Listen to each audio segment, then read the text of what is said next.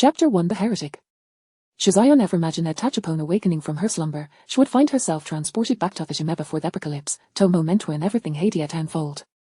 In her previous life, her parents had perished at the onset of the apocalypse, and the out would support her had long since become entangled with her cousin. They betrayed her, tormenting her for 3 long years before ultimately casting her into a horde of zombies, sealing her fate.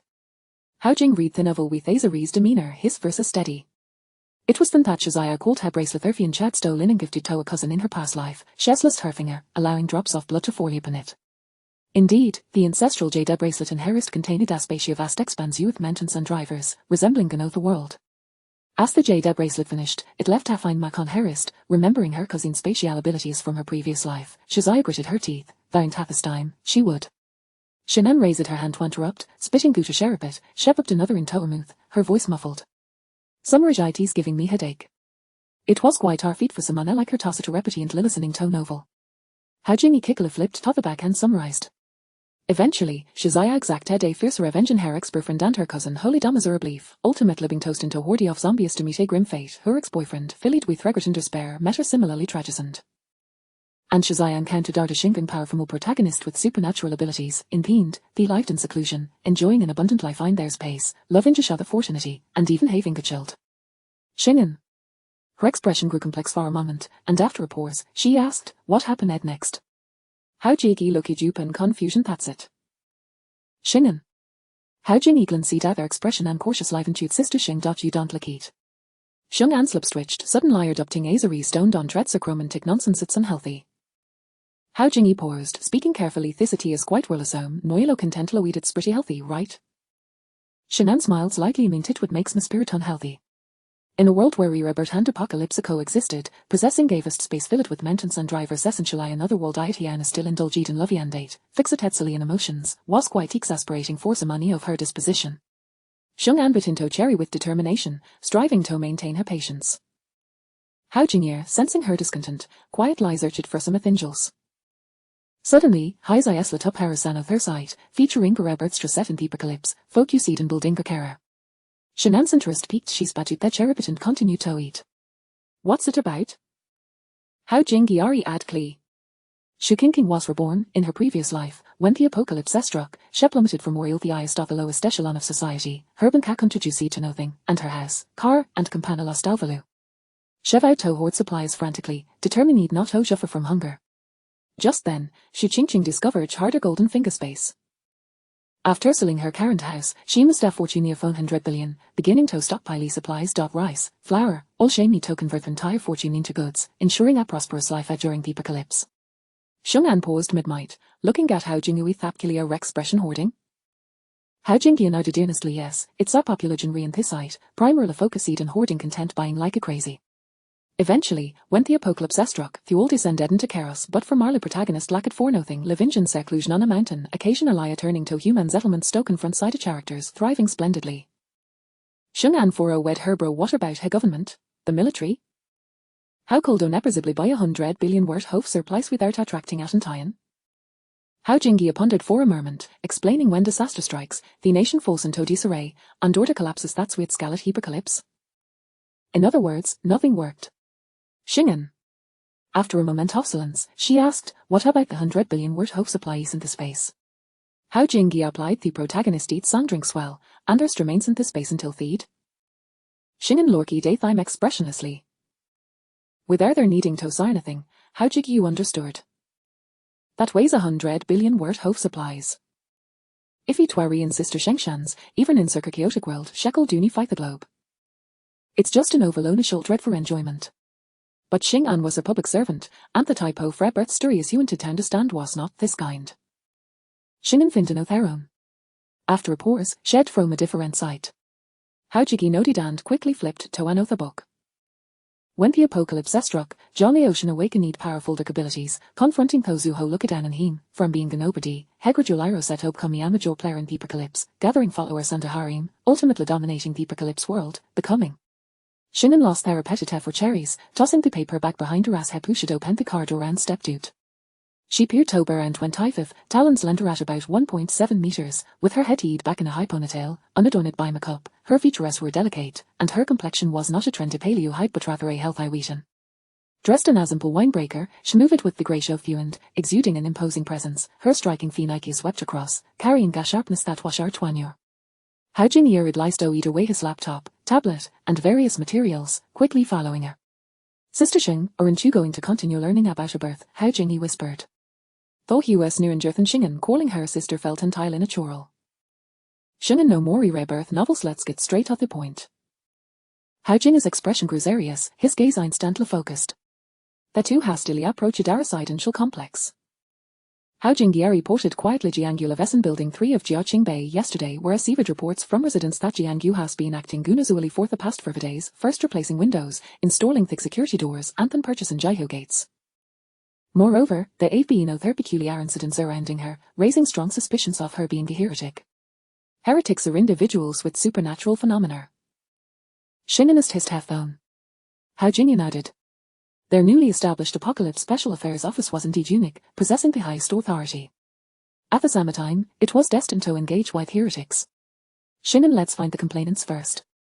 Jiaqing Bay was an older complex, beauty's greener highways well maintained, often frequented by elderly residents who gathered to bask in this uniseek shade. The complainants were red with elderly women. Hao Jingyi produced disbelief credentials. When dealing with ordinary citizens, they didn't show regular police office away steam is defective. Sure enough, the women, initially curious about them, recognized the photos and the credentials and immediately became friendly. Shinan smiled, asking may we speak with you to understand the situation. Of course, cooperating with the state ties or duty, one of the elderly women replied. Shinan, do you remember the young woman in building 3 who installed the iron gate? Meanwhile, upstairs. Jiangyu was inventorying her belongings. Up in Haraberth, her first action was to break up with her scoundrel beer friend. However, he had sneakily taken her ancestral jade bracelet when he left, which made Jiangyu uneasy, prompting her to retrieve it. As expected, the bracelet was a space. At first, she was overjoyed, then she collapsed into tears, embracing her arms in despair. It turned out that space a true belonged to her. In her previous life, everything Chen Jiajia enjoyed because of that space was due to her. The happiness was built upon her suffering. God is indeed for hegranted Mexican chance to act revengeant scoundrelanto hoard supplies, ensuring I wouldn't meet the same tragic values before. Who called her imagined? In just 21 days, this yemming the fine world would plunge into chaos. Fortunately, Shabing reborns would never fall to the same fate as in her previous life. Thinking go far past, Jiangyu shivered. Thank goodness there were still 21 days, but that also means suddenly 21 days to prepare. The first thing Jiangyu did to prepare for the apocalypse was to replace Shefu and Daos and Doos. In her previous life, their community had been a survivor zone, remaining intact even when disaster struck. She wasn't changing Thew and Daos and Doos for her own comfort but to prevent Nina from damaging the house her parents had left her. For that reason, she was about tying railings. When the apocalypse arrived, she would install them in the hallway, ensuring Nina could approach her home. There is a she waited until the apocalypse was a mine and to make this a change as was to avoid rowing gat and tying. Simply a place in Gwyn Daos and Doos would not raise any suspicions. In this day and age, her cared about the affairs of others. Downstairs. Shinan and Hao Jingyi listened intently as Aunt Zhang and Aunt Wu spoke excitedly. A group who felt a men and women dancing happily to return. One of them asked, what are you talking about? Aunt Zhang, being blunt, replied, these 2 police officers were discussing the household in Unit 605 of Building 3. Upon hearing this, the elderly crowd perked up, gathering around. Retirement was about finding joy, especially for the generation it wasn't gossip, beauty or enthusiasm. Is it that in Joel? Oh me, that Joe was perfectly fine before recently, I don't know what happened, but suddenly changed her temperament and broke up with her boyfriend. That's because her boyfriend cheated. How do you know? A few days ago, a man and woman came to confront her over how the marking, and it seemed to involve a bracelet. She has been acting quite strangely, even replacing her door-signed windows was she trying to guard against that man and woman, but it shall I need to replace them with such expensive ones. Did she order from the construction market? Yes, right at Xiao J's place. Old man Zhao interjected note in literature play Shefu and Daos and Doos, but she also ordered an iron railing, specifically measured for a hallway, insisting on strongest, bomb-proof quality. My nephew stored in the Vite. Sash had ordered directly from the manufacturer, who found her request quite weird. Called up heard some doomsday rumors in line. Very likely young people at the sea days are quite peculiar. Upstairs. Jiangyu, thinking go for space, felt a surge of excitement. Having gas space was incredibly convenient. For instance, their railing was Viantich had it placed in a basement without surveillance, and Sunun was watching, she could easily store it in her space without her heat. Gian Buvn imagine ed tatif shin counter danger, shekel dun lesh ter and railing to crushman, right. Thys waist ru an essential golden finger for homie and travel. Is long as used it carefully, housed no shephers est a space. Downstairs. We hasn't sheen stalled there and railing. Who knows, I have even seen her. Aunt Jangle and Ed closer to shingen, lowering her voice the construction market delivered it at the basement it took several people to carry it was so began heavy, noon saw the angle move out, and then it has disappeared it's quite a strange. Shinan's eyes flickered, Herber watching slightly. Upstairs. Jiangyu gazed dart the supplies within her space. In Thaisera, shopping was convenient she place the orders and Linny and the deliver drivers bring them to home, immediately storing them in her space and set the left. Be ordering from multiple stores, shekel discreet lie stockpile supplies without drawing gat and tying. Jiangyu's mild thank goodness for this space otherwise, where woldest to resamana supplies, they would fit in me a mean told attract art and tying, that species perfect even if something unexpected happens, I can just snap me fingers and vanish. Shad witnessed the fact of those so holic abilities yet ordered vast supplies in her previous life. When she travelled to their places, all she needed was a back. It wouldn't attract art and tying, and she coldly on her spacer to meet all her needs. And how could possibly know how many supply she truly hard. Downstairs. Another elderly man approached Officer Shingen, speaking in a shocked tone. Officer, you wouldn't believe that Joe bought so many things, just for us. She bought 135 bags yesterday, and the wearial 50-pound bags. An elderly woman in Dunsi Tayakai Medinius, yes, he's or two severe old deliver driver stoop turns running around for her it was quite a sight. Yesterday, she also bought 120 bags of flour, 5 boxes of salt, 5 boxes of sugar, and just for bottled water, old Shen delivered 100 barrels. Who be us like this? How cold shepherds oblige us at all? Heroa must be overflowing. Upstairs. Jiangyu thought, how cold possibly sneaking to miss basic account. Downstairs. Aunt John I can count about a total of 160 bags of rice, 120 bags of flour, 100 packages of salt, 100 packages of sugar, and a total of. Upstairs. Jiangyu even if the apocalypse comes, noon will so suspect me. Downstairs. Aunt Wu officer, we suspect Shemi peace be. Chapter 2 Countdown to the Apocalypse. After their inquiries, Shingan and Hao Jingyi found a secluded spot in the community toss it down. Shingan held a cigarette between her fingers without lighting it, her brow slightly furry dashful into deep out. Meanwhile, Hao Jingwei stepping away on his computer. After a moment, Halleck had his lips, his expression notably complex. Shingan looked at them speak. He was a professional, and with the authority possessed, he could quickly grasp any information he desired. Hao Jingyu according to the surveillance footage you've reviewed, the reports are indeed accurate. Furthermore, Jiangyu has been purchasing many items at wholesale market, disappearing into a blind spot without surveillance before re-emerging tie-handed. These ways a zimming lies a fear extremely dangerous action. Buying items at wholesale market, turning into as manually, and coming out within 10 minutes and light OBM tie-handed. How could Todd not raise suspicions? Shina nodded.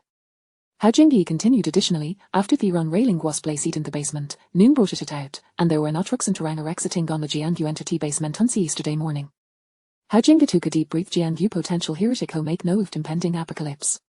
Shingan Kamba summarized our born individual with a space. The novels they had read were not in vain both understood in an instant. Hao Jingyi's breathing keekened. He looked at Shingan, his eyes filled with tension and genius. Shingan returned the cigarette at Wat's case, smiling young Hao, didn't well read I know the apocalypse was coming, why do you look so shocked? Her tone was playful, yet he understood him well. Hao Jingyi was irreverent, and uses I need to as an assistant when they reported to the apocalypse special affairs office. Accepting information and accepting reality were two different matters. Even Shingan occasionally found herself momentarily dazed. She called information she gathered. 6 months prior, scientists had tracked a batch of meteors, calculating that they posed a threat to Blue Star. However, 3 months ago, the trajectory of those meteors changed.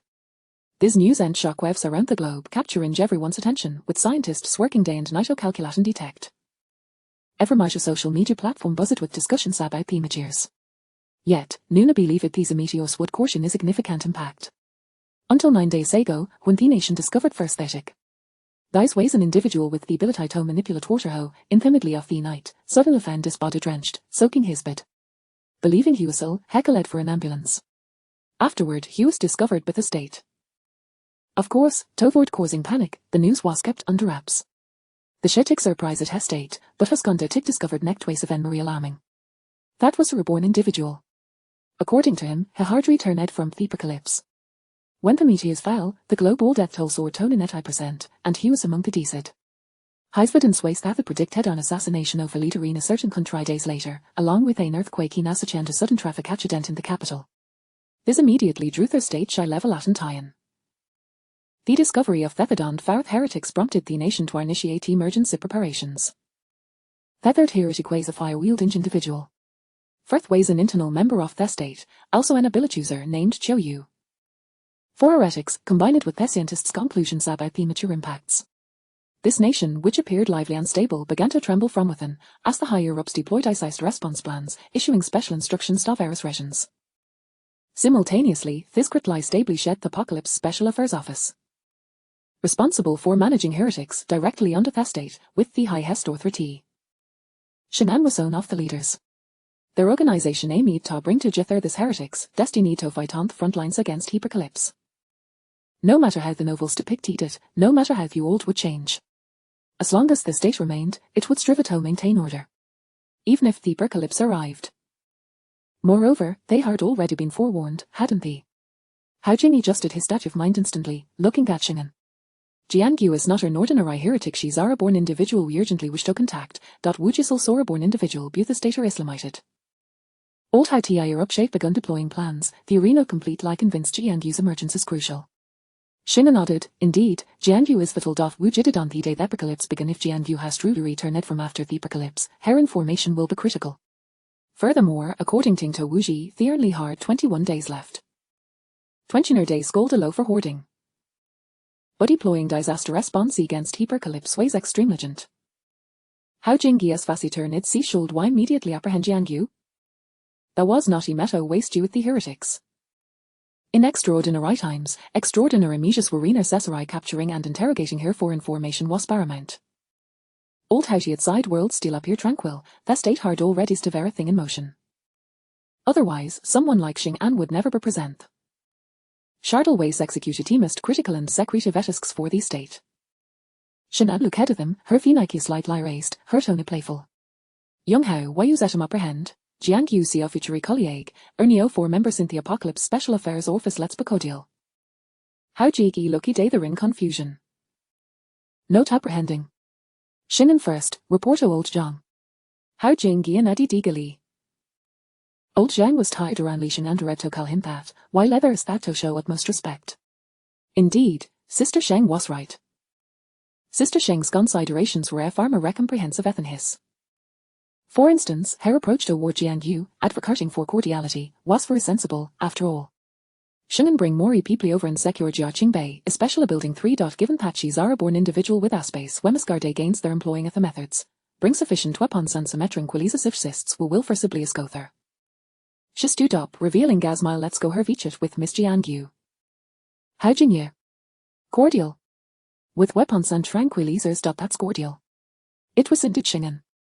Chapter 3, Rebirth. Jiangyu was engaged in online shopping, meticulously organizing the supplies she needed while simultaneously calculating her remaining funds. Having already purchased a considerable amount of provisions, her current finances were dwindling. Reluctant to sell her home, she was acutely aware that she had only 21 days left. Food items, if left unattended, could spoil, yet she knew she could stockpile non-perishable goods to barter for sustenance when the apocalypse arrived. The shortage of funds gnawed at her. At this thought, Jiangyu felt a surge of resentment towards that scoundrel, Eulitian. She and Eulitian had been a couple during their university days. Unlike her, a native of the capital, Eulitian hailed from a small town and was often regarded as a Phoenix man. Handsome and refined, he attracted many admirers. However, he had always been infatuated with her, fervently pursuing her to the point of being considered the ideal boyfriend. At one time, she believed herself to be the happiest woman in the world. Now, Jiangyu realized that Eulitian had merely been after her wealth, while her appearance was unremarkable. Being a local afforded her a substantial inheritance after her parents' passing, along with the property in the capital. Her acquaintance with Eulitian had stemmed from her college roommate, Chen Jiao, who was also from his hometown. Naturally, after Eulitian and Chen Jiao became close, their bond flourished, and she never minded being the third wheel. Little did she know, she was the actual third wheel. Eulitian had once been Chen Jiao's old flame. His interest in her was solely motivated by financial gain. Throughout her university years, she had been supporting that pair of ungrateful miscreants. Even after graduation, they continued to rely on her for their needs. Over the years, she had squandered nearly all the money her parents had left her. Had she truly once believed she was happy? Jian slapped her forehead, finally coming to the realization, I was such a fool. By the time she recognized the truth in her past life, it was too late, and she had to depart this world, burdened by hatred. Fortunately, she had been reborn. In this life, she vowed to reverse the tragic outcome of her previous existence. She would not allow herself to suffer the same fate again. She intended for Yu Litian and Chen Jiao to endure the hardships she had once faced. Unless she inflicted pain upon them, she would remain tormented for eternity. In the end, she would possess resources and live a leisurely life while sending those two scoundrels to their doom. A fierce glint flashed in Jian Yu's eyes as she clenched her wrist. In her past life, Chen Jiao had wielded spatial abilities, masquerading as a power user, basking in adoration. This time around, she would not be outdone. She would convert all her funds into supplies. If it proved insufficient, no matter, when the apocalypse arrived and the world descended into chaos, she could resort to zero-cost acquisitions. The mere thought of zero-cost acquisitions filled Jian Yu with inexplicable elation. Knock, knock. Suddenly, a knock interrupted Jian Yu's train of thought. Frowning, she called out, "Who is it?" A woman's voice replied from outside, "Delivery." Jian Yu rose to open the door. She had placed numerous orders recently, takeout and packages were arriving incessantly. It was dinner time, and she had just made an order. How could it arrive so quickly? Without much thought, she opened the door. However, upon seeing the individuals outside, her brow furrowed once more. A tall woman leaned against the wall, accompanied by a bespectacled, genteel man, while a seemingly inconspicuous yet robust plainclothes officer stood behind them. Two other men flanked the opposite side. They collectively blocked her entrance. Jian Yu glanced at Xing'an, her gaze laced with suspicion. This was decidedly not a delivery. Moreover, the woman appeared far too formidable to simply be a delivery person, using such a ruse to gain entry.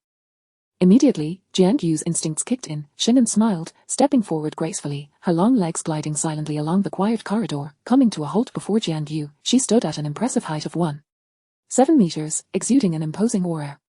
Jian Yu, just over 1.6 meters, instinctively took a step back, her expression growing more guarded. Xing'an, unfazed, extended a document towards her, her voice languid and husky. Miss Jian Yu, we are from the Special Operations Department for the Apocalypse.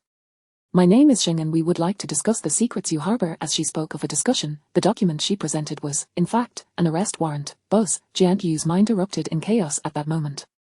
She stood there, stunned, her thoughts in disarray. The Special Operations Department for the Apocalypse. Ever since the news of the meteorite broke 6 months ago, various theories had circulated online, yet no one took them seriously. As someone who had been reborn, she understood all too well that no one would perceive the impending doom until it was too late. Although people speculated about the meteorite, they did not believe it would herald a cataclysm. And her secret at this moment, Jian Yu could think of nothing but one thing. This was the end. She had been exposed. What should she do? Should she eliminate these people? No, that was impossible. They were not alone. Could she hide in her space? That was not an option either. Damn it, her space required her to emerge every 24 hours. Remaining fixed in its location, she could not hide indefinitely. If she revealed herself in front of these individuals, it would spell disaster. The apocalypse had yet to arrive, yet Jian Yu was engulfed in confusion, her mind swirling with frantic thoughts. In this dire situation, she had no clear plan of action, but reason reigned, allowing her to regain her composure and maintain her voice's steadiness. What secret? I don't understand what you're saying. Perhaps she had misunderstood. After all, involving space and rebirth was not something others could easily guess. Xing'an regarded her with a knowing smile. Miss Jiang, you possess quite a few secrets. Pausing, she discerned the aid of rationality Jian Yu attempted to maintain before continuing slowly. For instance, spatial abilities, and rebirth. This girl appeared astute, yet her thoughts were plainly etched upon her face. Not only Xing'an, but even Hao Jingye could discern what she was contemplating and what she sought to conceal. The existence of space was undeniable, but rebirth lacked tangible proof, yet her reaction spoke volumes. Jian Yu's body swayed slightly. She indeed knew. In an instant, Jian Yu felt her world crumbling, her fingers digging into her thigh to steady herself, her eyes widening in disbelief. I don't understand what you're talking about. What spatial rebirth? Have you been reading too many novels? Raising her chin defiantly, she scoffed. If you're unwell, seek treatment. What apocalypse? Are you insane? I have no time to converse with lunatics. Goodbye. With that, she attempted to slam the door shut. Xing'an deftly placed a hand against it, and despite Jian Yu's utmost effort, she could not force it closed. Shocked, she stared at her. This woman possessed immense strength. Jian Yu, now furious, demanded, "What do you want from me? You claim to be government agents, yet who knows who you truly are? Besides, I haven't committed any crimes. On what grounds do you question me?" Her voice rang loud and clear. Strangely, however, no one had come to witness the commotion. Jian Yu's face flushed with rage as she glared, her expression resolute in defiance. Observing this, Xing'an cast her a glance before retracting her hand. Just as Jian Yu was about to breathe a sigh of relief, she saw Xing'an produce an object from her waist, a gun. With a gentle tap against the door, Shingen spoke in a soothing tone. The Special Operations Department for the Apocalypse holds the highest authority. During missions, we are permitted to eliminate non-cooperative targets. My marksmanship is commendable. One shot to the head, and the deceased will feel no pain. She subtly aimed the gun toward Jiangyu. Shingen smiled slightly. By the way, what did you just say? Jiangyu swallowed hard. I said every citizen has the obligation to cooperate with the government. Please, come in. Chapter 4. You must join us. Shingen was seated on the sofa, while Hao Jingye occupied the adjacent dining table, surrounded by an array of computers and equipment, all poised for real-time recording. As for Jiangyu, she perched nervously on a stool opposite the sofa. The 3 plainclothes officers were stationed strategically, one at the door while the other 2 flanked Jiangyu, scrutinizing her from every angle.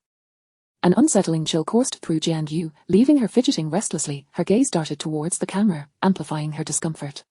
Do we need to continue filming?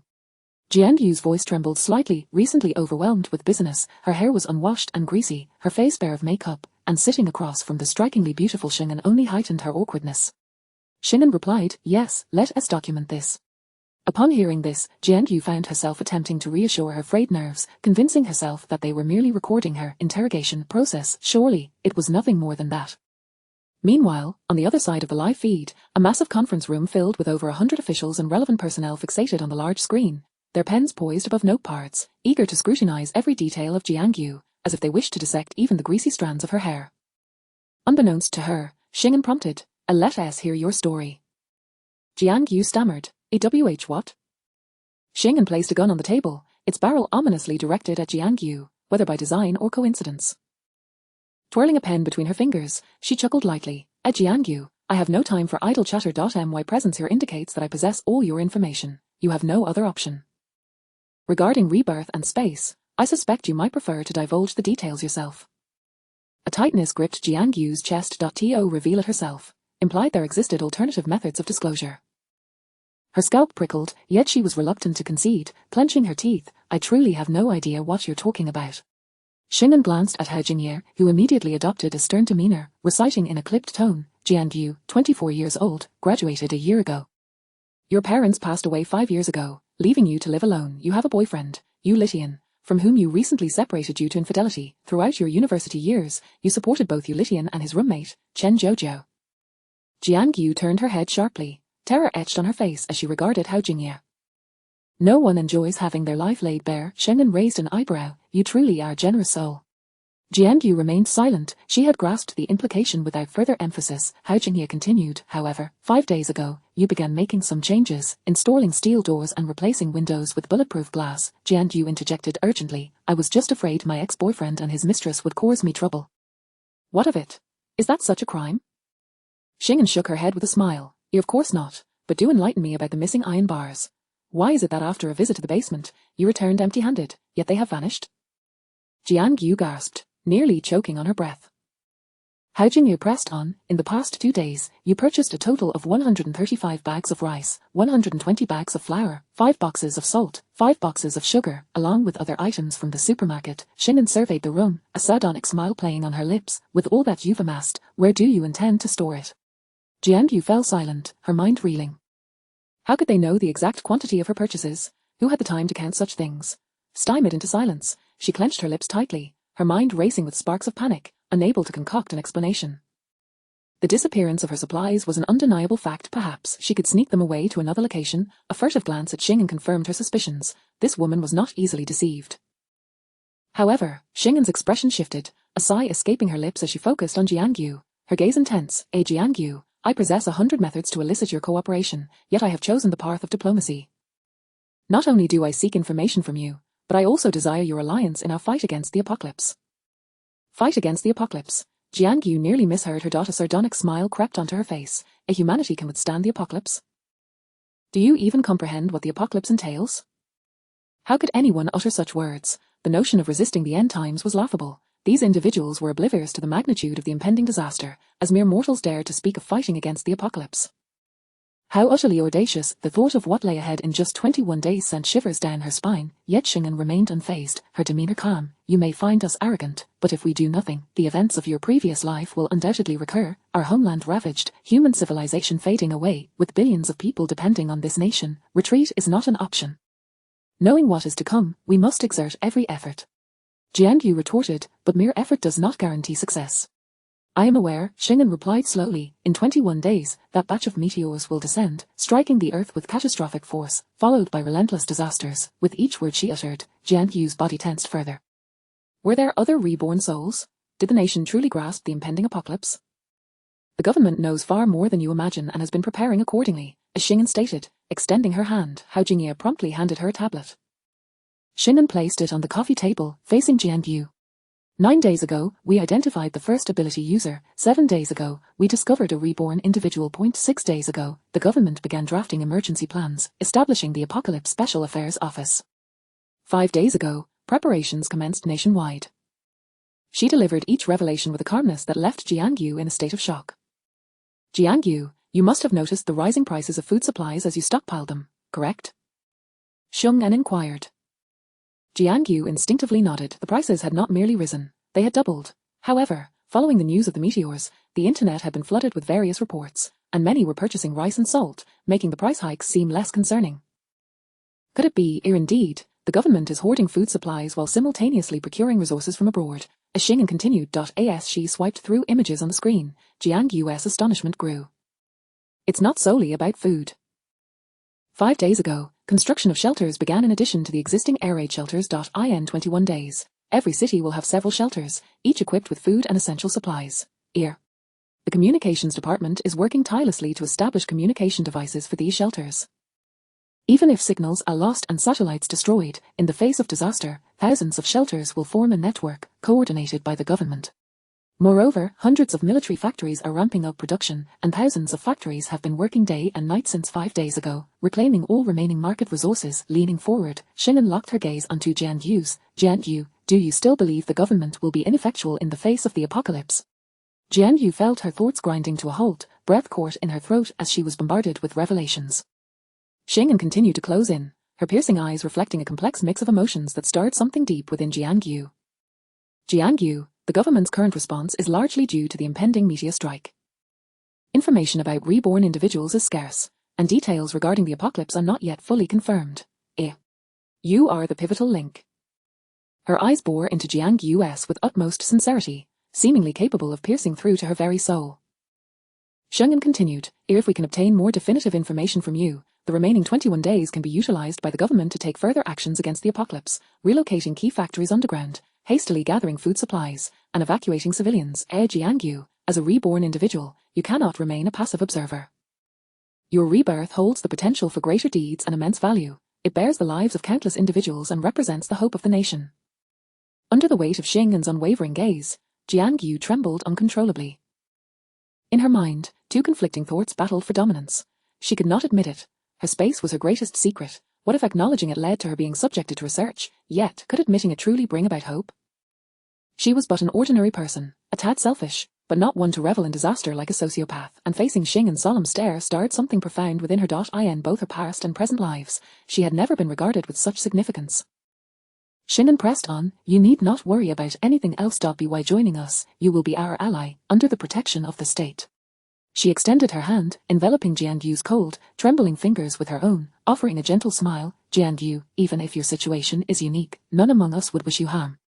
Being an anomaly or an abnormality need not be perceived as negative. It could very well be a blessing in disguise. A capture order is a last resort. You are the hope of our nation. Thus, I am here, in your home, communicating with you in a manner that brings you comfort. Jiangyu's eyes reflected a tumult of emotions. She yearned to speak but was paralyzed by fear. Rebirth and space were her most closely guarded secrets. Was she truly prepared to reveal them? Xing'an added, and regarding the government test stockpiling, should you choose to become a member of the Apocalypse Special Affairs Office, your conditions during the apocalypse will be far from lacking. Whatever you have hoarded will be yours to manage alone. Within the Special Affairs Office, there are state banquet chefs and supplies from government warehouses. The state will ensure your safety and provision. Jiangyu felt an enticing pull within her. During these exceptional times, there are special provisions within the Special Affairs Office that grant arrest authority, for instance, against those who cause disturbances or obstruct your mission. Under reasonable and lawful circumstances, you may handle such matters independently.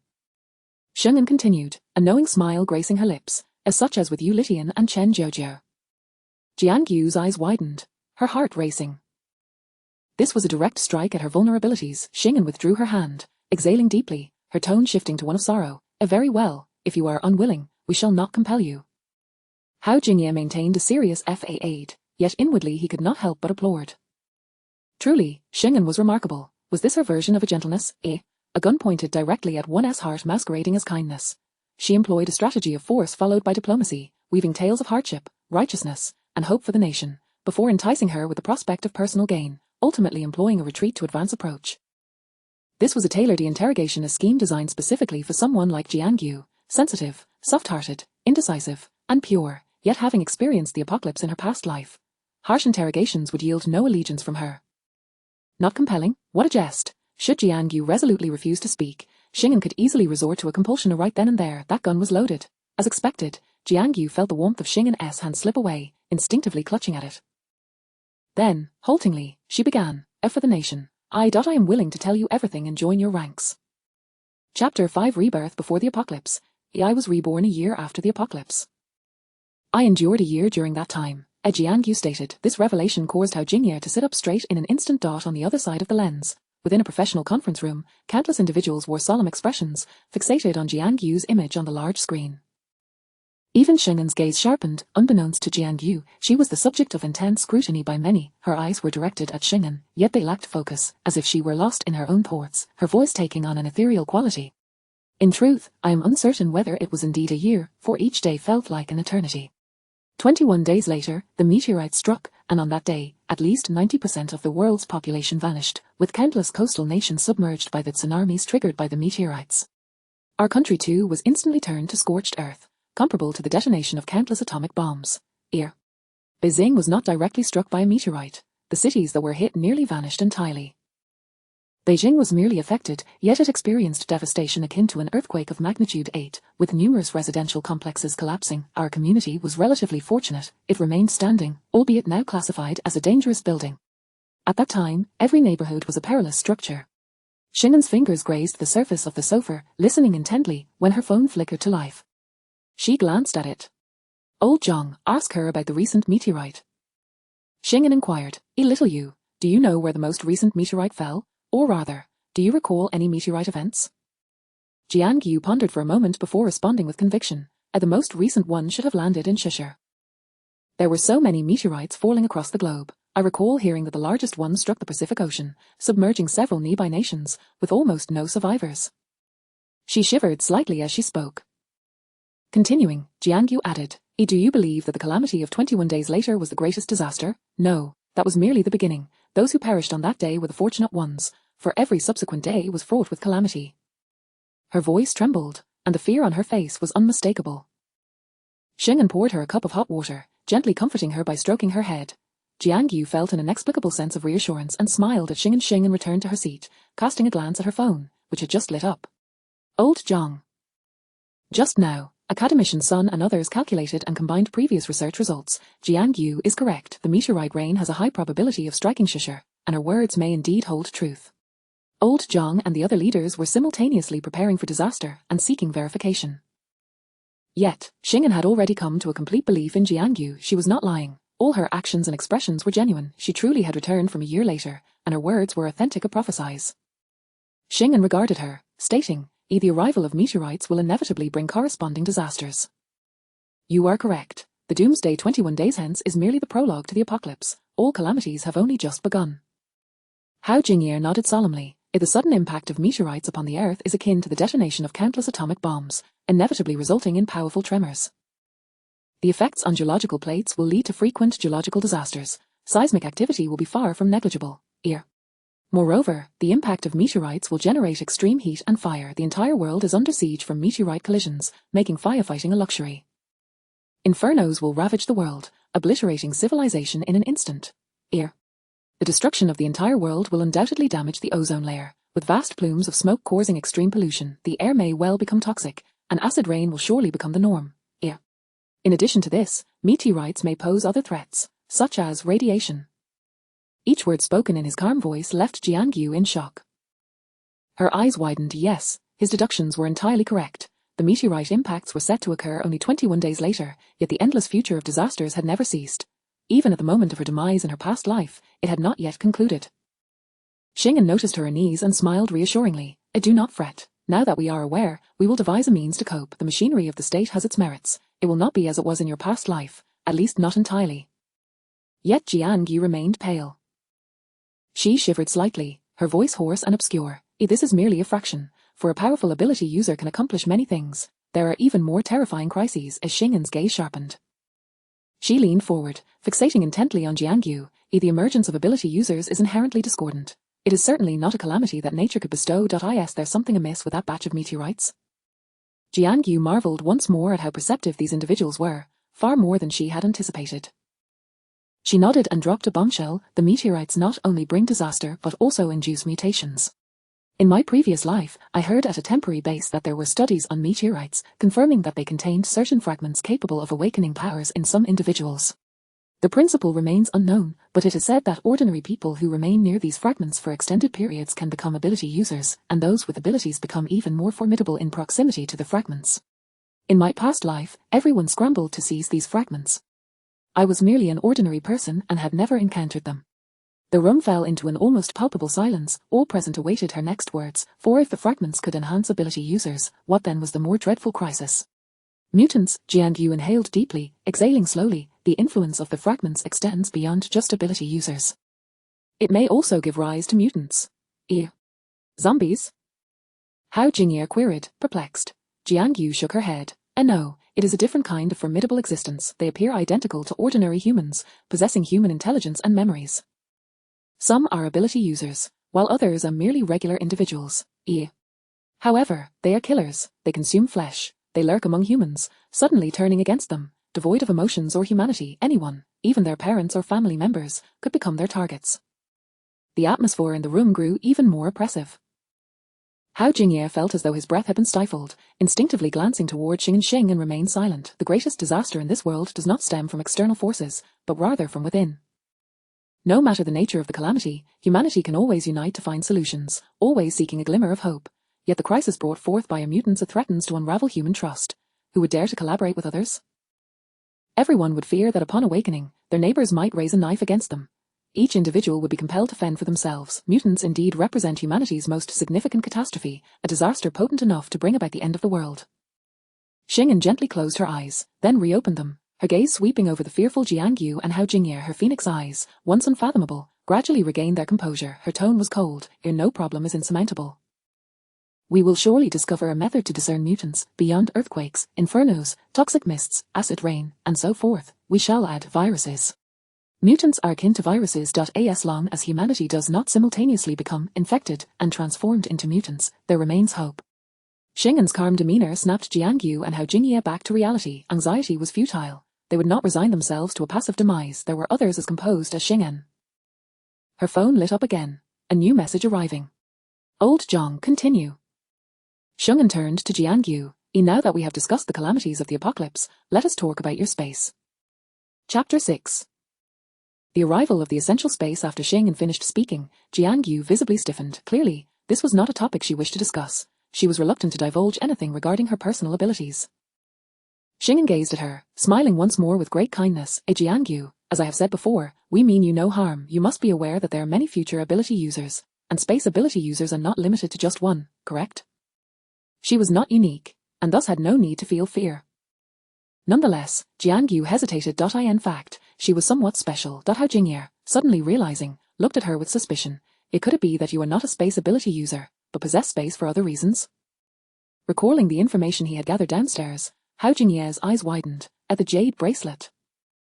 Did you acquire the jade bracelet from your ex-boyfriend, and it possesses space? His perceptiveness was almost frightening. Jiang Yu responded with a perplexed expression. How could they possibly know? Her astonishment revealed everything. Xing'an's expression turned strange. Your ex-boyfriend betrayed you, getting involved with someone else, and they took your space from you. Thus, in your past life, you met a tragic end. In this life, you have been reborn to reclaim your space and vow to ensure that the scoundrel and the wretched woman meet a dreadful fate. Jiang Yu could only respond with confusion. How was it that they knew everything? Where had she let slip any information? She had been so careful. Xing'an, suddenly enlightened, nodded and turned to Hao Jingye, summarizing, Xiao. Hao Jingye nodded in agreement. Confirmed, it was the protagonist Xiao. Meanwhile, a message notification pinged on the phone.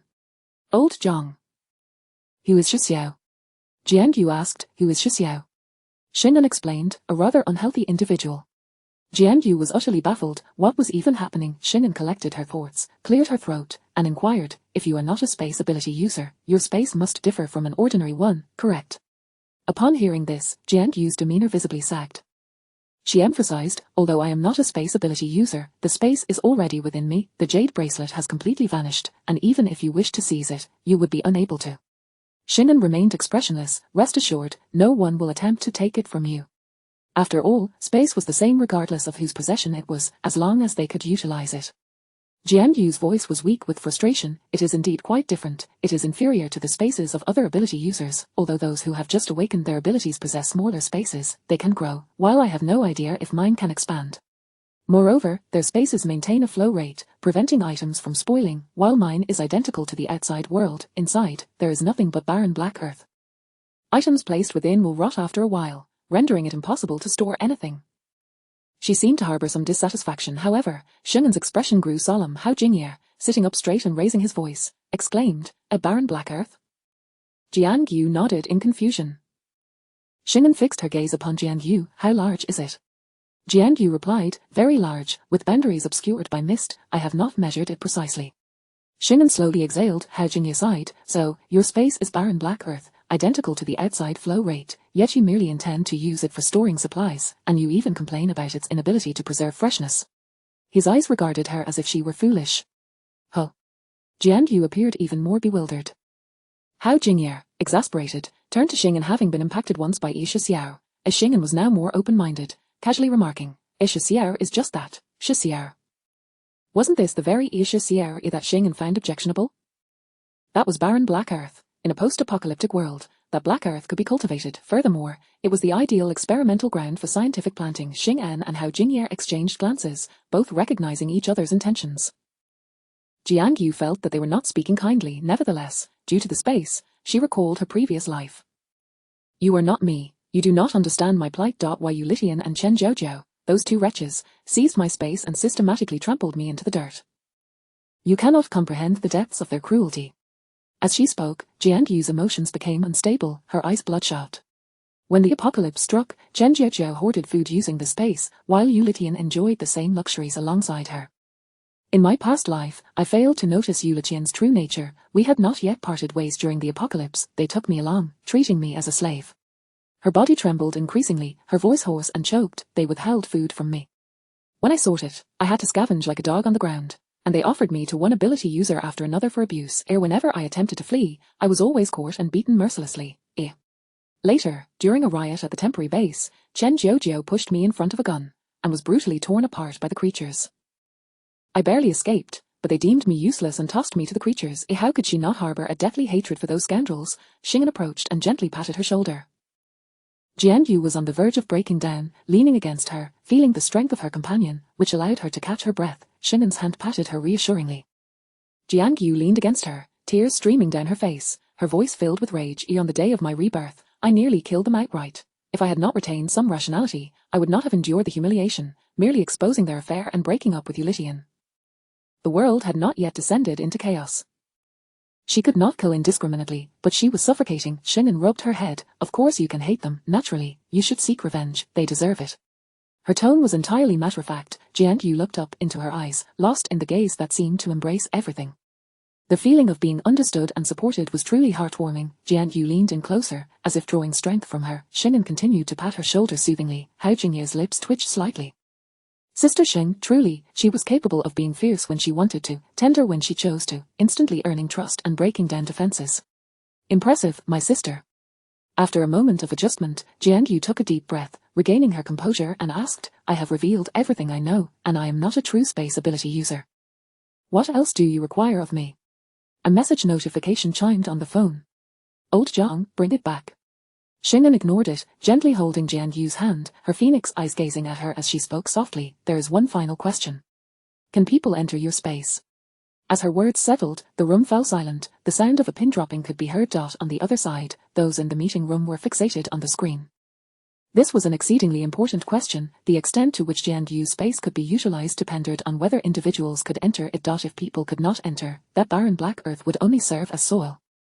Jian Yu pondered, and in the trust-filled gaze of Shingen, she gritted her teeth and said, I can enter, but others cannot. Pausing, she added, if others could enter, I would certainly drag Yu Litian and Chen Jiajiao in, erase all traces, and kill them. She looked at Shingen, do you believe me? Shingen gazed deeply into her eyes and then smiled gently, of course I believe you. Her gaze was incredibly sincere, as if she trusted Jian Yu completely. Under that intense gaze, Jian Yu's eyes flickered, diverting her gaze, her heart filled with conflict and guilt. Shingen, as if oblivious, looked away. Hao Jingye frowned, as if about to speak. Shingen shot him a cold glance, and he immediately fell silent. Jian Yu was lying, but it did not matter. The barren black earth needed to be utilized, and with so much land to cultivate, she would eventually reveal the truth. Shingen felt no urgency whatsoever. The conversation reached a pause. Let us exchange contact information. Would you like to accompany us to the Special Affairs Office? If you prefer not to go, you may rest at home for a day and join us tomorrow. Shingen took out her phone. Jian Yu hesitated. What would I do there? Shingen smiled slightly. There are certain items that need to be placed in your space.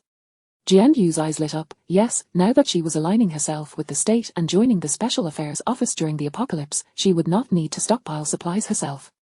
The state could provide for her. The supplies prepared by the state would surely be more comprehensive than her own. Moreover, certain regulated items could only be stored by the state, firearms, ammunition, various medicines. What could the state not acquire? As she considered this, Jian Yu felt a surge of excitement. She could hardly contain her eagerness. Just as she was about to speak, footsteps echoed from outside, and a male voice shouted, Little fish. Little fish, are you home? Jian Yu's expression shifted, her demeanor turning fierce. Shingen asked, Yu Litian. Jian Yu nodded vehemently with hatred. Shingen inquired, do you want to see him? She gently ruffled Jian Yu's hair. If you do not wish to see him, I can ensure you will never see them again in this lifetime. No, I want revenge. I want to witness their suffering with my own eyes. She took a deep breath. Standing tall, let him in. How could she endure a year of torment while they were allowed to escape unscathed before the apocalypse? She had to ensure they lived through the agonies of the post-apocalyptic world. Jian Yu was resolute, allowing the person to enter. Shingen remained neutral, simply respecting her choice. Chapter 7. Swiftly handling scum. Shingen instructed others to stow away their equipment. Leave this to me. You can rest assured, she said, addressing the camera. Jian Yu, perplexed, inquired, who are you talking to? To the leaders at all levels, as well as the researchers, Shingen replied casually without lifting her head. Jian Yu was taken aback, touching her slick hair, momentarily at a loss. Meanwhile, a resounding voice emanated from the computer in front of Hao Jingye. Jian Yu, welcome to the Doomsday Special Affairs Department, where we shall combat the apocalypse together. Hao Jingye turned the computer around. On the screen was a vast conference room filled with countless heads. She could see the leaders she had previously only glimpsed on television nodding at her from the front row. Jian Yu was flabbergasted. The screen went black, and she remained in a daze for quite some time. Then, a thunderous shout erupted, nearly shaking the building. Oh, I haven't washed my hair. Even in the face of impending doom, the honor of conversing with the elite was still exhilarating. But she hadn't washed her hair. Only women understand the significance of appearing presentable when meeting others. Shingen cast a puzzled glance at her, unable to comprehend her sudden outburst. Jian Yu's expression was one of deep resentment. At that moment, Yu Litian made his entrance, and Jian Yu was still in a daze. While Yu Litian stepped into view, a strikingly handsome man, similarly bespectacled as Hao Jingye. While Hao Jingye appeared overly stern, Yu Litian radiated a sunny charm, reminiscent of the most popular boy in school. Xiao Yu, what on earth is wrong with you? Yu Litian asked eagerly as soon as he entered. You've been sulking for days. His voice trailed off as he noticed the presence of others in the room. Yu Litian frowned, scanning the crowd. The three plainclothes officers seemed utterly unremarkable, but Hao Jingye was clearly someone of significance. While Yu Litian's gaze lingered momentarily on Shingen, she was an exceptional beauty, drawing his attention involuntarily. However, the moment he spoke, the nauseating feeling jolted Jian Yu back to reality. At that thought, Jian Yu scolded herself for ever being attracted to such a person. She spat. What are you doing here? Yu Litian, momentarily ignoring Shingen and the others, gazed at Jian Yu with a sorrowful expression. Xiao Yu, how long will you continue this tantrum? You've misunderstood my relationship with Chen Jiajiao. We are merely fellow townsfolk. His acting was convincing enough that, had Jian Yu not been reborn, she might have been deceived once again. Jian Yu scoffed. Yu Litian, stop pretending. Your tricks are useless against me now. I would relish the thought of flaying you alive and dismembering you. During her university years, she had sensed something amiss, but it was always quickly overshadowed by Yu Litian's sweet talk and Chen Jiajiao's disdain for him. Looking back now, she felt utterly foolish. Her eyes were filled with coldness and hatred, emotions that had never graced her face before. While Yu Litian faltered slightly, a wave of inexplicable fear washing over him. However, recalling his objective, he continued to plead, Xiao Yu, what's wrong with you? Was our relationship over the years merely a fade? Do you not care about the 5 youthful years we spent together? How dare you bring that up? For 5 years, you toyed with me, reveling in your trickery. Jian Yu clenched her fists, yearning to leap forward and slay this scoundrel. Yu Litian looked wounded. How could you think that? He stepped closer, grasping Jian Yu's hand, his eyes reddening. Xiao Yu, how could I ever deceive you? Have you forgotten the promises we made by the seaside? Have you forgotten how I carried you up the Great Wall when you could not walk? Have you forgotten when you said you wanted to be with me for a lifetime at the edge of the world? Have you forgotten? The moment Jian Yu felt his grip, she forcefully yanked her hand away. Feeling nauseated, she realized that no matter the time, she was always taken aback by this man's shamelessness. Had she not been reborn, she would have been moved by his words. Yet, during that fateful year of the apocalypse, she had overheard him and Chen Jiujiu discussing their bliss. The corners of their so-called happiness were rife with infidelity. How shameless could he be to utter such words? Shengnan and Hao Jingye observed the unfolding drama. Shengnan asked, who financed this? A soul-searching question. Yu Litian hesitated. Shengnan sighed, what a foolish investment. Jian Yu was at a loss for words. She truly wished to never hear that phrase again. Jian Yu glared fiercely at Yu Litian, cursing, I know everything you've done. You and that vile woman were together in high school, and when you ran out of money in college, you set your sights on me. We travelled together, dined together, and once you were done with me, you immediately ran back to her, all lovey-dovey. Did you really think I was oblivious? Shingen and Hao Jingye. Wow. What a revelation. Yu Litian's facade crumbled momentarily, his expression shifting, but he quickly straightened his neck defiantly. Jian Yu, I truly don't understand what you're talking about. Do you have any evidence? Suddenly, he turned cold, sneering, is it possible that it's you who strayed and are now casting blame upon me? He scanned the room, dismissing the 3 ordinary uncles, his gaze landing on Hao Jingye, pointing accusingly, is it him? Hao Jingye? Why was he being dragged into this drama? Jian Yu's grip tightened and loosened as she contemplated taking a knife to Yu Litian. Hao Jingye, now being pointed at, adjusted his glasses calmly. Brother, if someone is being kept as a mistress, there should at least be some ethics involved, right?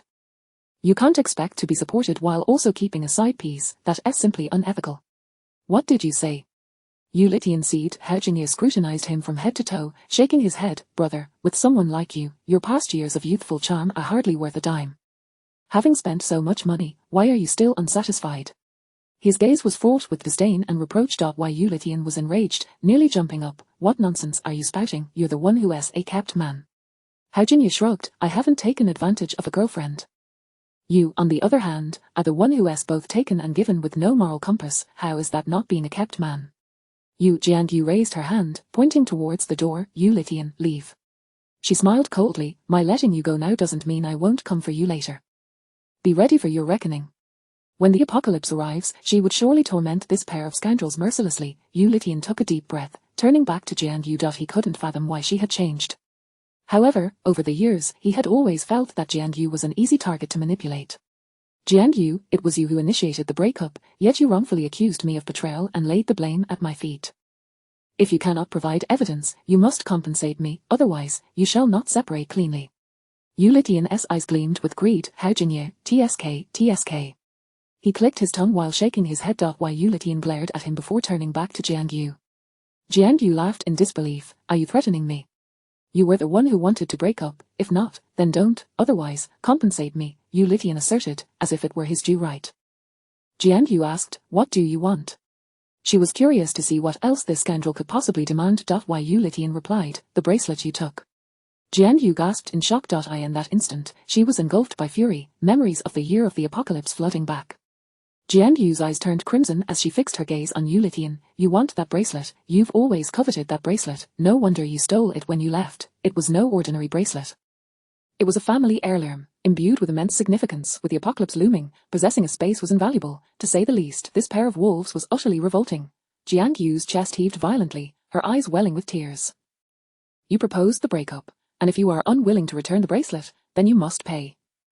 Yu Litian, tearing off the facade, shamelessly declared, otherwise, I will expose you in the class group, and to your company. Shingen abruptly stood up, stowing her phone away.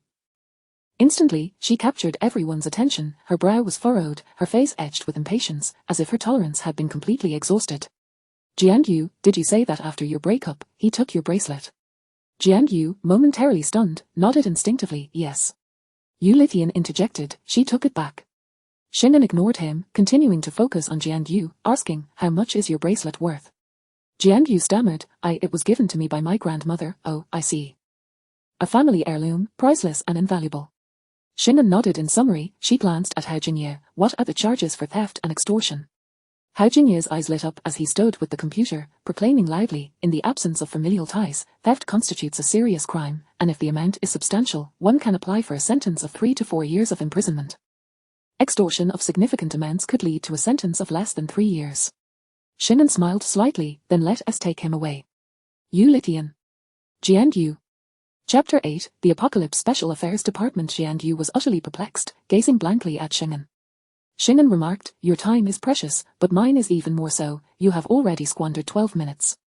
She felt somewhat exasperated. Did this girl not realize that the apocalypse was merely 21 days away? Why waste time engaging in a war of words? Was it truly entertaining to watch a ragtag individual flail about? Jianyu remained in a state of bewilderment. Xing'an inquired, "What's the matter? Are you dissatisfied? Do you wish to dispose of him directly?"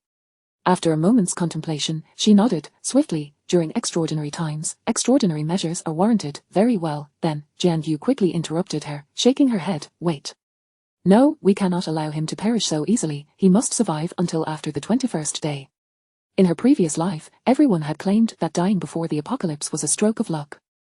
She would not allow Yu Litian and Chen Jiajiao to meet such an easy demise, otherwise, the haunting memories of their torment would plague her, and she would be consumed by anger for failing to retaliate. Xing'an's expression conveyed both confusion and respect. She waved her hand dismissively. "As you wish, as long as you cooperate with the state, such trivial matters are entirely at your discretion." Her tone was almost indulgent. Yu Litian, initially bewildered, suddenly grasped the gravity of the situation when 2 plainclothes officers shackled him. These individuals were not ordinary, particularly the woman who had ordered his capture. Why? Yu Litian protested. "Wait, what are you doing? On what grounds are you detaining me?" Xing'an offered no explanation, simply gesturing for the 2 officers to drag him away, treating him as though he were a dead dog. Outside, a woman's voice erupted in alarm. "Litian, what has happened? Why are you apprehending him?" Jianyu gritted her teeth. "Chen Jiajiao." Just as she spoke, a woman rushed forward and threw herself onto Yu Litian at the doorway. She turned. "Jianyu, why did you allow them to seize Litian?" Xing'an interrupted her. "Oh, there's one more thing." Her demeanor remained calm, her tone devoid of emotion. "Yu Litian, was it Chen Jiajiao who instructed you to steal the bracelet?" As Yu Litian opened his mouth to respond, Xing'an swiftly approached and forcefully twisted his hand. Was it? It hurts." Yes, it was Jiajiao who." Xing'an released his hand, her expression still impassive. "Accomplice, take them both away." With that, another officer seized Chen Jiajiao. The 3 of them were swiftly dragged out, their cries fading into the distance. Sirens blared, and police vehicles departed, leaving no trace of Yu Litian and Chen Jiajiao's voices. Jianyu was left in a state of utter confusion. What had just transpired? From Chen Jiajiao's arrival to her being taken away, it had barely been a minute. Under the premise of legality and compliance, resolving issues reasonably is quite simple. Did you not consider calling the authorities? Xing'an glanced at her. Jianyu. She truly had not thought of that. Jianyu's expression was conflicted. "But the apocalypse is imminent. Being imprisoned would be of no use." Xing'an sighed. "Foolish child, with the apocalypse approaching, the state will announce stockpiling. Where do you think they will store their supplies? After 21 days, without money or provisions, won't they fall into your hands?" She felt utterly helpless. With Jianyu's disposition, even with reincarnation and a spatial ability, she could hardly achieve anything substantial apart from seeking revenge on Yu Litian. Was this the reason Shi Xiao ultimately chose to retreat with the male lead? Xing'an attempted to comprehend. Jianyu's eyes suddenly sparkled with realization. Hao Jingye nodded in agreement. "If you seek vengeance, do not allow them to enjoy 21 days of carefree living. Rest assured, I will ensure they are well taken care of in the detention center." Xing'an endeavored to understand, yet she remained perplexed. She shrugged. "I believe resolving the matter directly would be more efficient, but since you insist on keeping them alive, I shall respect your wishes." Her expression still bore the mark of confusion, yet respect. Jianyu, didn't she just advocate for legality and compliance? This outcome was indeed the best possible at present. Jianyu had longed to see them suffer during the apocalypse, but allowing them to frolic about for these 21 days was equally distasteful. Tossing them into the detention center to endure hardship was hardly objectionable. It was quite the optimal solution. During this time, she could focus on stockpiling supplies. With this thought, Jianyu's eyes sparkled as she gazed at Xing'an. Xing'an affectionately ruffled her hair. "Good girl, by aligning with the state, Sister Xing will protect you. You need only serve your country well and refrain from overthinking." Primarily, she didn't appear to be particularly astute. Jianyu nodded vigorously, her voice ringing clear. Understood, Sister Xing. She was now thoroughly convinced of Xing'an's capabilities, even though Xing'an might not be significantly older than her. Calling her Sister Xing was sincere and heartfelt. Xing'an smiled. Let us go report to the Special Affairs Department. Jianyu's eyes lit up, and she nodded emphatically. After the report, would she not be able to fill her space with supplies? Jianyu eagerly rubbed her hands together. Seeing her compliance, Xing'an was exceedingly pleased. Jianyu, a girl with a mind brimming with love and destiny, had officially joined their ranks. On the way back, Hao Jingye relayed everything he could to Jianyu. Although Jianyu had long been aware of the impending apocalypse, she was nonetheless astonished by the tumult beneath the surface of tranquility.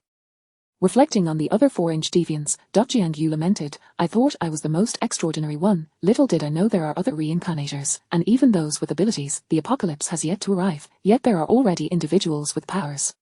This was something that had never occurred in her previous life.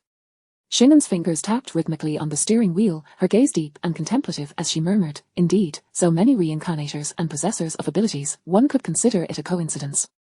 With so many, it was undoubtedly not mere chance. She did not believe in coincidences. Hao Jingye felt a sense of unease. I can't shake this feeling of apprehension. One chosen one is somewhat. However, she felt a twinge of disappointment. Initially believing herself to be the chosen one, it now seemed she was merely one among many. Oh, and a chosen one under someone else's authority. Jianyu cast a furtive glance at Xing'an. It seemed she had recalled something. Curiosity piqued. By the way, does Sister Xing oversee the other 4 deviants as well? Sister Xing is in charge of Team B, while the other team is led by the ability users. Qiuyu oversees the remaining 3 deviants. The 2 teams must collaborate to combat the apocalypse, yet they act in. Hao Jingye glanced at Xing'an and, seeing her unperturbed demeanor, concluded that he could divulge this information to Jianyu. Qiuyu is one of the deviants. She was originally in charge of the Apocalypse Special Affairs Department, but both she and her direct superior, Li Lao, are rather radical. Their higher-ups dared not entrust the entire department to them, fearing the deviants might spiral out of control, so they assigned Sister Xing to manage Team B, hoping she would keep Team A in check. After a pause, Hao Jingye added, of course, Team A also seeks to suppress Team B. Jianyu felt a headache approaching. Her primary concern was, what abilities does Qiuyu possess? Hao Jingye inhaled deeply and replied slowly, puppetry, she can manipulate the abilities of others. Jianyu gasped in shock. Instinctively, she raised her voice. With such a unique ability, can Sister Xing truly suppress her? Hao Jingye muttered, you may not be aware, but Sister Xing and Qiuyu both hail from Team 0. Before their falling out, Sister Xing had always managed to keep Qiuyu in check, and even after their rift, Qiuyu had never bested Sister Xing in any mission. Moreover, Qiuyu, with someone like Sister Xing, do you truly believe she would remain without powers after the apocalypse? Hao Jingye rubbed his chin, his expression filled with anticipation. I am rather curious to know whether I might possess. Were they once very close? Hao Jingye pondered for a moment, uncertain. I suppose so. They both emerged from Team 0, which has always been exceptionally harmonious, and all members can entrust their lives to one another. Xing'an remained silent, her thoughts drifting back to the past. Memories surged back from years ago. Both she and Qiuyu had been raised by the state, subjected to rigorous training from a young age, and were among the only 2 female members of Team 0. Unlike Xing'an, who was always rational and restrained, Qiuyu was cold yet passionate from an early age. She would often wash Xing'an's clothes, sew for her, and even secretly prepare midnight snacks, saving the best food for her, as if she were a devoted wife. Of course, that was in the past. Jianyu, with a hint of gossip in her tone, suggested, could it be that they were both enamored with the same man, leading to betrayal and a tangled web of love and hate? Xing'an shot her a glance. Hao Jingye retracted his curious gaze, recognizing that Sister Xing's demeanor clearly indicated her unwillingness to elaborate. Jianyu wished to inquire further but felt an inexplicable hesitation at the sight of Xing'an's profile. Thus, she turned back to Hao Jingye and asked, if the intention is to have Sister Xing suppress Qiuyu, why assign the other deviants to her? Is it because of her abilities? Jianyu felt a pang of dissatisfaction. Hao Jingye, however, wore a smile and adjusted his glasses. What are you joking about? Could our Sister Xing ever yield? There must be other reasons. Jianyu leaned forward, intrigued. This question was answered by Xing'an. I have chosen the captain of Team 0, Qilingwu. All 3 deviants belong to Group A. Team 0, the term echoed in her mind once more. Remembering that Hao Jingye had just mentioned that both Xing'an and Qiuyu hailed from Team 0, she widened her eyes in confusion. What exactly is Team 0? Is it that formidable? Indeed, it is formidable, Hao Jingye replied with a look of reverence. When I was in the information team, I longed to collaborate with Team 0. To put it succinctly, Team 0 consists of individuals who are capable of anything, specifically tasked with executing the nation's most clandestine and challenging missions. He paused for a moment, encapsulating it in a single phrase. Humanoid weapons, flesh and blood combat machines. What a terrifying appraisal. She instinctively glanced at Xing'an, only to see her cold and sharp profile. Jiangyu felt a pang of doubt. Xingjie seemed rather frail. Could she truly be that strong? Hao Jinye noticed her skepticism and rolled his eyes. Jiangyu, never doubt Xingjie. Over time, you will understand. Jiangyu hesitantly nodded. Really, she was half convinced, no longer fixating on that question. Qi Team is a legend in his own right. He is a top-tier sniper. We privately refer to him as their limitations of sight, but the constraints of the eyes. Yet the range is not the sniper's limitation. Hao Jinye rubbed his hands together, a hint of pride in his demeanor. The fact that Qi Team has joined Group B signifies that Xingjie can mobilize the entire Team Zero. Tell me, does Xingjie stand to lose in this situation? Jiangyu instinctively shook her head. Xing'an, driving the car, spoke lazily. I have encountered those two elemental users. It is said they are a group that is both endearing and utterly terrifying. And she hails from there. Jiangyu had another question. She leaned closer to Hao Jinye, her eyes sparkling. If Qi Team is so impressive and represents Team Zero, how could Group A's leader, Chiao Yu, possibly agree? Group B aims to suppress Group A, and Group A desires to suppress Group B as well.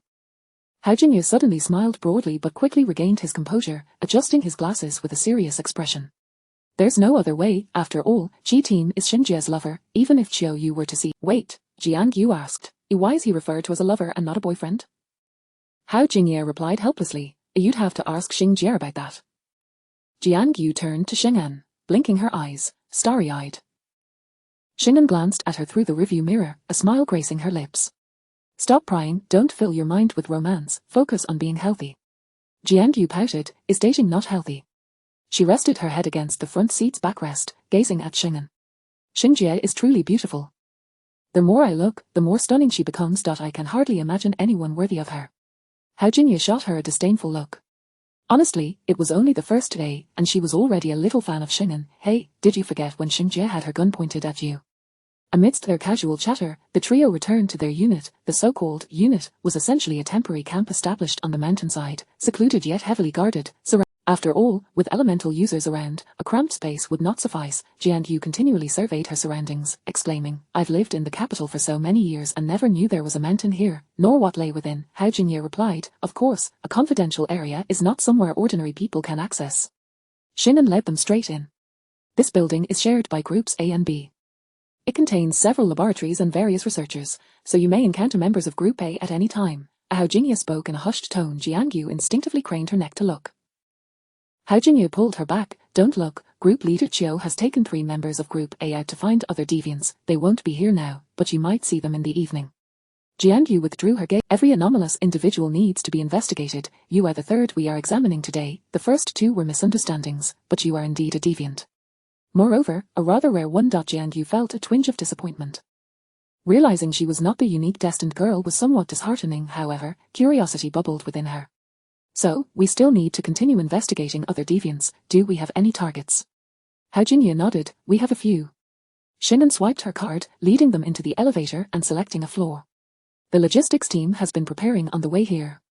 You should register, undergo a checkup, and then come with us to store your items in the space. Additionally, there are other arrangements for you, Xing'an instructed. Jiangyu, forgetting her curiosity, became excited. She had only stored supplies. Her space still had vast empty areas. While items may expire, filling it to the brim would be wonderful. If she could store weapons and controlled substances, that would be utterly fantastic. Such a sense of security. Ascending the stairs, Jiangyu underwent a thorough examination. With several images captured and blood drawn, they utilized her space for storage, even extracting a pot of black soil. Only then was she respectfully escorted out. She was terrified of being sliced, so Xing'an accompanied her the entire time. Just looking at her made Jiangyu inexplicably reassured. Once everything concluded, Jiangyu let out a sigh of relief. Shall we go store the items now? The government is stockpiling provisions. Even in the apocalypse, you won't lack for food. Pausing for a moment, considering that this individual had just joined the Special Operations Division and might not fully trust the government. Xing'an added, Forget it, just leave it there. You haven't stored much, and it will put your mind at ease. Jiangyu nodded vigorously, like a chick pecking at grains. How wonderful. The government would surely provide her with ample supplies. Otherwise, why would they ask her to clear space? Xingjie even thoughtfully allowed her to keep her supplies. Jiangyu felt somewhat moved, yet simultaneously, a twinge of guilt surfaced. Xing'an glanced back, immediately noticing Jiangyu's mixed expression of excitement and guilt. She smirked. Jiang Yu's thoughts were easily decipherable. She had told a lie. Her space was undoubtedly accessible to more than just herself. After all, it was a golden finger. Hiding a little was perfectly normal. Such small thoughts Xing'an could understand, however. Her eyes sparkled, her steps light and composed. Xing'an led Jiang Yu to a warehouse beside the camp. Gazing at the enormous warehouse doors, Jiang Yu's eyes gleamed brighter, almost bursting with joy. As they approached, a middle-aged man emerged from the warehouse, his expression serious. Chief Xing, everything is prepared. It's all inside the warehouse, and the researchers have arrived. Xing'an nodded. Jiang Yu, puzzled, inquired, researchers. As they got closer, Jiang Yu finally discerned the contents of the massive warehouse: tractors, tillers, seeders, sprinklers, fertilizer spreaders, chemical fertilizers, seeds, along with an array of seedlings and peculiar plants. Nearby, a group of elderly men in lab coats were handling everything with utmost care. Finally, someone is here. These items need to be handled delicately. Hurry up and plant them in the ground, one elderly man exclaimed. Jiang Yu was taken aback. She looked at Xing'an. What does this mean? Where are the supplies I'm supposed to store? Xing'an returned her gaze, smiling. These are the items you will be storing in your space. Your task now is to preserve the hopeful seedlings, experiment with the hopeful seeds, and ensure your space is filled with bountiful harvests. Even if the earth turns to scorched earth, your space will remain vibrant and full of life. The statement was somewhat convoluted, leaving Jiang Yu feeling dizzy. She murmured, seedlings, seeds, harvests, vibrant. Suddenly, a realization struck her, and her pupils dilated in disbelief as she pointed at herself. So, you want me to farm? Xing'an's smile radiated. This is called cultivating hopeful seedlings. That vast expanse of black earth was destined to serve a purpose. Although it paled in comparison to Shixiao's space, which contained mountains, rivers, and worlds, it would suffice for now, Jiang Yu thought. Isn't that still farming? At that moment, an elderly man approached, visibly excited. So this young lady is the space elemental user. Finally, you've arrived. After receiving the apocalypse notification, we old folks were quite worried. Thankfully, we found you. As the world turns to ashes, your space is the last hope. Quickly, let me teach you how to plant these. Who are you? Jiang Yu replied impatiently. Xing'an smiled gently. Academician Zhu from the Academy of Sciences, one of the world's most authoritative botanists. If you don't understand planting, they will be your teachers, guiding you on how to sow the seeds. Jiang Yu was taken aback. Xing'an grasped her hand, her smile radiant. They are all experts in this field. In the future, for scorched earth planting and apocalypse cultivation, you will rely on your space for research. They are your teachers and will be accompanying you. Jiang Yu was bewildered. She felt lost. What does that mean? They are under my responsibility. Xing'an reassured her. Rest assured, as an outstanding contributor, the food you receive will be more than enough to sustain them. Jiang Yu exclaimed. Is that really what I meant? Wait. So, all the hard work I put into farming is just to feed a group of people who will instruct me on how to farm? Xing'an shrugged, feigning regret. There's no other option. After all, your space is only accessible to you. Jiang Yu was left speechless. She suddenly understood the meaning of lifting a stone only to drop it on one's own foot. Chapter 10, Who among the ordinary would build a fortress? Jiang Yu opened her mouth, seemingly on the verge of speaking. Xing'an turned to her, patiently awaiting her words. After a brief moment, Jiang Yu clenched her teeth and declared, all right, I shall tend to the fields. Was it not merely farming? Could it possibly be more arduous than her previous life? The space she possessed was her golden finger, her trump card. Should others discover that her space could be accessed by anyone, it would undoubtedly be subjected to relentless scrutiny. She was unaware of the origins of the space within her bracelet, nor could she ascertain whether it could be transferred to another. After all, it was not her supernatural ability. Given these circumstances, keeping the space concealed would provide her with greater peace of mind. Jiang Yu resolved to safeguard this secret. She would learn to cultivate the land. At her words, Xing'an raised an eyebrow slightly and nodded. Very well, you may remain here. Focus on learning alongside your instructor and the others. We shall reconvene this evening. Jiang Yu instinctively glanced at the sky. Is it not already evening? The sun was nearly set. Xing'an replied meaningfully. There are only 21 days remaining. Do you truly believe our rest period can arrive so early? Do your best, little fish. She patted Jiang Yu's shoulder. At that moment, Hao Jingye hurried over, his tone urgent. Sister Xing, another unorthodox faction has made significant moves today. Jiang Yu's interest was piqued by the terms unorthodox and significant moves. She grasped Xing'an's sleeve. Sister Xing, take me with you. I wish to see what the other factions are like. Xing'an coldly refused. No, you have your own matters to attend to. Then, may I join you once I finish my tasks? Jiang Yu's eyes sparkled with anticipation. Xing'an's gaze flickered. Completing her tasks, she replied with a smile. Certainly, as long as you finish what you need to do, I will send someone to fetch you. The phrase "your tasks" was emphasized. Jiangyu did not catch the nuance, nodding vigorously, filled with determination. "All right, Sister Sheng, wait for me," she exclaimed. Sheng'an had already departed with Hao Jingye, the hem of her jacket billowing, her silhouette exuding elegance. Upon hearing this, she waved her hand without looking back. Jiangyu took a deep breath and turned. "So, what must I do?"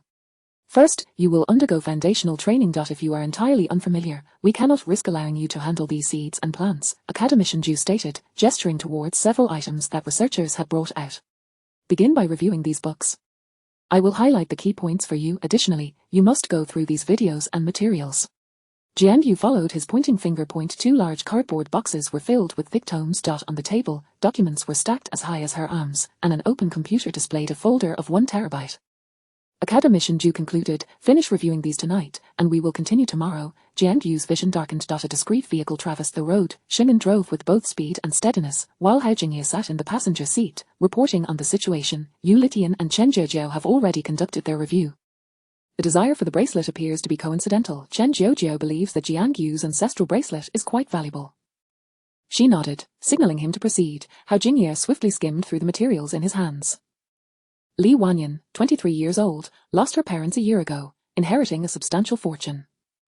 7 days ago, she was embroiled in a dispute with her cousin over her parents' company. 3 days ago, she suddenly proposed to sell her shares to her cousin for 3 billion. Simultaneously, she began liquidating assets, all at a frantic pace.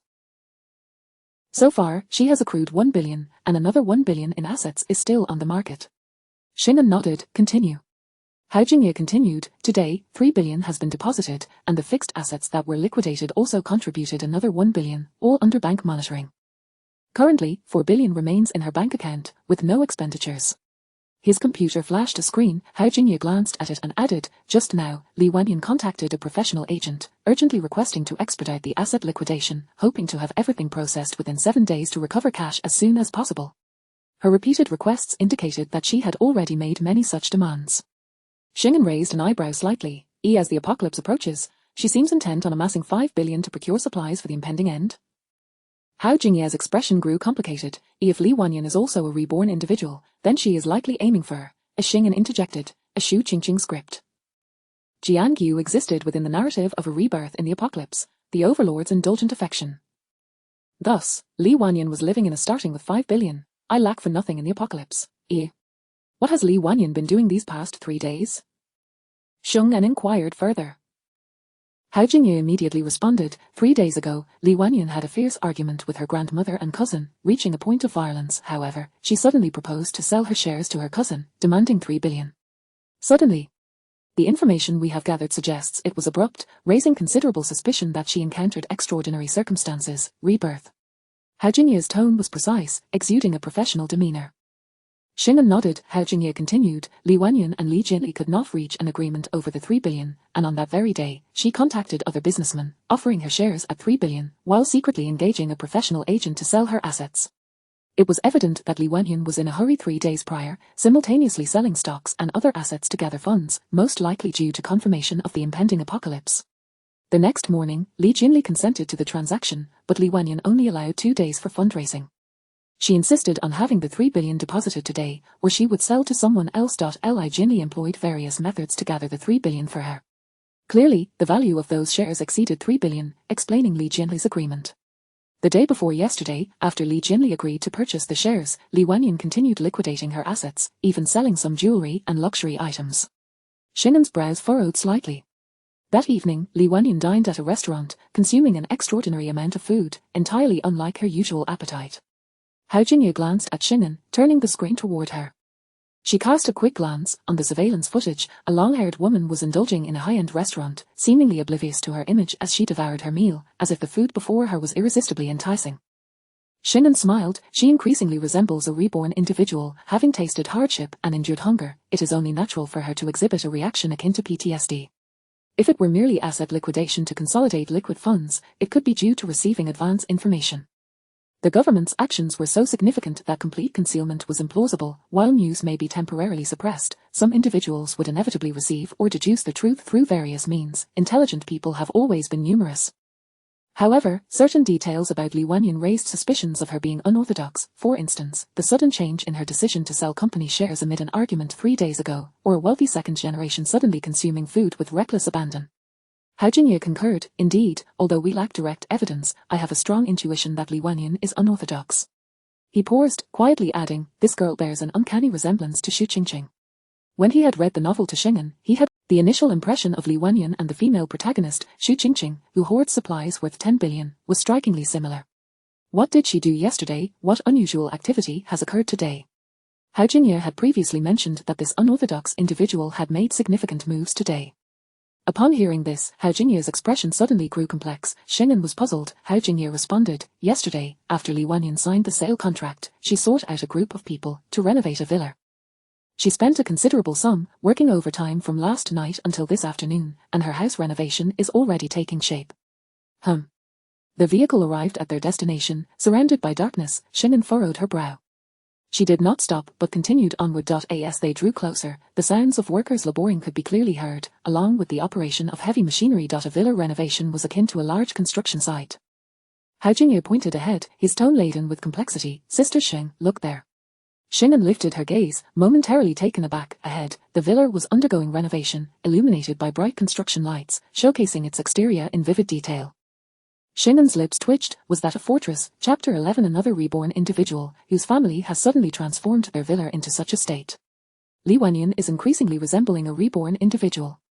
Her channels for acquiring information must not be from the state, Shingen asserted with conviction. Hao Jingye nodded in agreement, clearly in accord. Regardless of the means employed to obtain information from the state, those who do so are astute individuals.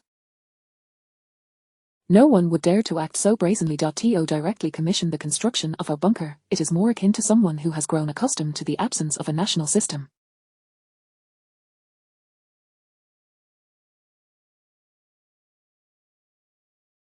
Or perhaps, an individual unrestrained by caution, although there is no definitive evidence yet. Shingen is already convinced, yet another reborn person. Her fingers drummed upon the steering wheel, resonating with the sounds from the construction site ahead. This villa community, still under development, was devoid of any presence apart from the construction workers. Only a stray calico cat peeked out from the greenery, boldly crossing in front of the car. She slightly closed her eyes, her face shrouded in darkness. The harsh glow of the construction site's floodlights illuminated her features from outside the car window, casting her visage in a chiaroscuro of light and shadow. Her voice was hoarse as she inquired, this place, I have seen the planning map, it is designated as a core shelter area by the state. This newly completed community, located in the outskirts of the capital, commanded exorbitant prices, resulting in very few houses being sold. Moreover, they had just begun selling and had yet to launch a significant promotional campaign, let alone hand over any properties. Thus, when they first drove in, the area was enveloped in darkness. Their community boasted villas in the front, while larger apartment complexes and high-rises lay behind, rendering the entire development quite expansive. The construction quality was exceptional, and the underground parking garage was remarkably sturdy. According to the plans, this area was to have its basement utilized as a shelter. Reinforcing the underground garage and conducting simple modifications to create synergy with the surface would render it an ideal location for a refuge. Hao Jingye inhaled deeply and nodded. Indeed. The two fell silent for a moment. The state had calculated and speculated that this location might serve as a safe haven in the event of an apocalypse. The core shelter in the capital held significant importance, and the state was still in the planning stages, yet to commence construction. Even the state could not guarantee the safety of this place with absolute certainty. Yet Li Wenyan had precisely chosen this locale. A community where properties had not yet been handed over, and she had already initiated modifications. She had survived the apocalypse, hence she knew this was a safe zone. Another reborn individual, and yet another who had returned from the post-apocalyptic world. Even Hao Jingye could not help but exclaim, there are indeed many reborn individuals. If we discover a few more, this world would truly resemble a sieve. Wu Ji, Jiangyu, and Li Wenyan, all three hailed from the capital. Beyond the city, it was improbable that there were no reborn individuals. The density was alarming. Shingen replied, indeed, it is excessively dense. It is often said that abnormal occurrences, when confronted with reborn individuals and those with abilities, Shingen felt little in the way of personal sentiment. Her only thought was how to ensure they served the state and did not spiral out of control. However, the reason for the plethora of reborn individuals eluded her understanding. Shingen suddenly craved a cigarette. She extracted one and placed it between her lips. With a flick of her fingers, a lighter appeared. Click, the lighter sparked to life. Just as she brought it before her, she hesitated, extinguished the flame, and slowly lowered it. Sister Sheng. Hao Jingyu inquired, puzzled. Sister Sheng's smoking posture was undeniably stylish, both charismatic and beautiful. He found himself momentarily entranced. Yet, she restrained herself. Sheng'an returned the cigarette to its case, tossing it to Hao Jingyu. I quit. Hao Jingyu expressed confusion. Huh. Just moments ago, Sheng'an had recalled Qilingwu. They had both received the news of the impending apocalypse simultaneously. That night, they maintained a silent phone call, neither speaking a word. Both were psychologically resilient individuals, yet faced with the imminent transformation of their world and the colossal challenges confronting the nation they safeguarded, it was impossible for them to remain calm. During that half-hour of conversation, neither uttered a sound. Finally, Qilingwu broke the silence, saying, Sheng'an, quit smoking. It won't be as convenient to smoke in the apocalypse. Sheng'an had, or is it that you lack the capability to procure them for me? Qilingwu had chuckled in response. Just those two simple sentences encapsulated their acceptance of the impending reality of the apocalypse. Before hanging up, Sheng'an suddenly declared, then I shall quit. She was a person of rebellious nature. In her previous missions, she often disregarded her own survival, focusing solely on the completion of the task at hand. Yet when the wretched world suddenly threatened human extinction, her rebellious spirit surged. She did not wish to perish. The addiction to smoking, while perhaps not a significant concern in the apocalypse, ultimately offered no advantages. Hao Jingyu received the cigarette case, somewhat taken aback. He obediently stashed it away. If Sister Sheng said she was quitting smoking, it was unlikely she would indulge again. Sheng'an inquired, are there any other updates? Hao Jingyu replied, none for the time being. He seemed to recall something and suddenly added, by the way, Li Wanyan has purchased a plane ticket for tomorrow from the capital to a northeastern province known for grain production, and she has also booked a ticket for the night after to fly to the grasslands.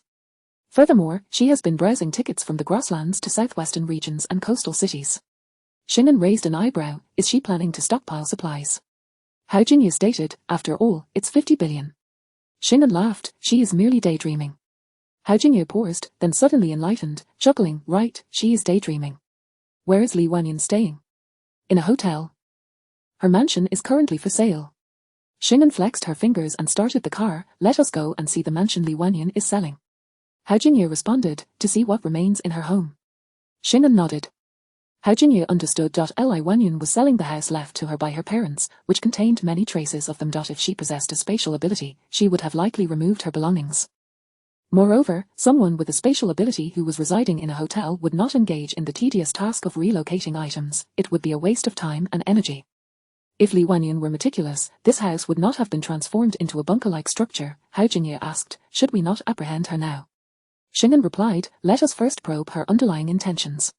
After a brief pause, she smiled slightly. If she possesses a space that can contain 50 billion worth of supplies, then I will have other plans for her. Hao Jingyu noticed the smile at the corner of her mouth and felt an inexplicable chill run down his spine.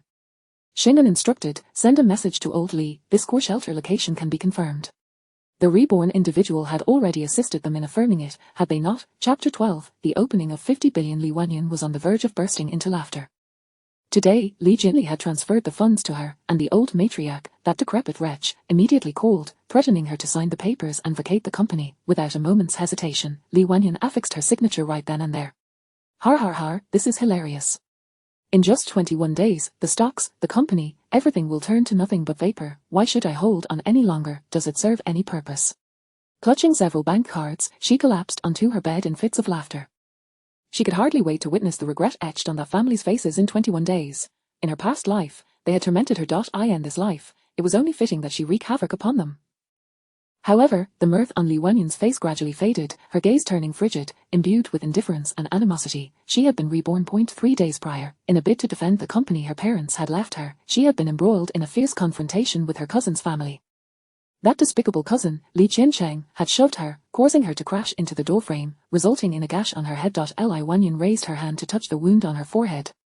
That collision had unleashed the Li Wanyan of 2 years hence. In her previous life, she had suffered a similar injury, which only deepened her hatred towards her uncle's family, leading her to stubbornly resist any compromise.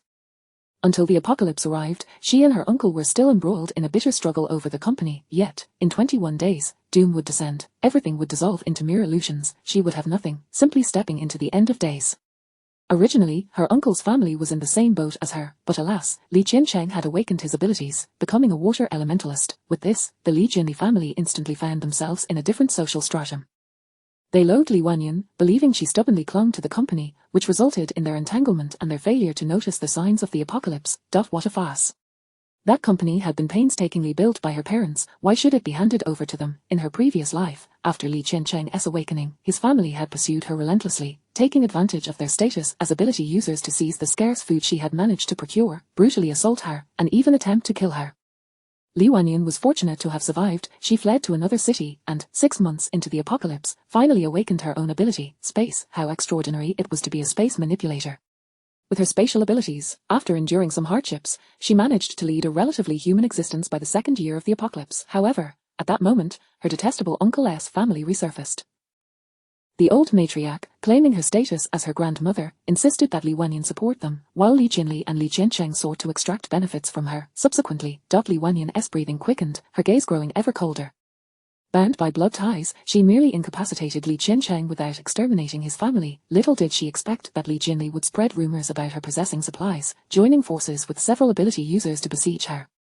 Ultimately, Li Wanyan met a tragic end in the 2nd year of the apocalypse. Not all space manipulators had an abundance of supplies. On the contrary, Li Wanyan had always possessed very little. She had awakened far too late. Fortunately, she had been reborn, and everything had reverted to the beginning. This time, she could become the wealthiest individual. The thought of her spatial abilities filled her with overwhelming joy. In her past life, her space had grown incrementally, and by the time of her death, it had only expanded to the size of a football field. Yet, upon her return, inexplicably, despite her abilities being at a rudimentary level, her space was now vast beyond measure. It must be at least 10 football fields in size, right? Heaven truly had not been unkind to her. Not only had she been granted a second chance at life, but she had also received such an immense boon. In this life, she would undoubtedly thrive. In this lifetime, she would ensure that Li Jinli and his family paid the price. Contemplating the 50 billion, envisioning such an expansive space, Li Wanyan erupted in laughter. Such an opportunity, there can hardly be a second one in this world. The chosen daughter of fate, is it not? I wonder who would dare provoke me now. Stepping upon ability users, kicking down adversaries, this is the treatment befitting the chosen daughter. Har har har har har. Meanwhile, Xing'an and Hao Jingye stood within the luxurious mansion that Li Wanyan was selling. The house was empty, devoid of any furnishings. Xing'an maintained a stoic expression. Little Hao, tell me, how large must a space be to warrant the removal of all furniture, even with 50 billion at one's disposal? Indeed, Li Wanyan had stripped the entire villa of its furnishings. 50 billion could stockpile countless supplies. Why squander space on her parents' legacy? Hao Jingye swallowed hard, murmuring, the space is immense, truly immense. The repetition of immense served both as description and exclamation. They had gleaned another crucial piece of information. Hao Jingye pondered aloud. Sister Sheng, how do you suppose she acquired such a vast space? Shouldn't she not be a space manipulator? But I haven't heard of any ancestral artifacts involved. According to their current knowledge, the spaces of ability users were typically small at the onset. If Li Wanyan's space was indeed vast, it would contradict the logic surrounding ability users. Xing'an shot him a glance. With so many individuals being reborn, do you really think logic still applies? These chosen ones, they don't need to adhere to any logic. Hao Jingye, that made a hell of a lot of sense. Her space is enormous, and given her urgent need for funds, coupled with the fact that her flight is from regions abundant in food and livestock, there's a high probability her space can preserve supplies. The spaces of ability users have time frozen. She is likely a space manipulator. The extraordinary size of her space is an unknown factor. We may need to learn about it directly from her. It's also possible she herself is unaware of the reason. Based on her actions, she appears to be reborn. Moreover, she suffered considerably during the apocalypse. If the apocalypse hasn't arrived this time and she is already a space manipulator, then she must have been one in her previous life as well. At the onset of the apocalypse, the food beneath the ruins had yet to be contaminated. Early awakening space manipulators wouldn't have had it too hard.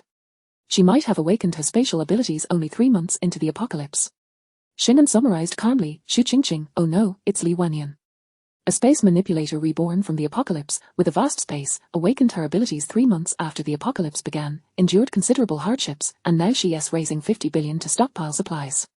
The two exchanged insights, piecing together Li Wanyan's profile with meticulous precision. Hao Jingye asked, Sister Sheng, you mentioned you had arranged something regarding Li Wanyan's space. Xing'an smiled, her expression laden with significance. A splendid arrangement indeed. Let us head back. Tomorrow, once we confirm Li Wanyan's situation, we can set our plan in motion. Hao Jingye was somewhat perplexed but refrained from further inquiries, following Xing'an back to the Special Operations Office amidst the apocalypse. Jian swore she had never suffered as much during her senior year. A group of so-called scholars and experts droned in her ear like a litany. Goodness, I've explained it to you twice, and you still haven't memorized it. Who the hell could remember the content of a book after just 2 listens? Take a look at this. Remember what we just discussed in the video? What plant is this? I thank you, but that video was 2 hours long, covering 100 types of plants at high speed. Surely you know this one, as it's basic biological knowledge. Is your common knowledge about plant diseases. And this one, Jian cradled her head, I can't take it anymore. Then, she was met with disdainful glances from the crowd. Academician Ju sighed, I've truly never had a student this dull. Academician Liu consoled her, old Ju, bear with it, you think I've had smarter ones. Dr. Cheng genuinely lamented, her IQ might not even exceed 120. Jian whatever happened to being the chosen daughter of fate? Why, with a space and rebirth, was she still subjected to disdain? It was at this moment that Xing'an returned. Jian with tears brimming in her eyes, exclaimed, Sister Xing, save me. Chapter 13, The Reborn. Study diligently. The scene before her was entirely anticipated. Xing'an remained remarkably composed as she affectionately ruffled Jian hair, smiling gently, little fish, what troubles you? Jian eyes brimmed with tears, Sister Xing, I don't want to study anymore. It was painfully excruciating. Wasn't she supposed to be the destined one? Why was this experience even more arduous than her university days before her rebirth? Xing'an offered comfort, you are suffering, but there's no choice. You are the only one who can access the space, you must persevere, for Academician Ju and his team aim to transform you into a professional in the field of cultivation within just 15 days. Jian could only respond with silence. Once again, she lamented her own fate. What a self-inflicted wound. During her university years, she had been preoccupied with romance, barely managing to obtain a diploma before departing. Her major had been rather trivial. Yet now, a cadre of esteemed academicians sought to inundate her with knowledge at an alarming pace. After merely one night, her mind felt overwhelmed, dizzy from the sheer volume of information. This was not the treatment befitting the chosen one, rather, it was the plight of a beleaguered student. Jian clenched her teeth. No, I can't do this. It's not that I'm unwilling, it's just, she declared her refusal. What could the country possibly do to her? Upon hearing this, Xing'an remained unfazed. A slow smile crept across her face as she spoke softly, I fear that may not be an option. Jian eyes widened in disbelief, why not? Can the country really force me to do something I refuse? Xing'an maintained her serene smile, of course not, however, the state may decide not to provide Yu Litian and Chen Jiajiao to you anymore. After all, they are citizens of this nation, and it is conceivable that the government will support them, ensuring their survival even in the apocalypse. Of course, if they work diligently, they might manage to live comfortably, she added. Oh. Jian erupted, no, absolutely not. This was a dagger to her heart. Each word felt like a threat to her very existence. She clenched her fists, gritting her teeth, I will study. Allowing those two despicable individuals, Yu Litian and Chen Jiajiao, to thrive was more intolerable than death itself. Behind Xing'an, Hao Jingye cast a sympathetic glance at Jian. What folly, did she truly believe that Sister Xing had arbitrarily taken control of Yu Litian and Chen Jiajiao? This was Jian's predicament. Now that she had fallen into Xing'an's hands, how could she still hope to act at her own whims? Or did she think Xing'an was a mere confidant? Jian ground her teeth in frustration, only to be whisked away by the anxious academicians once more. It wasn't until the following morning that Xing'an encountered Jian again. Jian appeared like a wandering spirit, drifting into the makeshift camp's dining hall, her eyes sunken and dark, muttering to herself as if reciting something. Xing'an waved, little fish, come eat. Jian glanced at her, her gaze filled with resentment. She floated over, her voice hoarse, did you sleep well last night? Fairly well, Xing'an inquired, what happened to your voice? Jian replied, I've been cramming. She lamented, I hardly slept. They only gave me 2.5 hours of sleep and played recordings beside me, insisting that I shouldn't waste time even while resting. Xing'an reassured her, endure a little hardship. After all, you are the sole individual who can access the space. Each time she consoled Jian, Xing'an would say this, the words held profound meaning, yet Jian's mind failed to grasp it even once. Jian opened her mouth to speak, then hesitated. Xing'an observed her with an expectant gaze. Jian gritted her teeth, fine, I will eat. I can endure this suffering. The golden opportunity must be safeguarded. Nearby, Hao Jingye adjusted his glasses, somewhat exasperated. Is it really necessary to wear such a tortured expression for merely learning how to cultivate? Jian, unable to lash out at Xing'an, seized the opportunity to vent her frustrations on Hao Jingye. You have no idea how much knowledge is involved in farming, do you? Do you think it's simply about planting seeds? I used to think so too. How difficult could farming be? But damn it, Academician Ju and his team claim that many research plants are precious and require specialized cultivation techniques, each one distinct, and I must memorize them all.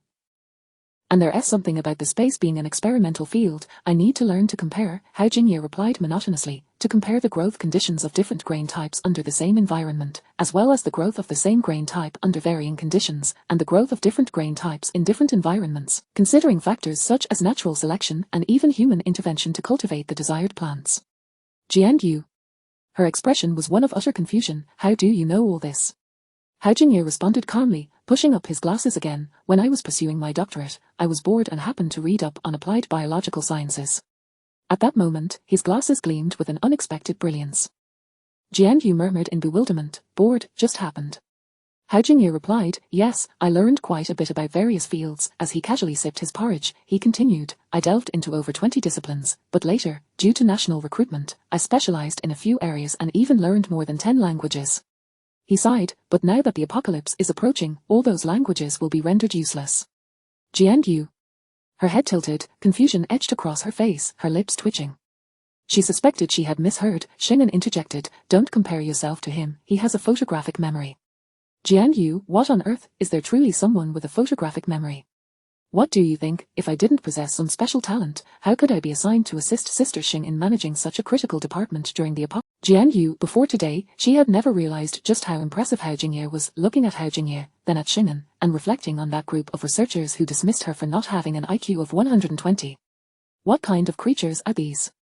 She was supposed to be the chosen one reborn, why did she suddenly feel so mediocre and ordinary? This defied logic. Jian Yu fell into a spiral of self-doubt, feeling utterly defeated and drained. Shingen nodded, let's eat. Academician Ju specifically arranged this breakfast for you, you can order whatever you like for lunch. Upon hearing this, Jian Yu looked at the meal before her. A bowl of rice accompanied by several exquisite dishes, both meat and vegetables, some even featuring expensive ingredients, freshly prepared and steaming. Clearly crafted by a skilled chef, the food was a feast for the senses. Jian Yu swallowed hard, feeling an inexplicable wave of gratitude. At least he has some conscience. Was this an attempt to make amends for the torment she had endured? She would not forgive him. Shingen swallowed her food and casually remarked, he said you're too slow-witted and need to eat more to nourish your brain. Jian Yu, oh, just let it all end. Her breakdown went unrecognized. Hao Jingye quickly finished his meal, fiddling with his tablet, then turned to Shingen. Sister Xing, Li Wanyan took an early flight this morning and is now en route to the northeast, with old Zhao and the others following her. Shingen nodded, chuckling lightly, what a wasted trip. Hao Jingye inquired, should we follow her? Shingen replied, no need. You can monitor her phone and access surveillance from various locations, with old Zhao and the others ensuring her safety. We can remain in the capital and await her return empty-handed. Jian Yu could not contain her curiosity. What are you discussing? Shingen explained, your future colleague, the space ability user, Li Wanyan. Well, one could consider her a future team member. Jian Yu exclaimed. There was already a space ability user. Jian Yu felt a pang of envy. As if struck by a thought, she asked, why return empty-handed? Hao Jingye flashed a mischievous smile, glancing at Jian Yu, because in the face of the national machinery, all individual actions are futile and powerless. Jian Yu. Could they not say something she could comprehend? Can I join you? Jian Yu implored, her eyes wide with hope. Shingen smiled gently, not possible, you should focus on your studies and nurture the seeds of hope. Jian Yu wanted to cry, farming is farming, there's no need to elevate it to such grandiose heights. Hao Jingye queried, what are you planning to do this morning? Jian Yu replied expressionlessly, learn to drive a tractor. Chapter 14. With an initial capital of 50 billion, and no stocks amassed, after Shingen and Hao Jingye departed, Jian Yu contemplated delaying her tasks. However, she was swiftly apprehended by Academician Ju and others, who dragged her off to learn how to operate a tractor and other agricultural machinery. It seemed that the entire Doomsday Special Affairs Department was exceedingly busy. Jiang Yu had arrived just yesterday, yet she had yet to encounter a single member of Team A, nor had she crossed paths with anyone from Team Zero. She hadn't even had the opportunity to inquire about Xing'an. Although the Doomsday Special Affairs Department appeared to be sparsely populated, its actual coverage was extensive. For instance, her presence alone was intricately linked to the entire agricultural research system that followed, with these individuals not being direct members of the department, yet still part of it. Not to mention the national armed forces that could be mobilized and the pervasive information retrieval at their disposal. Seated atop the tractor, Jian Yu curiously inquired, where have the members of Team A gone? And what of Team Zero? How is it that I have yet to see a single one of them? Academician Ju, sitting beside her, gazed at her with an impassive expression. Focus on driving. Jian Yu replied, Professor Zhu, must you be so serious?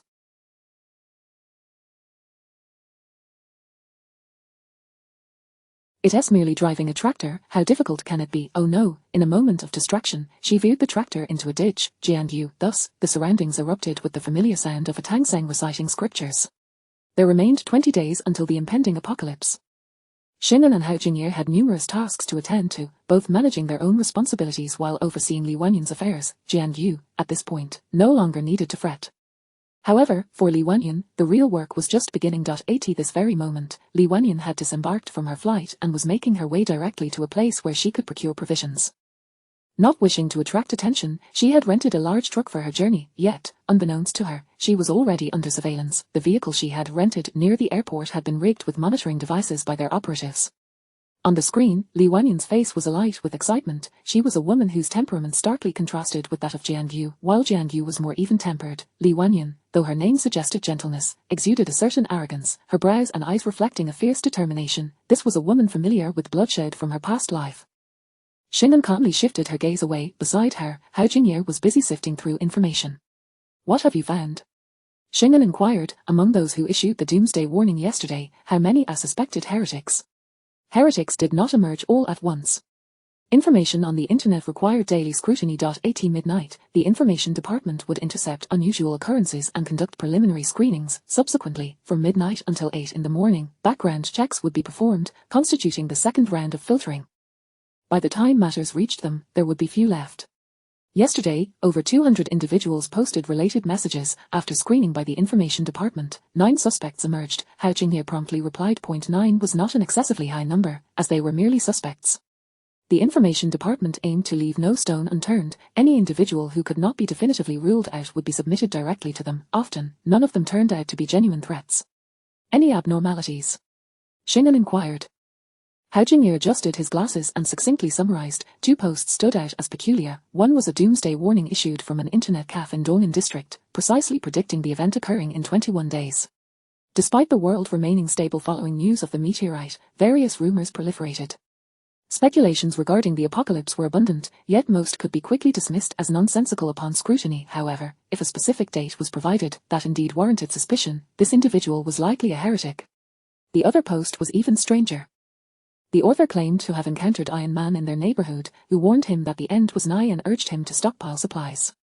As he spoke, Hao Jingye's expression became increasingly perplexed. It seemed that, with the apocalypse looming, as Xing'an's assistant, he was inundated with bizarre information daily, yet today's revelation was beyond comprehension. Xing'an nodded, maintaining her composure. What caught your attention about this post? Firstly, the background check on the poster revealed him to be a rational researcher. He suddenly began stockpiling supplies yesterday and fervently insisted that he had seen Iron Man. The police have interrogated him. His statements seem nonsensical, yet he does not appear to be lying, Hao Jingye stated gravely. Xing'an understood. This indicated that, regardless of the truth, the author, hailing from a scientific background, truly believed he had encountered Iron Man. If true, we cannot discount the possibility of a superhuman. Xing'an summarized. Iron Man, a metal-based superhuman. Xing'an's brow subtly furrowed. Hao Jingye, too, had drawn a similar conclusion. What about the second reason for suspicion? Xing'an prompted. Hao Jingye continued. The author resides in the same neighborhood.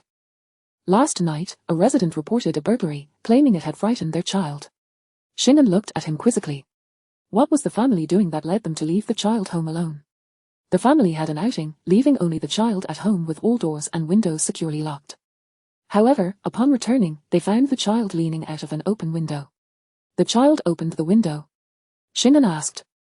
Not at all, the child is too small to reach that height, and upon inspection, it was confirmed that the window had indeed been opened from the outside, leaving behind a handprint devoid of fingerprints. Hao Jingye inhaled deeply, continuing, the family resides on the 21st floor of a 32-story building, making it exceedingly difficult for anyone to access their window from above or below. Moreover, the child also claimed to have seen Iron Man. 2 individuals in the same neighborhood claiming to have seen Iron Man, and a handprint without fingerprints outside their window. The implications were indeed concerning. Is there any surveillance footage? Hao Jingye shook his head. Currently, there is no recorded footage. Xing'an furrowed her brow.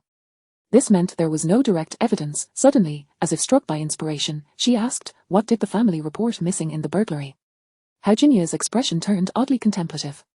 They reported missing several Ultraman figurines belonging to the child. According to the child, Iron Man asked him if he believed in light before making off with his figurines. What? Shingen was momentarily speechless. Even as the calmest person, her expression shifted to one of incredulity, her lips twitching in disbelief.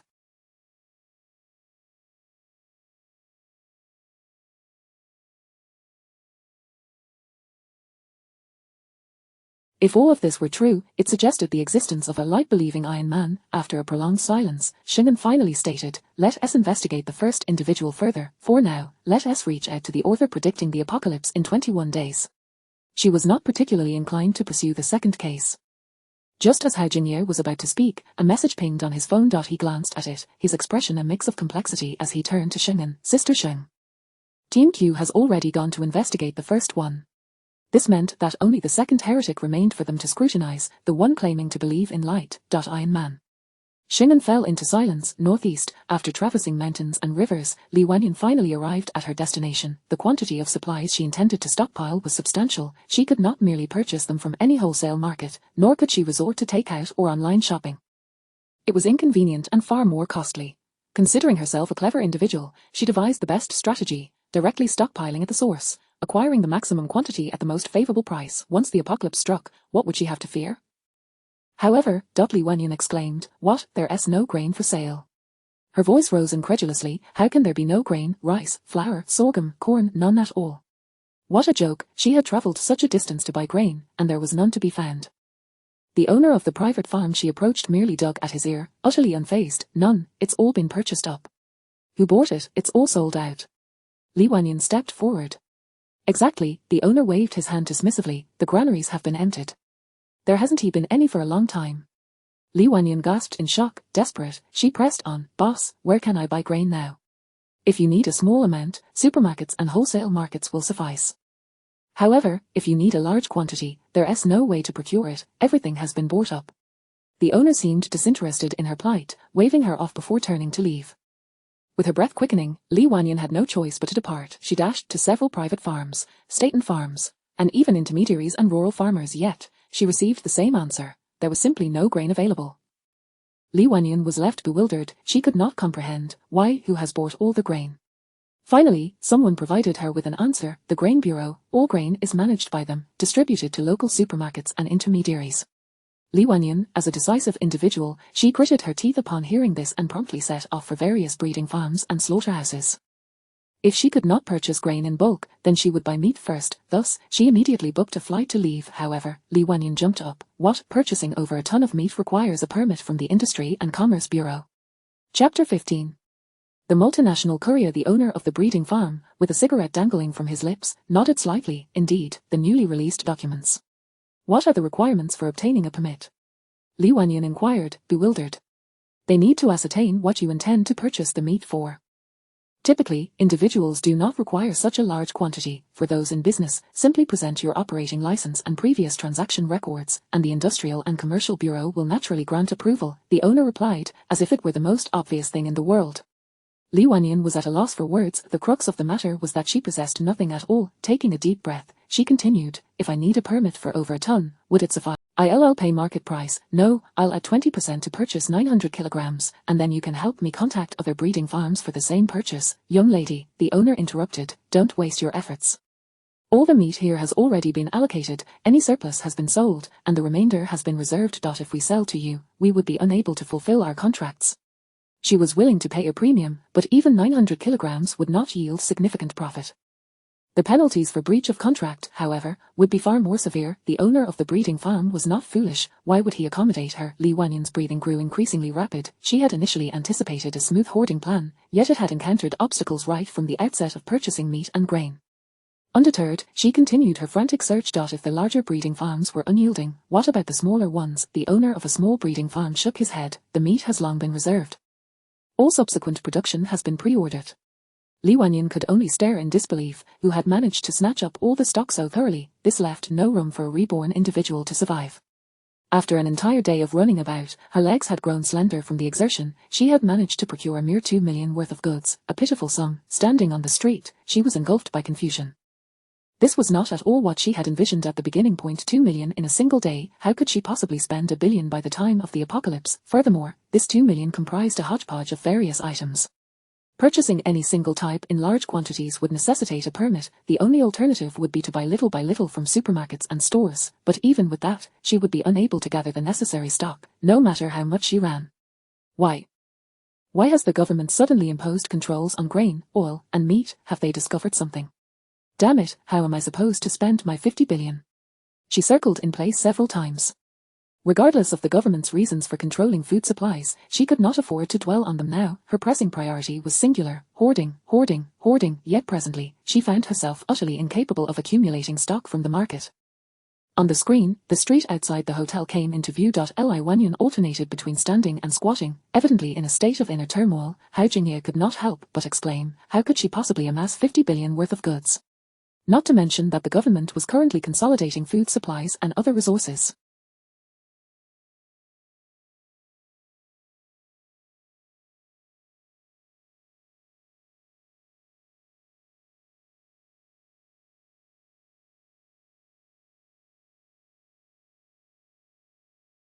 To consider the purchasing power of her 50 billion, such an investment would undoubtedly create substantial ripples. The state could not possibly overlook it. Shingen remained silent. Both had anticipated this outcome. At that moment, on the screen, Li Wanyan suddenly paused and lifted her head.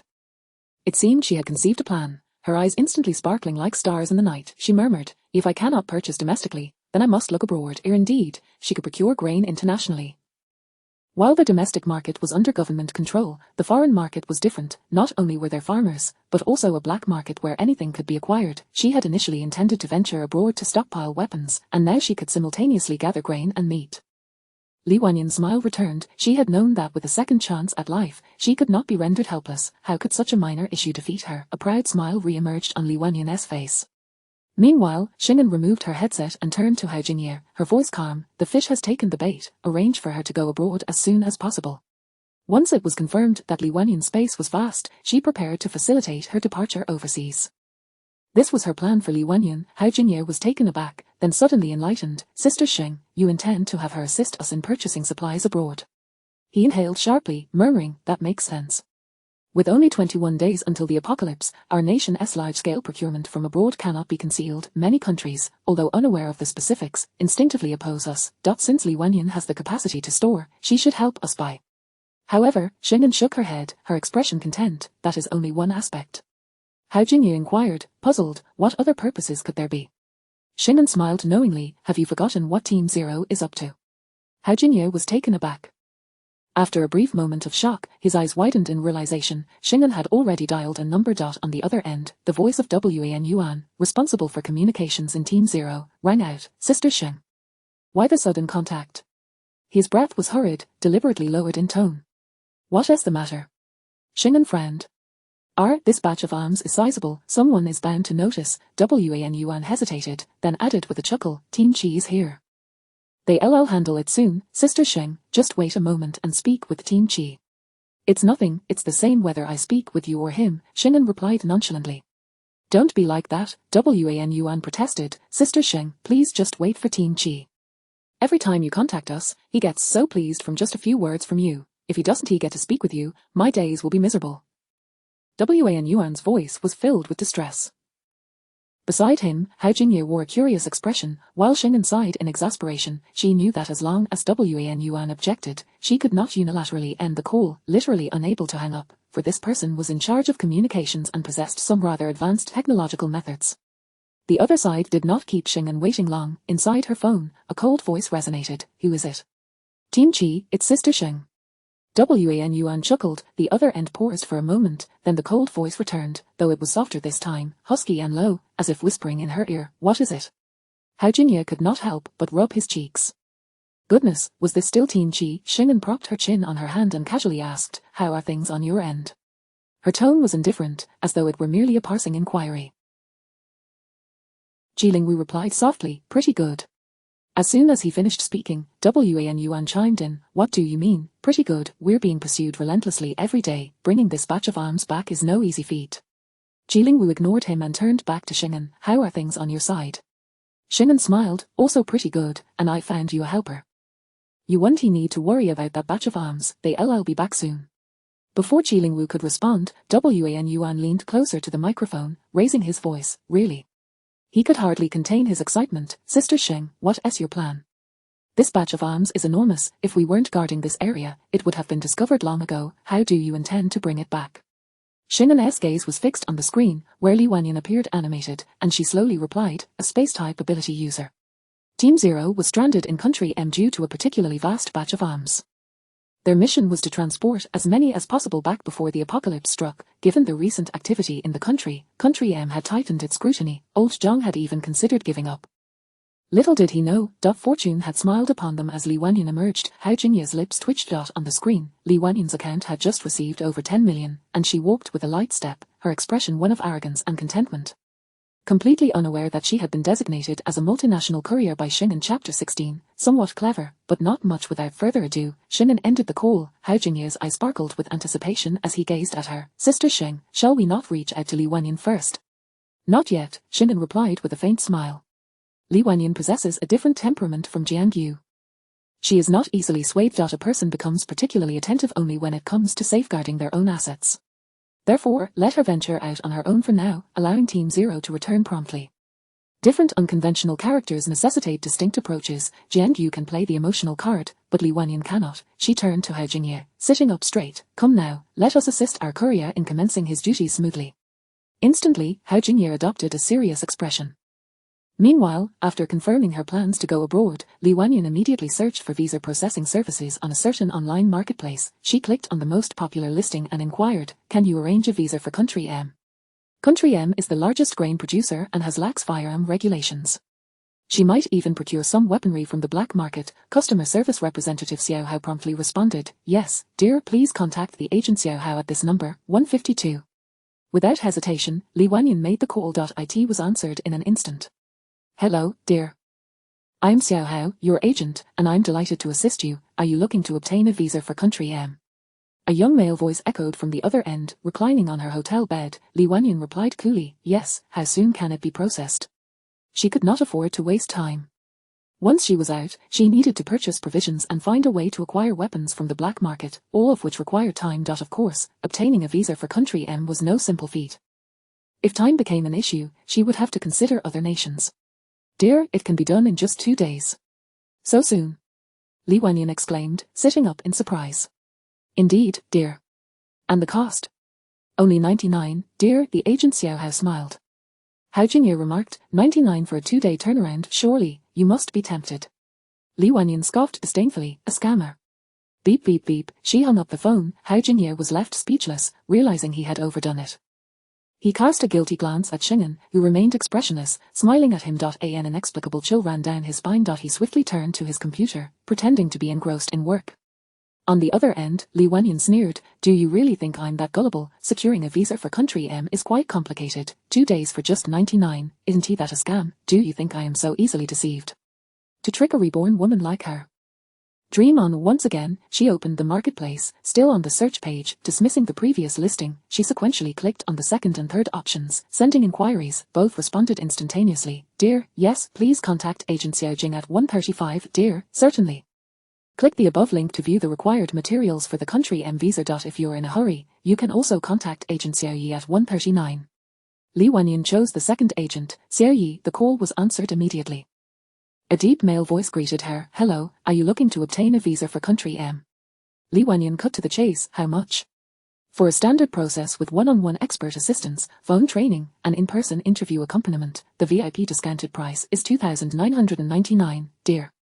Feeling somewhat reassured, she inquired, how long will it take? The standard process takes approximately 25 days, but I cannot guarantee it. 20 days until the apocalypse arrives. Li Wanyan responded calmly, what is the fastest time possible? Dear, if you opt for VVIP service, it can be done in 3 days for just 49,999. Are you certain?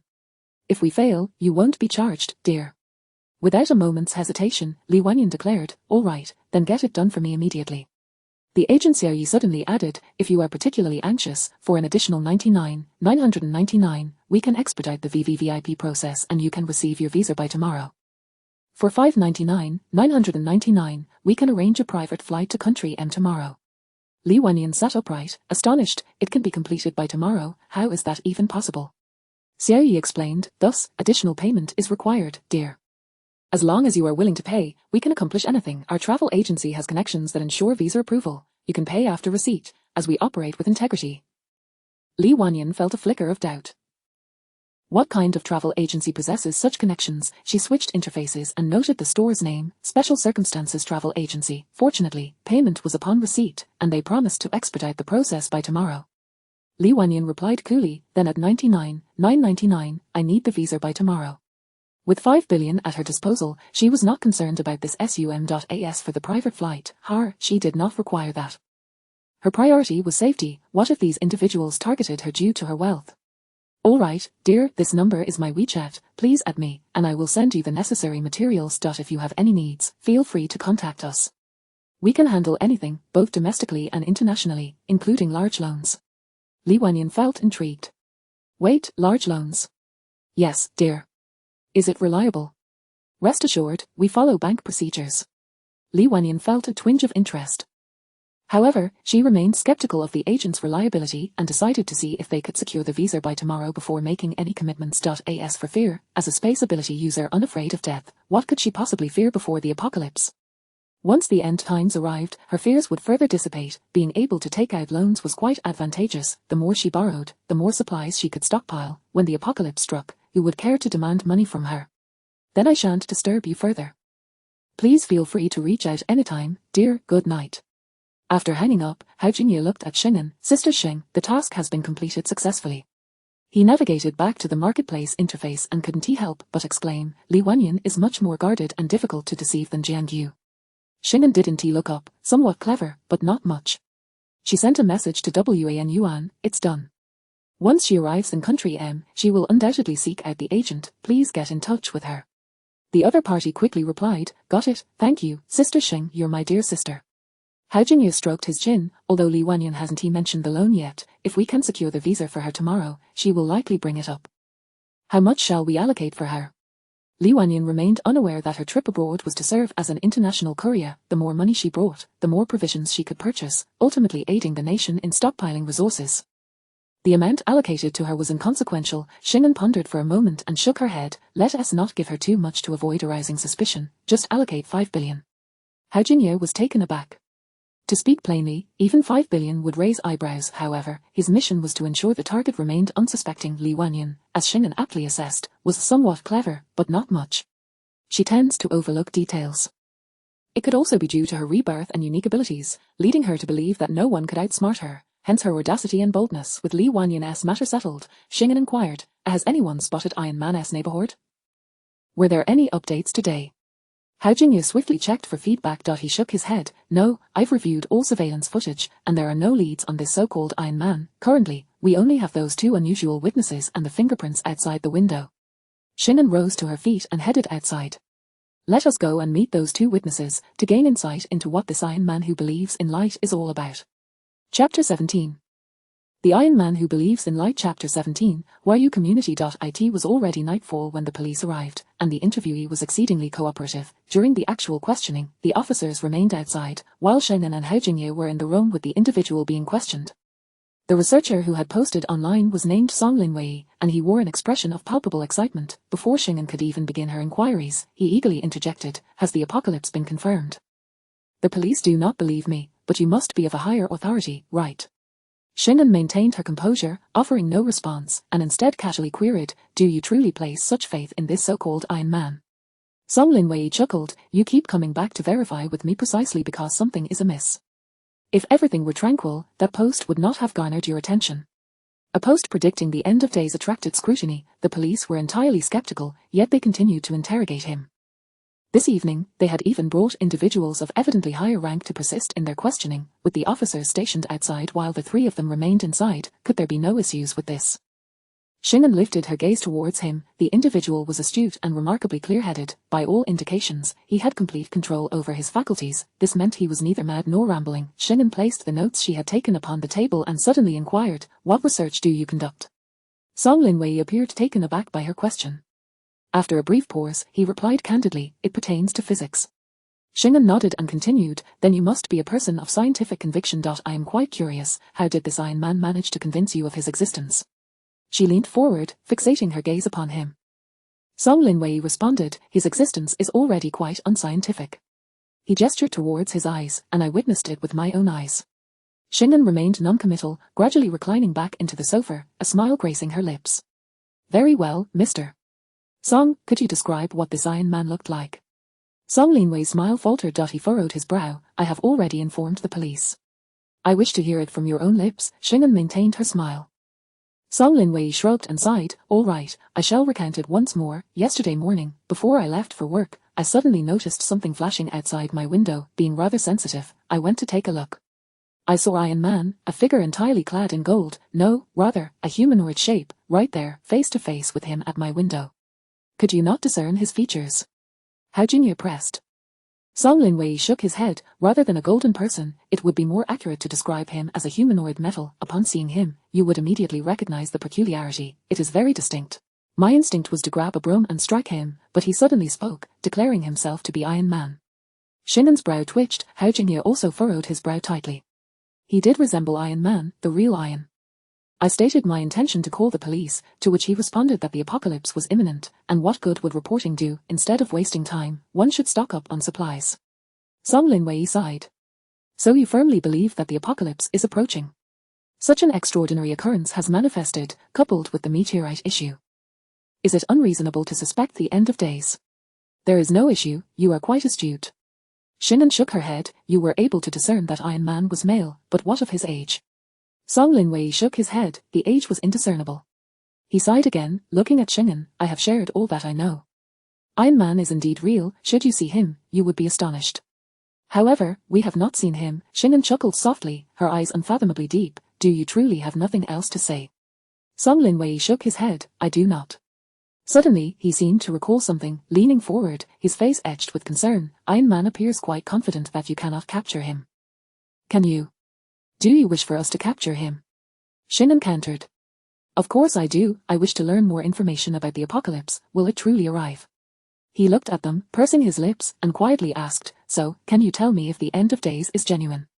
His inquiry was cautious and filled with trepidation. Hao Jingye was about to shake his head. Xing'an abruptly replied, yes, in 20 days, a meteorite will descend, and the apocalypse will ensue, resulting in catastrophic devastation worldwide. Song Linwei's pupils dilated in shock. Hao Jingye, equally astonished, clearly did not anticipate Xing'an's proclamation. In an instant, Song Linwei lost his composure, his face flashing with shock, confusion, and a dawning despair. He slumped, his voice hoarse. Indeed. Xing'an inquired, now that you are aware, what plans do you have moving forward? Song Linwei shook his head, his expression vacant. I do not know. With the apocalypse approaching, what plans could there possibly be? He took a deep breath, licking his parched lips. Rest assured, I will keep this confidential. He found himself at an impasse. Xing'an stood up. Then we shall take our leave, Mr. Song. Should any further information arise, please remember to contact us. Song Linwei nodded, escorting them to the exit. Hao Jingye was filled with questions. As they stepped outside, he immediately lowered his voice, asking, Sister Sheng, why did you disclose that to him? The news of the apocalypse was still under wraps and, logically, should not have been casually revealed. With police officers nearby, Xing'an shook her head, offering no reply. The two were then led to another household. Xing'an raised an eyebrow. Are these two neighboring buildings? Hao Jingye nodded, lowering his voice. Yes, they are adjacent, which lends some credibility to the Iron Man sightings. This household was that of a child, and Xing'an posed few questions. Dear child, what did Iron Man look like when you saw him? Xing'an inquired softly. The child pondered for a moment, pouting. He was nothing like on television. He was quite bothersome. Oh, in what way was he bothersome? He took my Ultraman. The child was on the verge of tears. He was too much. Xing'an, he gazed at Xing'an, his eyes gleaming. Thank you, sister. Xing'an affectionately ruffled his hair, her smile growing ever warmer. You are truly adorable. Could you tell me what he looked like? Also, what did he say to you? Share everything with me, and we shall help you find him and retrieve your Ultraman. Upon hearing this, the child's eyes brightened even more, and he clutched the Ultraman tightly, nodding vigorously. The child earnestly began to recollect. However, children often lack coherent logic, and their thoughts were scattered. Xing'an and Hao Jingye pieced together their fragmented information. Yesterday, the child had been locked inside his home when he suddenly heard a commotion outside his window. Unable to open the window, he had pulled back the curtains. He beheld a shimmering Iron Man. He asked, Who are you? Displaying considerable courage, showing no fear, their Iron Man, hearing the voice from outside, promptly opened the window, leaping inside, which caused the child to scream in terror. Iron Man paid him no mind, merely stating, "Stop crying. You are so annoying." At that moment, he noticed the Ultraman figurine on the wall. Iron Man asked the child, "Do you believe in light?" The child was already frightened, only able to sob. The figure shrugged, muttering something inaudible before snatching the child's Ultraman and leaving. Hao Jingyu pressed further, "Little one, do you truly not recall what he said?" The child shook his head. At that moment, he was too busy crying to remember. Hao Jingyu sighed. Shingen patted the child's head, then glanced at the handprint before departing with Hao Jingyu. Upon exiting the community gate, the two bid farewell to the police and entered their vehicle. Hao Jingyu remarked, "Their accounts share numerous similarities, and these two individuals are unfamiliar with one another, nor have they had any prior contact." While the child's words differ slightly, the key information remains consistent and truthful. It appears that Iron Man may indeed be real. It is already real, he is a metal-based superhuman. Shingen started the car, her expression neutral. Continue investigating Song Linwei. Examine his living conditions, family background, and relatives, as well as anyone he has interacted with in the past 3 days. Compile all the information for me. Hao Jingyu was taken aback. "Do you suspect him?" He straightened up instantly, urgently stating, "Is there something wrong with Song Linwei?" Yet regardless of how many times he was questioned, his responses remained consistent, and he does not seem to be lying. Shingen's revelation to Song Linwei regarding their apocalypse had already astonished Hao Jingyu. Now, upon hearing her different reaction, he was perceptive to her demeanor. Shingen smiled. He certainly is not lying, but he is undoubtedly choosing to selectively withhold certain details. Could he be that metal-based superhuman? Hao Jingyu speculated boldly. Chapter 18, Stockpiling Abroad. Shingen, rendered speechless, inquired, "Can you not contemplate even further?" Her gaze fixed ahead, an intriguing glimmer in her eyes, her lips curling into a slight smile. "He is not, but if I am not mistaken, he knows who that gold-affiliated ability user is. Song Linwei actually knows who it is." Hao Jinyu's breath quickened, and he urged, "Sister Sheng, aren't you going to press further?" Shingen shook her head. This is a clever individual. He has not uttered a single lie throughout, for he is aware of the scrutiny he would face and knows how to conceal any traces of deceit. They were all experts in interrogation. The moment Song Linwei lied, it would be evident. Thus, he refrained from lying entirely, opting instead to conceal the truth, trimming the details and sharing only what he wished to disclose, presenting a flawless logical sequence that rendered any abnormalities nearly imperceptible. Such a clever person is exceedingly difficult to interrogate. They possessed certain methods to elicit his words, but such an approach would irreparably damage the harmonious relationship. It was not the optimal choice. There was no rush. She had other means. Hao Jingyu ceased his insistence, his gaze complex as he queried, "Sister Sheng, how did you discern that?" He was undoubtedly a genius, yet just moments ago, he had failed to perceive it, while Sister Sheng had. Astonishing if he could learn such techniques. Shingen responded, "Intuition." Hao Jingyu, well, that was something he could not learn. Countdown, 19 days, the government intervened, and Li Wanyan's visa was swiftly arranged. Hao Jingyu met with her. Li Wanyan exclaimed in astonishment, "It was resolved so quickly, no interview required." Hao Jingyu smiled knowingly, "I told you, we have connections, otherwise, would we dare charge you 150,000? It was a significant sum for merely processing a visa. Li Wanyan remained skeptical. Hao Jingyu produced a contract and stated earnestly, "You are a straightforward person, willing to spend 150,000 on a visa indicates considerable wealth. We are untroubled by the possibility of you reneging on the agency fee, as you may opt to pay after arriving in country M." This was indeed a gesture of sincerity. Li Wanyan took the contract, which was simple and transparent, devoid of hidden clauses. It merely stated that she could pay after reaching country M, and if the visa did not facilitate her smooth passage, no fees would be incurred. Naturally, it also emphasized that she must purchase her flight ticket to country M within half a month. Everything was reasonable and justifiable. She scrutinized it repeatedly, confirming this individual indeed conducted affairs reliably. This contract was a safeguard to alleviate her concerns, allowing her the assurance of paying later. Li Wanyan remarked, "The service is quite commendable."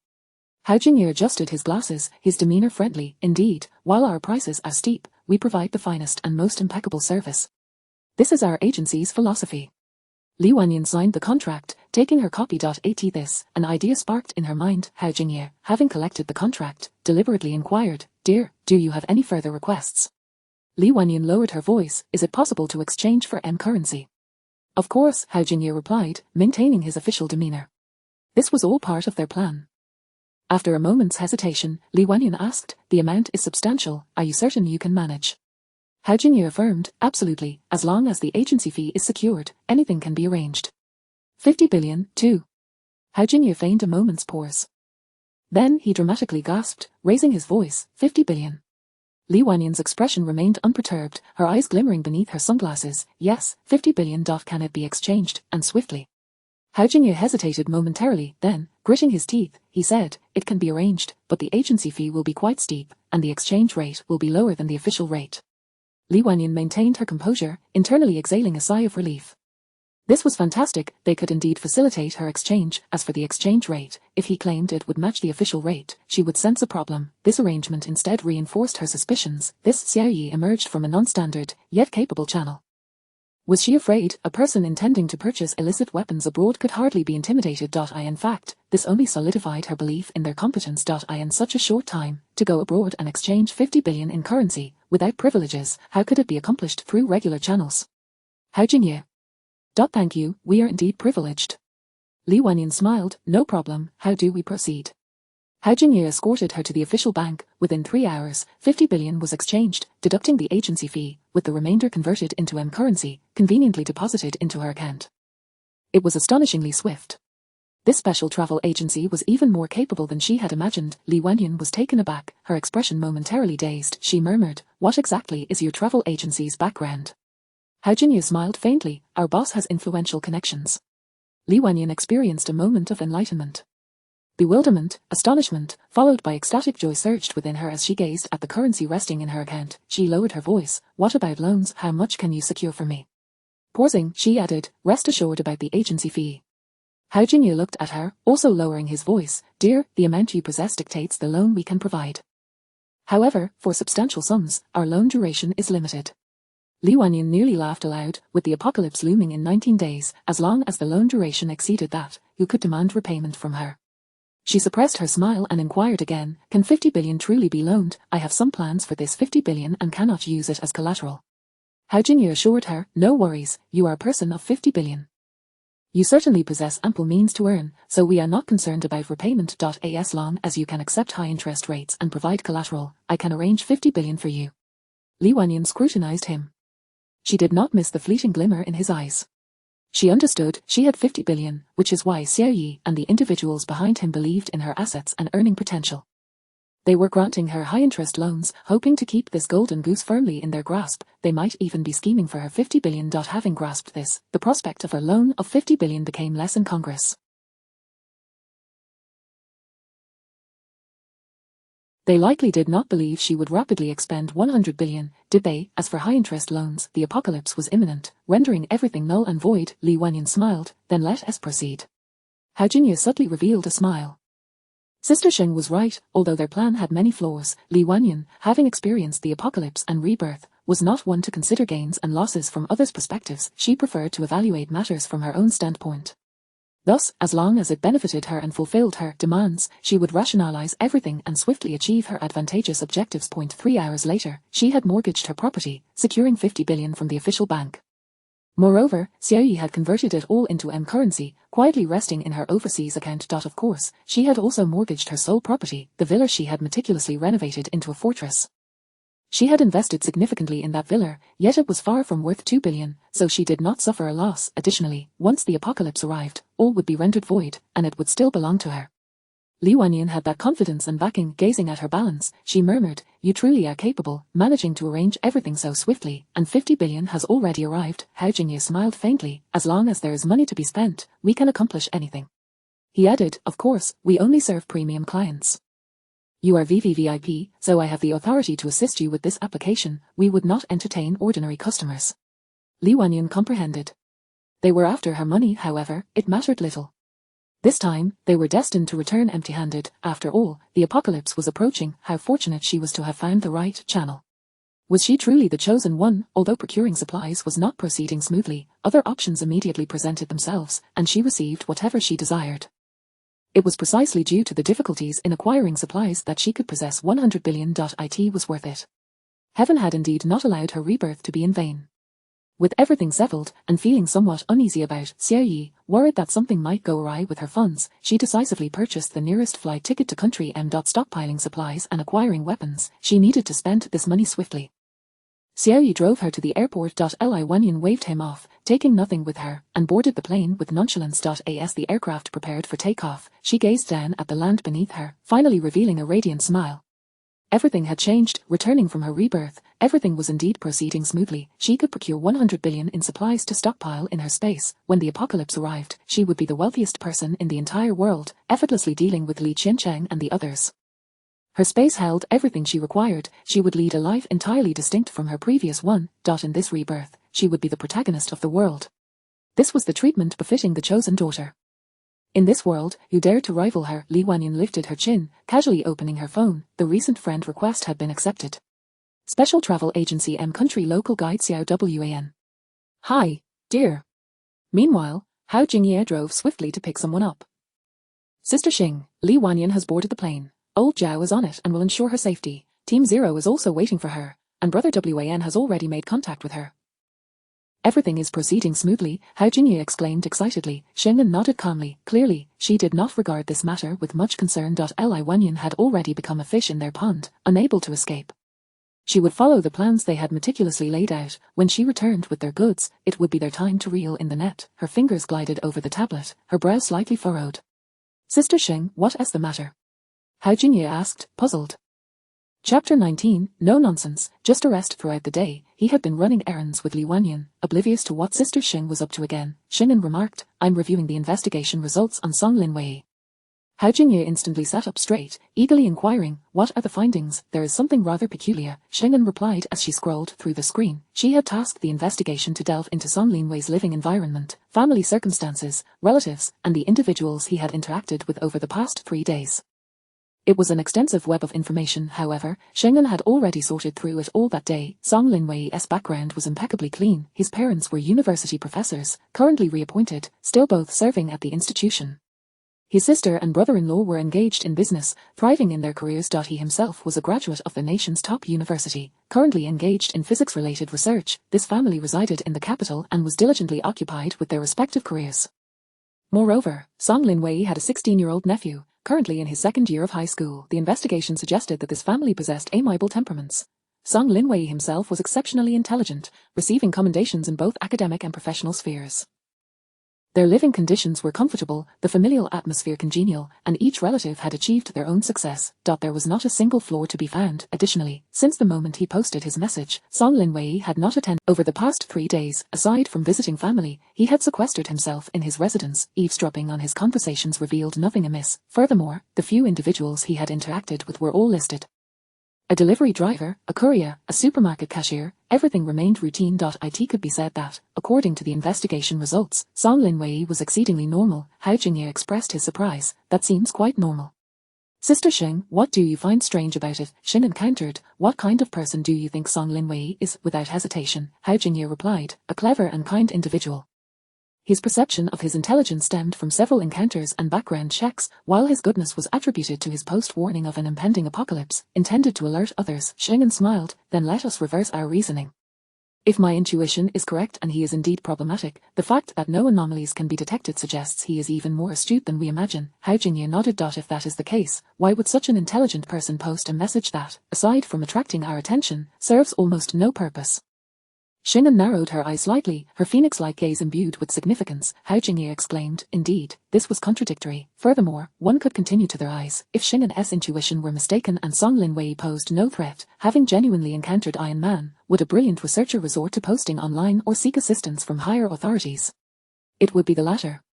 He would promptly notify the state of the existence of Iron Man. The act of posting itself seemed inconsistent with that of a clever individual. Hao Jingye inhaled sharply. So, if Song Linwei indeed harbors ulterior motives, what could his objective be? What is he concealing? If he is not Iron Man, then who could it possibly be? The investigation into Song Linwei is ongoing. Do you know what today's findings revealed? Xing'an teased. Hao Jingye shook his head, his eyes filled with urgency. Prior to today, his parents, sister, brother-in-law, and nephew had been going about their regular work and studies, she said, smiling, her eyes crescent-shaped. However, today, they have all taken leave to return home. Hao Jingye was taken aback. After a moment of contemplation, he slowly articulated, so, he must have confirmed the apocalypse only last night. Then, that post. Xing'an tilted her head slightly, whispering, indeed, the Iron Man who believes in light must be someone close to him. He is protecting that individual. As for the post. Song Linwei is fishing, she concluded. He was fishing for information from the authorities. He aimed to ascertain whether the apocalypse was imminent and to gather intelligence through their interactions. After a pause, Hao Jinye exhaled slowly. Song Linwei was indeed clever, his scheme was sound, yet, regrettably, he encountered Xing and Hao Jinye glanced at Xing'an, suddenly understanding why the state appointed her as one of the heads of the special operations for the apocalypse. They trusted her to suppress those heretics, keen, intelligent, and formidable. She could already deftly manage the anomalous even without extraordinary abilities. What would happen if she awakened powerful abilities? Hao Jinye found himself unexpectedly intrigued. The Song household, after a day of processing, the family had finally come to accept the news. The apocalypse was imminent. Song father frowned deeply, appearing aged. Song mother, equally bewildered, questioned, how can it be the apocalypse? Song Linwei's sister, Song Linlin, asked him, why did you post something to attract the state's attention? What if they... Song Linwei sighed, explaining, because I wanted to confirm whether an apocalypse is truly on the horizon. It was merely an ordinary post. Unless the state was already monitoring, it would hardly have drawn any attention. However, the immediate response from the state indicates they have been keeping a watchful eye, not on who posted about the apocalypse, but on who displays abnormalities. The state is searching for individuals with special abilities. Last night, he had gleaned the answer he sought from a state representative, a terrifying yet anticipated revelation. Song Linlin queried, so now the state is aware. Will they take note of Xiaoxin? Song Linwei shook his head. They shouldn't. There have been no loopholes from beginning to end. I merely revealed the existence of those with special abilities, not exposed Xiaoxin. In the car, Hao Jinye asked, Sister Sheng, who do you think it is? Sheng'an pointed to a name, her expression unruffled. Li Shen, Song Linwei's nephew. Her tone was not conjectural. It was definitive. Song mother lamented, your post was too specific, revealing Xiaoxin's abilities. It's far too dangerous. He must hide well to avoid detection by the state. Li Shen's father, Li Huai, shook his head. The state is searching. There is no need for Li Shen to remain hidden indefinitely. If the apocalypse were to come, those with special abilities would likely fare better than the ordinary. Song Linwei concurred. Exactly, that's why I highlighted Xiaoxin's abilities in my post. If the apocalypse is indeed approaching, then Xiaoxin should not be the most unique, yet he possesses considerable uniqueness. He gazed at the closed room, taking a deep breath before stating, we can leverage this to negotiate with the state. However, we must do so before they discover Xiaoxin. I need to further probe their stance on individuals with special abilities. Time was of the essence. Only 19 days remained. Song Linlin expressed her concern. You're considering Xiaoxin, but that boy is unruly and disobedient. Song Linwei replied, I must advocate for his rights. After all, Xiaoxin is special, and I believe that should not be too difficult. Xing'an remarked, if I'm not mistaken, Song Linwei's exposure of his nephew's metallic abilities is intended to negotiate with us, to secure rights for his nephew. Well, that simplifies matters. Hao Jinye adjusted his glasses. It's merely a negotiation. As long as we uncover. Xing'an interrupted him. No, not a negotiation. Hao Jinye was taken aback. Xing'an sneered, these heretics wish to negotiate, and so do those others. There is no time to waste. If they enter my department, they will comply without question. She raised her hand and tapped the steering wheel. Let us return first to check on Xiaoyu's academic progress, and tomorrow we'll apprehend that Iron Man who believes in light. Apprehend. Hao Jinye's eyes widened in astonishment. This was the first time Xing'an had ever used that term. Chapter 20. Why are you crying? Upon returning to the camp, it was already midnight. Shortly after their arrival, Jianyu had concluded her day's lessons, her steps unsteady as she drifted into the dormitory. The residences for the aberrants were situated on the same floor, designed as hotel-style suites with one bedroom and a living room, equipped with smart home technology, offering a relatively comfortable living environment. Xing'an and Hao Jinye had also moved into this dormitory. You finally returned. Jianyu's expression was blank, her eyes devoid of life. Hao Jinye was startled, exclaiming, what happened to you? Jianyu offered a faint smile, learning. Hao Jinye's expression was complicated. Is it really that unbearable? It's merely acquiring some knowledge. Jianyu turned her head away. She did not wish to converse with the top student ahead. Xing'an beckoned, come here. Jianyu obediently walked over. Xing'an inquired, how is your learning progressing? Will you be able to transplant the seeds before the apocalypse? Can the experimental fields be properly planned? Jianyu's voice was weak. I don't know. Today, a batch has already been transplanted, and the old man Ju and the others are planning the experimental fields. Once I am proficient with the agricultural tools, we can commence formal cultivation. She tugged at her greasy hair, owing to her lack of time to wash it, and broke down. Sister Sheng, I truly can't endure this anymore. Farming is exceedingly arduous, and my tasks are simply overwhelming. Between studying and farming, she felt utterly exhausted after just 2 days. This was not the rebirth she had envisioned. Jianyu clutched her head in frustration, or she was on the verge of a breakdown. No one was to disturb her in this moment of madness. At that moment, a deep voice suddenly resonated. Comrade Jiang is working hard for the nation. We are all aware of it.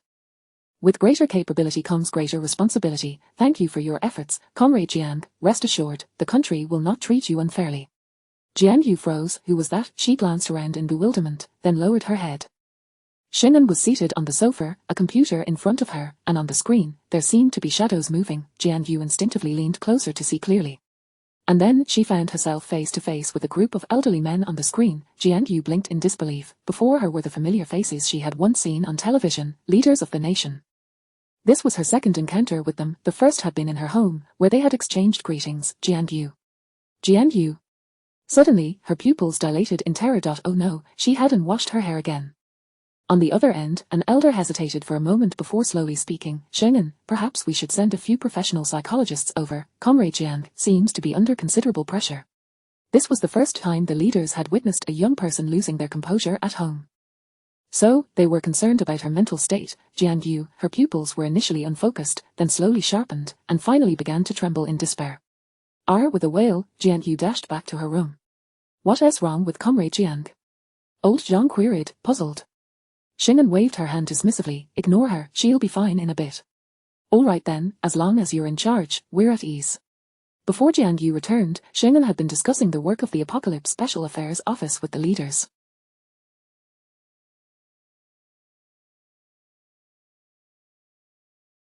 At this moment, old Zhang continued from where he left off. After the apocalypse arrives, the number of ability users will increase, but none will hold as much significance for us as the current aberrants. Xing'an nodded, understood. Each additional ability user at the onset of the apocalypse would contribute to their strength, preserving more resources and saving more citizens. The work of your Apocalypse Special Affairs Office is of utmost importance. With only 19 days left, do your utmost to recruit more talents. Old Zhang rubbed his forehead. Not just Jiang Yu, but Xing'an and the others had also been deprived of restful sleep. These leaders were equally burdened. Each individual had countless tasks to accomplish, and time was drawing ever closer. Xing'an nodded in agreement. After discussing a few other arrangements, the brief video conference came to an end. Jiang Yu, with her damp hair, burst out of her room, peering in just in time to see Xing'an shutting the computer. Jiang Yu. She was incredulous. Has it ended? Xing'an glanced at her unwashed hair and nodded. Yes, it's over. Jiang Yu clutched her head in frustration. How infuriating. She had appeared on video with greasy hair. And now that she had finally managed to clean up, the leaders had missed it. How utterly vexing. Jiang Yu felt profoundly disheartened. It's time for a midnight snack. On the other side, Hao Jingye opened the door. The logistics team wheeled in a hot pot cart, an array of delicious and expensive ingredients piled high. Jiang Yu's attention was diverted, and she queried, why are we eating so lavishly? Though they usually enjoyed good meals, midnight snacks had never been this extravagant. Moreover, the camp cafeteria typically favored healthier options. This luxurious hot pot was clearly ordered from outside. Xing'an found a seat and sat down. Hao Jingye, sitting opposite her, grinned. Thanks to the 150,000 donated by our future teammate. This was their commission earned from Li Wanyan. She felt that not accepting that girl's money would be a scam, so she decided to charge a high price instead. Jiang Yu gasped in shock. She's that wealthy. Xing'an had already begun to eat. Hao Jingye, while cooking in the hot pot, explained, it's 50 billion, combined with what the country gave her, it totals 100 billion. Jiang Yu. She set down the chopsticks she had just picked up, feeling indignant. Why does the country give her 50 billion? It was utterly unfair. Xing'an, without looking up, replied, she procured supplies for the nation. Li Wanyan, thank you. Jiang Yu, I farm for the nation. Eating the hot pot, she sighed. My space is truly useless, especially when compared to spatial ability users. Others can stockpile goods, while mine can only be used for farming. Farming, just hearing those two words gave her a headache. Look at another aberrant with spatial abilities, spending 100 billion so extravagantly, and then look at her, toiling with a hoe in the ground, and still being scolded by old Manju for doing it poorly. People compared to people, it was infuriating. Suddenly, Xing'an lifted her head to look at her, a smile gracing her lips as she said, who says your space is ineffective? I've mentioned before that compared to spatial ability users, the value of your space is even greater. Under Jiang Yu's gaze, she continued to cook in the hot pot, leisurely adding, there are numerous types of ability users, including earth type and plant type. If your space could accommodate people, Jiang Yu's eyes lit up. Hao Jingye quietly added, at that time, you could bring people inside, and the Earth-type ability users could use their powers to till the land, planting seeds, while the Water-type ability users would water them, and the Plant-type ability users could activate their abilities. Upon hearing this, Jiangyu's spirits soared. Yes, how had she not thought of it? Shengen, noticing her excitement, smiled broadly, continuing, at that point, your space could produce crops in batches, and you'd likely need trucks to transport them. It could serve not only as an experimental field but could sustain a large base. Jianyu's expression brightened with joy. Indeed, her space could collaborate with plant-type, earth-type, and water-type abilities. It was simply an unbeatable production capacity. She felt exhilarated, her face flushed and her eyes sparkling. Shingen and Hao Jingye exchanged glances, understanding each other perfectly. Shingen then sighed. Unfortunately, your space cannot accommodate others. Jianyu instinctively opened her mouth. But her voice faltered. Shingen looked at her expectantly. Jianyu tightened her grip on her chopsticks. No, she could not reveal her trump card. This was her golden finger. How could she disclose it all? What if they circumvented her and took her space? No way, absolutely not. She had to restrain herself and keep this secret hidden. Shingen blinked. What were you about to say?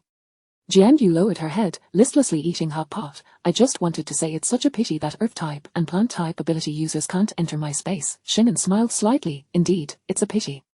Thus, such vast fertile land can only rely on you to plant, nurture, and harvest little by little. Upon hearing this, Jianyu's hands trembled, her legs quaked, and tears streamed down her face.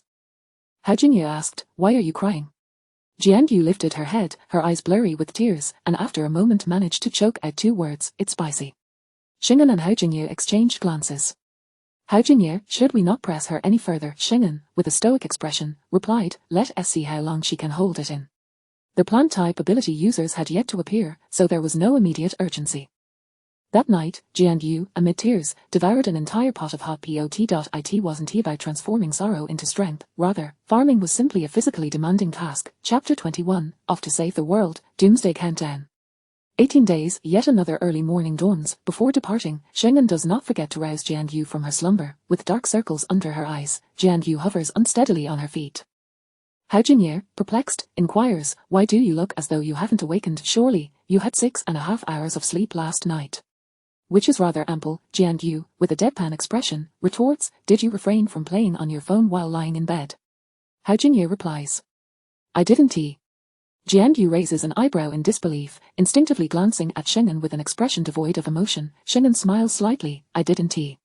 These individuals do not exhibit the contemporary. Their devices serve a purpose for work rather than leisure, and their models differ significantly from ordinary phones. They possess military-grade, highly confidential smartphones. Jianyu thinks to herself, a veritable assembly of devils. In the next moment, Shingen entrusts Jianyu to Academician Zhu and his team before stepping out with Hao Jingye. The latter, somewhat bewildered, asks, what have Team Leader Chiu and the others been up to? Why haven't any of them shown up for days? Shingen, engrossed in feedback on her mobile device, responds nonchalantly without lifting her gaze. They must have found some formidable ability users in other regions, perhaps even more than one. Hao Jingye's expression turns complex, filled with unease. What is Team Leader Chiu planning? Shingen replies, though she appears gentle, she is, in truth, quite proud, especially in my presence. Thus, your assumption holds true. She is likely concocting a grand scheme to assert dominance the moment she arrives. Sister Sheng, are you not anxious? Hao Jingye's concern is palpable. Shingen remains unfazed, not at all. She continues to navigate through her device with remarkable composure. Hao Jingye opens his mouth to voice further thoughts but ultimately refrains upon observing her demeanor. Truly, the emperor is unhurried, yet the eunuchs are in a frenzy. The preparations are complete. The special police have surrounded the Fuan community. Let us proceed to meet the Iron Man who believes in light, Shingen states as she stows away her phone. Last night, she had issued orders, and by 6 a.m., other departments had coordinated with the Doomsday Emergency Response Unit to finalize arrangements. By 7 a.m., the special police had silently encircled the Fuan community. Everything is in place. Upon hearing this, Hao Jingye instantly straightens, shifting into work mode. Understood, Sister Shing. I have already arranged for personnel to assemble the interrogation room for metal-type ability users. It will be ready for use once we bring back Lishan. Shingen nods, entering the vehicle. The inconspicuous black car heads towards the Fuan community. Before 8 a.m., the vehicle halts at the entrance of the community. Shingen meets with the special police and receives the boxes they have brought. Upon discerning the contents, Hao Jingye's expression becomes conflicted. Sister Sheng, Lishan is our future teammate, and the Song family seems quite cooperative. Are we truly going to resort to violent capture? His concern for maintaining team camaraderie evident. Shingen comprehends his sentiment. However, she smiles slightly. do you truly believe that a 16-year-old boy, who identifies himself as Iron Man and believes in light, will obediently comply with our requests after acquiring superpowers? In fact, both Song Linwei and Li Shan's father would be more manageable than Li Shan himself, as the former two possess the calmness to negotiate based on mutual interests. Yet, Li Shan, a typical youth with delusions of grandeur, is the most unpredictable and difficult to control. Who knows what peculiar thoughts occupy his mind? Were it not for the utility of a metal-type ability, Shingen would undoubtedly choose to ignore this aberration. The idea of a metal-type ability user snatching a child's Ultraman figurine is enough to induce a headache, Hao Jingye replies. I understand. Meanwhile, at the Song residence in the Fuan community, Li Shan has returned, and Song Linwei has opted to remain with his parents rather than return to Huayu community, where the entire Song family has gathered. Careers and work seem trivial in the face of impending doom. Following yesterday's calm discussions, they reconvene early this morning to continue their deliberations. Song's mother asks, is Xiaoshan still asleep? Song Linlin shakes her head. Not yet, he always sleeps until 11 a.m. during breaks. Let him be. Song's father queries Song Linwei, when shall we negotiate terms with the government? Song Linwei responds, let us wait a couple of days, gather more information. I will first contact the government personnel. The one named Shingen likely possesses considerable authority. I've retained her assistant's contact details, just in time. At that moment, bang, a loud noise erupts as the door to the room swings open unexpectedly.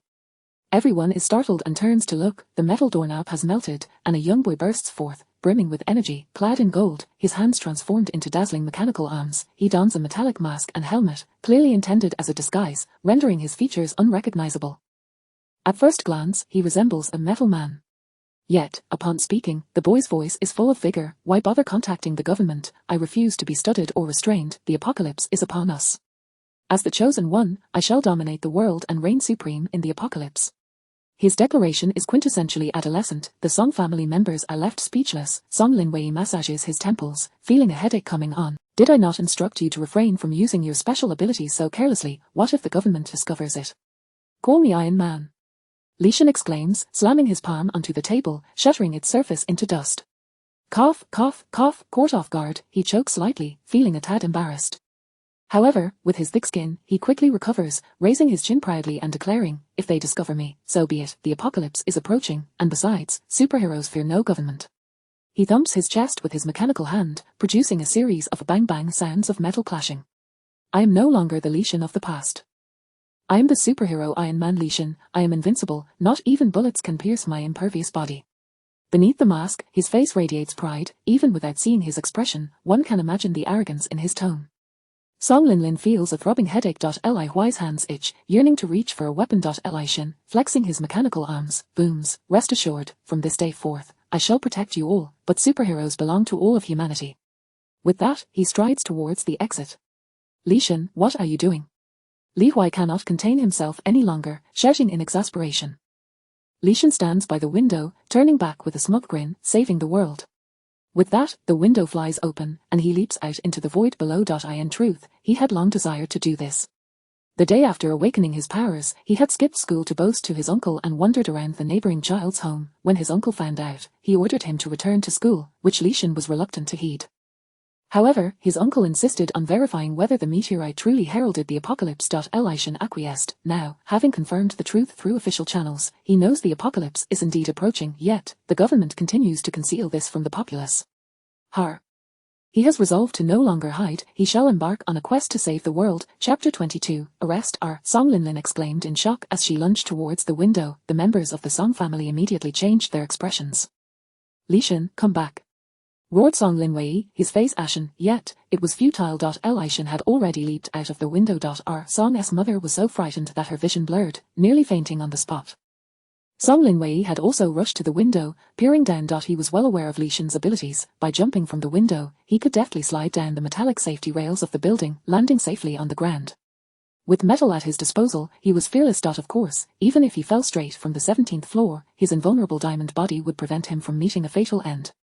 This scene was merely alarming to behold, but the pressing issue was, this was broad daylight, the apocalypse had not yet arrived. Song Linwei was on the brink of a breakdown. Below, the golden figure resembled a gecko, twisting and turning as it made its way down the outer wall, growing increasingly distant. Song Linlin clutched at his sleeve, her arm trembling violently. What shall we do, Linwei? What should we do? Song Linwei took a deep breath, his complexion pale. We must pursue him. Jumping down in broad daylight would undoubtedly attract considerable attention. Li Shan claimed he wanted to save the world. Who knew what other reckless acts he might commit? Song Lin Wei dashed outside. Li Shan resides in Building 9, on the 17th floor. Since yesterday, this family has remained indoors, only venturing out in small groups to gather supplies, Hao Jingye remarked as they walked. Xing'an walked beside him, carrying a suitcase. The Song family was already aware of the impending apocalypse. Ordinary people had no means to confront it. Stockpiling food and supplies was merely an instinctive reaction. Their family lacked space and had not purchased much. Suddenly, as if struck by a thought, Xing'an quickened her pace. We must hurry. The night before last, Song Linwei learned of the apocalypse, and yesterday he informed the Song family to discuss it. From yesterday to today, Li Shan has been cooped up for a day, and he could cause a scene at any moment. At first glance, the Song family appeared to be a harmonious unit. The grandparents were highly educated intellectuals, still teaching at the university. The parents were formidable business people, thriving in the commercial sphere. Even the uncle was a distinguished researcher, consumed by his work. In such a family, it was easy to overlook the child. When they confirmed yesterday that Li Shan was a metal-based ability user, Xing'an had thoroughly reviewed Li Shan's investigative results. Aside from the concerning aspects, his academic performance was abysmal. With such exceptional relatives, the pressure was palpable. Typically, such pressure leads to rebellion. They needed to apprehend him before he stirred up a significant commotion.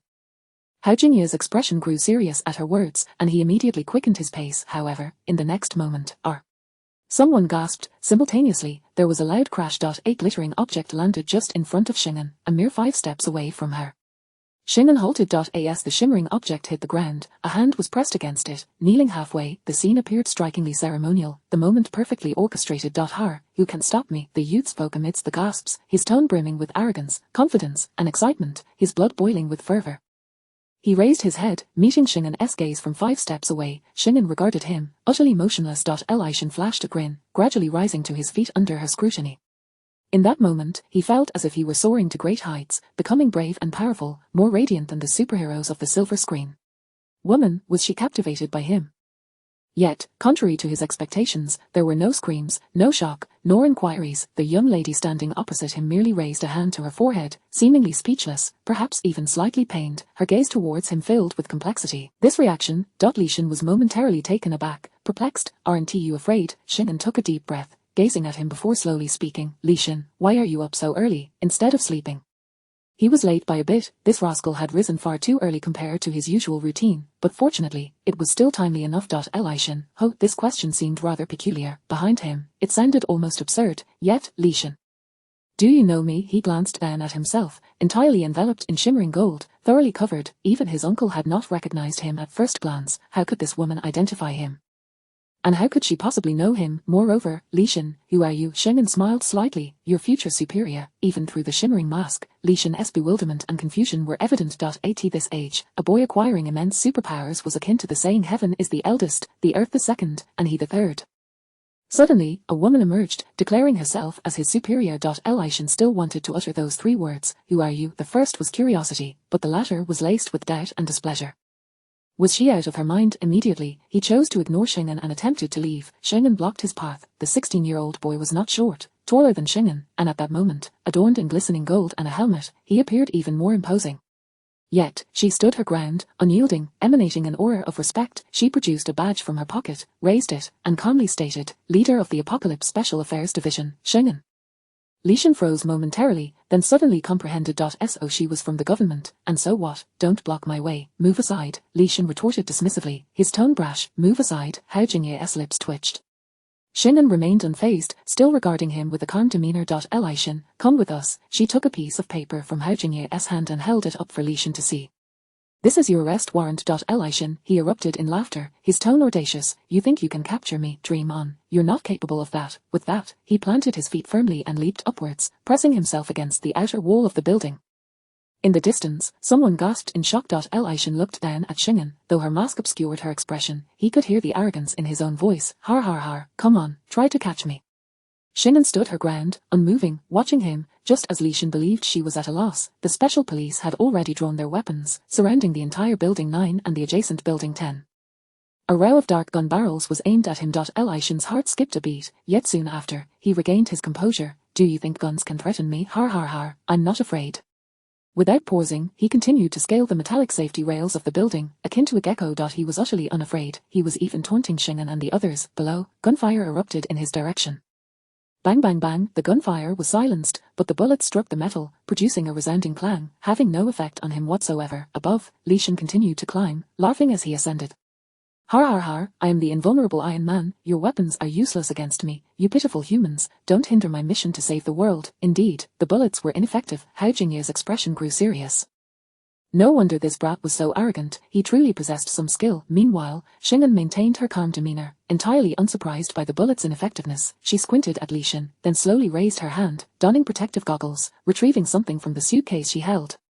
At this moment, Li Shin had already reached the 10th floor. He was reveling in the might of his superpowers and the helplessness of the government's weaponry against him. Chapter 23. The shattered dream of a superhero. At this moment, Li Shin's confidence reached its zenith. The nation's advanced weaponry was powerless against him. He was the superhero of this world, a paragon of strength. Who among us does not harbor a dream of heroism? And he believed himself to be the favored child of destiny, a chosen one. He could freely embrace his role as a hero and realize his aspirations. Har har har har har. Li Shin laughed heartily. Hao Jingye glanced at Shingen, urgency in his voice. Sister Shing. Shingen remained composed, deftly reloading her firearm, taking aim at Li Shin, her voice calm. Li Shin, the concept of indestructibility originates from Buddhist texts, while Iron Man is a Western comic book superhero. Do not engage in cultural appropriation, as it only serves to highlight your ignorance. As her words resonated, Shingen pulled the trigger. This time, the metallic clang of impact was absent. Instead, another sound emerged. Ow. Li Shin howled like a slaughtered pig. Accompanied by this cry of anguish, he plummeted from the sky, crashing down to the ground. Bang! A thunderous noise echoed. Shingen stepped back with unwavering calm. Li Shin writhed on the ground, clutching his arms, his metal limb now sporting a gaping hole, emitting a hissing sound as if something was corroding the metal. In agony, he cried out, what is this? What have you done to me? His voice was filled with torment. Shingen crouched beside him, looking down with a sense of detachment. As she observed his suffering, a radiant smile gradually appeared on her face, and she spoke slowly. If I were you, I would immediately withdraw my abilities and sever the metal from my hand. Upon hearing this, the helmet atop Li Shin's head and the mask on his face vanished, and the resplendent golden glow enveloping him faded instantly. One of his mechanical arms broke away, reverting to his human hand, allowing him a moment to regain composure. His true form was now fully exposed to Shingen, a handsome 16-year-old boy, his face still youthful and rebellious, with wide eyes brimming with fury, his hair slightly long, partially obscuring his brows, clad in bare pajamas. Breathless, Li Shin was about to speak. The next instant, a gun was aimed at his forehead. Above, Shingen smiled faintly at him. Li Shin froze, rigid as stone. Moments later, the spot where the gun was aimed transformed into metal. He was about to resist when Shingen, maintaining her smile, remarked, if it were skin, my gun might struggle to affect you, but if you become metal, then this gun becomes effective. Li Shin stood still. In the next moment, the metal at the gun's muzzle vanished, restoring his flesh and blood form. Ultimately, he was still afraid of death and pain. Surrounding them, the SWAT team had formed a tight perimeter, their firearms trained on Li Shin. At that moment, whether he remained in his metallic form or not, he was entirely at their mercy. Through gritted teeth, Li Shin spat. What kind of gun is this? How could it harm him? This was impossible. He was supposed to be impervious to blades and bullets. Shingen replied, metal manipulators can control metal and even transform it into their own bodies. You have become an embodiment of the metal element. The color of your transformation indicates that the metals you produce are primarily copper and gold. Copper is manageable, while gold presents a bit of a challenge. Your confidence in being bulletproof suggests that your metal contains other elements, enhancing its hardness. Li Shin. What was she talking about? Shingen continued, but do not worry, your educational background is rather limited. The metals you produce are mostly common elements, which are not difficult to handle. The bullets I crafted contain a chemical compound of concentrated nitric acid and concentrated hydrochloric acid mixed in a volumetric ratio of 1:3, commonly known as aqua regia. Li Shin. His eyes glazed over, a look of confusion plastered on his face. She seemed to be mocking him, yet he had no evidence to support his suspicions. Shingen added, aqua regia can dissolve most metal elements, especially since your metallic exterior consists of common elements, Cu and Au, making it quite easy to process. If you had produced any rare elements, that would indeed pose a challenge, potentially requiring the intervention of a chemical expert. Li Shin. With a slight smile, Shingen tapped the barrel of her gun against his forehead. So, young man, perhaps it would be wise to read more before attempting to become a superhero. Li Shin, is this person mocking him? His mind buzzed with confusion, leaving him in a state of shock. He had prided himself on being the child of destiny, convinced of his invincibility, only to find that Shingen had effortlessly defeated him with the most basic principles of high school chemistry. Copper, gold, concentrated nitric acid, concentrated hydrochloric acid, such familiar content. Lishan felt as if he were drifting in a daze. Before him knelt Shingen, aiming that peculiar bullet gun at his forehead. Beside them stood the encircling SWAT team. He could no longer escape. With gritted teeth, Lishan declared, "I will not cooperate with you. If you have the ability, then kill me." Defeated, the boy felt a mix of frustration and rage. He was embarrassed and was putting up a last-ditch resistance. Shingen's smile remained unchanged. "Oh, is that so? You refuse to cooperate, then I shall have to involve your parents and family." She raised her gaze toward the entrance of the building. Lishan was taken aback, glancing over urgently. The elevator had been secured by the SWAT team, but the Song family was still able to exit. At that moment, they stood at the entrance, gazing in fear at the unfolding scene. Song Linwei felt as if his head might explode. They had witnessed Lishan's arrogance and Shingen's decisive actions. Were it not for the inappropriateness of the situation, he would have already lost control and thoroughly beaten Lishan. Of course, even more eager to act were Song Linlin and Li Huai. "Are you threatening me?" Lishan's eyes blazed with anger. If it were just Shingen, he would have fought back, even considering eliminating this villain. Yet here stood an entire SWAT team capable of easily subduing his parents. Shingen replied, "You may choose to think that way, but I believe I am merely analyzing the situation for you." Lishan clenched his fists tightly, cursing, "Shingen, you shameless fiend." At this moment, she resembled the archetypal villain thwarting the hero's journey. Shingen responded, "Indeed, I am shameless." Her smile never faltered. "And what about you stealing a child's Ultraman figurine?" Lishan, he felt inexplicably guilty. Shingen stood up, turning her attention to the Song family, her demeanor warm. "Children should not be too indulged. Otherwise, they may grow reckless and cause great mischief." Just now, it was a true case of raiding the roof. Lishan had descended from the 17th floor. After taunting Shingen, he had climbed back up to the 11th floor, scuttling around like a gecko in plain view, and had been audaciously shouting. The Song family had witnessed it all. Li Huai, breathing heavily, had casually grabbed a broom before descending. Unable to hold back any longer, he charged forward with the broom. "Lishan, if I don't beat you today, I'm not your father." "Ow!" Lishan let out a wretched scream, momentarily forgetting to revert to his metallic form. "Father, why are you hitting me?" "Ow! They were clearly the ones preventing me from saving the world. It hurts, stop hitting me." Shingen calmly holstered her gun, no longer paying attention to the father-son drama unfolding before her. She turned to Hao Jingye and instructed, "I will take him away, you handle the aftermath." Hao Jingye nodded silently. Countless plans for damage control raced through his mind. Today's commotion was significant, and cleanup would not be a simple task. Of course, all of this was the fault of this delusional boy who insisted on scaling walls. Hao Jingye watched as Li Huai pummeled Lishan, a satisfied smile creeping onto his face. "Want to be a superhero? You should consult your father first." Lishan, having received a thorough beating, was led away by Shingen, his spirits dampened. The Song family followed closely behind, accompanied by the SWAT team escorting them, while Li Jingye remained behind to manage the aftermath. And thus, the dream of the metal manipulator, Li Xin, to become a superhero was shattered before he could even leave the neighborhood. Chapter 24. The shattered self-esteem. Once aboard the vehicle, Shingen busied herself with responding to messages.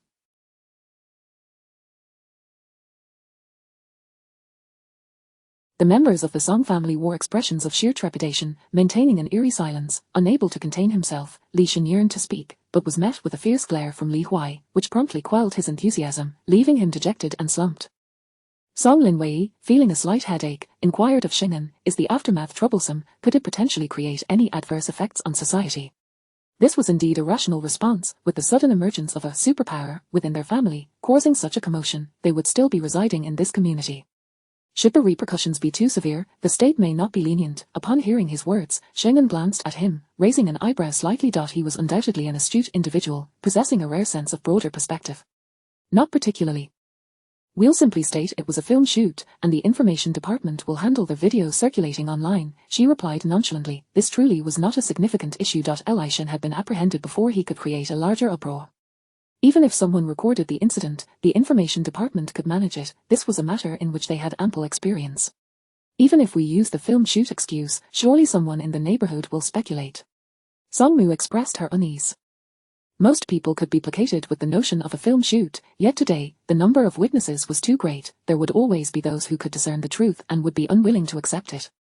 Still engrossed in her messages, Shingen replied without lifting her head, "If they choose not to believe, then so be it. The state will eventually notify the populace to prepare for the apocalypse." It's not a significant issue. With only 18 days until the end, it would be difficult to conceal for long. Li Shin, astonished by her words, exclaimed incredulously, "What, the state will notify the populace?" He had always believed that the government would keep the citizens in the dark. Thus, he felt compelled to save the world and inform everyone. The apocalypse was imminent. Now, he was being told that the state would inform them. Shingen was at a loss for words. She raised her gaze to him, her expression impassive. What purpose would it serve for the state to conceal such information from the populace? Would it benefit the nation if everyone were to perish? Of course, they would issue an urgent notification, make arrangements, and devise ways for more individuals to survive. Youth, perhaps you should refrain from indulging in fanciful thoughts. Li Shin remained silent. Song Linwei shot him a disapproving look, prompting Li Shin to retract his neck, huddling into his seat. Song Linwei then turned his attention back to Shingen, a look of confusion on his face. What brings you here today? Wait, did you already suspect that Xiaoshin was that Iron Man? It was rather easy to deduce, was it not? The only ones you would desperately try to conceal your abilities from are your family. Aside from Li Shin, the rest of your family are all clever individuals, yet only Li Shin would have the audacity to snatch a child as Ultraman figurine. Shingen paused before continuing. Had we not been here today, he would have stirred up an even greater mess. We were fortunate to arrive in time. Song Linwei fell silent, his gaze towards Shingen filled with complexity. He believed he had concealed his identity well, only to discover that the other party had already surmised it. Of course, Li Shin was partly to blame. Song Linlin, incredulous, exclaimed, "What, you stole a child's Ultraman? When did that happen?" At her words, Li Shin shrank back in his seat. He stammered for a moment before quietly admitting, "Who told him not to believe in the light?" "I had to give him a little punishment." Li Huai, once again, looked as though he might reach for the broom. Song Linwei intervened, feeling exasperated. "I know he went to someone else's house later, worried that his superpower might be discovered, which is why he decided to post something to lure them in." Due to the meteor incident, many had been proclaiming that the apocalypse was approaching, and Li Shin was one of them. He had even resisted going to school because of it, only to receive a beating from Li Huai, which ultimately forced him back into the educational system. Afterward, when Li Shin awakened his powers, he felt even more convinced that the end was nigh. This was his moment to save the world and showcase his prowess. Song Linwei was uncertain, opting for a baiting strategy. To his astonishment, they had indeed caught something, but it was a shark, and it had swallowed them whole. Having concluded, he cautiously glanced at Shingen. Noticing her lack of reaction, he ventured again, "What is the current situation, Xiaoshin? How do you plan to arrange things?" Shingen replied, "Does he not wish to save the world? Naturally, he will join us in our endeavor." She raised her head, looking at Li Shin with a playful smile. "Young man, how about joining us to save the world?" Li Shin instinctively lifted his chin, a defiant expression on his face. He scoffed, "You aim a gun at me, but I'm not that easily." Shingen interrupted him with a gentle smile, "I am merely informing you, not negotiating." Li Shin's expression morphed into one of disbelief as he nearly leapt from his seat, raising his voice, "Hey, woman, I am Iron Man. What is this attitude?" Shingen noted his arrogance. Even in captivity, this boy remained convinced of his superiority, understandably so, given his superpowers.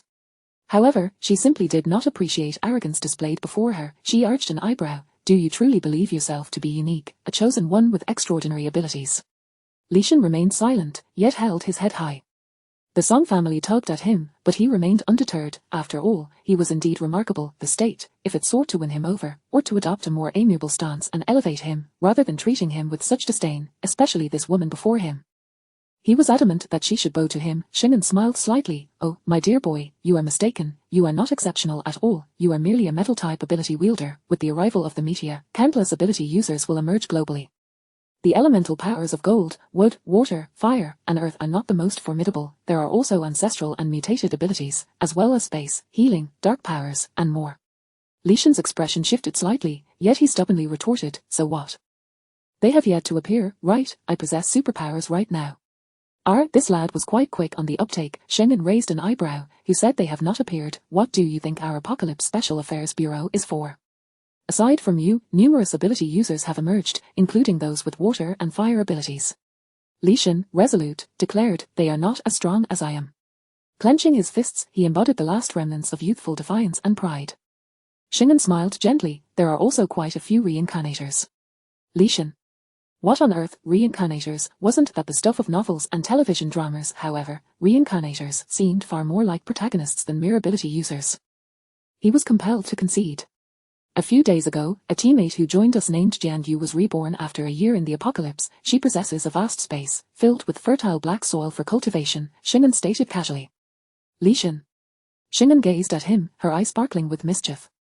Oh, there's another teammate named Li Wanyan, a space-type ability user who not only possesses an enormous space but also started with 50 billion, currently stockpiling supplies for the nation.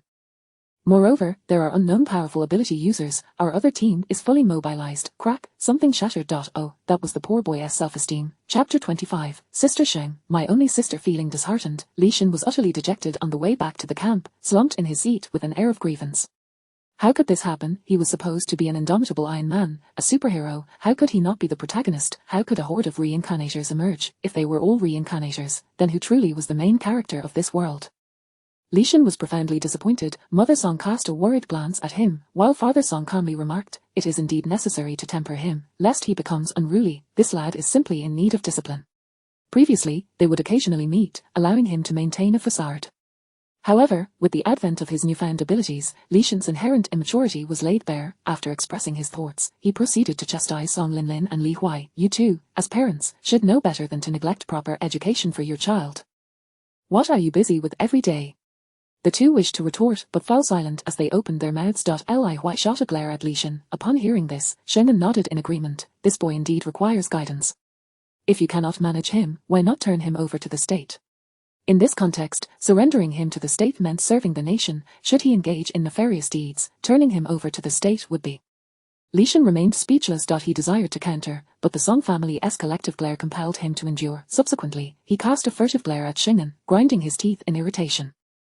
Clearly, he still found her exceedingly displeasing. Sheng'an pretended not to notice. As the vehicle entered the camp, Sheng'an led the group directly to the interrogation room. This particular room was unlike any other. It had been modified by Hao Jingye the previous night, rendering it a unique facility for interrogation. Their timely return made it perfectly suited for use. Sheng'an opened the door. At first glance, the room appeared desolate, devoid of any furnishings. Yet, a second look revealed its extraordinary nature, with unusual materials gracing the walls and floor. Sheng'an gestured towards the interior. Li Xin, step inside and wait. I shall converse with your family before returning for you. Li Xin protested, why must I stay here alone? Sheng'an smiled slightly, because I said so. With that, she raised her hand and forcefully propelled him inside. Li Xin, incensed, attempted to resist. Sheng'an smirked and raised her hand. Bang! With a resounding crash, Li Xin was unceremoniously tossed inside like a hapless chick. In the next instant, Sheng'an decisively shut the door. Inside, amidst his anguished cries, Li Xin swore, damn it, how can this woman possess such strength? Sheng'an ignored him and led the Song family in another direction. The family exchanged glances, ultimately refraining from voicing any objections. Indeed, Li Xin was somewhat in need of education. In the interrogation room, after enduring some pain, Li Xin surveyed the empty space around him. The room was dark and devoid of illumination. The door was sealed tightly, evidently robust and difficult to open. A cold smile crept upon Li Xin's face. Oh, do they think confining me will thwart my escape? He realized he was not as extraordinary as he had imagined. However, he maintained the belief that as long as he refrained from wrongdoing, the state would not eliminate him. This instinct remained intact, thus, he would not simply acquiesce to his confinement. If he were to wait here, it would imply that he had succumbed to the control of that woman. Impossible, Li Xin chuckled slyly, a glint of mischief in his eyes. His body instantaneously transformed into that of a metallic being, poised to launch himself at the door. Ding! The lights flickered on. Then he found himself forcibly adhered to the wall, immobilized. Li Xin. He struggled a couple of times, yet his body remained stuck against the wall. Stupefied, he muttered, what on earth? I'm not Iron Man, how can I be stuck by a magnet? He was incredulous. Simultaneously, the four corners of the room displayed surveillance feeds, from which Sheng'an's calm voice echoed, who said this was a magnet? The power of science is beyond your comprehension, young man. You should read more. Li Xin, damn it, is this woman mocking him again? Hanging there, he gritted his teeth and abruptly transformed back into his human form. Bang! He crashed to the ground. Ow! Li Xin emitted a pained cry, his face contorting in agony. His rear end, after a moment, Li Xin regained his composure, glancing at the surveillance, clenching his jaw. He was unwilling to concede defeat so easily. Therefore, he approached the door. This door bore no lock and was not metallic. He attempted to manipulate it but to no avail. Gritting his teeth, Li Xin transformed his hands into metal hammers, ready to strike the door.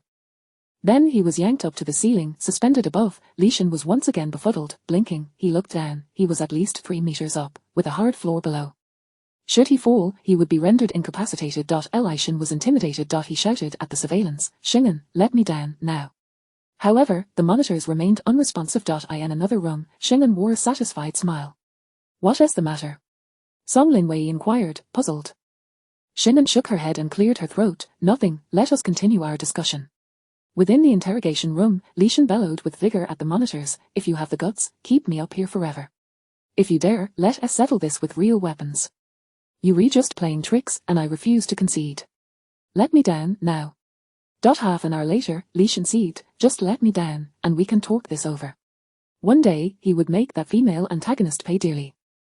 An hour later, Lishan was disheartened, you can't possibly keep me hanging forever, can you? Hey, Shingen, are you even there? 2 hours later, Lishan hung his head in despair, all right, I admit defeat. Just tell me what you want. 3 hours later, Lishan felt hopeless, Shingen. 4 hours later, Lishan's throat was parched and his energy depleted. I surrender, Shingen. 5 hours later, Lishan, weak and weary, admitted, I was wrong, Sister Shing, my sister, my only sister. Meanwhile, Shingen engaged in conversation with the Song family for an extended period. Once concluded, she warmly invited them to join her for lunch. Sensing her amiable demeanor, the Song family exchanged glances. Feeling somewhat relieved, her cordiality was a positive sign, indicating a favorable attitude from the state towards Lishan. In the afternoon, Hao Jingye returned. Shingen arranged for the Song family to tour the training grounds, dormitories, and dining hall, while also briefing them on the preparations the state was undertaking.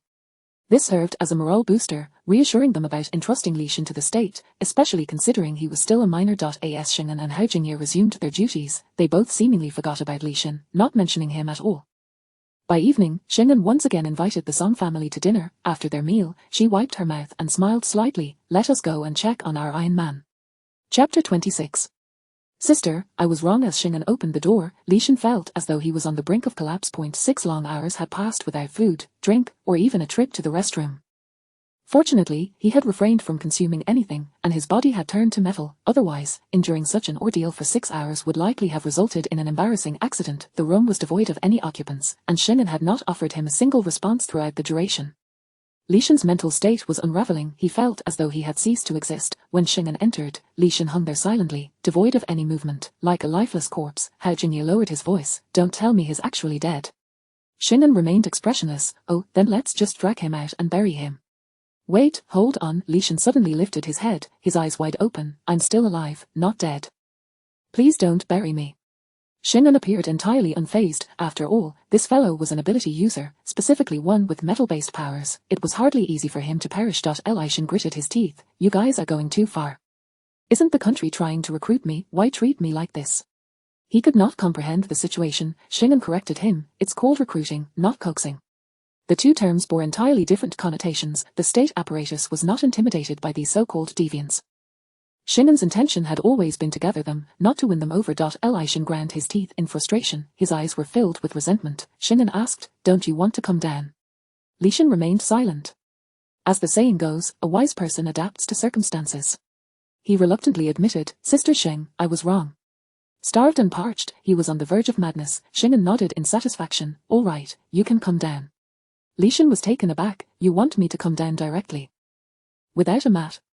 If he had dared to descend directly, he would have done so long ago. This was not merely a matter of jumping down. He was suspended in midair, and if he transformed back into a human, it would mean crashing down face first. What could possibly go well? Shingen replied, I'll catch you. Lishan cast a doubtful glance at Shingen's slender arms and legs. Shingen, exasperated, added, besides, can't you revert your legs back to normal before changing your upper body? Currently, he was suspended horizontally. However, if his legs returned to normal, they would naturally be positioned below him, making it possible to jump down from that height. Elishan was bewildered, his mind swirling with disbelief. How had he not thought of this sooner? In that moment, he wished he could strike Shingen and himself for not realizing this solution earlier. If only he had considered this approach sooner, he would not have endured 6 hours of torment.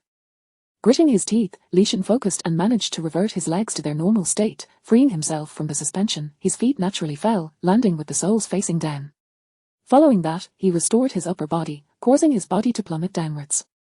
Lishan instinctively cried out, having been suspended for so long, his body suddenly returning to flesh and blood made him feel weak and limp, and he nearly crashed to the ground. Shingen reached out and caught him, preventing a hard landing. Li Shin's feet touched the ground, his body leaning against Shingen as he breathed heavily. In that moment, he felt an unexpected sense of reliability from her. Li Shin was inexplicably moved. Shingen maintained her stoic expression. So, can you stand on your own now? Li Shin remained silent, obediently standing upright, feeling a rare sense of embarrassment. Hao Jingye observed his newfound compliance and nodded in satisfaction. Li Shin, can you cooperate with us for some examinations now? Li Shin hung his head, dejected, and said nothing. Shingen shot him a glance, and instantly, he felt a wave of pain coursing through his body. He raised his hands in surrender. I'll cooperate. Jian Yu's face originated from a bracelet, making her examinations relatively straightforward. However, Li Shin was a different matter entirely. He underwent exhaustive checks, inside and out, with numerous samples of blood drawn and various imaging studies conducted related to metal research. The array of examinations would take at least a day or two. Typically, after each test, results would prompt further inquiries. Of course, it was not just Li Shin, the previous water and fire ability users were also included. What is the current situation? Shingen inquired. In the laboratory ahead, Li Shin, visibly impatient, was being directed to manipulate metal and create mechanical arms. Each time his patience wore thin, he could see Shingen's threatening gaze through the glass. Li Shin complied once more. This female antagonist was formidable. He decided to bide his time. Beside him, Dr. Yang's eyes were a tumult of emotions, ultimately coalescing into a single phrase, very peculiar. What do you mean? Hao Jingye asked, intrigued. Shingen also turned her attention to Dr. Yang. Dr. Yang perused the thick stack of results in his hands, his expression grave. Similar to the two water and fire ability users, there are special components present in their bodies, embedded within their blood and flesh. The three of them share some similarities and differences, all contain unknown substances. Perhaps with more samples, we can draw broader conclusions. At present, we cannot ascertain how they manipulate elements, but it is undoubtedly related to these special substances. This unique substance affects their bodies. Li Shin is even more extraordinary than the other two. While they can merely control and release water and fire, Li Shin can transform into a metallic being, merging metal with his body. Shingen and Hao Jingye exchanged solemn glances. Hao Jingye turned to Shingen, opening his mouth. Sister Shing. Shingen took a deep breath and calmly responded, continue. Upon hearing this, Dr. Yang resumed, we have captured various comparative images of Li Shin in his metallic form and his normal state. It appears he utilizes the special substance to achieve his metallic transformation. Furthermore, the examination results were numerous, but most were perplexing. With few conclusive findings, the researchers were at a loss regarding the situation. These researchers were among the most elite in their field. After a lengthy discourse, Dr. Yang pursed his lips. We will continue our research. Once we have more samples, we may derive clearer conclusions. Additionally, we request more researchers to be assigned to this case. Shingen nodded in agreement. That's fine. Li Shin and the others will cooperate as well. Once Dr. Yang concluded, he returned to further investigate Li Shin. Shingen and Hao Jingye remained outside. After a moment of contemplation, Hao Jingye remarked, it seems a bit strange. Shingen gazed steadily at Li Shin, gradually articulating, he has just awakened his abilities, yet he is remarkably unique. According to the examination results, Li Shin already possessed an unparalleled command over metal. This was indeed very strange. Hao Jingye scratched his head. Everything about him suggests he has just acquired his powers. Dr. Yang's results confirm this. The special elements in his body do not exceed those found in the water and fire ability users. But his control over metal is far superior. Shingen emphasized, it's as if he is already a highly skilled ability user. From the current research perspective, ability users typically mastered their elemental powers as they progressed. Li Shin already exhibited capabilities beyond what was expected. He might currently lack knowledge, but once he comprehended the elements and their compositions, his potential would be beyond imagination. This was not merely Iron Man. It was the limitless transformation of metal. Hao Jingye gasped, riddled with uncertainty and confusion, ultimately culminating in a single phrase, could it be that he is truly the chosen one? Shingen remained silent. The chosen one, Jian Yu, Li Wan Yun, and now Li Shin, whether or not they were reincarnated beings, each possessed something extraordinary. Li Wan Yun's vast space, Li Shin's unparalleled control over metal. Clearly, more samples were necessary. Shingen narrowed her eyes, plunging into contemplation. Doomsday countdown, 17 days. In the interrogation room, Li Shin dared not transform into a metallic being, instead curling his hands within his sleeves, squatting pitifully in the corner, exuding an air of utter dejection. Shingen stood before him, her expression unchanged, unmoved by his plight. Song Lin Wei, having just awakened, was summoned, looking somewhat bewildered. What is going on? What happened? Chapter 27, Submission to the Nation. Shingen maintained her impassive demeanor, her voice calm and unruffled. It's nothing much, merely that he damaged all the machines used for testing during the inspection and nearly harmed a researcher in the process. Song Linwei gasped sharply. Li Shan crouched on the ground, appearing aggrieved. This isn't my fault, is it? That lab coat instructed me to reach in and manipulate the gold element. They kept changing their commands, and I lost my composure for just a moment, which caused the element to go haywire, resulting in those machines breaking. His tone was one of innocence, yet under Xing'an's gaze, his voice dwindled, becoming increasingly faint and guilt-ridden. Xing'an regarded him with a tranquil stare. He instinctively averted his gaze. Observing this, Song Linwei could deduce everything. He understood Li Shan well. It was evident that Li Shan had been restless from the lack of rest since yesterday, and after enduring repeated inspections, he had grown impatient. With Xing'an absent, he had intentionally caused trouble by refusing to cooperate. Since awakening his powers, this young man had fancied himself their chosen one and a hero, displaying an extreme arrogance. The damage to the machines was one thing. The near injury of a person was another matter entirely. With this thought, he shot Li Shan a fierce glare. It must be said, Song Linwei was right on the mark. Li Shan had gone without sleep for an entire night, and now, confined in the interrogation room with his back against the wall, he grew increasingly irritable. Coupled with an inexplicable sense of guilt, he chose to abandon all restraint, defiantly stating, "I've already apologized to them. What more do you want? It's just a few broken machines. I can compensate for them, can't I?" His tone was resolutely stubborn. Upon hearing this, Song Linwei felt a jolt of concern. Meanwhile, Xing'an couldn't help but chuckle. A smile graced her lips, her eyes dancing with mirth as she slowly spoke. "You wish to compensate, do you? Very well, let us settle the account." Hao Jingye swiftly navigated his tablet, and soon, he adjusted his glasses and announced, "Li Shan, the machines you damaged are the latest specialized equipment in our laboratory, and they are not available for sale externally. We'll calculate the cost for you, a total of 97 million. How would you like to make the payment?" Li Shan nearly leapt to his feet in disbelief, his voice rising incredulously. "What on earth? Those things are worth 100 million. What do you think?" Xing'an remarked, looking at him with a steady gaze. "One must consider the consequences of their actions. Intentional damage necessitates compensation. Of course, since you are a minor, I will have to contact your guardian." At this, Li Shan truly sprang up in alarm. His parents were business people, reasonably well off, but nowhere near 100 million. Moreover, he felt too ashamed to have his family face financial ruin due to his impulsive actions. Li Shan protested vehemently, "Why should I be responsible for compensation? I was merely cooperating with your research. Any losses incurred cannot be blamed on me." Xing'an replied, "If the damages occurred due to your cooperation, you would not be at fault. However, the fact remains that you deliberately broke those machines and nearly injured someone, which is extremely serious. I had no idea they could break so easily. I was just extracting the metal from inside." "Oh, so you admit it was intentional? In that case, we can demand the 97 million from the Song family." "Xing'an, you think just because you say it's 97 million, it is.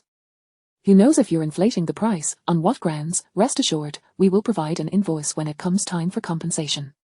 Li Shan seethed, grinding his teeth. "The apocalypse is upon us, the world is about to end, and you still expect compensation. But the end has not yet arrived, has it?"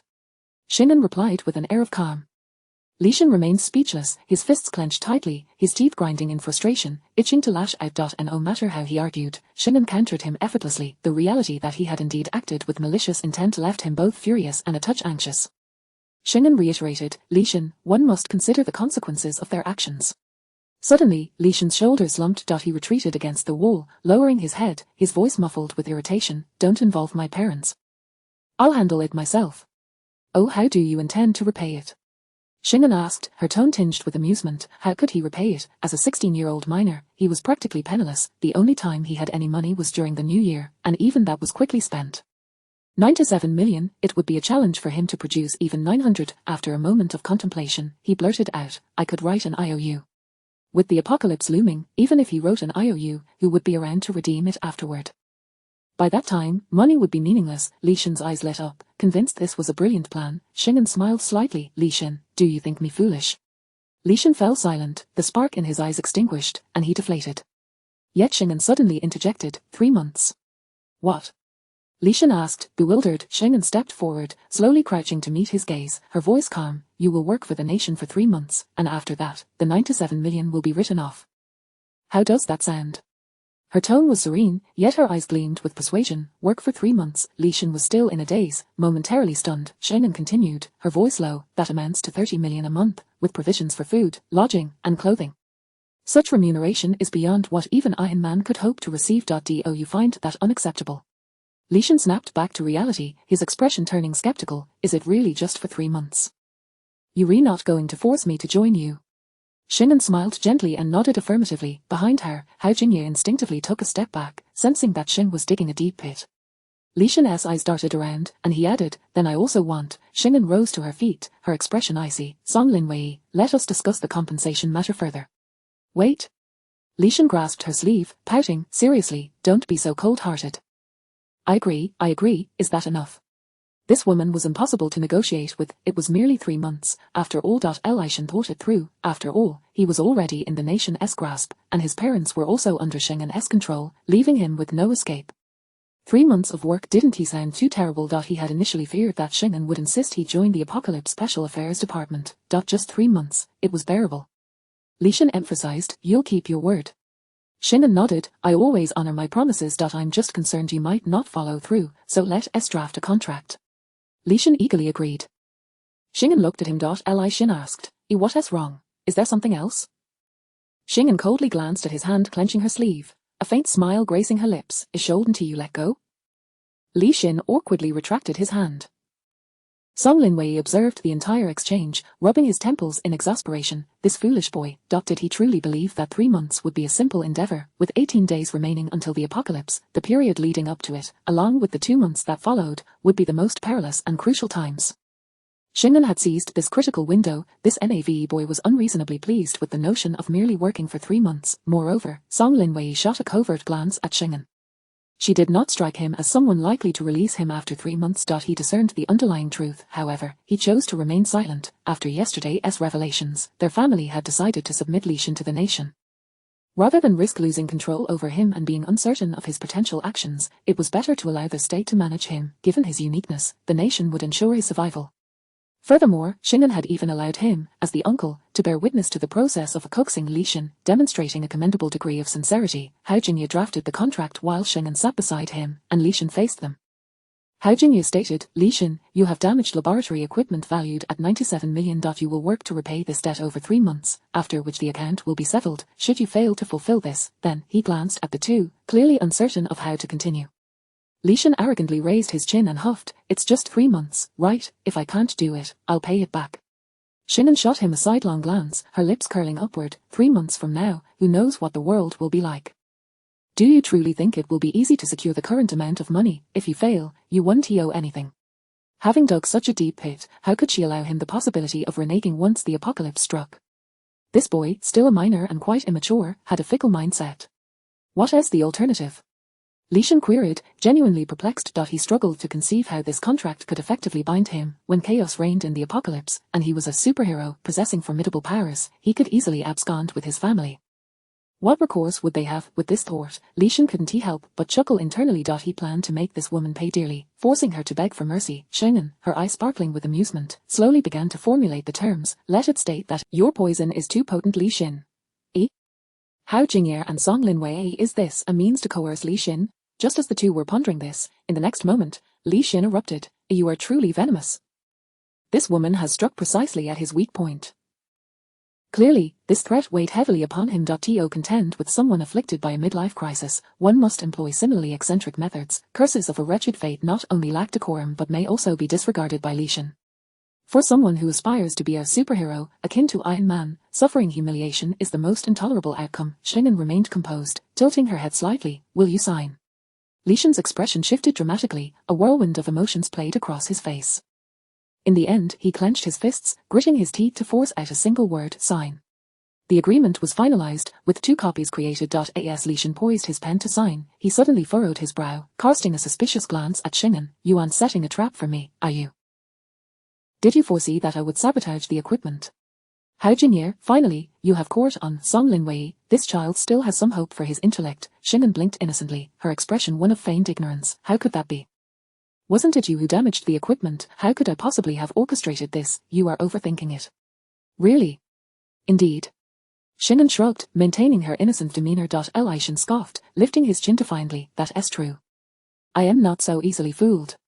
With that, he signed what he deemed a contract of servitude. Oh no, a labor contract. Observing this, a smirk curled at the corners of Xing'an's lips. This individual, clearly not so easily subdued, could not be coerced solely through threats. Other methods fell on deaf ears. It would be wiser to dig a pit and watch him fall into it. He undoubtedly believed it was merely for 3 months and that he could endure until then. However, once he boarded this ship, there would be no disembarking. After staying up all night, how could she not know he was on the brink of exhaustion? Shingen was satisfied as she tucked away the agreement, signifying that their department had gained another member. Although he was a juvenile, afflicted by an overactive imagination, with a golden ability, he nonetheless possessed some skill. Li Shan sat back in his chair, legs crossed, his expression brimming with defiance. Speak, what do you require of me? I must clarify, my abilities are exceptional. If it's merely trivial tasks, do not bother me, as they lack challenge. His face was adorned with arrogance, as if waiting for others to plead with him. Shingen, uninterested in his bravado, simply replied, we will discuss your matters later. Having said that, she turned her attention to Song Linwei. Song Linwei looked back at her, puzzled. Shingen continued, let us now deliberate on the conditions for Mr. Song's inclusion in our ranks. Song Linwei was taken aback. Li Shan. He appeared utterly bewildered. What do you mean? You wish for my uncle to join the Special Operations Department?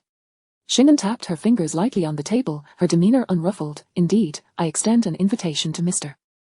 Song to join our Apocalypse Special Operations, becoming a member of Team B. It seemed she was unaware of the significance of the bombshell she had just dropped. Even Hao Jingye was somewhat taken aback. After a prolonged moment of silence, Song Linwei finally spoke. I am not an aberration, I lack special abilities, nor am I a reincarnate. Shingen shook her head, gazing earnestly at him. The Apocalypse Special Operation seeks to gather aberrations, but the objective is to combat the impending apocalypse. Naturally, we require more than just aberrations, we also need individuals capable of contributing their strength. You are an astute individual, your nimble mind is your greatest asset, the value of a reincarnate lies in their memories, and currently, the number of ability users is still quite scarce. However, when the apocalypse arrives, many more will emerge. What I seek are clever individuals, and you are one of the few. Though Shingen was unaware of the origins of these aberrations, the ones she had encountered thus far were a motley crew, each with a distinct personality. Their collective presence would surely lead to frequent complications. Moreover, those lacking intelligence would struggle to maximize their potential. She needed clever minds to help them realize their fullest capabilities. Hao Jingye was one, and Song Linwei was another. Song Linwei fell silent. Li Shan's expression was one of incredulity. Leaning forward, he could not help but interject. Hey, don't think that just because you've brought my uncle into this, I'll join you. Shingen regarded him with an impassive expression. Oh, I never intended for you to join. You are merely a contract worker, your uncle is the talent I seek for a formal position. So, young man, could you kindly remain quiet, Li Shan? He found himself questioning the meaning of life. Surely, this wasn't he merely an effort to recruit him by inviting his uncle, was he truly devoid of value? Shingen once again focused her gaze on Song Linwei, her eyes intent. So, Mr. Song, do you wish to join us? Song Linwei appeared dazed. It was evident that Shingen held him in high regard, not merely due to familial ties. He could sense this, yet he had not anticipated that with the apocalypse looming, he would still be considered significant. This feeling stirred a complex mix of emotions within him. In truth, upon learning of the impending apocalypse and the countless ability users that would arise, he felt an unsettling anxiety. He wondered, if he lacked abilities, did that mean he would become worthless? Now, Shingen was assuring him that, despite not possessing abilities, he remained valuable. Such recognition was exceedingly rare and deeply moving. Was he willing to accept? In truth, there was little to contemplate. It was not merely for the trust Shingen had placed in him. The Apocalypse Special Operations was an elite department specially established by the state, directly subordinate to the highest authorities of the nation, one of the most critical entities post-apocalypse. Once the apocalypse struck, the nation would take action, and aligning with its efforts would be the most viable path to survival. This was indeed the best choice. Furthermore, being part of such a unique department, alongside someone like Shingen, laboring on the front lines against the apocalypse, was he not eager for that? Song Linwei's breath quickened, his voice hoarse. All right, I will join. Shingen smiled, extending her hand. Welcome, my teammate. Song Linwei reciprocated, grasping her hand gently, his voice soft. Thank you, team leader Shing. Their hands clasped in the air, imbued with a sense of inexplicable ceremony. Li Shan was left utterly dumbfounded. This self-proclaimed chosen one, this superhero, wore a look of utter confusion. So, was he, this Iron Man, truly inferior to his uncle, a mere ordinary man? His uncle was a formally appointed member, while he was merely a contract worker. Holding that 3-month contract, Li Shan felt an unprecedented sense of bewilderment. Where was the promised Iron Man? Where was the superhero destined to save the world? Why did it not align with his expectations? Shingen turned to Song Linwei. How about I arrange jobs for your parents and sister and brother-in-law? Consider it a benefit of your joining us. She smiled with a meaningful glint. Song Linwei froze momentarily. Then, upon meeting Shingen's gaze, he suddenly understood. Song Linwei smiled. All right. This was indeed a benefit for him, yet it was not solely for his sake. In just a few words, his grandparents, parents, and uncle would all have jobs in the apocalypse, and it was evident they would be formal positions. Meanwhile, Li Xin, this Iron Man, remained seated beside them, clutching a 3-month contract in a daze. He could no longer contain his impatience, asking, "What about me? What will I do?" Finally, Xing'an looked at him, a subtle smile gracing her lips. "First, let us have you attend classes." Li Xin. What on earth? Chapter 29, Awakening Abilities Requires Learning. Li Xin questioned whether he had misheard. Ever since awakening his abilities, his first thought had been to drop out of school. However, after being sent back to school by his uncle, he barely managed to hold out for 2 days before receiving confirmation of the impending apocalypse and immediately took leave to prepare to save the world. From that moment on, he felt that learning had nothing to do with him. With the end of the world approaching, who would still focus on studies? Li Xin erupted in frustration. "Hey, Xing'an, get this straight. The apocalypse is upon us, the end of the world, total destruction. What was there to learn?"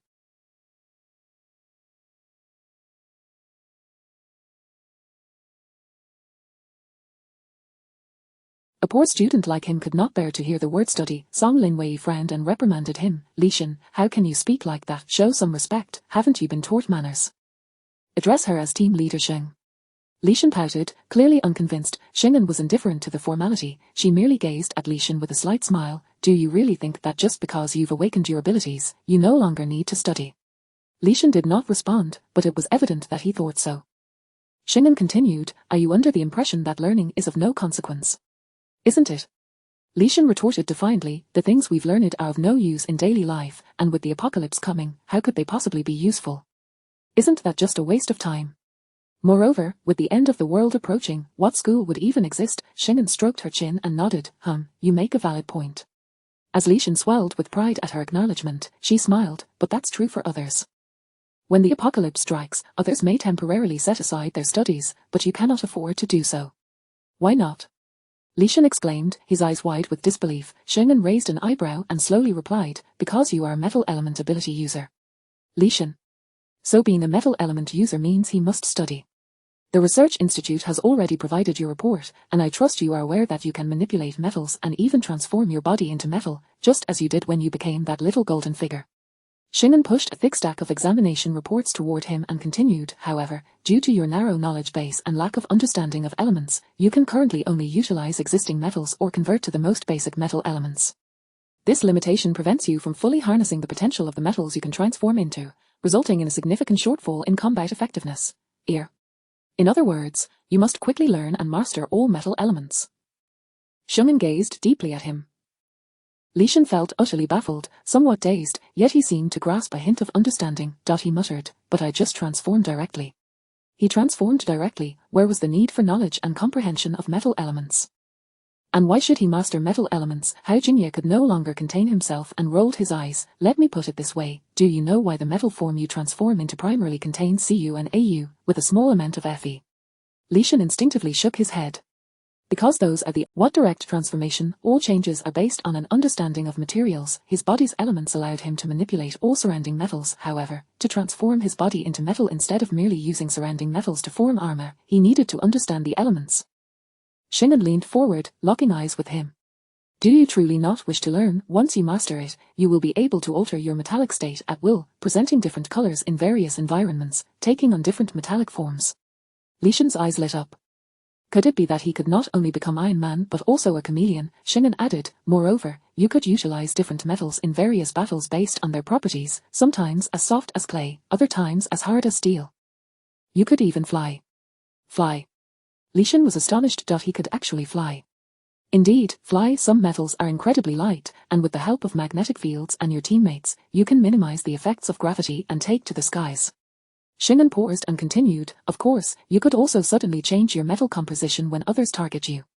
If, for instance, I had attacked you with Aqua Regia yesterday and you had transformed your metal to tantalum or iridium, I would have been unable to catch you." Li Xin's eyes were now as bright as light bulbs. He held his breath, eagerly asking, "Is that really true?" "Absolutely." Li Xin leaned forward, facing Xing'an, swallowing hard. "Are you really willing to teach me how to transform and how to fly?" "That was flying." The ultimate dream of countless daydreamers and martial arts enthusiasts. Moreover, after being easily captured by this woman last time, he was left with a psychological shadow. If he could change as she suggested, wouldn't he that make him invincible? Invincible, what a marvelous word. Li Xin's eye sparkled with excitement. Xing'an smiled, her voice filled with allure. Of course, even though you are merely a contract worker, during the contract period, the state will tailor a learning plan for you, helping you enhance your abilities and better utilize your metal powers. You will also become a model for future metal element users. Li Xin's heart raced with exhilaration. He even thought that if this woman had informed him of this sooner, he might have already considered aligning himself with the state. I'll learn. I'm learning. Li Xin's voice rang with determination. Xing'an nodded in satisfaction. She then took the sheets of paper handed to her by Hao Jingye and laid them out before Li Xin. You will need to focus on 3 main subjects: mathematics, physics, and chemistry. Mathematics is foundational, facilitating a better understanding of the other 2 subjects. Physics is essential for maximizing your abilities, and chemistry, needless to say, is crucial for comprehension. This list outlines the preliminary books you will need to study. Li Xin glanced over the titles. A dizzying array of texts. It was enough to make one's head ache just from a single look. He had to study all of this. At that moment, Li Xin felt a bit dazed. Oh, right, many of these topics will only be covered after university, graduate studies, or even a doctorate. But fear not, you will have a professional teaching team that will help you quickly grasp the relevant content and focus on the core material. Xing'an presented another sheet, displaying a list of names. These are all related professors and academic luminaries. They will all be your teachers, crafting personalized learning plans for you. Li Xin, he once again felt overwhelmed, staring blankly at the sheets of paper. Before he could process it all, Xing'an produced another sheet and placed it on top, smiling slightly. This is your current timetable. Classes in the morning, examinations at noon, training in the afternoon, and more classes in the evening. Your teaching team will adjust the following day's courses and plans based on your examination reports and training results. And you will become the template for future metal element users. Li Xin, he glanced at the timetable, which only outlined the first 3 days. Rise at 6 a.m., sleep at midnight, and with a maximum of half an hour of total rest during the day, except for meals. What a schedule that would make even a dog weep. Xing'an continued, because this is a template for the evolution of metal element users, your schedule is quite tight, and the courses are arranged rather hurriedly, but rest assured, each of the 10 or so experts is highly capable and well-versed in teaching, employing various methods to ensure your focus in class. Li Xin, he blinked, feeling dazed. A multitude of teachers for just one student. Would he even be able to daydream or doze off in class anymore? Xing'an added, "Oh, and your grandparents are among your teachers as well. One specializes in mathematics, the other in chemistry, and conveniently, your uncle can also double as one of your physics instructors." Li Xin, so, his grandparents' job was to teach him? Xing'an continued, with a dozen expert teachers dedicated to just you. Of course, if you're not satisfied, we can even allocate a 100-member teaching team to focus solely on you. Li Xin, a 100-member teaching team. No way, Xing'an further remarked, your parents will also work at the camp, regularly monitoring your physical and mental health as well as your academic progress. Li Xin, images of his parents glaring at him while he studied filled his mind with dread. Xing'an concluded, the apocalypse is coming. You may not be in your final year of high school, but your efforts will be no less than those of a typical senior young man. Persevere. I believe in you. Upon hearing this, Li Xin felt darkness envelop him, and he stumbled backward. Xing'an remained expressionless. Quick, summon the doctors for rescue. No need to send him to the hospital. That would waste time. Class starts in half an hour. Li Xin, this time, Li Xin truly fainted. Chapter 30, Live in Hell Midnight. Li Xin had spent the entire afternoon attending classes, leaving him utterly disoriented, to the point of feeling nauseous. After all, he was merely a mediocre student. In the past, he would often slack off during lessons, but back then, with so many students around, he could occasionally zone out or even doze off without arousing the teacher's suspicion, as he was merely one among many. However, now, a dozen pairs of eyes were fixed upon him. Previously, the teachers would pose questions at random, rarely calling on him, but now, every question seemed directed solely at him. The teachers used to pace their lectures to accommodate the entire class, speaking at a manageable speed, so as long as one listened attentively, comprehension was attainable. Yet now, the teachers were pressed for time, compelling him to concentrate intensely and absorb information at a breakneck speed. Li Xin was on the verge of insanity. Was this not akin to the rigors of senior year? It was 100 times more terrifying than that, a hellish existence. His grandparents were exceptionally loving, especially his grandmother, who would often affectionately call him precious grandson or sweetheart. But now, just moments ago, she had been gentle, and 10 minutes later, she transformed into a wicked witch, launching a terrifying verbal assault upon him. Once, she would proudly declare, "Look at how wonderful my grandson is, so obedient and spirited." Now, however, she scolded, "What on earth is wrong with your brain? I've repeated myself 3 times, and you still haven't remembered. You're no longer my grandson." And as for his grandfather, that was truly terrifying. Elishan finally grasped why the students at his grandfather's school referred to him as one of their 4 great demons. It was genuinely horrifying. The power of such teachers was something one hoped never to experience in a lifetime, and then there were the so-called experts and researchers, armed with their own textbooks, subjecting him to unspeakable psychological torment. It was akin to a nightmare. Lishan could not fathom how it had come to this. He was perpetually tempted to give up, yet his parents were like 2 little whips, occasionally circling around, and the moment they sensed his rebellion, they would swiftly suppress him. The notions of becoming stronger and soaring like a bird dangled before him like 2 tempting carrots, while his parents wielded sticks from behind, forcing him forward, enduring this torment. He even briefly contemplated whether it would be better if he had never awakened his abilities. Perhaps that would have been preferable. With a heavy heart, Lishan trudged back to the dormitory, his eyes dark and sunken, drifting like a spectre. The teachers had all advised him to retire early, and he was utterly exhausted, yet he could not succumb to sleep just yet. He had to meet someone, another member of the Apocalypse Special Operations Division, Group B, Jiangyu. Who was Jiangyu? She was the possessor of a reincarnated space. Even if Lishan considered himself their chosen one, he could not deny that Jiangyu was their chosen maiden. Rebirth, space, the ability to cultivate, she was undoubtedly the quintessential heroine of a novel. How impressive was that, though he spoke not a word of it, in his heart, he felt a mix of envy and admiration, eagerly anticipating the chance to meet Jiangyu and witness the legendary figure for himself. Meanwhile, Jiangyu had spent the day operating tractors and seeders, inundated with a plethora of agricultural knowledge from Academician Zhu and his team, returning home filthy and covered in dirt. At that moment, she felt dizzy, longing to collapse into a slumber like a lifeless body, but she could not. She had to meet the new member, Li Xin. Jiangyu strained to keep her eyes wide open and her spirits high, hoping to be able to see clearly when the time came. After all, he was a metal-based ability user. During lunch, she had synced her knowledge of external events with the Special Operations Division and discovered that Shingen and the others had not returned the previous night. It was then that she learned of Li Xin's existence. In her past life, Jiangyu had been an ordinary person, acutely aware of how elevated and powerful ability users were. A metal-based ability user that was extraordinarily formidable, capable of manipulating metal and achieving the impossible, not to mention, Li Xin was especially unique. He was an anomaly who had awakened his powers before the apocalypse, and it was rumored that he could already transform into a metallic form. Such a capability was exclusive to high-level ability users. Shingen had sought her out to gather information, and naturally, she had gleaned details about Li Xin's situation in the process. Having just awakened his abilities yet possessing such a unique ability to metallize, what level of strength could he attain after the apocalypse, when the meteorite fragments arrived? Surely, he would be a remarkable, chosen one, wouldn't he? As Jiangyu contemplated this, she quickened her pace, eager to meet the future powerhouse. Both individuals drifted like phantoms, their spirits hazy yet anxious to reach their destination, when they collided in the corridor. Jiangyu had yet to regain her bearings when the youth who bumped into her raised his voice in anger, exclaiming, "What are you doing? Can't you walk with your eyes open?" Jiangyu initially intended to apologize but instead scoffed, "You're the one who can't walk properly. You clearly bumped into me. What kind of brat are you? What are you doing here?" Li Xin was in a rush to meet Jiangyu, having finished class late. He was anxious that she might have already gone to bed, which only heightened his urgency. Thus, when he heard this woman refer to him as her brat, he immediately became furious. As a self-proclaimed chosen one, he loathed being called a child, being told he had yet to grow up. This was his sore spot. Li Xin retorted, "I was about to ask you who you are. You look filthy. Are you some kind of janitor? You smell terrible."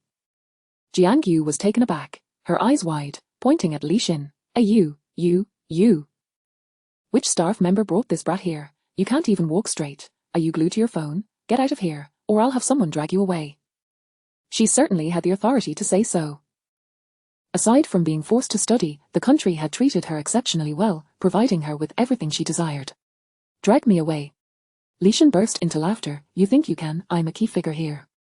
No one will drag me away. It's you who should be worried about getting dragged out."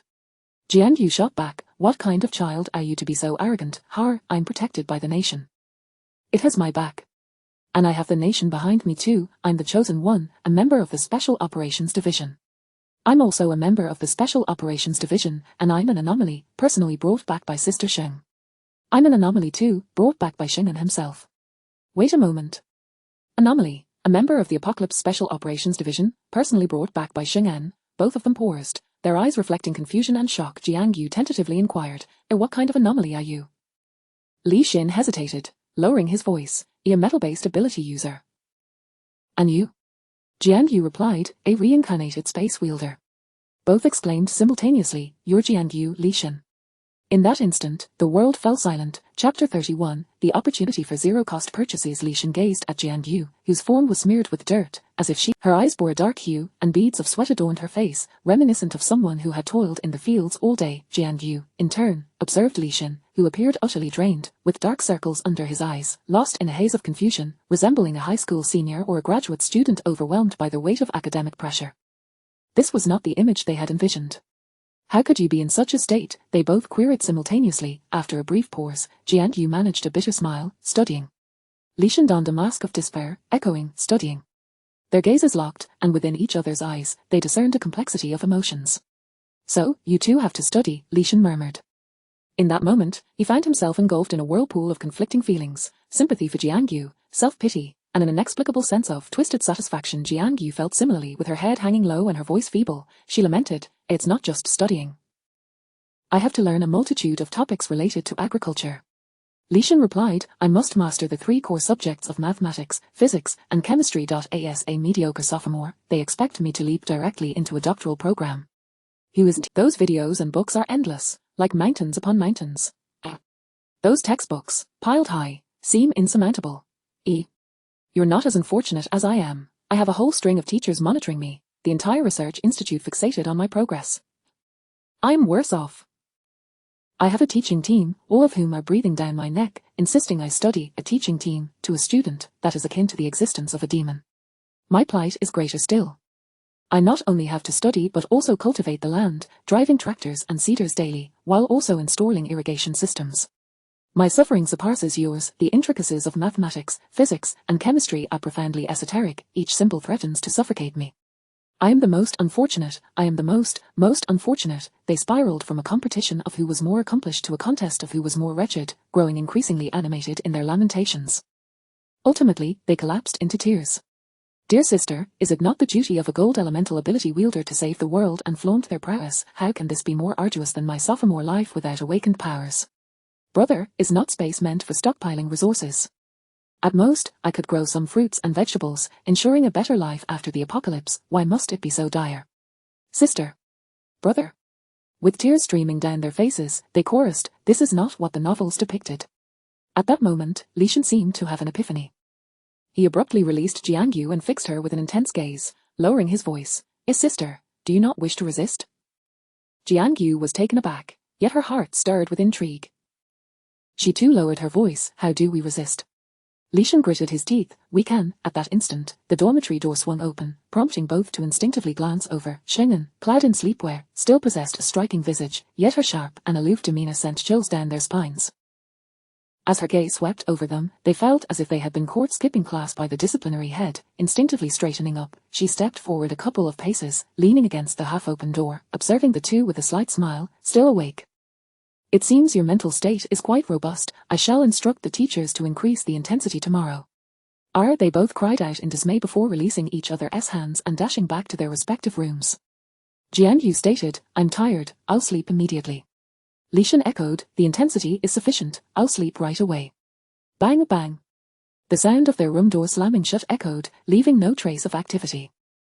Xing'an then withdrew her gaze, expressionless, and shut the door behind her. Inside the room, a flickering image on the computer screen indicated an ongoing video call. "Wan Yuan, Sister Xing, what is the matter?" Xing'an returned to her seat, casually replying, "Nothing much, just 2 immature individuals gathering at this late hour to vent. I've sent them back." Wan Yuan grimaced, reflecting, "It seems the anomalies in the Special Affairs Department are quite challenging to manage." "Not too bad, but how are things on your end?" Xing'an countered. While Jiang Yu and Li Xin lamented outside, Xing'an had been conversing with their counterparts in M country. She was unconcerned about Team Zero, yet she felt compelled to check on Li Wan Yun, inquiring about progress to ascertain when Li Wan Yun and Team Zero might return. She did not concern herself with Team A, as the captain of Team Zero, Ling Wu, and Li Wan Yun were both her subordinates. Upon hearing this, Wan Yuan's expression grew complex as he sighed. After emerging, she contacted a local guide and immediately sought to purchase food and supplies, throwing down large sums of money without any discretion. Xing'an was not surprised in the least. She chuckled lightly. She has always been this way, which is precisely why I entrusted her to you, to have you provide her with a safety net. Were it not for Team Zero's presence in M country, Xing'an would never have allowed Li Wan Yun to venture out. The girl had no inkling that every nation harbors a heightened wariness toward foreigners, especially M country, given their strained relations. Moreover, even disregarding this factor, her unabashed expenditure on supplies would inevitably attract attention. She would undoubtedly find herself unable to return. Wan Yuan sighed. We've been cleaning up her mess daily. She has nearly been spotted multiple times, and we've had to intervene each time. Chi team is utterly speechless. Who can blame her for having space? Xing'an expressed her trust in them and continued, what about the arms? What is the current status? Upon mentioning this, Wan Yuan perked up, a smile gracing his face. It's almost ready. We've sold her a batch at a low price, roughly less than 1% of the actual value. If we sell her a bit more, she should, at the very least, notice something amiss. In truth, the amount Li Wan Yun paid could not possibly procure even 1%. She was simply relying on her ignorance regarding arms. However, she has noticed us.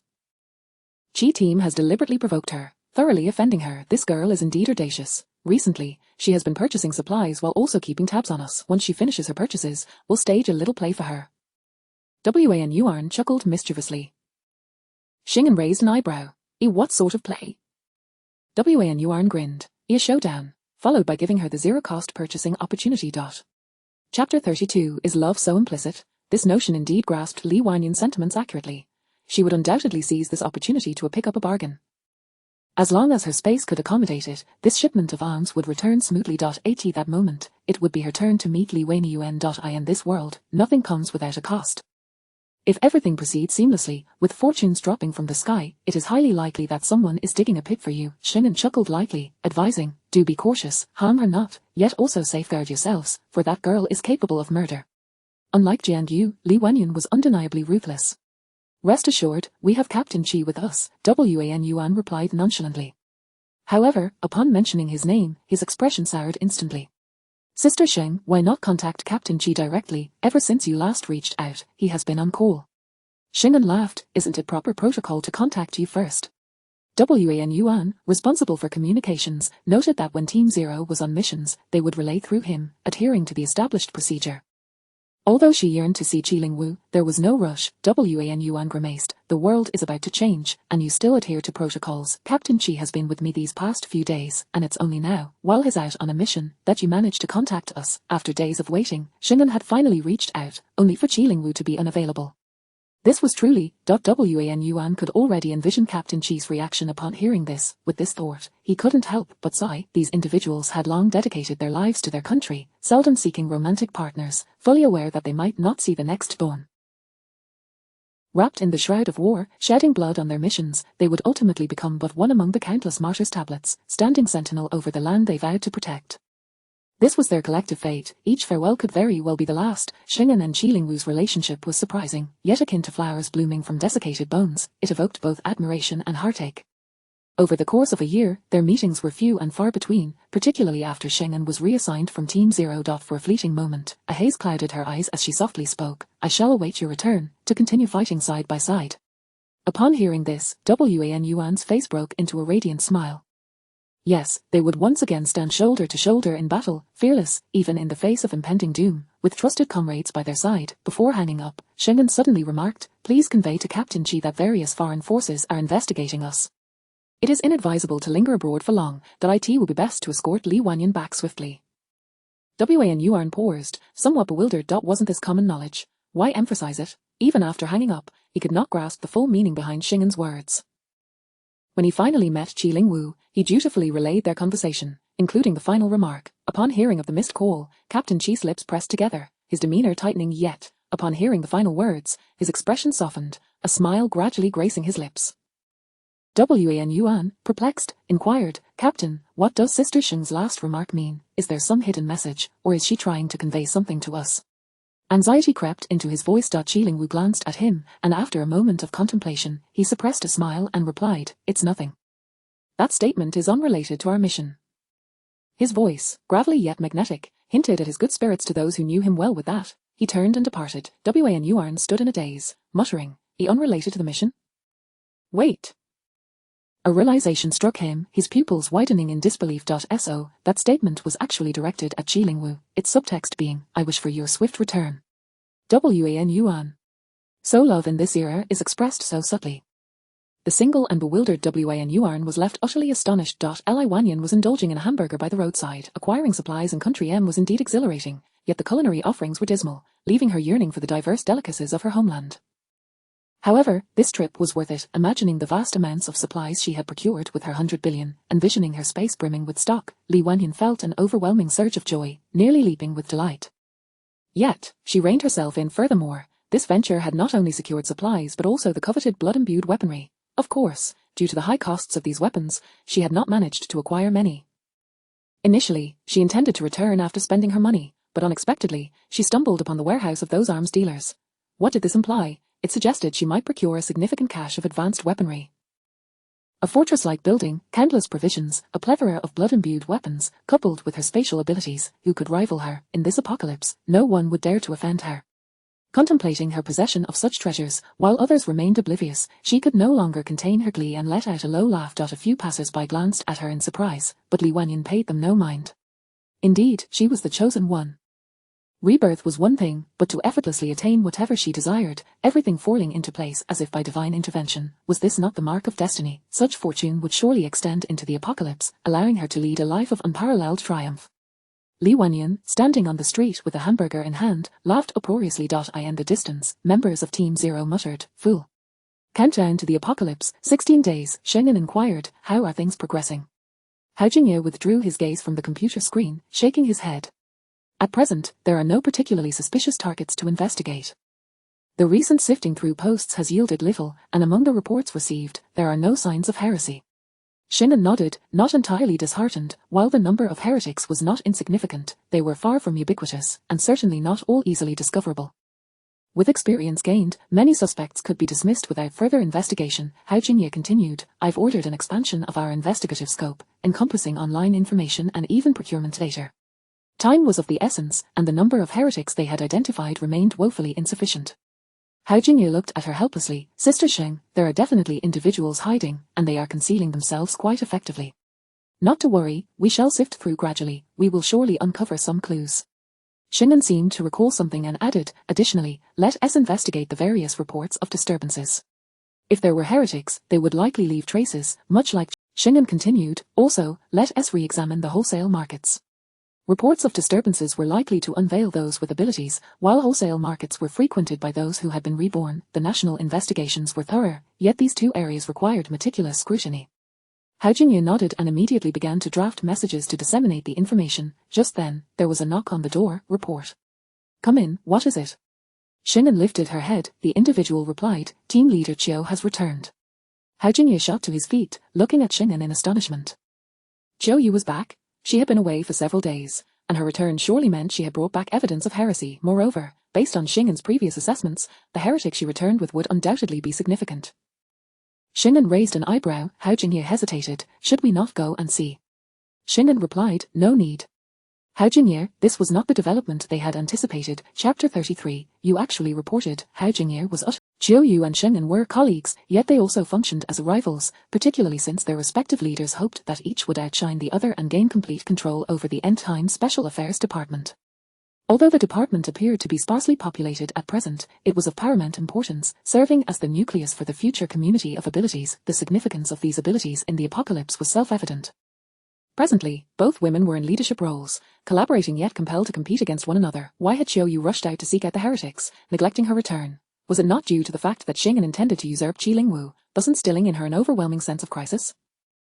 Now, with Xiao Yu's return accompanied by the heretics, it marked a crucial moment, regardless of whether it stemmed from considerations for the Special Affairs Department or her relationship with Xiao Yu. Shin'an should certainly investigate further. Why was she not curious? Hao Jingye's eyes widened, his glasses precariously perched on the bridge of his nose, his expression a complex tapestry of emotions. In stark contrast, Shin'an remained relaxed and indifferent.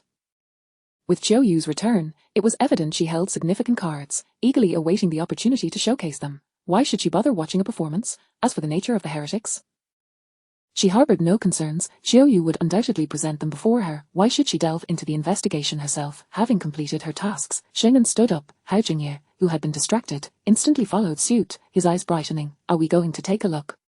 Xing'an replied, no, it's time for lunch. With that, she strode purposefully toward the cafeteria. Hao Jingye could only remain speechless. As the two entered the cafeteria, Jian Yu and Li Xin arrived as well. They approached from opposite directions, both appearing like spectral beings on the brink of demise, their heads hung low. Upon spotting Xing'an, Jian Yu's eyes sparkled as she hurried over. Li Xin clenched his teeth, equally irate as he approached. Xing'an, intrigued, inquired, what happened? Did you receive another scolding? Jian Yu nodded, her expression one of wounded pride. Yes. I forgot over half of what I learned yesterday and ruined several plans. Old Ju nearly berated me to death. Xing'an gently patted her head, offering comfort. Be good, focus next time. Your space is accessible only to you, and you must master these planting techniques. Jian Yu remained silent, internally lamenting, yet another day of wanting to reveal her golden finger. Li Xin interjected, cursing, you need to get rid of that bunch of teachers. They are insufferable, they dare to call me stupid, and I haven't even complained about their inability to teach. They are merely a group of researchers. Where are the abilities in the apocalypse? Xing'an, her expression devoid of emotion, turned her gaze toward Li Xin's back and calmly said, Uncle Song, you've arrived. Li Xin immediately cradled his head, wailing, Grandpa, Grandma, I was wrong. I won't dare again. Silence enveloped the area behind him. Li Xin paused, cautiously lifting his gaze, only to notice Jian Yu stifling a laugh. He whipped around, finding no one there. Enraged, he exclaimed, Xing'an. Xing'an responded with a swift smack to his head, a slight smile gracing her lips. If you continue to speak in such a manner, I shall inform your grandparents and parents, inquiring if they deem you, an ability wielder, to be of greater nobility than they. You actually reported me. Li Xin's eyes widened in disbelief. I not only report, but I shall also report repeatedly. Xing'an maintained her smile. Li Xin seethed, clutching his head as he suppressed his anger, his teeth grinding audibly. This was utterly intolerable. This female tyrant was insufferable, transitioning from a woman to a female antagonist, and finally to a female tyrant, perfectly illustrated Li Xin's evolving perception of Xing'an. Xing'an clasped Jian Yu's hand with one and pulled Li Xin along with the other. Come now, let us go eat. Are you so intent on squandering time that you wish for lunch to drag on? Jian Yu waved her hands vigorously. No, absolutely not. Lunchtime is far too short. This was a heartfelt statement. The lunch hour was indeed brief, allowing only for eating, with no time for a moment's rest. Li Xin fumed even more. This paltry amount of time is more daunting than senior year. That detestable teacher even suggests I eat in the classroom. Utterly outrageous. Jian Yu vigorously nodded. Yes, old Ju has said the same. We must resist. They had so little time to unwind. If it were seized, what could possibly be salvaged? Xing'an raised her hands in surrender. All right, I shall speak with them. From now on, you shall continue to dine in the cafeteria. When one is pushed too hard, issues may arise. It was wise to occasionally leave a crack open for air. Jian Yu's eyes lit up, excitedly clinging to Xing'an's arm. Thank you, Sister Xing. Even Li Xin felt an inexplicable warmth. This woman wasn't so terrible after all. Behind them, Hao Jingye thought. PTSD, have you all forgotten who the true culprit is? The four members of Group B gathered for their meal. Their lunch had already been prepared, and as they reached the entrance, the kitchen staff began to serve dishes, pouring tea, and arranging it all on the table. A small sign inscribed with their names was also placed. The dishes emitted steam, as if freshly prepared. Jian Yu's lunch remained sumptuous. Xing'an and Hao Jingye each had preferences that aligned with their tastes, while Li Xin's meal was remarkably plain. Li Xin was taken aback. He glanced at Jian Yu's lavish spread, then at his own, and finally turned to Xing'an, gritting his teeth. What is going on? I demand an explanation. Hao Jingye interjected. This was arranged by the Academy of Sciences. It is to monitor the effects of different diets on your current health. Li Xin, bewildered, thought, so now they control what I eat too. Just as Li Xin was on the verge of exploding, Xing'an picked up her chopsticks and nonchalantly remarked, 3 months. Li Xin fell silent. The impending outburst retracted as he begrudgingly lowered his head to begin eating. It was actually quite delicious, though it was simple broth. It was indeed quite tasty. Li Xin's pace quickened, and Jian Yu beside him also ate with great diligence. There was no choice, they were utterly exhausted and famished. The cafeteria soon fell into a hush, however. A sudden flurry of footsteps soon broke the silence. This was the cafeteria for the Special Affairs Department, typically frequented only by their members. Suddenly, the sound of footsteps drew everyone's attention, except for Xing'an, who remained unfazed, even ignoring the commotion. A group of 7 entered, led by a young woman slightly shorter than Xing'an, her countenance even colder. Dressed in casual attire yet impeccably styled, she exuded a presence unlike Xing'an, who casually donned a windbreaker with a delicate face. She embodied a beauty radically different from Xing'an's. Accompanied by 6 others, she strode in with remarkable authority. Jianyu and Li Shan observed the newcomers. Xing'an continued to eat, utterly composed, hardly glancing their way. Hao Jingye, aligning himself with Xing'an, similarly focused on his meal. Jianyu, perplexed, turned to Hao Jingye. Hao Jingye silently mouthed, "Xiao Yu." Jianyu's eyes widened in realization. Having been privy to the dynamics within the Special Affairs Department, she quickly diverted her gaze, returning to her meal while discreetly tugging at Li Shan. Li Shan remained clueless. As the group approached, Xiao Yu halted, and her followers obediently mirrored her actions, clearly respectful of her authority. Xiao Yu surveyed the 4 of them with a cold smirk. "Oh, if it isn't T-Group leader Sheng. Finally, you have 2 team members." The emphasis on 2 resounded pointedly. Looking behind her, she had a full 6 people in tow, a stark contrast, almost as if their sheer presence could overshadow Xing'an and her companions. Chapter 34, Taking Action. Autumn rain was provoking Xing'an. Jianyu could not contain herself and retorted, "Of course, there are more than just 2 people." Autumn rain shot her a cold glance, her expression indifferent. "Do the remaining ordinary people?" Currently, apart from the 4 of them, there were only Qi Lingwu representing Team 0 and Song Linwei, both of whom were ordinary individuals, neither reborn nor possessing supernatural abilities. Autumn rain clearly did not consider them worthy of mention. Jianyu fumed. Although she possessed a spatial ability, it was not classified as a supernatural power, and having lived as an ordinary person for a considerable time in her previous life, she was all too familiar with Autumn Rain's condescending attitude. Some supernatural beings held such disdain for ordinary people that they regarded them as mere drains on resources, believing that only those with powers deserved to survive in a post-apocalyptic world. Yet, in reality, no one could claim to be the true protagonist. When the apocalypse arrived, how many supernatural beings would there be? Anyone could be an ordinary person among the masses.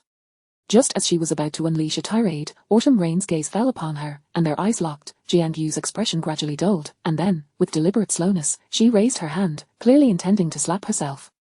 Xing'an swiftly grasped Jianyu's hand. Jianyu jolted back to reality, her face paling as she looked at Autumn Rain in terror. Xing'an also turned her attention to Autumn Rain, her eyes devoid of emotion. Jianyu is a national resource and a talent valued by the state, one of the hopes for survival in the apocalypse. I will report your use of supernatural abilities against her. Autumn Rain's expression darkened slightly, then, she scoffed, "I was merely joking with Miss Jiang." Xing'an raised an eyebrow, "Yet it seems my teammate Jianyu is quite frightened by you." Jianyu was momentarily taken aback. Then, upon meeting Xing'an's gaze, she suddenly realized. "Oh dear, I was just terrified. My head hurt so much, and my chest too. What should I do? Am I going to die? Will I miss my afternoon class?" Jianyu wailed. Song Linwei appeared out of nowhere, his face filled with urgency. "I'll contact the medical team immediately. Hold on, Xiao Yu." His reaction suggested that Jianyu was on the brink of death. "Oh, it hurts," Jianyu continued to howl. Clearly, she was determined to put on an extended performance today. Xing'an found it amusing. Autumn Rain's countenance grew increasingly frigid as she fixed her gaze on Xing'an, her voice squeezing through her throat. "Xing'an, you still protect your own, so unlikable." Leaning back in her chair, Xing'an placed her hands behind her head and smiled upon hearing this, her phoenix eyes curving delightfully. "I believe I am quite likable, gentle and kind. Everyone adores me. If you find me unlikable, that might be your issue." She turned to Hao Jingye and the others. "Isn't that right?" Hao Jingye nodded vigorously. "Absolutely." Song Linwei affirmed, "Indeed." Jianyu, amidst her groans, managed to nod in agreement. "Yes." Only Li Shan remained. "This woman is gentle and kind, likable." Li Shan nearly thought he had misheard, however, as Hao Jingye and Song Linwei looked at him. Li Shan, despite his confusion, understood this was a moment of solidarity and gritted his teeth to utter 2 words, "Yes." Xing'an spread her hands. "You see, the problem lies with you." Behind Autumn Rain, a tall man furrowed his brow, eager to speak. Autumn Rain raised her hand, and he immediately fell silent. Clearly, she held absolute authority within Team A. The puppet's supernatural ability was indeed formidable. Taking a deep breath, Autumn Rain ceased her verbal sparring with Xing'an, knowing she could never win. From childhood, she had never triumphed over Xing'an. Reflecting on the past, Autumn Rain momentarily lost her focus, her expression growing even colder. "Xing'an, what does it matter if you win verbally? I have awakened my supernatural ability, while you have not. This time, I have won." The pride of a supernatural being was fully displayed. Hao Jingye frowned. "Does being a supernatural being make you exceptional? When the apocalypse arrives, Sister Xing may yet awaken." Autumn Rain chuckled. "After encountering so many anomalies, do you still not understand the uniqueness of those who awaken before the apocalypse?" Hao Jingye's heart sank. It appeared their previous speculations were indeed accurate. Those who awakened before the apocalypse possessed extraordinary powers, capable of rivaling high-level supernatural beings despite their recent awakening. While the apocalypse had yet to arrive, current estimates still held those who awakened during the apocalypse would be inferior to those who awakened beforehand. The reasons remained unclear, yet it was largely accepted as fact. For reasons unknown, however, Hao Jinye felt an inexplicable conviction that Xing'an would not falter. She had yet to awaken her abilities, nor did she even know if she could. He harbored a peculiar intuition. Xing'an would not be outmatched by anyone. This intuition was strange, and he did not voice it. Having finished her meal, Xing'an set down her chopsticks, showing no sign of being affected by Autumn Rain's words. She calmly wiped her mouth, stood up, and stated, "Whether one wins or loses is not for us to determine now. You should consider how to explain this to the higher-ups." Regardless of the reason, Autumn Rain's use of supernatural abilities against Jiangyu would not be well received by the authorities. Autumn Rain clenched her fist tightly. Xing'an scanned the remaining individuals, raising an eyebrow. "Have you all finished eating?" "We're done." The others hastily set down their chopsticks. "Then let us depart." Xing'an stepped forward, moving calmly toward the exit. The others immediately followed suit. Autumn Rain's expression darkened. Behind her, the previously restless tall man could no longer contain himself and bellowed, "Stop." In that instant, a bolt of lightning surged toward Xing'an. Song Linwei happened to turn around, his pupils constricting as he shouted, "Watch out." Xing'an leaped forward, gracefully sliding past the table to evade the lightning. The spot struck by the bolt immediately formed a crater, thick smoke billowing from it, instilling shock in all present.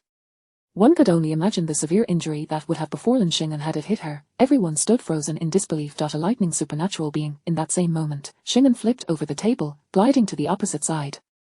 She planted her hands on the table, her legs coiling around the man's neck, flipping him violently to the ground with a resounding thud. His face contorted in agony, yet Xing'an did not pause, applying pressure to his arm.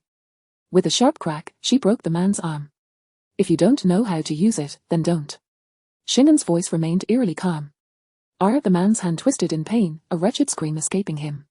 His other hand instinctively formed a ball of lightning, crackling ominously. Xing'an stepped on him, her other hand gripping his neck, her gaze icy. "You may try to strike me down now, or I could end you first." The force of her grip was unyielding, her powerful fingers around his throat instilling a profound sense of mortal danger. The man, stricken with fear, momentarily ceased his cries. Xing'an glanced at his other hand, a cold smile forming. "If you cannot wield your powers with that hand either, I wouldn't mind breaking it as well." Instinctively, the lightning dissipated. Behind Autumn Rain, another individual grew anxious. "Release Lu Mingwei." The members of Team A glared fiercely at Xing'an, their expressions grim. Jiangyu, unwilling to show weakness, glared back at them. Song Linwei's face was also filled with fury. Elishan transformed into a metallic figure, his gaze wary. A standoff had formed. Hao Jinye exclaimed angrily, "Team Leader Chiu, your subordinate has violated regulations by using lightning powers against Team Leader Sheng. The cafeteria surveillance has already captured it. What is this? Are you attempting to eliminate dissent?" She also harmed Lu Mingwei. On the opposite side, Geng Luqian retorted, taking a deep breath. Song Linwei spoke slowly. "I have reviewed the regulations of the Special Affairs Department. The first rule is that one must not attack others without cause. Team Leader Chiu, your subordinate has already violated this."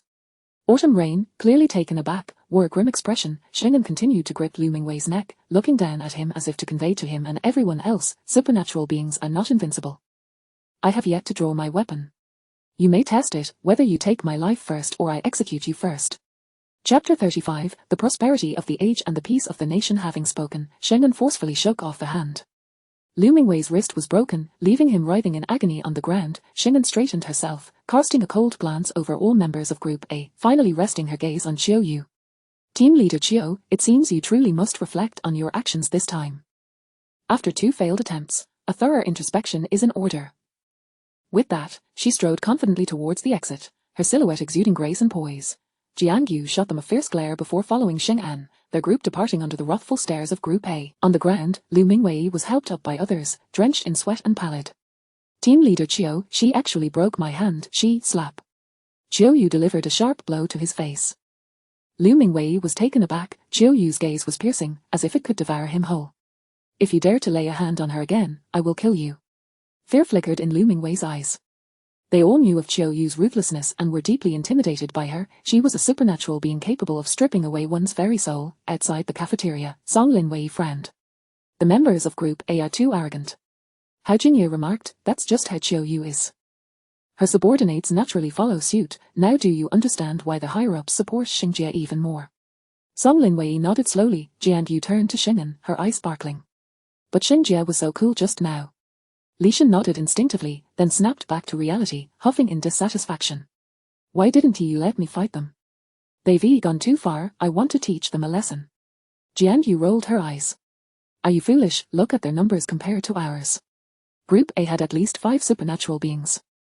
On their side, they only had Li Xin, who was still a minor. How could they stand a chance? Moreover, Lu Mingwei possessed lightning abilities, making him particularly difficult to deal with. Jian Yu sighed deeply. Beside her, Xing'an also exhaled a long breath. Xingjie, are you worried too? Jian Yu asked. Xing'an glanced at them, her voice ethereal. No, I was pondering why Qiu Yu's subordinates are so obedient while you all are so rebellious. The others were left speechless. Sister. Focus on the main point, please. Hao Jinye, not one to indulge in emotions, had already pulled out his tablet, tapping away as he pursed his lips. I need to see the current situation of Group A. Xing'an gestured with her chin. Let us head over there. Their group hastened towards the outdoor training ground, which was vast and empty, with flags standing tall in the center. They settled on the steps beneath the flags. Xing'an had someone bring over some cola, tossing a can to each of them casually. Under normal circumstances, we should be drinking alcohol, but consuming it during the day is counterproductive. Let us settle for some soda. Jian Yu exclaimed in surprise. Xingjie, you even know that cola is the drink of the lazy. Li Shan mirrored her astonishment. Xing'an pulled the tab open, exasperated. Thank you, I'm 25 this year, not 250. The two were momentarily speechless, feeling awkward as they fiddled with their noses.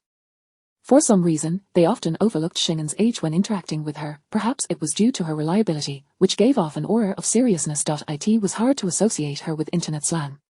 Song Linwei chuckled lightly, having just weathered a storm. He understood that Xing'an gathered them not only to analyze Group A's situation but also to foster team cohesion. Drinking cola while discussing serious matters created a strangely dissonant feeling. He shook his head with a smile and took a sip. Being a diligent worker, Hao Jinye had already returned to the matter at hand. Group A currently consists of 7 members. Originally, there were 5, Qiu Yu, her assistant Ji Yu Cheng, the reincarnated individual Wu Ji, the fire elemental Geng Liqian, and the water elemental Huang Wei Yang. The lightning elemental Lu Mingwei and the earth elemental Yang Chuan were just brought back by Qiu Yu, indicating her regard for their strength.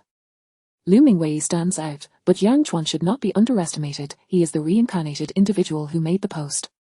During recent screenings, 2 individuals were identified, one a precise seer and the other their Iron Man. The latter was Li Xin, while the former was Yang Chuan. Xing'an fell into contemplation. Jian Yu gasped. There's even an earth elemental. Xing'an raised an eyebrow and glanced at Jian Yu. An earth elemental would indeed be a perfect match if your space could accommodate others. Jian Yu awkwardly averted her gaze, her voice faint. But it can't hold people. Xing'an remained noncommittal, shifting her gaze. That's true. Besides, your best pairing would be with a plant elemental. Li Shan sat up straight, his expression serious. Hey, why are you all so calm? Group A has so many formidable individuals: wood, metal, water, fire, and earth. They occupy 3 elements, plus the powerful lightning and unique puppet abilities. Panicking won't help, Xing'an replied with composure. Li Shan was infuriated by her calmness, feeling utterly vexed. It was truly a case of the emperor being unconcerned while the eunuchs fretted. If Xing'an wasn't worried, he was at the brink of despair. Song Linwei sighed. Indeed, worrying is futile. We should expedite our search for anomalies. There are plenty in the capital. If needed, we can expand our search to other provinces like they do. Seeing their anxiety, Xing'an shook her head, chuckling softly. Don't fret too much. Our group isn't in such dire straits. We still have members yet to return. Jian Yu's eyes brightened as she raised her voice. Oh right, there's Li Wenyan. She is a space elemental. Furthermore, a reincarnated space elemental, clearly a quintessential heroine. Li Shan mused. Is she another daughter of destiny? He rubbed his chin, reflecting. That's true. Even though our group is small, they all seem extraordinary. Xing'an lightly tapped his forehead, exasperated. What daughter of destiny? Doesn't Group A also have reincarnated individuals and elementalists? Doesn't the lightning elemental sound impressive? Li Shan remained speechless. Indeed, it did sound more like a protagonist ability. Xing'an continued, the members I refer to are not just Li Wenyan, but also Team Zero. She cast a deep glance at Jian Yu and Li Shan, spreading her hands in exasperation. If you underestimate Team Zero, don't blame me for not warning you when you encounter misfortune. Jian Yu felt a flicker of anticipation. However, Li Shan scoffed, they are just ordinary people. What is so impressive about that? How can they compare to us, the chosen elementalists? Jianyu remained apprehensive. While we search for our members, Group A is also on the hunt. What if they truly surpass us in strength? What then, Xingjie, are you really not worried? I'm not worried, Xing'an replied, sipping her cola, her tone unwavering. I don't believe you are inferior to them. Your abilities exceed your own expectations. Moreover, even if Group A is indeed strong, it's of no consequence. She is provoking you. Li Shan nearly leaped up, anxious. What if their group is truly stronger than yours? After the apocalypse, what if she decides to eliminate you? That won't happen, Xing'an asserted confidently. Jianyu, puzzled, asked, why? Xing'an explained, she may wish to push me aside, but she would never kill me, and the same goes for you.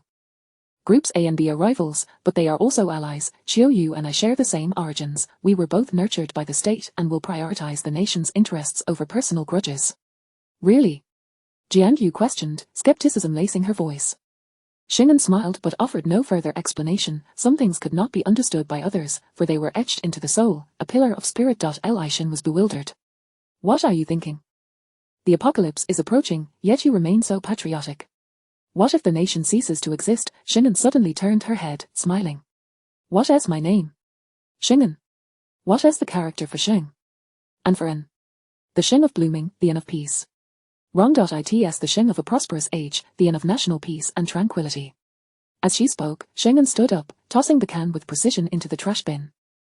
She then stepped forward, leaving with a light laugh, her silhouette both graceful and composed, yet her spine straightened with an indomitable resolve. Xing'an, may this era of prosperity be marked by the peace and tranquility of a Xing'an. Chapter 36. The mental state of university students, the flourishing of prosperity and the peace of the nation. Jianyu and Li Shan were momentarily stunned, unable to regain their composure for quite some time. Xing'an, they realized, this is what it truly means. You two should be on your way to class, Xing'an interjected coldly. The two snapped back to reality, simultaneously letting out a pitiful cry. Jianyu clutched his head, wailing, Sister Xing, my head hurts, I was just affected by the autumn rain's powers. Without turning around, Xing'an retorted, guess whether I believe you or not, now hurry along to class.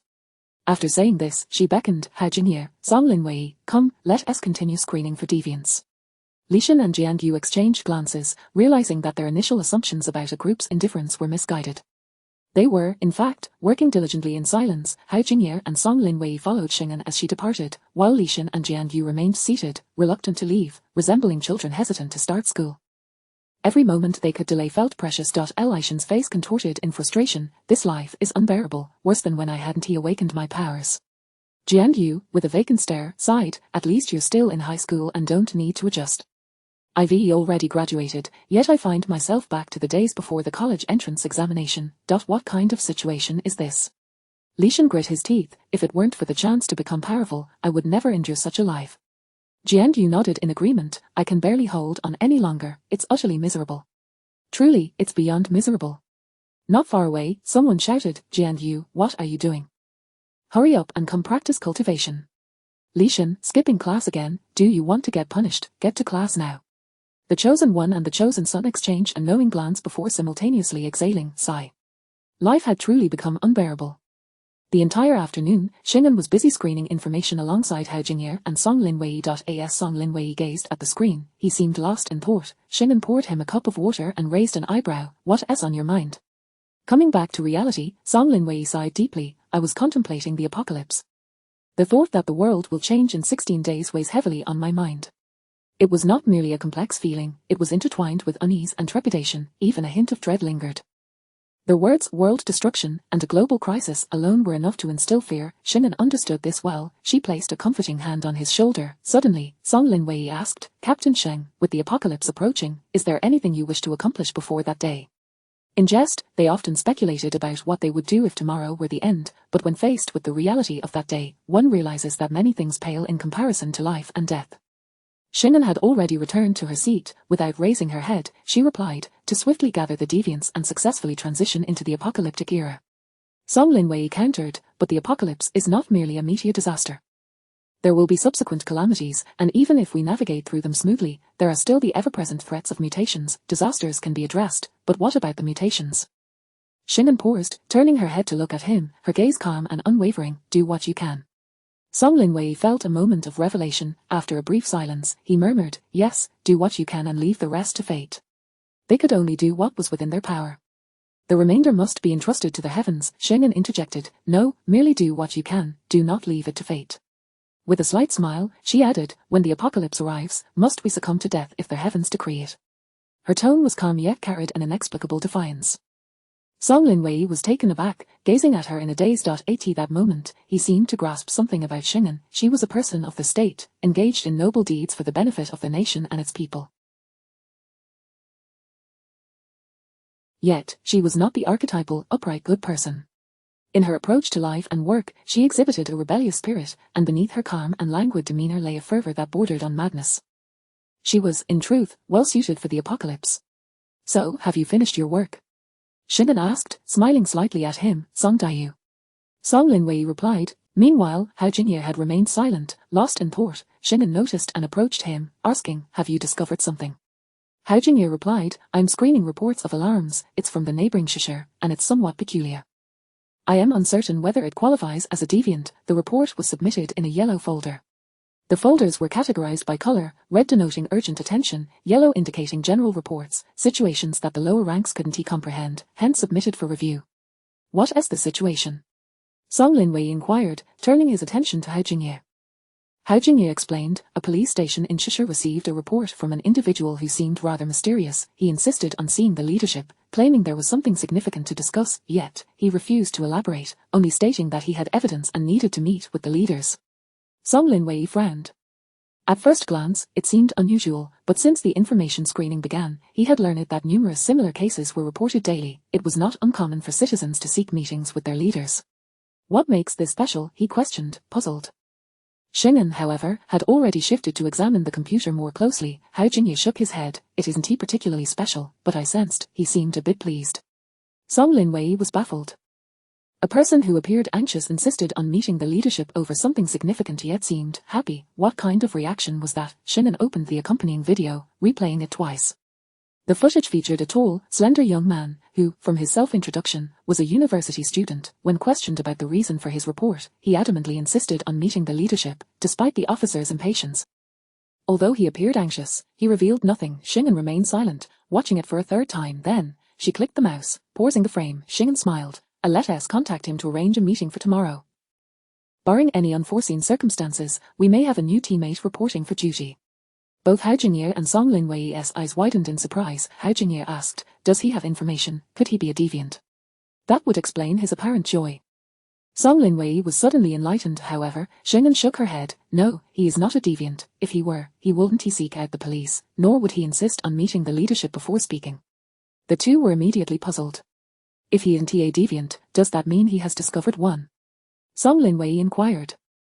They harbored no doubts about Shingen's judgment, merely curious. Shingen nodded, instructing, get in touch with him. Hao Jingye promptly dispatched a notification to the relevant police station. Song Linwei, curious, asked, Captain Sheng, how did you come to that conclusion? Shingen pointed to the image on the screen. On the display, the young man clutched his phone tightly. She enlarged his face. Is there something unusual? Song Linwei failed to grasp the significance. Shingen chuckled lightly, tapping the screen with her fingertip. Fear, anxiety. Hao Jingye mentioned he seemed a bit pleased, but clearly, it's more than that. This is excitement. Song Linwei was taken aback. He discovered a deviant, so he feels nervous, fearful, and anxious, yet because he found a deviant, he is also thrilled, eager to be involved. That is why he insists on meeting the leadership. The lower ranks can only report, lacking the authority to act. Shingen's eyes sparkled with interest. Song Linwei was left in a fog, bewildered. He is nervous and scared. I can understand that, but excited, eager to participate. He couldn't untangle the logic behind it. Who would feel excitement upon discovering a deviant? Shouldn't they be terrified? No, there is no fear. Shingen replied with a smile that held a hint of mischief. You may be underestimating our university students. When they discover a deviant, they are not only unafraid but also exceedingly excited. Song Linwei. Hao Jingye, with the previous generation battling the world's crises mixed with their crazy enthusiasm of university students, it seemed their mental states were already concerning before the apocalypse had even arrived. Chapter 37, High Acceptance, Countdown to Doom. 15 days, early in the morning, Shingen departed with Hao Jingye, leaving Song Linwei in the camp to manage internal affairs and continue screening for heretics. After contacting the other party yesterday, he was quite proactive and suggested that the meeting place be arranged in the capital. Hao Jingye reported, but his voice abruptly faltered. He had spotted Qiu Yu, who was also preparing to leave, accompanied by his assistant Ji Yu Cheng and Lu Mingwei, along with Ging Liqian. Lu Mingwei's arm was still in a sling, evidently a result of Xing'an's heavy-handedness the day before. Both parties acknowledged each other's presence, and as their gazes locked, Lu Mingwei's expression darkened instantly. Xing'an remained composed, nodding as though nothing had transpired, and proceeded toward the parking area. Unable to restrain himself, Lu Mingwei inquired, where is team leader Xing headed? Hao Jingye imitated Xing'an's emotionless smile, responding, it concerns Team B, which hardly requires a report to Team A, does it? Speaking of you, I heard you were instructed to write a self-reflection, have you completed it?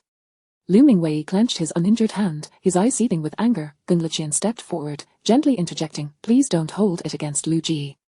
He has a fiery temper but genuinely cares about you. Heretics often have unique circumstances, making them difficult to subdue. However, Team Leader Qiu's abilities are quite exceptional, and if Team Leader Xing requires assistance, we would be more than willing to help. Though her tone seemed gentle, it was laced with veiled insinuations, implying that Xing'an fell short compared to Qiu Yu. Hao Jingye scoffed coldly, so just because you say our team is weak, it must be so, since when did we measure strength by the number of ability users? Lu Mingwei suddenly burst into laughter, lifting his chin in disdain. Yesterday, I acted independently, and that was my fault. Hao Jingye was taken aback. Was Lu Mingwei actually apologizing? And yet, who could apologize while wearing such a contemptuous expression? Sure enough, he continued, however, considering it is the Special Affairs Department, where most members are ability users. Last night, we reported to higher-ups, and Li Lao stated that as long as both parties are willing, we may engage in sparring. The last 4 words were emphasized heavily, as if he had already crushed them, his tone expectant yet malicious. Upon hearing this, Hao Jingye felt a weight in his heart. As for sparring, their team truly had no advantage. Aside from Li Xin, there were currently no combat-capable ability users, and even if Li Wenyan returned, her combat prowess remained uncertain. Meanwhile, Team A boasted numerous ability users. Xing'an smiled subtly as she strode forward. Her pace was swift, and her commanding aura enveloped the space, creating an immediate sense of pressure. She approached Lu Mingwei. Instinctively, he recoiled, tucking his chin and eyeing her warily, a mixture of dread and apprehension flashing in his gaze. Xing'an tilted her head, feigning innocence. What are you hiding from? I am merely driving. With that, she pressed the car key, and the nearby vehicle responded with a sound. Lu Mingwei was taken aback. Damn, she was doing this on purpose, yet his retreat only served to humiliate him. Regret and frustration washed over him in an instant. Meanwhile, Hao Jingye approached with a victorious grin, eagerly opening the passenger door on the opposite side, his face alight with triumph. Lu Mingwei, jaw clenched and teeth gritted, enunciated each word. Wait, Team Leader Xing, you haven't mentioned the sparring yet. When can our 2 teams engage in a friendly match? Xing'an stood by the car door, regarding him with interest. Lu Mingwei sneered, what is the matter? Afraid? Your team only has 1 combat ability user. Could it be that Team Leader Xing wants to overprotect?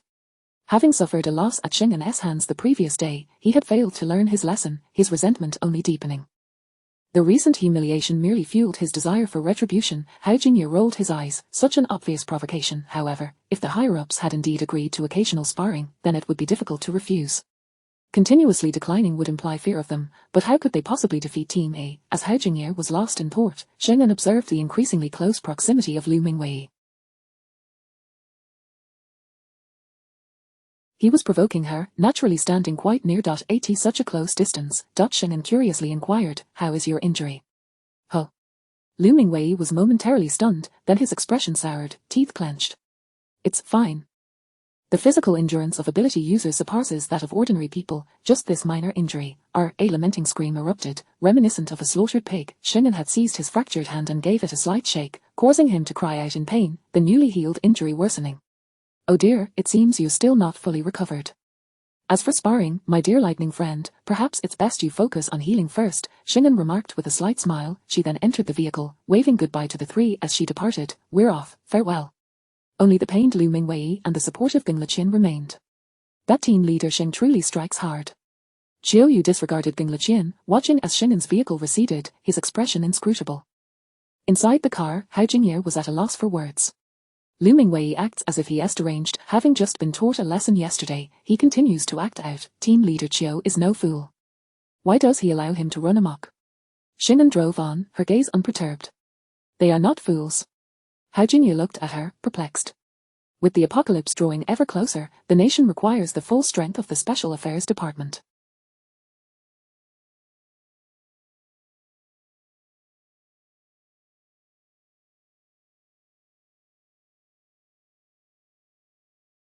The two team leaders are a consequence of the situation, not the ideal outcome, especially with two leaders who are at odds. If those beneath them stir up discord, escalating tensions, one of us will inevitably have to be removed. Jiuyu's allowance of Team A's mischief is simply forcing the higher-ups to make a choice. Xing'an perceived the situation with clarity. Hao Jingye became anxious. Is Jiuyu so confident that the higher-ups will choose her in a selection? Because she can control ability users. Her abilities are indeed quite valuable, Xing'an replied coolly. Hao Jingye sighed, slightly exasperated. What a time to be calculating and scheming. Normal, Xing'an responded. As long as it does not affect the greater situation, where there are. Hao Jingye sighed, though it may not impact anything, and it's the other side that suffers. Lu Mingwei's antics are truly vexing. If only a stronger ability user could appear to put him in his place. Xing'an and Captain Qi could easily handle Lu Mingwei, but he evidently refused to accept it, relying solely on his. At present, among ability users, the lightning type was indeed quite formidable. It would likely take someone with even greater power to silence him, yet such individuals were not easily found. Let us discuss the person we are meeting today, Xing'an suggested. Hao Jingye promptly set aside his thoughts, immersing himself in work. The individual we are to meet today is a university student named Zhang Jieliang, a local from Shishir. His family possesses some assets, and he is studying in the capital. The day before yesterday, he took his girlfriend to a guest house in the mountains, but left her behind to return to the city. Yesterday morning, he entered the police station, at the same time. Zhang Jieliang had arrived at the capital police headquarters, seated in the conference room awaiting the individual he was to meet. He appeared visibly anxious, yet also excited and apprehensive. A police officer entered with a glass of water. Zhang Jieliang inquired, "What is the level of authority of the person I am to meet?" The officer, unaware, shook his head. Zhang Jieliang felt a twinge of disappointment. Just then, the chief entered, a stern expression on his face, his voice grave. "The person coming to see you shortly holds significant authority. You had best ensure that your matters are indeed pressing." Zhang Jieliang tightened his grip on his phone, sitting up straight, responding earnestly, "Of course, I assure you, what I have to say is of utmost importance." He was not merely an eyewitness. He possessed concrete evidence. Zhang Jieliang now hoped fervently that the individual he would meet would be receptive and unperturbed by his revelations. Approaching, someone announced from the doorway. The chief immediately stepped out. Zhang Jieliang felt his anxiety intensify, his palm growing sweaty as he clutched his phone tightly. Chapter 38. I truly saw a ghost before long. Xing'an entered with Hao Jingye. Zhang Jieliang glanced behind them, and aside from the bureau chief and two police officers, there was no one else present. "Where is everyone? Where are the leaders?" At that moment, the bureau chief spoke. "This is the person you need to meet. Please share your concerns with Captain Sheng." Zhang Jieliang was taken aback. "What, so young?" Noticing his skepticism, Xing'an calmly reassured him. "Rest assured, this is the Public Security Bureau. No one is deceiving you." Zhang Jieliang considered this. After all, this was. Moreover, the fact that this individual was unwilling to divulge anything hinted that encountering someone with greater authority than the bureau chief was already a stretch. If he truly wished to meet the highest authority, it would be impossible. Seeing him relax, the bureau chief closed the door and departed. Inside, the spacious conference room was left with only Xing'an, Hao Jingye, and Zhang Jieliang. Of course, there were also the inconspicuous surveillance cameras. Zhang Jieliang felt somewhat tense, still tightly gripping his phone. Xing'an sat opposite him, her tone gentle. "May we speak now, Comrade Zhang Jieliang? What is the significant matter you wish to discuss?" Zhang Jieliang hesitated slightly. He then leaned forward, cautiously asking, "This, leader, are you open-minded?" Xing'an instantly understood his concern. He feared she would not believe him. Xing'an remained silent, gesturing to Hao Jingye. He promptly retrieved his identification, the cover emblazoned with 3 characters, Special Affairs Division. The sight of those 3 characters startled Zhang Jieliang. "Special Affairs Division, you can imagine what we deal with, right?" Hao Jingye stated, his demeanor calm as he took the identification away. "Whatever you have discovered, feel free to share with us. You may find it hard to believe, but for us, it is not unusual." Space manipulators, metal-based psychics, lightning manipulators, they had indeed encountered numerous bizarre occurrences. What astonished Zhang Jieliang was merely commonplace for them. Zhang Jieliang exclaimed, "I saw a ghost." His declaration was shocking. Hao Jingye responded, "My apologies for the interruption." He clearly had little experience. Seeing a ghost, that was indeed beyond his realm of experience. Hao Jingye's expression turned peculiar, his brow furrowing. "Are you certain?" Zhang Jieliang nodded emphatically. "Absolutely, I truly saw a ghost." Both Xing'an and Hao Jingye fell silent, not uttering a word. Zhang Jieliang, feeling anxious, leaned forward even more, his tone urgent. "Please believe me, it was so strange and shocking that I wanted to see a leader to report this matter. The notion of seeing a ghost was far too bizarre." If he approached an ordinary officer, they would undoubtedly dismiss him. Of course, the leaders might also disregard him, yet he possessed evidence. However, the implications were so significant that unless he confronted someone with considerable authority, he dared not reveal the evidence lightly. Hao Jingyu tilted his head to look at Xing'an, blinking in confusion. Could it be that besides aberrations, there are also spirits?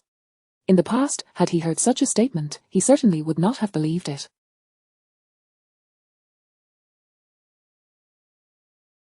But with the apocalypse looming, it seemed anything was possible. Xing'an shot him a glance, exasperated. Clearly, this is a misunderstanding of special abilities. Has your normally sharp mind been infected by Jiangyu and Lishan? Hao Jingyu awkwardly rubbed his nose.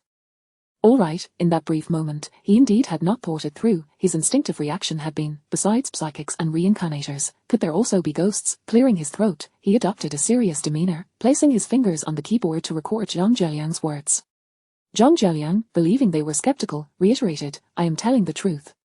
He placed his phone on the table, his body fidgeting nervously, noticing his escalating distress. Xing'an spoke calmly, what you are describing is indeed worthy of skepticism, is it not? After a pause, she slowly continued, however, you may recount the details of your ghost sighting. The initial part of her statement made him anxious, yet the latter part soothed him. With the ebb and flow of tension, coupled with the information that they had handled similar cases, Zhang Jialiang dared not hesitate. He took a deep breath to compose himself before speaking. The day before yesterday, I was with my girlfriend. They were already aware of the earlier events. What mattered was what had transpired at the inn. The inn is situated on a mountain, marketed for its closeness to nature, with its structure. From the wooden corridor, one could gaze down into the dense forest, and at the bottom lay a small thicket, almost devoid of human presence. I originally had no time to wander about, but, my girlfriend went to take a shower, and while waiting in boredom, I thought my new phone was quite nice and decided to snap a few photos. I used my phone to take pictures from the corridor, and when I zoomed in on the distant scenery, I saw a ghost. Upon reaching this point, his voice was laced with both terror and excitement, a complex mix of emotions. Xing'an and Hao Jingyu did not interrupt him. Zhang Jialiang swallowed hard, continuing, my new phone has excellent resolution, so I distinctly saw a figure emerging from that thicket. No, it was a ghost. What did he look like? Xing'an inquired. Zhang Jialiang replied, I couldn't see clearly. Xing'an raised an eyebrow, how can you be sure he was a ghost? Zhang Jialiang responded, because I witnessed it with my own eyes. He emerged from the woods and vanished without a trace. Hao Jingyu furrowed his brow, vanished without a trace. Could he have fallen somewhere or hidden from your view? No. Zhang Jialiang shook his head vigorously. Simply disappearing is not terrifying. What is frightening is that in the next instant, he appeared hundreds of meters away. In an instant, hundreds of meters, what else could that be if not a ghost? Are you certain? Certain. Zhang Jialiang nodded fervently. Xing'an extended her hand, her tone steady. Please show me the photos or videos you captured. Zhang Jialiang was taken aback. How did you know? You are adamant that you have evidence, and you harbor no doubts about whether you misperceived anything. From beginning to end, you've been clutching your phone tightly, is that not evident? Xing'an stated matter-of-factly, Zhang Jialiang. Is it that obvious? After a brief moment of daze, Zhang Jialiang quickly unlocked his phone and handed it over. Xing'an perused the contents briefly, frowning slightly, before passing it to Hao Jingyu. Hao Jingyu connected the phone to the computer and enlarged the images, exhaling deeply. Zhang Jialiang added, had it not been for the photos, I would certainly have doubted my own perception, but the photos are irrefutable evidence. Damn it, I truly saw a ghost. After confirming that their ghost had vanished at that spot, he had widened his eyes and immediately chosen to take photos. The pictures were a series of continuous shots. The time frame was merely 2 seconds, and each image contained a blurry figure. Hao Jingyu processed the images. Xing'an looked at Zhang Jialiang, gently asking, is there any other information? Did that person emerge from the thicket? Which direction did he head?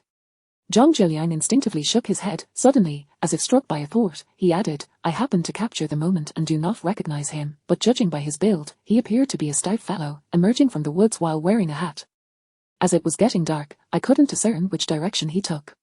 Xing'an nodded in understanding and posed a few more questions, to which Zhang Jialiang responded one by one. At this moment, Hao Jingyu's expression turned serious. Sister Sheng, the photos have been processed, including a 3D map of the shooting location. Take a look. He moved the computer in front of Xing'an. The processed images were clear and straightforward. After reviewing them, Xing'an slowly nodded. The skilled individuals we anticipated may have indeed appeared. Chapter 39, The Incredible Imagination of College Students. Having just perused the photographs, Xing'an found them rather indistinct due to the blurriness of the subjects and the considerable distance from which they were captured.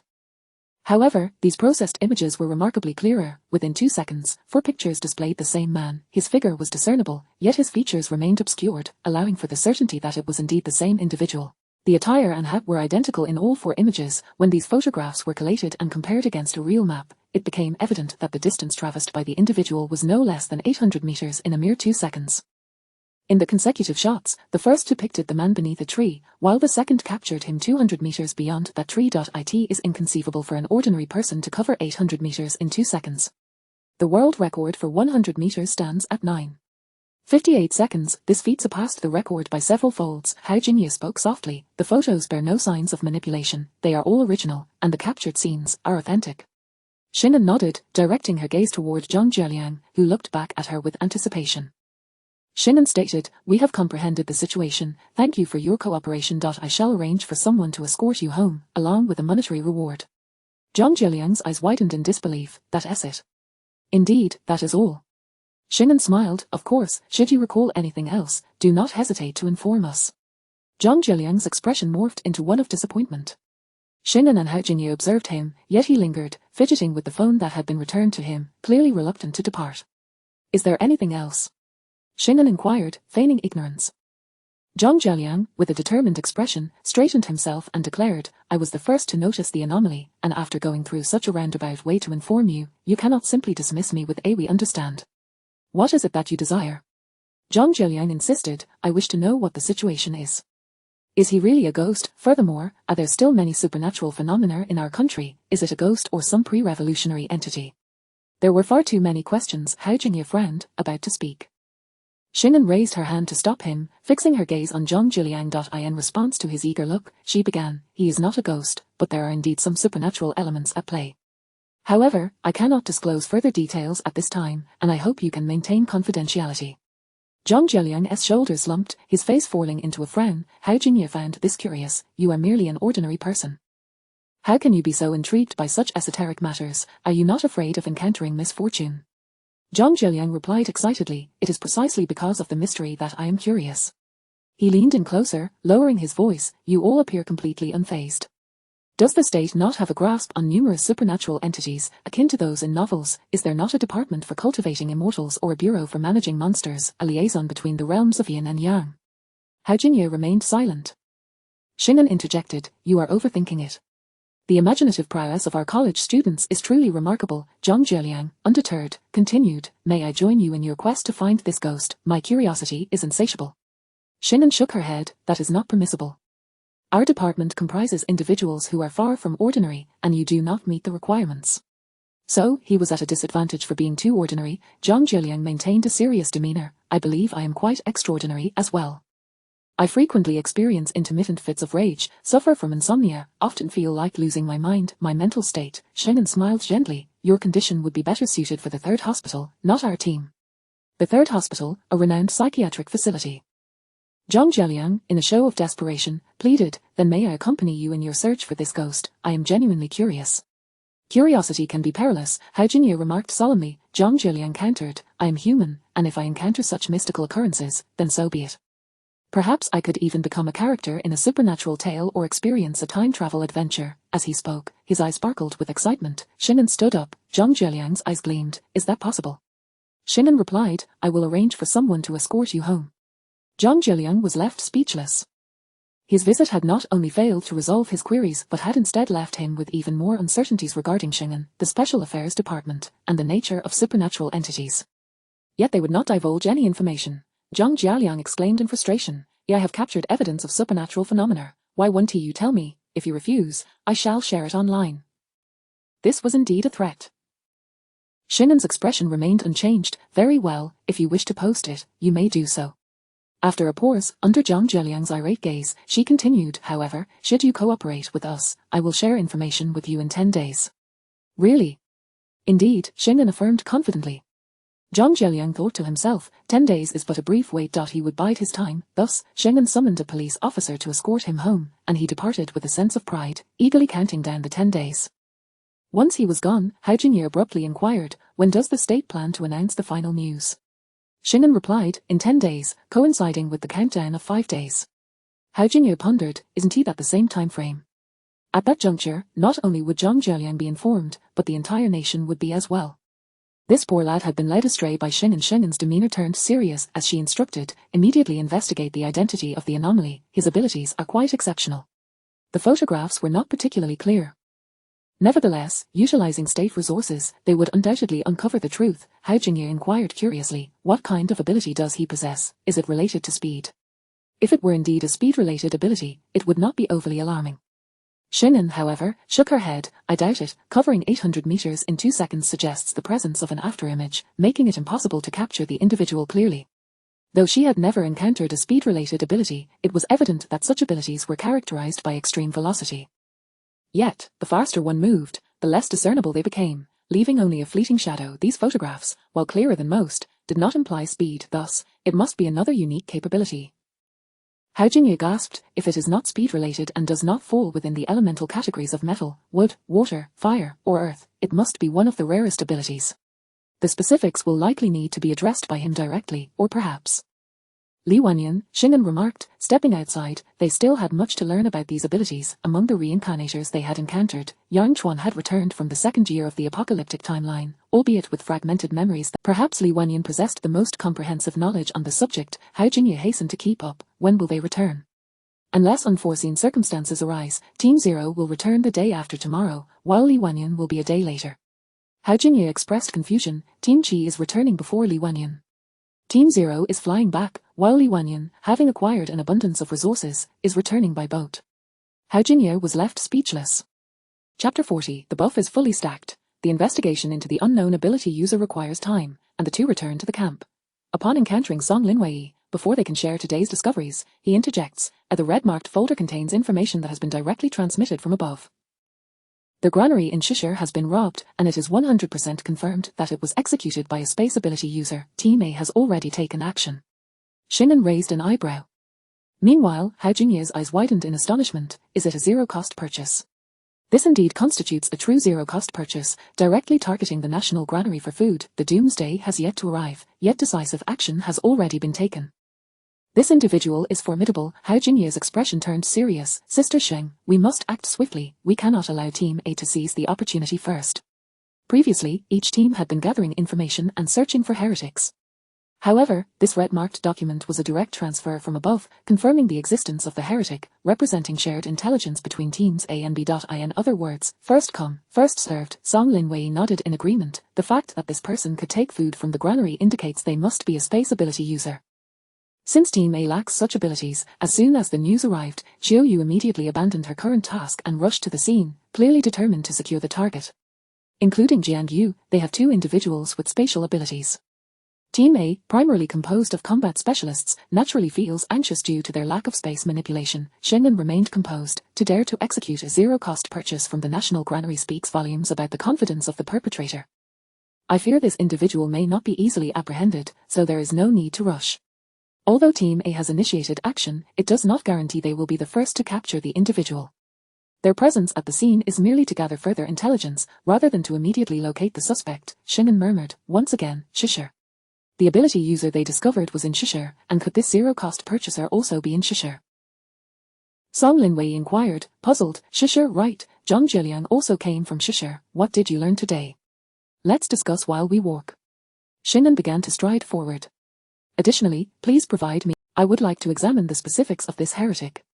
All information is contained within the folder. Various departments are actively engaged, including the Information Department and Reconnaissance Unit, continuously updating the files.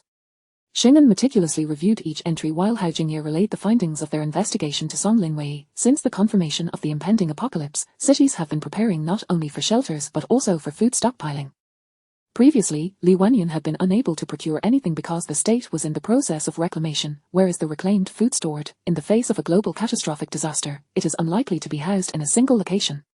Significant quantities of food have been stockpiled in various places, with warehouses being fortified and even underground storage constructed to transfer supplies. Shishir is no exception, however. They have already received credible reports from Jiang Yu indicating that Shishir will be struck by a meteorite. The food reserves in Shishir are limited, while the capital is being developed as the nation's most secure stronghold. Due to its proximity to the capital, Shishir is responsible for logistics prior to the apocalypse. All food is stored in surface warehouses, which see regular traffic. One of these granaries was robbed today. At the moment the granary was opened to distribute food, it vanished into thin air.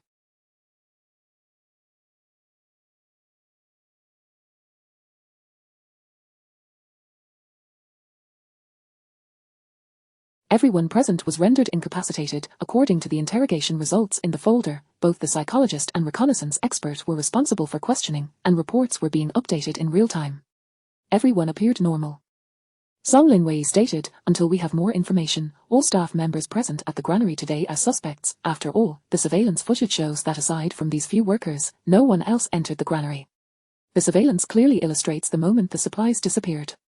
Several workers were transporting food, and suddenly, half of the granary's stock vanished, prompting gasps of astonishment from the workers. Naturally, this is not the only surveillance footage, it also includes cameras surrounding the warehouse.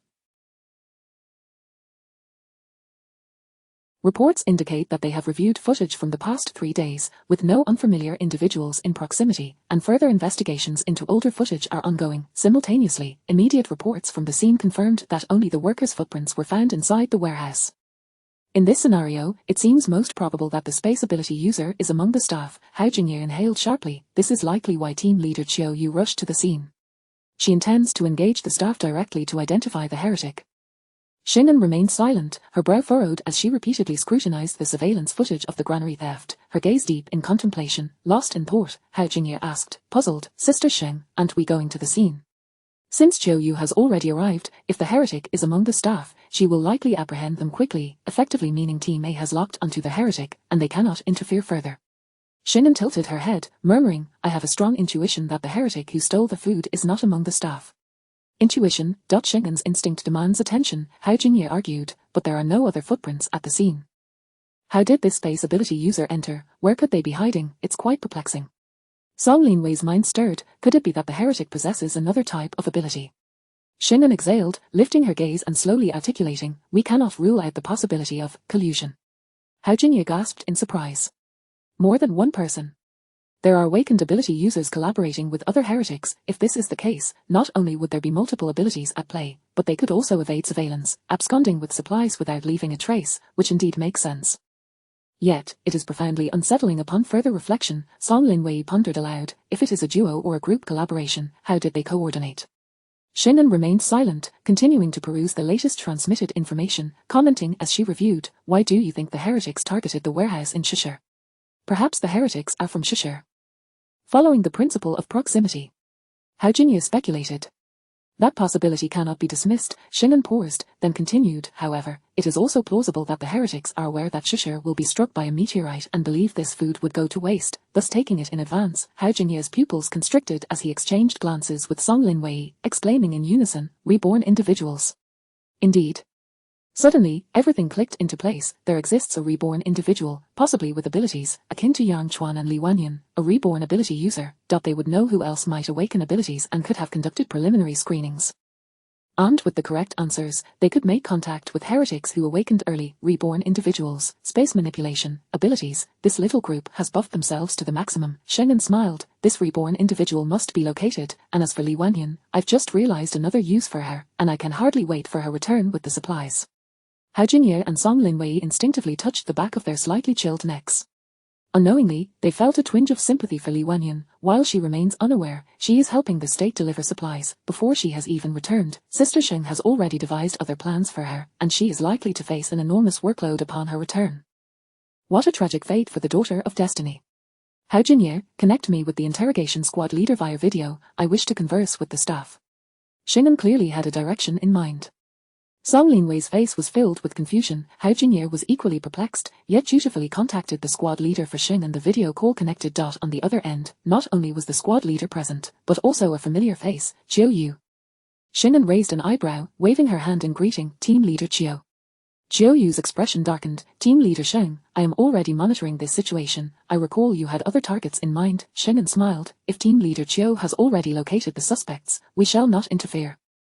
However, it seems that you have come up empty-handed. Chiao Yu's expression grew even grimmer. Xing'an's voice was resolute. It appears we can ascertain that the perpetrator is not among the staff present. Previously, it was merely her intuition, but now Chiao Yu's reaction affirmed this notion. Song Linwei, upon hearing this, experienced an epiphany. Hao Jingye remained somewhat puzzled and whispered, "Why, how does Team Leader Chiu's reaction indicate they are not staff members?" Song Linwei lowered his voice. "Have you forgotten Team Leader Chiu's ability?" Hao Jingye exclaimed in realization. He understood. Chiu Yu's ability is puppetry. She can directly manipulate the staff to reveal the truth. If the perpetrator were among them, Chiu Yu would have already apprehended them, yet her grim demeanor indicates they are not involved. Hao Jingye looked at Xing'an with awe in his eyes. Indeed, she is remarkable, her intellect astonishing. Even Song Linwei expressed admiration. How had he ever thought he could deceive Xing'an? She is astutely perceptive. Although the two kept their voices low, their conversation was still audible on the other end. Chiu Yu's expression became even colder, her voice frigid. These staff members truly know nothing. The missing food has nothing to do with them. Team Leader Xing, if you wish to locate the thieving heretic, perhaps you should explore other avenues. This was the truth, however. Xing'an smiled sweetly. No need to rush. I have just one question for them. A flicker of confusion crossed Chiu Yu's eyes, yet she did not intervene. She was unaware of what Xing'an intended to ask, as she had directly manipulated the staff to ascertain all the truths. These individuals genuinely knew nothing. They were neither thieves nor accomplices. In that fleeting moment when the food vanished, they were all left in shock and terror. Chapter 41, Exploiting the Nation's Resources. The captain entered the interrogation room, holding a mobile phone, where the previously separated staff members had gathered, awaiting Xing'an's remote inquiry. Both Chiu Yu and the captain were perplexed, as were Hao Jingye and Song Linwei, who were equally unaware of what Xing'an intended to ask. Observing the staff members through the camera, Xing'an smiled warmly and inquired, "Everyone, please think carefully. Before the disappearance of the grain, did any of you feel a chill at the back of your neck, or perhaps, did you experience an encounter with the supernatural?" What an odd question.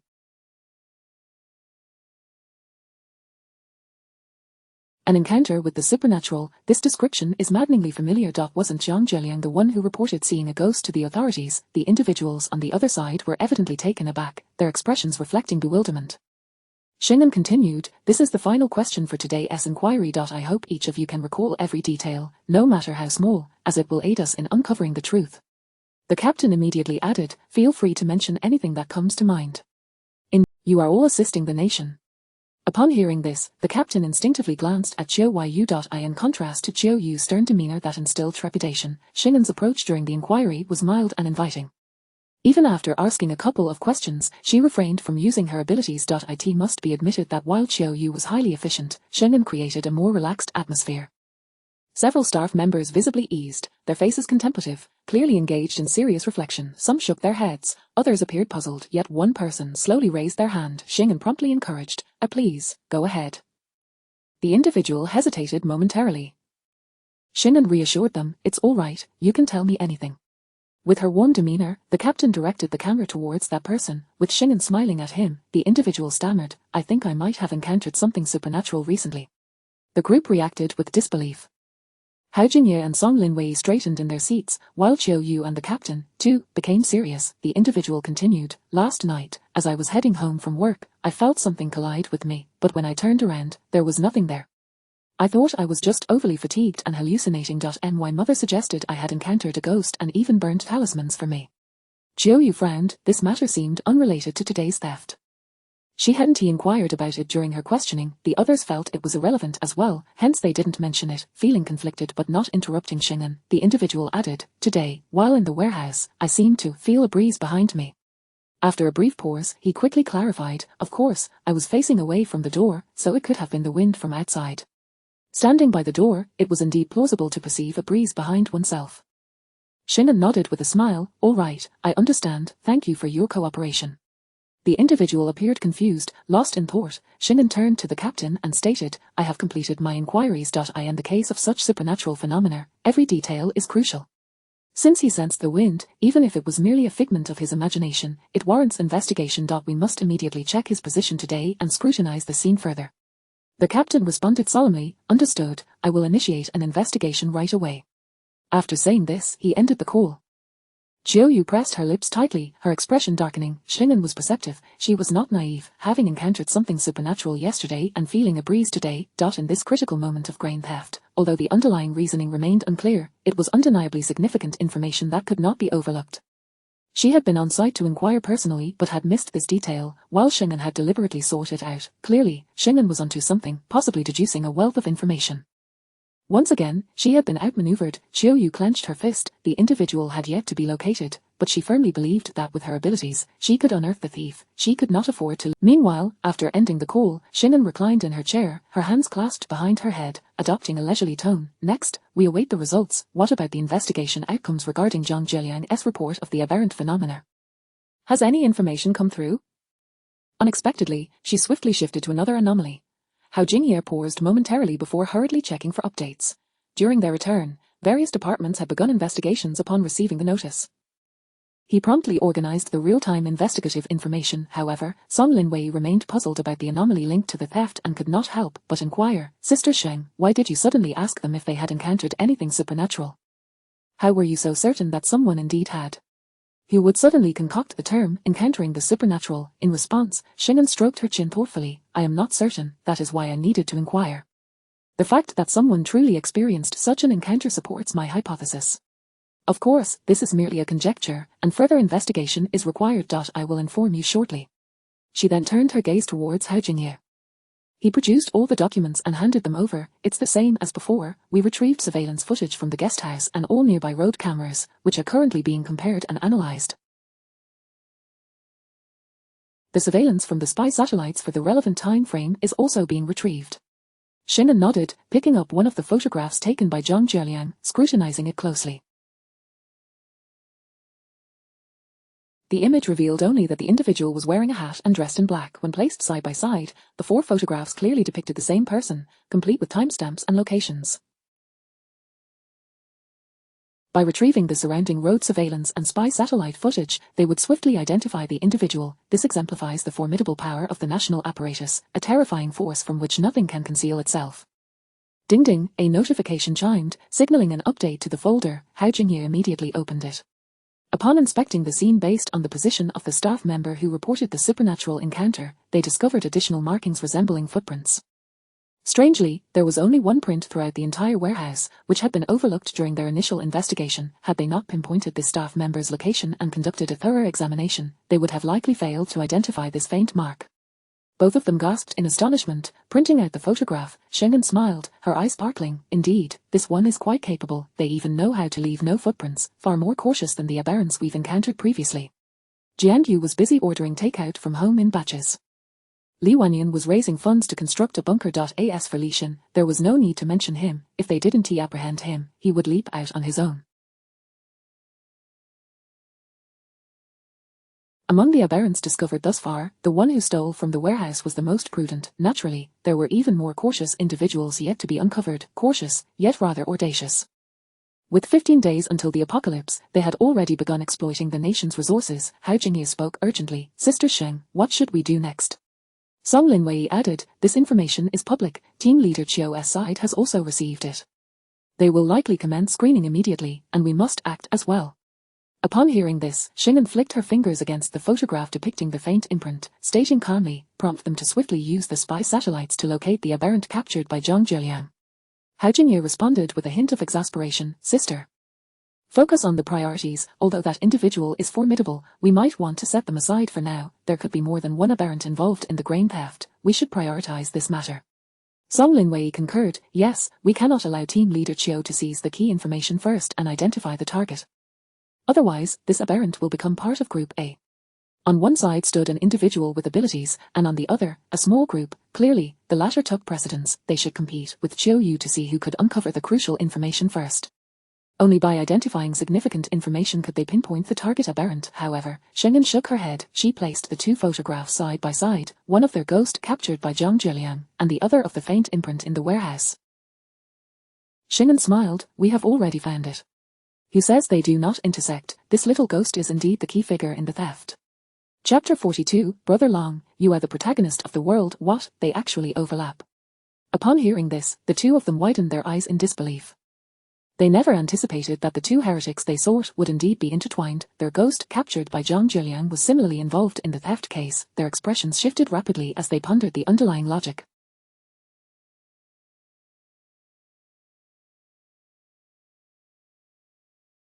Soon, astonishment filled their eyes as they realized the truth. Feeling vexed for not connecting the dots sooner, Xing'an set down the photographs, tapping her fingers lightly upon them, her tone casual. Both incidents occurred in Shishir.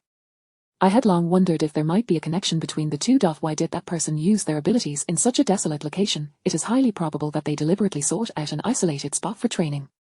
And training must surely serve a specific purpose, perhaps stealing food. This person's ability is quite distinctive, capable of vanishing and reappearing instantaneously.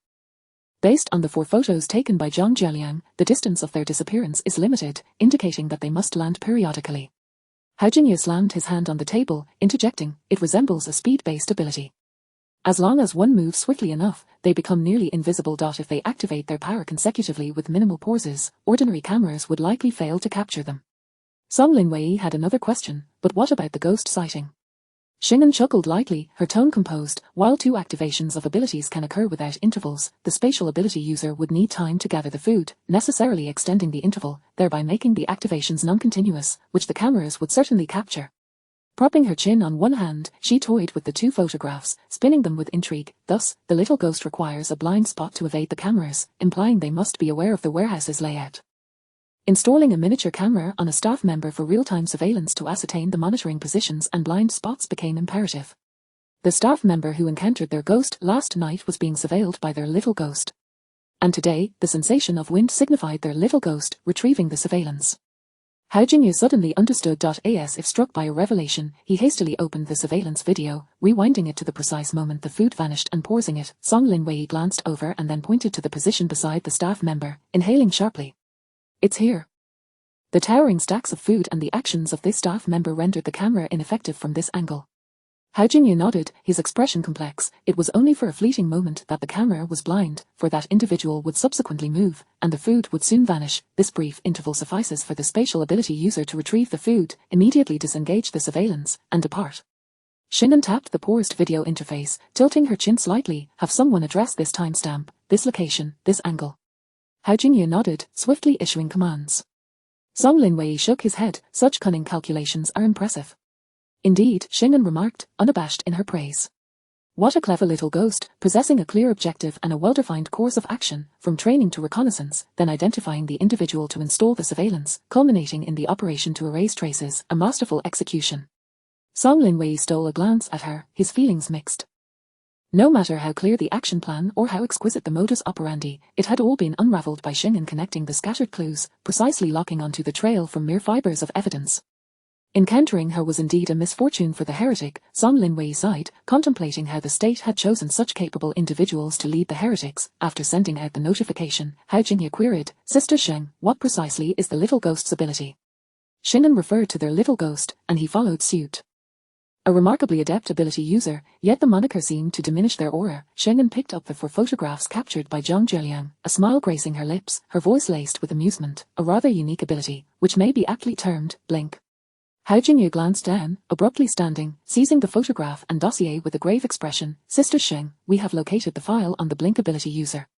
In a derelict factory in Shishir. Har, this has gone exceedingly well. Indeed, when the boss takes action, nothing can withstand him." Kujeshua laughed, brimming with pride. Another seemingly composed man replied in a calm voice, "My ability is unique. We owe this success largely to Zhang Cohen's spatial power. Otherwise, we would not have been able to procure such a substantial amount of food." Although his tone was tranquil, the slightly raised chin and confident gaze betrayed his pride. Beside him, another shy man smiled, his tone gentle. "It is Chen Yu's formidable ability, and it is also Chen Yu who devised this impeccable plan. Without him, I would surely accomplish nothing. Let us not be modest, Brother Zhang Cohen, your spatial ability is invaluable, and Brother Long is indeed remarkable, a blink ability user." Kujeshua exclaimed with starry Long Chen Yu, the blink ability user, was also the core of their team, the one who had united them. Upon hearing this, a trace of pride flickered across Long Chen Yu's typically stoic face, though it was quickly replaced by his usual calm demeanor. Long Chen Yu stated, "In 15 days, no, soon it will be midnight, so 14 days, the apocalypse will arrive, and the world shall undergo tremendous change. By awakening our abilities before the end times, we will undoubtedly shine brilliantly." He surveyed the 2 before him, whom he had gone to great lengths to recruit as allies. Kujashua's eyes sparkled with enthusiasm. "Though I have awakened my powers, I would have been oblivious to the impending apocalypse had it not been for Brother Long. I certainly would not have prepared provisions in advance." He regarded the 2 seriously. "You are the teammates I have chosen, and I trust you both, knowing you will not betray me. Thus, there are certain matters I can now disclose." Upon hearing this, their faces lit up with curiosity. "Actually, I do not predict the apocalypse." Rather, I have been reborn, Long Qianyu revealed slowly, Zhang Cohen. Kujie. Long Qianyu asked, will you blame me for having concealed this from you until now? Of course not, they exclaimed in unison. Kujie grew even more animated, her cheeks flushed with excitement. Brother Long, I always sensed you were extraordinary. I never imagined you were a reborn individual, such a powerful ability, rebirth. Brother Long, you must be the protagonist of the world. As a recent university graduate, she was at that age where one adored novels. Zhang Cohen nodded vigorously, in full agreement. It is truly our fortune to follow Brother Long. According to the laws of the two-dimensional realm, a reborn ability user like Brother Long is surely the chosen one. Following him guarantees abundance, while opposing him would lead to certain doom. Kujie nodded fervently. Long Qianyu could no longer suppress the upward curve of his lips, his face radiating arrogance and hubris. With a rebirth amplifying his already formidable abilities, he was confident that even if he pilfered food from the national reserves, no one would discover him. He was indeed the chosen one. Chapter 43, The Chosen One. In an era preceding the apocalypse, Long Qianyu found himself devoid of funds. Hence, the venue for their meeting was an antiquated factory, permeated by drafts, where three individuals sat. Their chosen one was still in a developmental phase, exhibiting a certain financial constraint. However, the other two were unfazed, as they too were equally impoverished. Kujie, munching on potato chips, inquired with curiosity, Brother Long, what transpired before your rebirth? Might you share it with us? Zhang Cohen reached out, seizing a handful of chips, his gaze filled with anticipation. There was nothing to conceal. Long Qianyu retrieved a can of beer from the plastic bag, cracked it open, and took a hearty swig before gradually recounting the tale of his former life. In his previous existence, he had survived until the second year of the apocalypse, having awakened his teleportation ability in the first year. Initially, however, this power was not particularly formidable, with a remarkably limited range that led to numerous hardships. Yet, as his teleportation distance increased, he evolved into an impeccable assassin, capable of appearing instantaneously beside anyone, catching them unawares, breaching their defenses, and executing successful assassinations. He garnered a modest reputation as a supernatural being and subsequently joined a formidable team of abilities. Regrettably, during an operation to seize meteorite fragments, they were ambushed and slaughtered by a hidden faction of aberrations. Even after expending all his powers, he fell victim to these monstrous entities. A lingering dread of death shrouded him, but soon, he lifted his chin, reigniting his fighting spirit. Long Qianyu exhaled deeply. Fortunately, everything had changed. He had been reborn, leveraging the memories from his previous life. He sought out many supernatural beings from his past, but alas, most had yet to awaken, with only Kujie and Zhang Cohen emerging with powers. The water ability wielder, Kujie, was an unexpected bonus, while a space ability user was his primary target. However, such individuals were exceedingly rare. In his former life, he had encountered only a handful, the strongest of whom was a space ability user named Li Wenyan. Yet, since his rebirth, he had been unable to locate her, unaware of her whereabouts. One could imagine she was simply living a mundane life in some corner before the apocalypse. Though he had not found Li Wenyan, he had discovered Zhang Cohen. Zhang Cohen's space was merely a commonplace one, lacking the combat utility of Li Wenyan's abilities. Nonetheless, that was inconsequential as Long Qianyu could fight on his own. The value of a space ability user lay solely in their capacity to stockpile resources. Contemplating combat, Long Qianyu's breath quickened. In his previous life, his maximum teleportation distance was a mere 100 meters, and executing 5 long-distance teleports in succession would exhaust his powers. Conversely, after his rebirth, he had become significantly stronger, capable of teleporting up to 200 meters and executing 10 consecutive teleports. What did this signify? Within a 2-kilometer radius, he was the supreme ruler. Not only had he been granted a second chance, but he had also grown more powerful. Was this not the essence of a chosen one? This was his most formidable advantage. Yet, a flicker of doubt crossed Long Qianyu's mind. I have been reborn before the apocalypse. My abilities have become formidable. Yet you too, who awakened before the apocalypse, are also remarkably strong. Exponentially more powerful than those who merely awakened in my previous life. This is quite perplexing. Could it be that those who awaken before the apocalypse differ from those who awaken afterward? Zhang Cohen proposed a hypothesis. That is a possibility, Long Qianyu mused, furrowing his brow, but I never heard of anyone awakening before the apocalypse in my previous life. My interactions with Joshua were merely to procure water, and at that time, she was quite hard-pressed, able to offer only a meager supply. Yet, in this life, he had already surpassed his former achievements immediately upon his rebirth. This was an extraordinary phenomenon, not limited to himself. Both Zhang Cohen and Kujie experienced the same. The trio fell into contemplative silence. Soon, Kujie provided an explanation. It must be the butterfly effect caused by Brother Long. Zhang Cohen's eyes lit up with realization. Yes, it is highly probable. With Jianyu's rebirth, according to the laws of the multiverse, Jianyu is the protagonist, and we are part of his supporting cast, thus we have grown stronger alongside him. He smiled sheepishly, his voice a soft murmur, Brother Long, I shall always stand by your side, never to betray you. It would be folly to betray a protagonist. Those who opposed them were destined for failure. Hearing this, Long Jianyu smiled with satisfaction and nodded, rest assured, we are a team, even as our group expands in the future, my trust in you will remain unwavering, for we have been preparing since before the apocalypse. Reflecting on the supplies they had transported from the granary, Kujieshue's eye sparkled with excitement as she exclaimed, having received foreknowledge of the impending apocalypse, we began stockpiling resources while others remained oblivious. Forming a team of supernatural beings may indeed be our opportunity to flourish amidst the chaos. Long Jianyu nodded emphatically. Before the apocalypse, he had been an ordinary individual who had yet to seize his chance, but this time, he would stockpile resources in advance, assemble a team of supernatural beings, and harness formidable powers. He was destined to become the sovereign of the apocalypse. Kujieshue chimed in, let us bestow a name upon our supernatural team. Without hesitation, Long Jianyu declared, the Phantom Ability Squad. Phantom, John Cohen murmured, coming and going without a trace, is that not akin to a phantom? Eluding capture, leaving others disoriented. Kujieshue added, then Brother Long shall be the Phantom King, har har har, how imposing. The title of a Phantom King. Long Jianyu smiled, recognizing how aptly it suited his abilities. This time, he would undoubtedly solidify his reputation as the Phantom King. He raised his can, his spirit soaring, let us celebrate our inaugural successful operation and the establishment of the Phantom Ability Squad. Cheers! Kujieshue and John Cohen promptly lifted their cans, clinking them together with gusto. The three of them savored a bottle of beer in delight. As the effects of the alcohol began to take hold, Kujieshue widened her eyes and asked, Brother Long, what shall we do next? Long Jianyu, also feeling the effects, not merely from excitement but slightly intoxicated, responded proudly, naturally, we shall continue to stockpile resources. In my previous life, the entire Shishir city fell into ruin, it is only fitting that we reclaim its resources. With no funds at their disposal, they could only rely on zero-cost acquisitions, taking advantage of the state's resources. We have secured food. What shall our next step be? John Cohen pondered, blinking thoughtfully. Long Jianyu grinned, you all said that following me would lead to prosperity, so it is only logical that we shall stockpile meat. At the Apocalypse Special Operations Camp. Thus, the teleportation ability user known as Long Jianyu is a societal youth of this designation. Hao Jinye succinctly summarized Long Jianyu's life history, from his early school days to the mistakes he made, the opinions others held of him, his various jobs, and their corresponding wages and conditions, even details from his phone's data screening, including contacts, chat logs, search histories, and purchasing records. In essence, they had stripped him bare. Shingen calmly perused the information. Chapter 44, Shingen, we invite you into the trap. Song Lin Wei lamented, this individual was rather unremarkable before, neither rising to great heights nor settling for mediocrity. He possessed ambition and aspirations, yet lacked the corresponding capabilities. After a brief pause, he added, however, now that he has acquired the ability of teleportation, it can be deemed a significant advantage, quite practical indeed.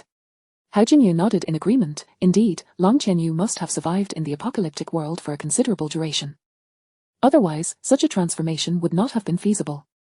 Upon further reflection, he concluded, he bears a resemblance to Li Wanyan. These astute individuals, endowed with keen intellects, quickly discerned the core issues at hand. Shingen gently tapped her fingers on the table, her tone relaxed, quite good, his unique ability is versatile in the post-apocalyptic era, and it can also assist us prior to the apocalypse. Moreover, he can help recall the other ability users, pairing him with Li Wanyan would yield even better results. The two exchanged silent glances, an unspoken understanding of the tasks that had already been arranged, awaiting execution. Just as Hao Jinye was about to inquire further, the communication device chimed again, signaling an update in the computer files. He immediately clicked on it, and upon reviewing the information, his expression shifted to one of realization. What is it? Song Lin Wei leaned closer. Hao Jinye directed the screen towards Shingen. Sister Sheng, your speculation was indeed correct. He utilized teleportation to infiltrate the warehouse, and he must have stood in a blind spot of the surveillance cameras, specifically behind the staff. The photograph had been expertly processed, capturing the exact moment the goods vanished. In that fleeting instant, the edited image revealed, a shadow, previously obscured by supplies, became apparent once the goods disappeared. The shadow was exceedingly vague. Without the enhancements, it would have been impossible to discern with the naked eye from the surveillance footage. In that brief moment, he was employing his teleportation ability to escape. The shadow had been circled, and a conjectural outline was drawn. Song Lin Wei's pupils constricted. The outline did not represent a single individual.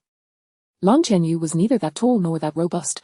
Taking a deep breath, Song Linwei slowly articulated, there are indeed two individuals. Long Qianyu is acting in concert with an individual possessing spatial abilities. Sister Xing's previous deductions were entirely accurate. Hao Jingye interjected, so, we are dealing with a duo of aberrant collaborators. Xing'an suddenly spoke, who said there are only two individuals. The two were taken aback, turning to her with surprise. Observing Xing'an's meaningful expression, Song Linwei's eyes widened in epiphany. I understand now, their team comprises at least 3 individuals. No, perhaps it is precisely 3, for while the number of aberrants is significant, they are not so easily found. Song Linwei's tone was resolute. The national apparatus had only managed to identify a limited number of aberrants thus far. How could Long Qianyu have discovered a multitude? The trio was indeed the optimal solution, a teleportation user, a spatial ability user, and an unidentified individual. Hao Jingye, still grappling with the implications, inquired, why must there be a third person? Wouldn't two suffice? Xing'an chuckled lightly, because they require someone to provide cover. She rested her chin on her hand, twirling a pen between her fingers, her voice calm. His teleportation ability cannot be without limitations in both frequency and distance. Otherwise, it would be nothing short of miraculous.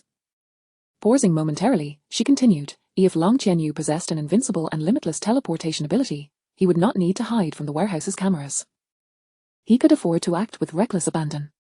Thus, the necessity for meticulous planning and flawless execution suggests that he has yet to attain a level of strength that renders him entirely unconcerned. Following this line of reasoning, Hao Jingye smacked his forehead. His powers must be constrained. He cannot evade all surveillance entirely. There must be someone outside providing assistance. For instance, driving a vehicle. He could teleport directly into the car with the spatial ability user, fleeing the warehouse and avoiding detection. Realizing the implications, Hao Jingye swiftly notified the team to investigate all vehicles within a 10-kilometer radius of the warehouse. Xing'an instructed, proceed to investigate Long Qianyu's recent acquaintances and any individuals connected to him. We must unearth the other two aberrants. Understood, both Hao Jingye and Song Linwei responded in unison. In less than 3. Moreover, modern individuals find it nearly impossible to detach from their mobile devices. Long Qianyu's communication with others would inevitably involve the use of a phone. It has been confirmed. There are indeed 3 individuals. Long Qianyu, Zhang Cohen, and Ku Jieshue. At the time of the incident, Ku Jieshue was driving towards the warehouse, approximately 2 kilometers away. Upon reaching 1 kilometer, the vehicle diverted onto another road and departed. From this, we deduce that Zhang Cohen is the spatial ability user, while Ku Jieshue serves as the accomplice. This report pertains to Ku Jieshue's investigation. 3 days prior, she visited a hospital to undergo a health examination. This is her medical report. The first communication between Long Qianyu and Ku Jieshue also occurred 3 days ago, suggesting that Ku Jieshue had already. A series of documents and reports, compiled in under 3 hours, provided an exhaustive understanding of the 3 individuals. Their clandestine activities, which they believed to be shrouded in secrecy, were laid bare, revealing every word spoken. Under the machinery of the state, there is no. Song Linwei swallowed hard. This was his first experience utilizing the highest level of authority to mobilize national resources for the purpose of locating individuals, and it was the first time he witnessed such overwhelming power. It was terrifying. How could he have ever believed he could elude the grasp of the state? Ultimately, he had underestimated the might of the national apparatus and the prowess of Xing'an. Hao Jingye's voice trembled with excitement. Sister Xing, should we proceed to apprehend them now? Yet Xing'an shook her head, dismissing the notion. These individuals will not be easily captured. There is no rush. This time we shall employ a different tactic. The two exchanged puzzled glances. Xing'an smiled. They have already pilfered the grain from the granary in Shishir, audaciously targeting a national warehouse, with several days remaining. Do you truly believe they will refrain from further actions? No, they undoubtedly would continue their activities. Song Linwei murmured, their financial circumstances are not particularly favorable. Now that they possess spatial abilities, they are likely to hoard more supplies. Precisely, Xing'an affirmed with a nod. They will continue to exploit the resources of the state. Shishir is a city destined for destruction. Their theft is justified in their minds, and they will assuredly take further action. Both men turned their gazes towards her. Xing'an rose slowly, her tall figure stretching gracefully, her voice laced with amusement. They have already stockpiled grain, and following Li Wanyan's patterns of hoarding, their next step will be to accumulate meat. Concentrate the meat from the slaughterhouses in Shishir for transfer. Let us ensnare them in our trap. Chapter 45, Dare to move the earth beneath the Tai Sui. The two of them gasped in astonishment. Zhang Cohen and Ku Jieshue were relatively easy to apprehend, but Long Qianyu's abilities posed a more formidable challenge, not due to the difficulty of capturing him, but rather the concern of potential conflict that could endanger others. Setting a trap and laying an ambush was indeed the most exquisite method of capture. Xing'an always had a keen sense for the peculiarities of her adversaries, opting for the most suitable strategies to address them. Long Tianyu and his companions were audacious. Once the meat from Shisher was concentrated and relocated, they would undoubtedly seize the opportunity to act swiftly, aiming to gather the maximum amount of supplies in the shortest time possible. As for whether they would adhere strictly to their plan, that was of little concern. Now that they had identified who their little ghost was, they could monitor his every move and adjust their strategy in real time. Xing'an remarked, the resources from Shisher are meant to be transported to a secure area. Their theft merely assists in the logistics. Spatial ability users are far more efficient than refrigerated trucks. Her tone was gentle, her eyes crescent-shaped with mirth, yet each word she uttered sent an unsettling chill down their spines.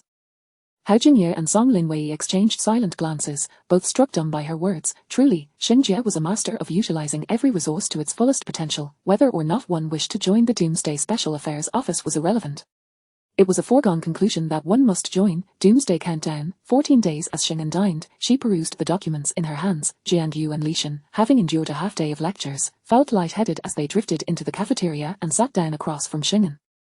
Noticing her peculiar expression as she ate and read, Jianyu inquired, Sister Xing, what are you looking at? At this, Xing'an exhaled deeply, her expression a mixture of bemusement and resignation, just some entertainment. Jianyu raised an eyebrow in confusion, while Lishan, growing impatient, reached over to snatch the documents from her grasp.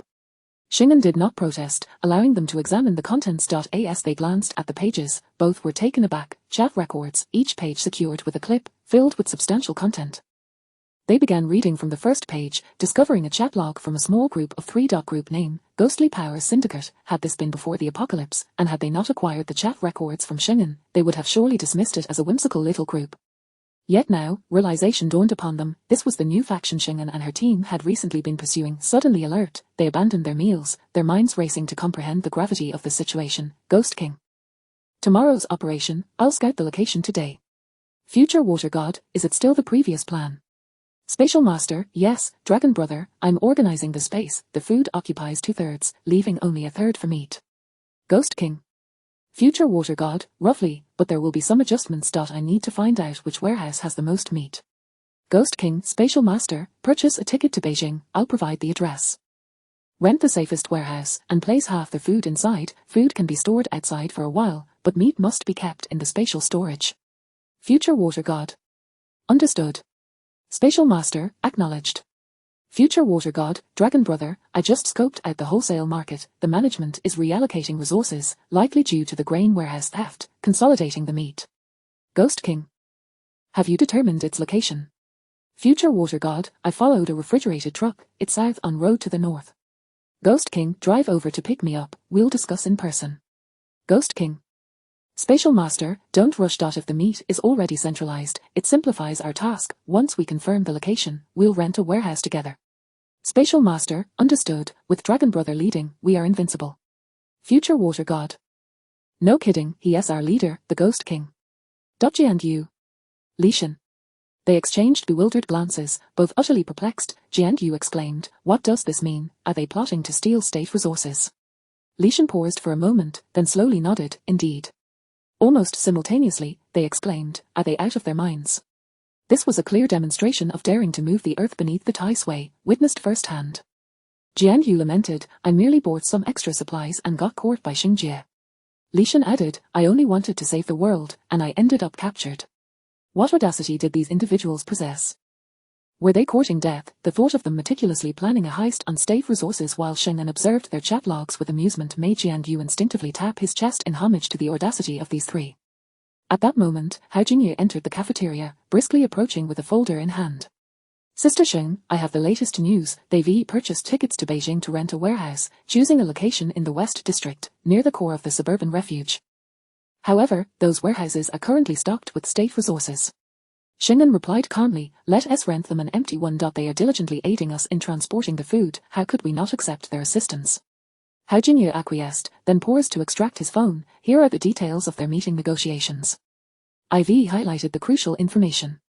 Xing'an nodded, and Hao Jingye sat beside her, initiating playback. 1/3 of the food must remain, just in case. The rest should all be converted to meat, which is even scarcer than food.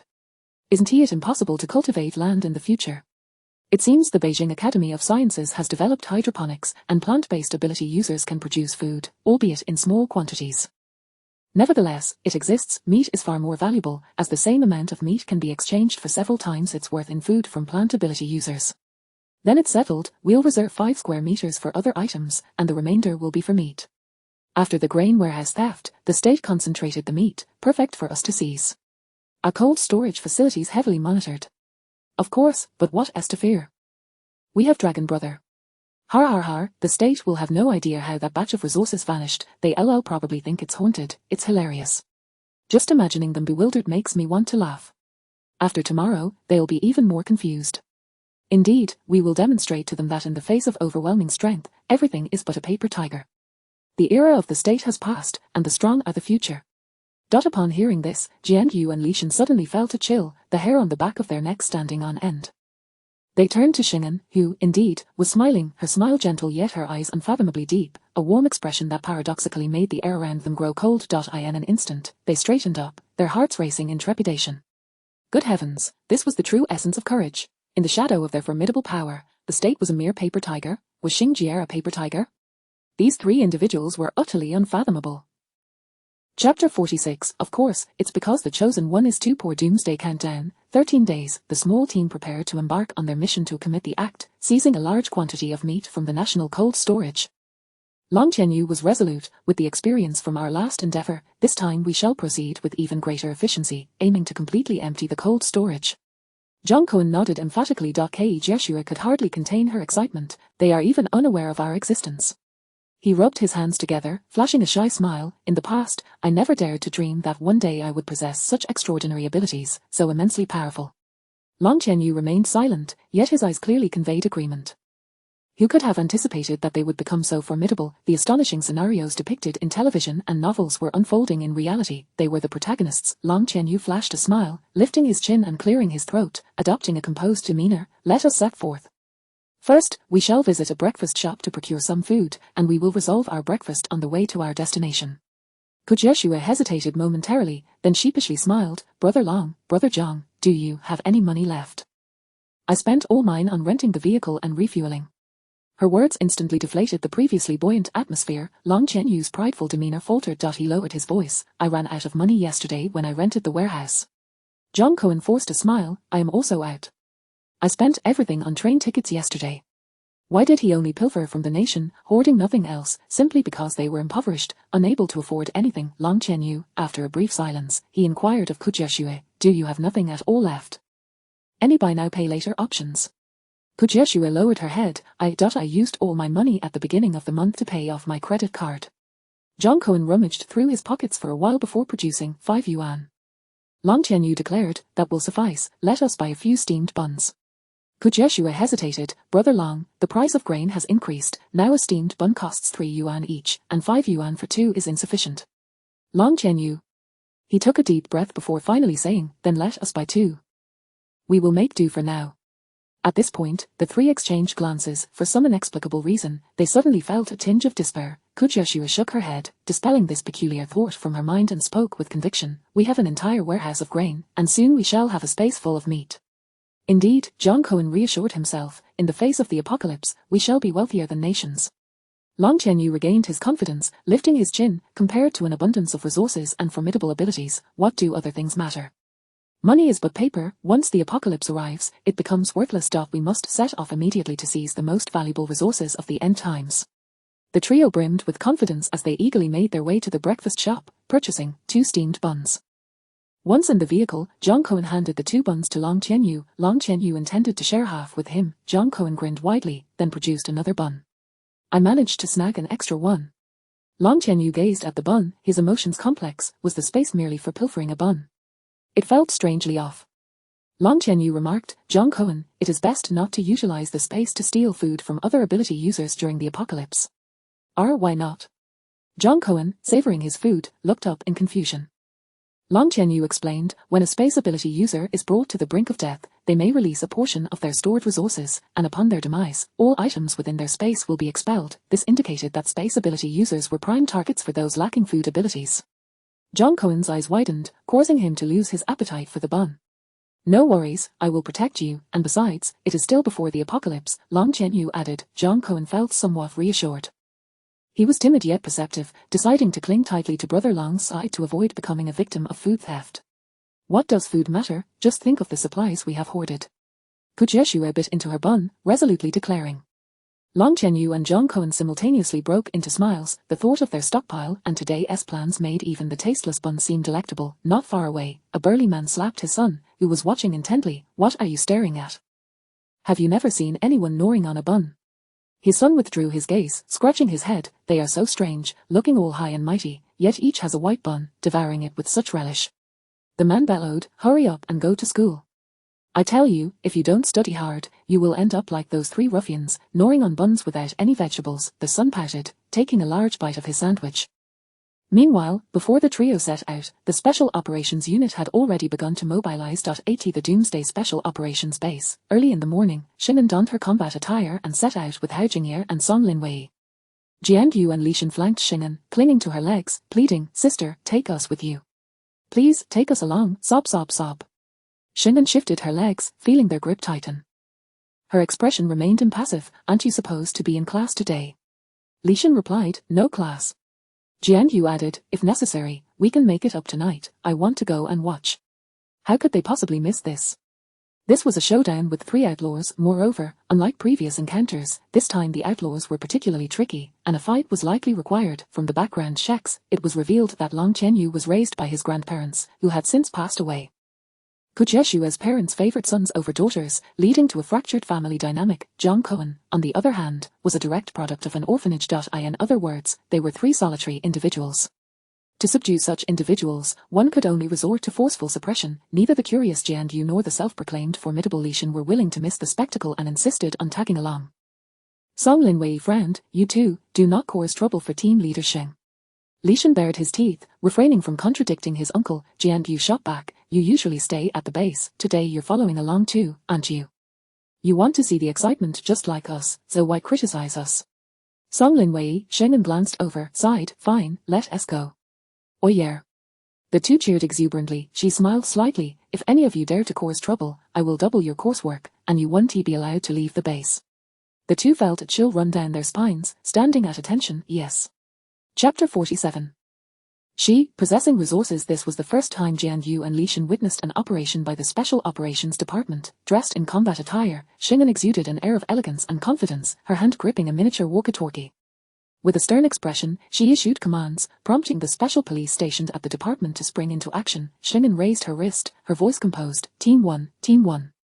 Team 1 here, the walkie-talkie crackled. Team 1 is in position, 21, 21, 21 is in position. Traffic control is in effect within a 10-kilometer radius of the cold store. Once the target vehicle approaches Anshan Road, all surrounding vehicles will be diverted. Received, received. Roadblocks are being set up in the middle section of Nanshan Road. Team 2, Team 2. Team 2 is in position, concealed around the cold storage. The drone unit is in position. On the screen before Xing'an, a red dot flickered. It marked the location of Long Qianyu's vehicle. Encircling this car, the movements of the three individuals were ensnared in an intricate web. The net was being cast, waiting for the target to fall into the trap, ready for the draw. Lishan felt a chill run down his spine. He murmured, so they laid such a vast net to catch me. How could I possibly escape? Realizing this, he felt that his capture was entirely logical, a strange sense of comfort washing over him. Xing'an shot him a glance, her tone indifferent. When they were after you, only 1/10 of today's forces were mobilized. Lishan. Instinctively, he raised his voice. On what grounds? Jiangyu rolled his eyes. Song Linwei slapped him on the back, unable to contain his reprimand. Are you out of your mind? Comparing this, what? Are you dissatisfied that there weren't more people to deal with you? The bloodline pressure from his uncle effectively silenced Lishan. He sulkily sank into his chair, uninterested in him. Xing'an turned to inquire of Hao Jingye, what is the status of Team Zero's return today?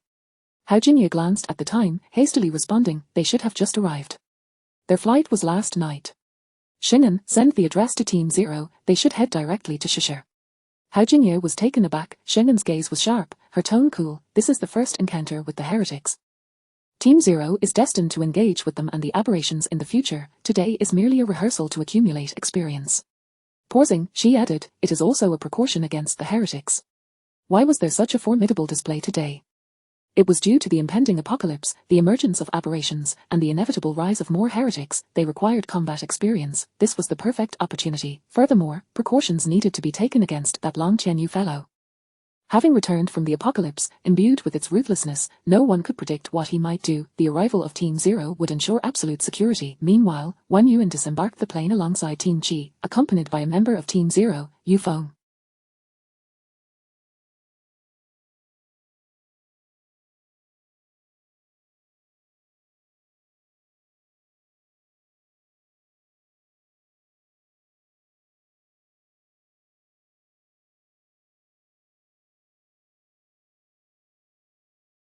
The personnel of Team Zero were already few, and a significant portion had to accompany Li Wenyan to ensure her safety. Thus, only a handful returned. Yu Feng stretched his neck and raised his arms, his voice hoarse from just waking. Today's first-class cabin was splendid. It's rare to have such delicious food. Let us hurry back and have an and welcome us. Wan Yuan smacked him lightly, grinning as he lowered his voice. You call her Xingjie in front of Team Qi. Are you trying to get yourself killed? Upon hearing this, Yu Feng instinctively straightened his posture. He quickly corrected himself. Oh, I meant Xingjie. We'll have Xingjie welcome us back. Although Xing'an was younger than them, everyone defaulted to calling her Xingjie. Of course, behind Jilingwu's back, they used all sorts of nicknames, Anan and Bao. Any appellation was fair game. Sometimes, Xing'an would scold them, at other times, she simply couldn't be bothered. Jilingwu was engrossed in his phone, not lifting his head. Your combat awareness has been declining recently. I'll have you practice more upon our return. Yu Feng. He let out a dramatic wail. Our Team Qi, I was wrong. This outburst attracted the attention of many, 3 tall and handsome men, standing there, creating a striking scene. Almost everyone's gaze lingered on Jilingwu. A girl approached. Handsome, as she called out, Jilingwu looked up, his piercing gaze sweeping across her. The girl froze, her face paling as she stiffly turned to Yu Feng, asking, Can I add you on WeChat? Yu Feng instinctively replied, Of course. Meanwhile, Jilingwu had already turned to head towards the baggage claim. Wan Yuan immediately followed. Once they retrieved their luggage, Wan Yuan glanced over at Yu Feng, who was still chatting animatedly with the girl, and yawned. The madman was right. Today's airplane meal was indeed tasty. You can tell it was cooked by our country's chefs. Foreign food is just too dreadful. These past days have truly been a struggle. He shook his head as he spoke. Jilingwu shot him a glance. You should be sent to escort the target back to the country. Wan Yuan, he recalled the individuals escorting Li Wenyan. Fearing customs might scrutinize her 100 million that mysteriously vanished, she resolutely chose to drift at sea, taking a boat back. They couldn't reassure her. Don't worry about customs. Someone has her back. They could only watch her board the vessel. They had ridden that boat a few times during missions, a thought that sent chills down their spines. Wan Yuan felt a tightening in his stomach and shook his head vigorously. Damn, I wonder how Li Wenyan is faring now. Yu Feng had approached and remarked, Old Zhao and the others are with her. She won't die, but, I fear she'll face considerable hardships. The two exchanged glances, filled with sentiment. Originally set to escort military supplies, they returned leisurely in first class, indulging in good food and rest, while their courier, Li Wenyan, was likely enduring torment at sea. What a pitiful child. At that moment, Jilingwu received a message. He glanced down, his expression sharpening. Their SA mission, let us move. On the high seas. Li Wenyan was bewildered. She knew it wouldn't be pleasant, but she never imagined it would be this arduous. Staring at the salty fish and seaweed on her plate, recalling the morning's meal of the same, combined with the swaying of the ship, her stomach churned, threatening to expel its contents. Li Wenyan averted her gaze, having not eaten properly since last night, compounded by relying solely on willpower in country. She felt as if she were on the verge of starvation. Guarding a vast expanse of resources and armaments, yet feeling unbearably hungry, the thought alone brought tears to her eyes. Hugging her knees, she felt utterly wronged. She could only channel her spirit into the space to inventory her supplies. The area was the size of 10 football fields, with no ceiling above, filled to the brim with resources and weapons. This haul far exceeded her wildest expectations. In the apocalypse, she would no longer worry about resources. Wealthy enough to rival nations, in the apocalypse, it wouldn't merely be that no one in the world would possess more resources than her. As this realization dawned, Li Wenyan slowly released her grip. A proud smile graced her lips as she picked up her chopsticks. What of the hardship now? She had resources. What of the current misery? She had resources. She had an abundance of resources. Li Wenyan's smile blossomed radiantly, filled with joyous anticipation, as she took a hearty bite of what of eating salted fish? She had resources. Oh, perhaps it would be wiser to retreat to the restroom to consume the food she had hoarded in her space. Chapter 48. No one, because the state has cleared the road for you at 11 o'clock. Long Qianyu and his companions made their way along Anchang Road and Nanshan Road towards the location of the cold storage. Inside the vehicle, laughter and chatter filled the air. Should we leave some kind of mark at the cold storage today? John Cohen rubbed his hands together. Kujeshue, puzzled, asked, what do we need a mark for? John Cohen replied, it's always like that in anime, when something mysterious disappears, it leaves behind a special symbol. From then on, this symbol represents a taboo, something that instills fear due to its overwhelming power. In truth, it was merely a show of bravado. Long Qianyu pondered for a moment and shook his head. There's no need to complicate matters, let's get this done quickly. The ghostly squad could indeed have a symbol, something akin to an emblem, which could be useful in the apocalypse. Kujeshue exclaimed with excitement, Brother Long, since we will need it sooner or later, let's use it this time. They won't be able to catch us anyway, so there's nothing to fear. John Cohen's eyes sparkled with enthusiasm as well. Long Qianyu considered it and nodded in agreement. All right then, what shall the symbol be? The ghostly squad should naturally have something related to ghosts, something terrifying, perhaps a lightning bolt. That would be associated with lightning-type abilities. I think we should use. They engaged in a vigorous discussion regarding the emblem. In the distant sky, several drones hovered from various directions, not only locking onto them but also maintaining a steady distance, following their every move. Inside another vehicle, Li Shan listened to the conversation of the group, suddenly falling silent. Jian Yu understood Li Shan's thoughts at that moment and sighed, I really don't know where they get their confidence from, discussing what mark to leave behind. Don't leave anything. We must leave someone behind, Li Shan asked, do we really want to be teammates with such people? Shin'an shot him a glance, casually remarking, you steal a child's Ultraman figurine and still want to save the world. No matter how one looked at it, this ghostly squad was certainly more normal than Li Shan. Of course, none of these individuals could be considered truly normal. Li Shan fell silent. Suddenly, haunting memories began to resurface. Just then, a voice crackled from the computer in front of them. Long Qianyu remarked, strange, why haven't we encountered any vehicles on this route today? Kujeshue cheerfully replied, isn't that a good thing? We can move freely and reduce the risk of being discovered. Besides, my driving skills are average, I prefer it when there's only me on the road. A solitary vehicle on a wide road, a dream for many novices. Long Qianyu furrowed his brows and muttered, I can't shake the feeling that something is amiss. John Cohen suggested, perhaps it's because it's a weekday, and the cold storage is located in a remote area. It's normal not to see many vehicles along this route. Long Qianyu nodded in agreement. At the same time, Shin'an's communicator beeped, the target is 10 kilometers away, entering Anchang North Road. Received, the roadblocks on Anchang North Road have been cleared. Weren't there supposed to be no one? The state has cleared the entire road for you. At 12 o'clock, the vehicle drew ever closer to the cold storage. Kujeshue announced, we're just 2 kilometers away from the cold storage. Long Qianyu took a deep breath and scrutinized the footage from the microcamera he had installed for the workers. On the screen, the workers were busy clearing out stored meat, the chilling air of the cold storage swirling around, making it a more suitable hideout than even a grain depot. Moreover, in the blind spots of the surveillance, the workers were all turned away due to their tasks. A perfect moment. He hoisted John Cohen onto his back and raised his chin. As per our plan, I'll enter the cold storage. Kujeshue, you just focus on driving. Understood. The vehicle parked behind the cold storage, Shin'an stated, the target is 2 kilometers away, we will act when we reach 600 meters.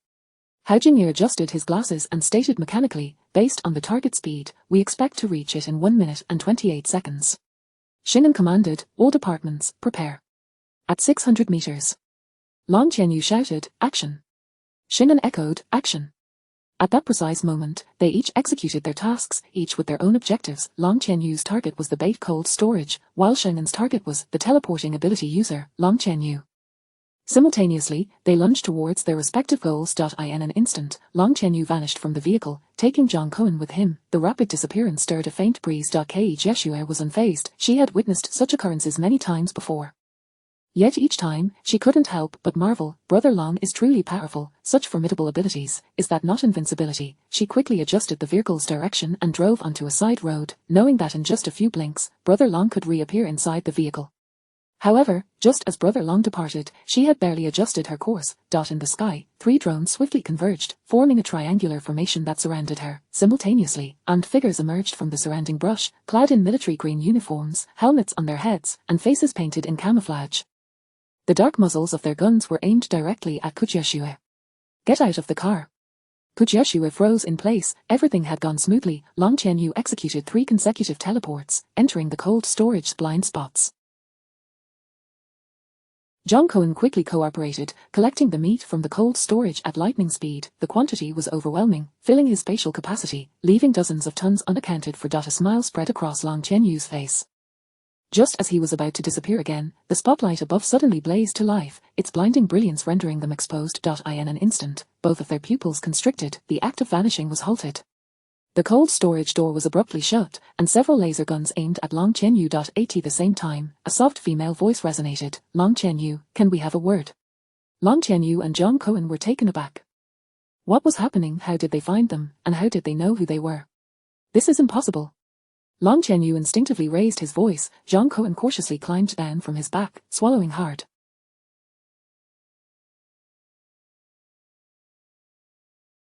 They stood in the spotlight, able to see only the red dots of the laser guns on each other's foreheads, oblivious to anything else. Outside the cold storage, Shengen stated, we possess a wealth of information, and your maximum distance is only 2 kilometers.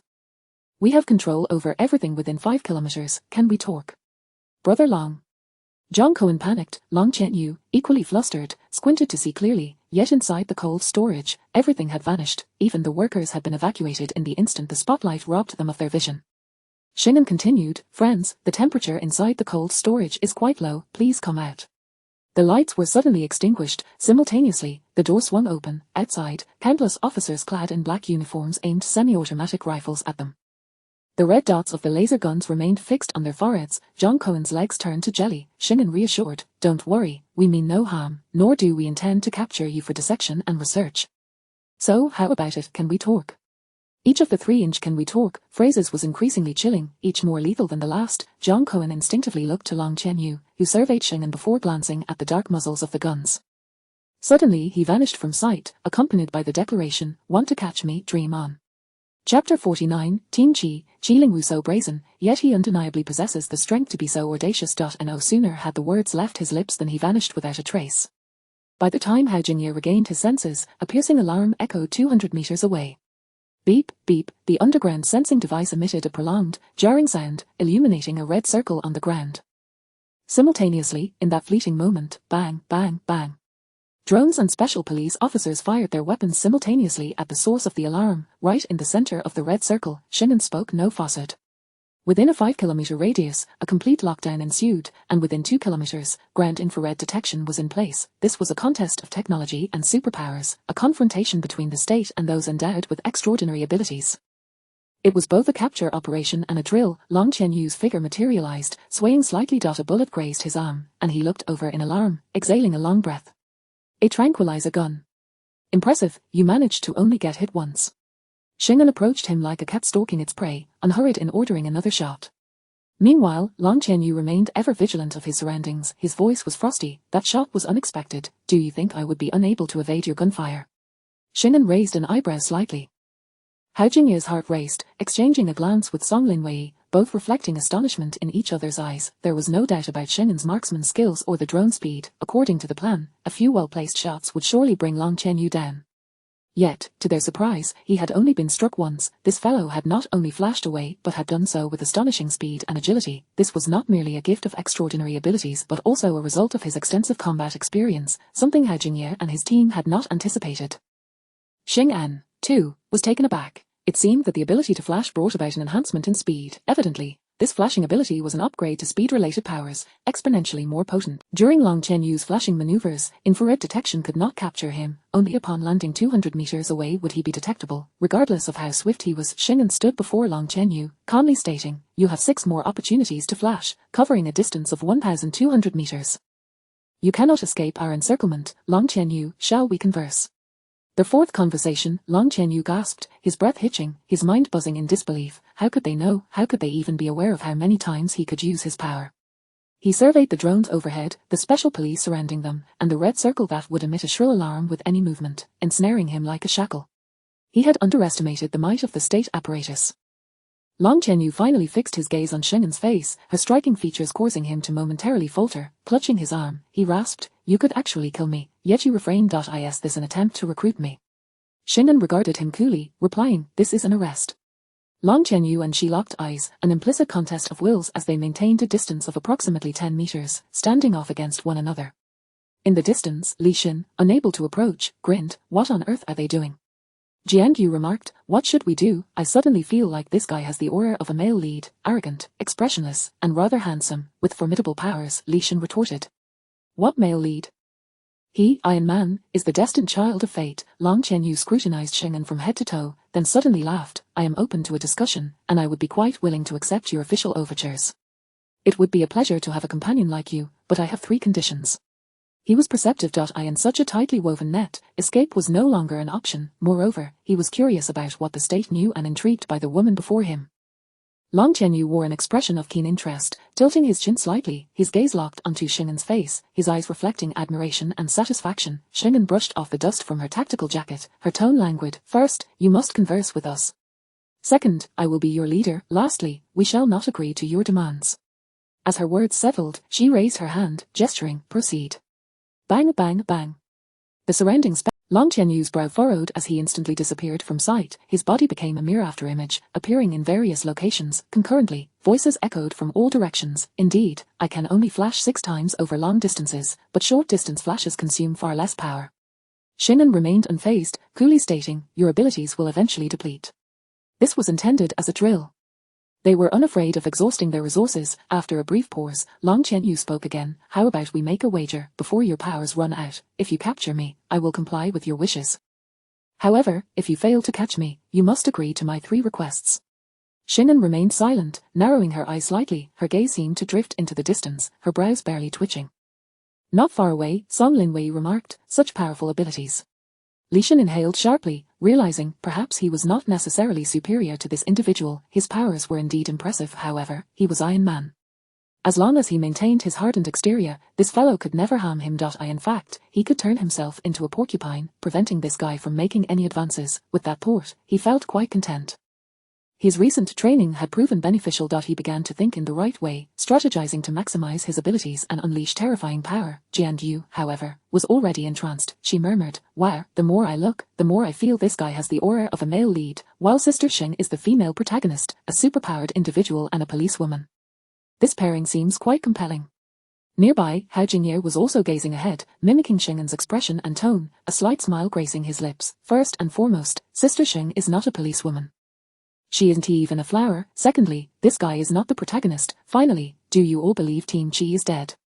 The others paused in surprise. The gunfire continued, while Long Qianyu darted back and forth, barely leaving a trace. Of course, the occasional muffled groan punctuated the air, indicating he had indeed been struck by a tranquilizer, making his afterimages easier to capture. At this rate, he would surely collapse. Long Qianyu gritted his teeth, feigning nonchalance. What, are you afraid to wager with me, woman? Your courage is rather lacking. Shooting at me like this, does it even help? Bluster, Shingen scoffed lightly. I do not gamble, but should you lose, she would not wager with him, yet she had already penned his fate. Long Qianyu's breath caught, his teeth clenched, and then he sneered, then I shall show you, woman, just how many times I can flash over short distances. Destined to be captured, yet before that, he must make a stand. He would not allow them to perceive him as an easy target. Long Qianyu charged towards Xing En. Bang! E! Bang! Bang! E! Bang! Bang! Bang! The series of 6 distinct gunshots rang out, some muffled, yet notably clear. Each shot was accompanied by Long Qianyu's grunts of pain and cries of anguish. As the 6th shot concluded, Long Qianyu fell stiffly before Xing and 2 bullets perforated his palms, narrowly avoiding arteries, embedding themselves in the flesh, exquisitely painful yet non-fatal. Symmetrically placed. 2 more bullets pierced through his feet, pinning him to the ground. 1 bullet skimmed the top of his head, grazing his hair and embedding itself in the earth. Another shot passed between his legs, narrowly missing his groin, securing him to the ground. Ahead, a man's voice rang out clearly, 0, you can only flash 0 times. Before Long Qianyu could discern the figure, he succumbed to unconsciousness. Shingen lowered her arm, raising an eyebrow as she gazed forward. It seemed her intervention was unnecessary. Jiangyu and the others widened their eyes, following the voice. It was a young man, towering at nearly 6 feet 3, clad in a sleek black uniform, the buttons fastened to his neck, exuding an air of elegance. Even dressed identically to the other special police officers, he stood out remarkably. In an instant, he captured everyone's attention. Beneath his black cap, camouflage painted across his face could not obscure his sharp, flawless features. His thin lips, high nose, and piercing eyes instilled an involuntary sense of trepidation. With a powerful grip, he held a semi-automatic rifle, the weapon effortlessly resting on his shoulder. He walked with an upright posture, neither hurried nor slow, yet radiating an unmistakable aura. Jian Yu leaned against Hao Jingye, stammering, who is he? Hao Jingye inhaled deeply, he is Team Qi Lingwu. Chapter 50, a collision. A look of shock flickered across Jian Yu's face, quickly morphing into realization. She had been pondering what kind of man could possibly be Sister Sheng's lover, and how remarkable he must be to stand beside her. At this very moment, it turned out to be him. It could only be him. In the presence of Qi Lingwu, Long Qianyu's mere aura was enough to reduce him to nothingness, compared to the true coolness of Qi Lingwu. Long Qianyu, who had just moments ago seemed to exude the charisma of a leading man, appeared almost expressionless. Cold yet not devoid of emotion, possessing presence without pretentiousness. Casting another glance at his face, Jian Yu couldn't help but murmur, so handsome.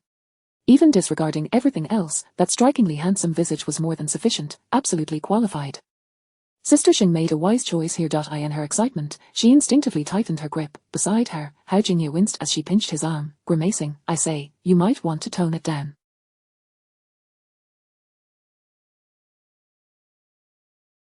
Qi team is Sister Sheng's, no need to look so infatuated. Smack. Jian Yu slapped him hard, what do you know? She continued to gaze dreamily, her eyes sparkling, her face radiating. She was smitten, utterly smitten. Shingen withdrew his gaze, sweeping over Long Qianyu, who lay on the ground, his tone indifferent. Take him back to the camp for treatment. The others retreat. Hao Jingye, take Zhang Cohen and Kujiashue with you. He possessed some skills, but to be so reckless and defy the nation, that was tantamount to courting death. The others were armed with tranquilizer guns, but the Zero team was not. Long Qianyu was in for a rough time. The special police reholstered their weapons and sprang into action. Meanwhile, Kujiashue and Zhang Cohen, who had been brought over, stood together like two obedient quails.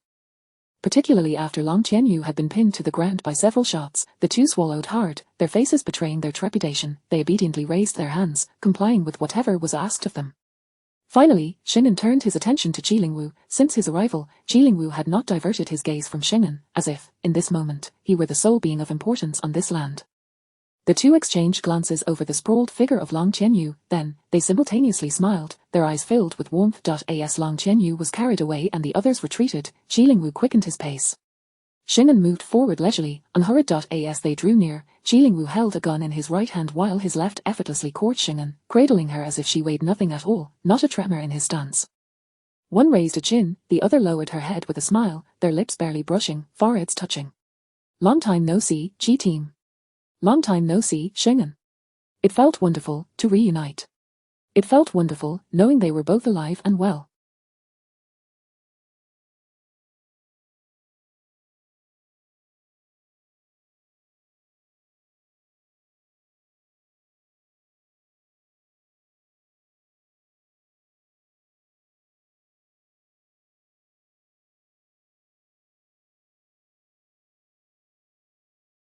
Li Shen's eyes widened in disbelief. Beside him, Jian Yu covered her face, silently screaming. They were killing her. How could these two exude such inexplicable chemistry? Moreover, with Qi Lingwu, a tall, formidable man clad in black special police gear, and Shingen, a stunningly relaxed yet fierce woman. In that moment, she found herself at a loss, unsure of whom to envy more. Hao Jingye calmly extended his hand to cover her eyes, dragging her away. Let's go, it's time to return to the camp. I want to look again. So do I. The former was Jian Yu, the latter Li Shen. However, Song Linwei mercilessly suppressed them, dragging Li Shen away. You're underage, keep your distance. Li Shen protested, what's the big deal about a kiss? It's nothing to be scandalized by. I've kissed my girlfriend before, and it was much more intense. Yet, he had to admit, the scene he had just witnessed was utterly beautiful. It was a display of exquisite restraint, yet it inexplicably made one blush and race with excitement. As Li Shen pondered, he suddenly noticed the people around him had fallen silent. Li Shen. He froze, his pupils dilating in shock. Holy smokes, what had he just admitted? Song Linwei dragged him away, his expression unreadable. Li Shen, you're done for, caught in a crush. Let us go find your parents. Li Shen, the group had been waiting in the vehicle for less than 5 minutes when Shengen's silhouette emerged in their line of sight. The tall Qi Lingwu followed closely behind her, maintaining half a step's distance. Sunlight streamed from behind them, casting a large shadow that enveloped the smaller one. The sunlight was just right, lazy yet gentle. Jian Yu exclaimed, aren't you going to be affectionate for a while longer? We can wait for you. Shingen raised an eyebrow, lifting her hand to lightly tap Jian Yu's forehead. Adult matters are not for children to meddle in. Time is of the essence, we have serious business to attend to. Jian Yu rubbed her forehead, speechless. I'm only a month younger than you. Both were the same age, 25. Shingen ignored her and got into the vehicle. Jilingwu followed closely behind, not uttering a single word, sweeping his gaze over the crowd, instilling a chilling silence that made them avert their eyes, especially Zhang Cohen and Kujiashue, who went pale with fear.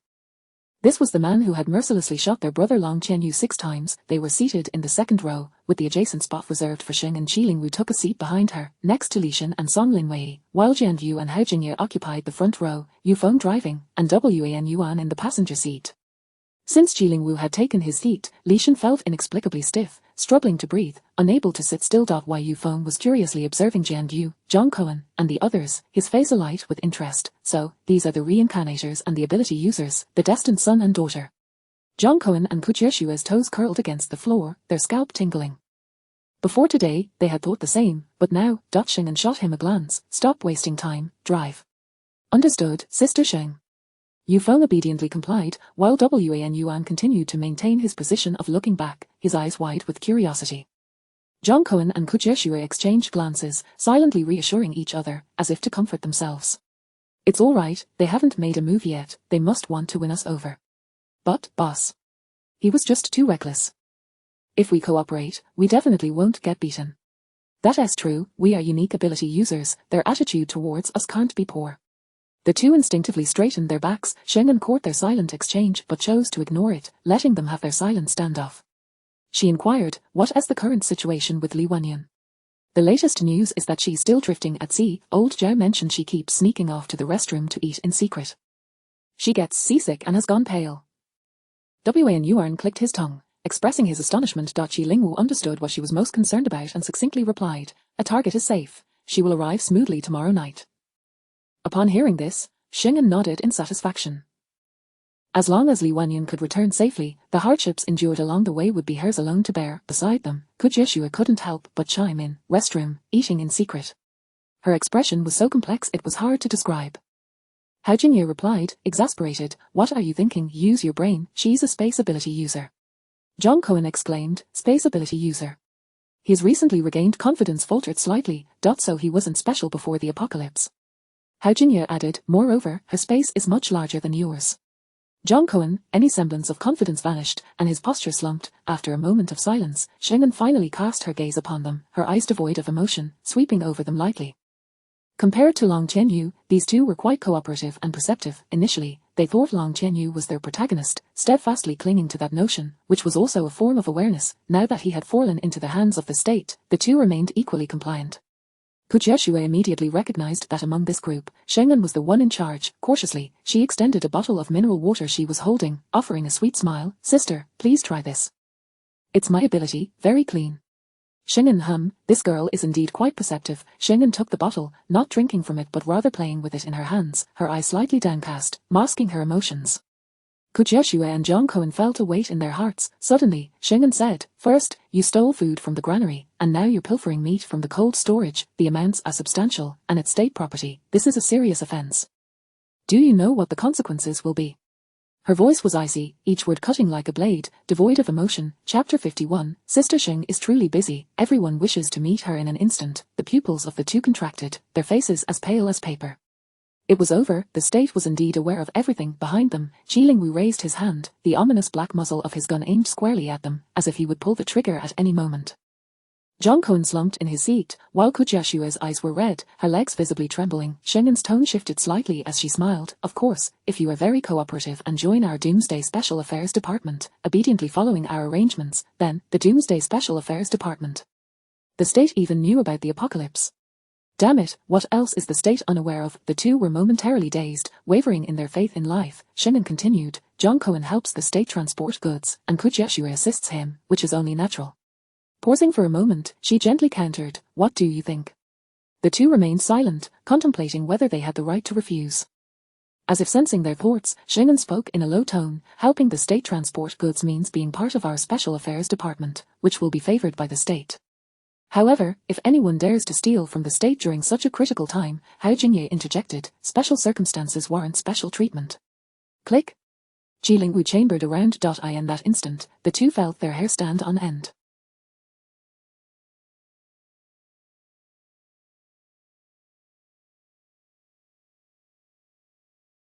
Yeshua forced a stiff smile. I think it's wonderful. It was always like this. We are helping the state transport goods. We belong to the state, and we will do as the state says. Look at that. Compared to Long Qianyu, this one is far more agreeable. Xing'an smile deepened as she turned to Zhang Cohen. And you? Zhang Cohen glanced at Xing'an's chilling smile, then at the gun aimed at him, and the numerous eyes surrounding him. He swallowed hard. Yes, I am helping the state transport goods. Once we reach our destination, we will unload everything immediately, not leaving a single thing behind. And what about the Phantom Squad? Xing'an inquired with a smile that was both enigmatic and teasing. In unison, Zhang Cohen and Yeshua exclaimed, there is no Phantom Squad, only the Doomsday Special Affairs Department. Damn, the state truly knows everything. How terrifying, Xing'an asked, Master of Space. Zhang Cohen straightened up, raising his voice, non-existent. I am merely a warehouse for the state, moving goods wherever needed. Xing'an inquired further, future water god.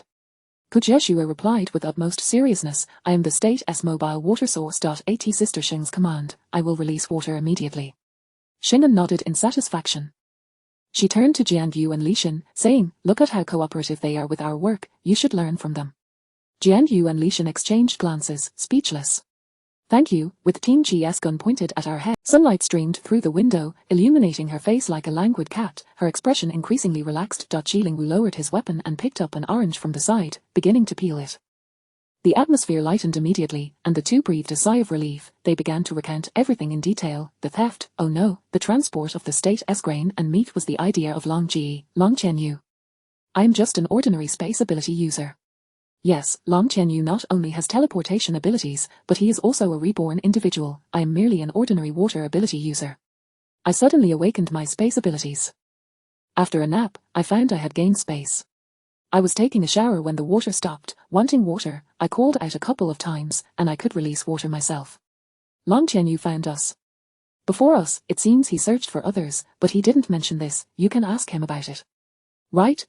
In his last life, he was a teleportation ability user, saying we were from our previous lives. The two not only sold themselves out but also completely sold out Long Qianyu, who was currently undergoing treatment.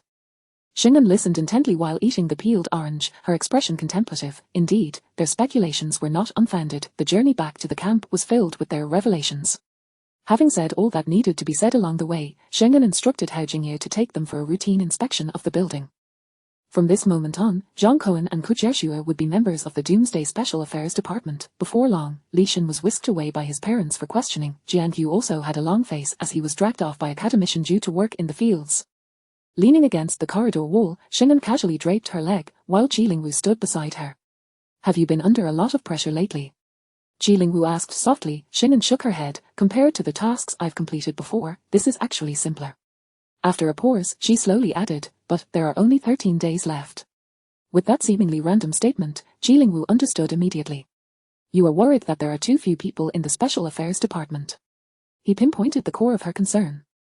Xing'an gazed up at the ceiling, murmuring, the state has high hopes for the Special Affairs Department, granting us the highest authority and unconditionally trusting that I can lead the department to function effectively when the day of the... However, the Special Affairs Department was understaffed, and time was too tight. 13 days from now would bring a global catastrophe, as could be inferred from the fragmented words of the reborn. It would be the immediate demise of several nations and the extinction of civilization. The mission of the Special Affairs Department was to help the state weather such disasters as best as possible. Beyond that, there were countless citizens. Xing'an's burden was evident. Qilingwu said nothing, he merely stood firmly by her side. He understood Xing'an, she was a stubborn individual capable of transcending limits. Every task assigned to her would be accomplished at all costs, with no record of failure, and he would continue to assist her. Xing'an leaned against the wall, shadows playing across her face, half illuminated and half in darkness.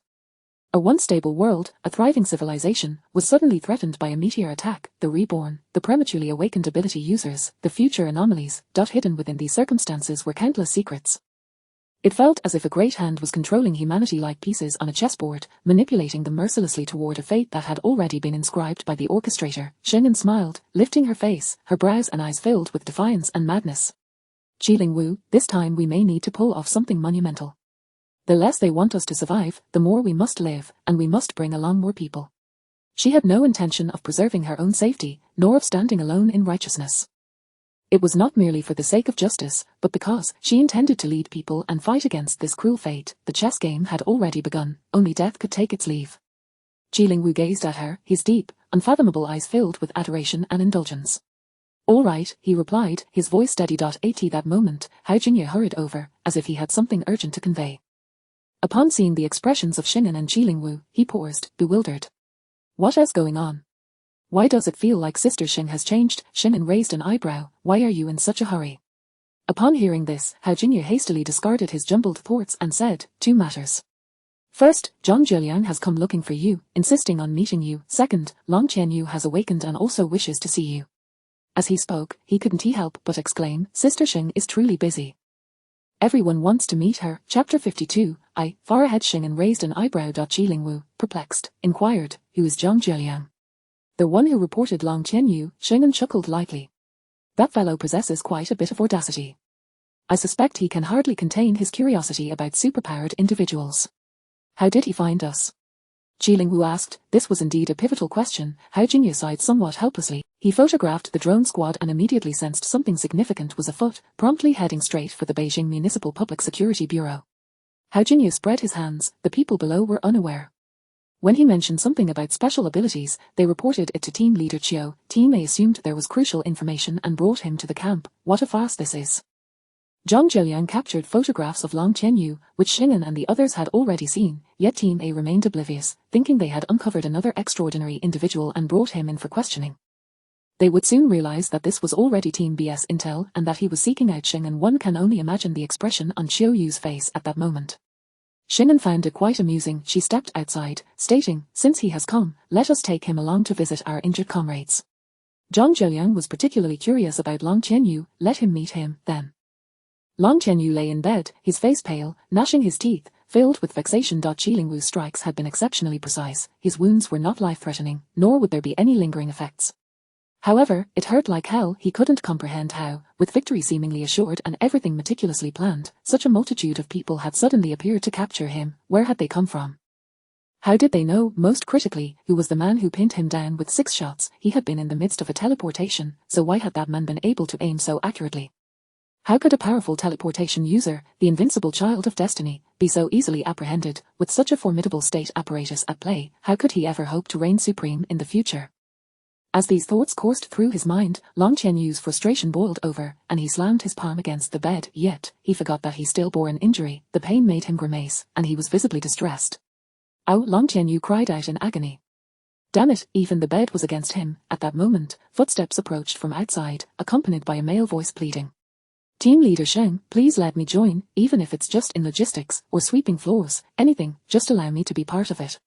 Why are you so eager to join us? This is not an easy place.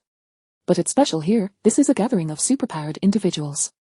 Before Long Qianyu could fully grasp the situation, Xing'an, Ji Lingwu, Hao Jingye, and Zhang Zhiliang entered the room. Zhang Zhiliang was still intent on his pleas. Upon seeing Xing'an raise her hand, he promptly fell silent, maintaining his composure. The moment they entered, Long Qianyu instantly changed his demeanor, concealing his grimace of pain and frustration, adopting an air of haughty nonchalance. Xing'an glanced at him. Do you wish to see me? Long Qianyu lifted his chin, smirking. You all went to great lengths to capture me. Surely it is you who wishes to see me. Speak, what is your true intention? What is your stance towards us? He attempted to cross his legs, but the pain in his foot forced him to lay them flat again, too afraid to exert pressure. Feeling that lying down lacked gravitas, he prepared to sit up. Ouch! The slightest movement made Long Qianyu nearly cry out again. Xing'an asked, does it hurt? How could it? I am a superpower user. Long Qianyu managed a faint smile, propping himself up on the bed, though his arms trembled from the pain and cold sweat beaded on his forehead. It doesn't hurt at all. Really? Xing'an tilted her head. Long Qianyu had succeeded in sitting up, releasing his grip, and relaxing slightly. He still held his chin high, gazing at Xing'an, and smirked. Of course, don't underestimate us awakened beings.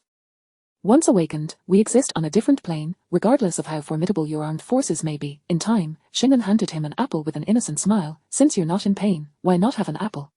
Long Qianyu, his teeth gritted tightly, and he trembled as he reached for the apple. The moment it touched his hand, pain shot through him, compelling him to suppress the urge to pound the bed, veins popping on his forehead. Struggling, he brought the apple to his mouth and bit down fiercely. Zhang Zhiliang averted his gaze, his expression complex. Doesn't it hurt? Why are you sweating so much? He looked pained just watching. It doesn't hurt. Long Qianyu smiled faintly, his palm bleeding, staining the bandage red. It's just heat. Yes, just heat. Hao Jingye instinctively glanced outside. It was raining today, colder than usual. Long Qianyu shifted the topic, smiling at Xing'an. What is your name, beautiful lady? Ji Lingwu shot him a cold glance. Xing'an crossed her arms, her phoenix eyes narrowing slightly. What exactly do you wish to inquire? Long Qianyu hesitated. Then, the forced smile on his face vanished, and his expression turned serious. I want to know, how much does the state really know? How did you discover us? For the first question, the state knows quite a lot. Whatever you know, we know, Xing'an replied, half smiling, half serious. Impossible. Long Qianyu raised his voice. Xing'an shot him a glance. There's nothing impossible. You are not unique. Not unique, those 4 words were devastating to someone who fancied himself the child of destiny. Xing'an continued, we will discuss the first question later. I have questions of my own for you. Long Qianyu immediately pressed, and what about the second question? He had underestimated the power of the state apparatus. While it could undoubtedly uncover every detail about him, the state could not monitor every individual at all times. They must have discovered something first to investigate him. How did they find out about him? Long Qianyu was at a loss. Hearing this, Xing'an chuckled lightly. You can ask him yourself. She gestured towards Zhang Zheliang. Originally, she had no intention of allowing them to meet, but Zhang Zheliang insisted. After all, Long Qianyu was under her watch, and he wouldn't dare act against Zhang Zheliang. It would serve as a commendation for his report to the state. Zhang Zheliang instinctively puffed out his chest. Since entering the hospital room, he had been curiously observing Long Qianyu. Is this their ghost he had seen that day? Long Qianyu also regarded him, such an ordinary man, clearly lacking any awakened powers, was even less formidable than Xing'an or Ji Lingwu, who were evidently exceptional. This was just an ordinary university student, someone Long Qianyu had never taken seriously, in either this life or the last. He frowned. How did you discover me? Zhang Zheliang replied earnestly, I saw you. Long Qianyu. The bewilderment and confusion were evident on his face. He had teleported, yet someone had seen him. Zhang Zheliang pulled out his phone, approached him, and showed him for photographs. Look, I captured this. I almost thought you were a ghost. Long Qianyu. He stared in disbelief, his eyes wide. In that instant, Zhang Zheliang swiftly reached out and touched him. The speed was so great that he didn't have time to react, and the force was significant enough to leave Long Qianyu momentarily stunned.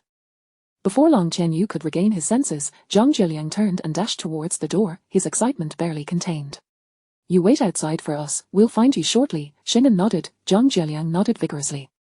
He had touched it, he had made contact with a superpowered individual. Would this change him forever? Zhang Zheliang's face was alight with excitement. Long Qianyu's hand already ached, and being struck again sent pain coursing through him, nearly making him cry out. Regaining his composure, he shouted, No, it's impossible. How could you see me? I looked around carefully. There was no one, absolutely no one. He refused to believe it. Just as Zhang Zheliang was about to leave, he suddenly turned back and asked, What phone do you have? Long Qianyu was puzzled by the question but furrowed his brow and replied dismissively, Apple. Zhang Zheliang waved his phone, a radiant smile lighting up his face. Far ahead. Chapter 53. Xing'an, kill him. Long Qianyu, he could never have anticipated that this would be the reason. He felt utterly disoriented. Zhang Zheliang had already left. His purpose for coming was merely to catch a glimpse of their ghost and to implore Xing'an to allow him to join the Special Operations Department. It was evident that Xing'an had matters to discuss with Long Qianyu, so he thoughtfully excused himself to wait outside. Long Qianyu sat dazed on the bed, lost in thought for a long while. Xing'an lounged in a chair beside him, her posture relaxed, while Ji Lingwu stood silently behind her, exuding a formidable aura that weighed heavily on others. Xing'an broke the silence, stealing from the national warehouse. Long Qianyu, you certainly possess audacity. Long Qianyu snapped back to reality, letting out a scoff. You seem well informed, having thoroughly investigated us. I suppose you must be aware that the apocalypse is imminent. How could you utter such naive words? Once the end arrives, everything will be utterly annihilated. By taking it beforehand, we are, in fact, preserving more. Is there a problem with that? Xing'an remained impassive. So, because Shishir will be struck by a meteorite, you feel justified in taking it for free. Long Qianyu was taken aback. You know. Xing'an replied, I have mentioned before, we possess extensive knowledge. Experts are currently calculating where the meteorites will strike. In 13 days, they will pinpoint locations suitable for human evacuation, and we are already relocating resources underground. The items you intend to pilfer are still national assets, the sustenance for countless lives in the future. They were not abandoned possessions, nor would they perish in the apocalypse. Taking them would be theft, and you have no right to consider it justified. Long Qianyu pressed his lips together. After a pause, he inquired, What else do you know? He was probing. Xing'an did not hold back, stating bluntly, your powers, the apocalypse, disasters, anomalies, and even your previous life. Long Qianyu. He gritted his teeth and cursed, those two traitors must have betrayed me. Traitors? How foolish he had been to consider them his future allies, the pillars of the Spectre Anomaly team, and yet, before the end even arrived, they had already disbanded. Oh, no, that was not right. The entire Spectre Anomaly team had been wiped out. Shingen extended her hand, her expression earnest. Allow me to formally introduce myself. I am Shingen, the leader of Group B of the Apocalypse Special Operations Department. I welcome you to join us. Long Qianyu contemplated extending his hand. However, he hesitated, a cold smile gracing his lips. What if I choose not to? Shingen narrowed her eyes, her gaze dangerously fixed upon him. Long Qianyu retorted, do not threaten me. Since the nation is aware of the impending apocalypse, they must recognize the significance of abilities. I am not an ordinary anomaly. I awakened early and already possess advanced powers. He looked at Shingen, a smile. The nation's stance towards them was serious, but certainly not one of eradication. Long Qianyu felt emboldened. Shingen remained silent, her eyes narrowing as she regarded him. For reasons unknown, Long Qianyu suddenly felt a chill run down his spine. Nevertheless, he shook his head, dismissing the emotion, and continued with his arrogance. Do not think that your weapons make you invincible. In the apocalypse, human strength is the most helpless existence. Ordinary people cannot survive, only those with abilities have a chance at life. As a high-level ability user, my role in the apocalypse would be immense. How could you bear to kill me? Long Qianyu grew increasingly self-satisfied. He even shook his legs in excitement. However, due to the pain in his feet, he grimaced but quickly regained his composure. Shingen regarded him, slowly retracting her hand. Her voice was calm. So, are you certain you do not wish to join? Hao Jingye immediately stood up, shrinking back into the corner. This is bad. Sister Xing is angry. Long Qianyu, oblivious, chuckled. Not exactly. I mentioned before that I would only join if you agree to 3 conditions. As a powerful ability user, how could he possibly settle for being subordinate? The first condition was for the nation to acknowledge him as the leader. To be the leader over this woman. He was eager to see how she would react when he laid out his terms. She always wore that aloof expression. It was about time she showed a different face. Shingen's voice was soft but firm. I also mentioned that I will not agree. Long Qianyu's smile faltered, and he coldly scoffed. Then this conversation, if you want me to join, you must accept these 3 conditions. Shingen interjected, kill him. Her eyes were icy, her voice sharp, devoid of emotion. Qilingwu drew his gun in an instant. Inside the room, the clattering sounds echoed as Long Qianyu abruptly moved, knocking over the foredrip and other equipment. Long Qianyu. His face was filled with terror. Had it not been for the countless brushes with death in his previous life, he would have never been able to evade that shot. They truly intended to kill him. Long Qianyu raised his hand to touch his neck. At that moment, under the threat of death, the pain in his limbs was forgotten. He felt the bandaged hand touch the warm, flowing blood at his neck. So close. Had it not been for his combat instincts from his previous life, had it not been for his body retaining that sense of impending danger, had it not been for his short-distance teleportation, he would have undoubtedly met his demise just now. Thump, thump, thump. Long Qianyu could hear the thunderous pounding of his heart, his hands and feet trembling uncontrollably, before he could steady himself, before he could comprehend the scene before him. Crack! At the sound, he screamed, I'll join. The muzzle of Qilingwu's gun was already pressed against his forehead. Shingen stood before him, her demeanor frigid, the murderous intent on her face unmistakably real. Upon hearing his words, she cast him a cold glance before turning to leave, with her long legs striding forward. Shingen's voice was hoarse and frigid. Hao Jingye, take him for treatment, then register him. With that, she had already exited the ward. Qilingwu followed closely behind. Inside the room, Long Qianyu remained in a daze for an extended period. Hao Jingye blinked, snapping into work mode. Long Qianyu, welcome to Group B of the Apocalypse Special Operations Department. I'm Assistant Hao Jingye. Come, I will take you to treat your wounds, and after the rescue, we will proceed with the formal registration. Long Qianyu stiffly turned his head. Rescue. He still had not regained his senses, his heart racing as if it would leap from his chest, his mind buzzing. Just moments ago, he had brushed death twice. He could be certain that the phrase, I'll join, uttered a second later, no, half a second later, would have led to his death. That woman genuinely intended to kill him.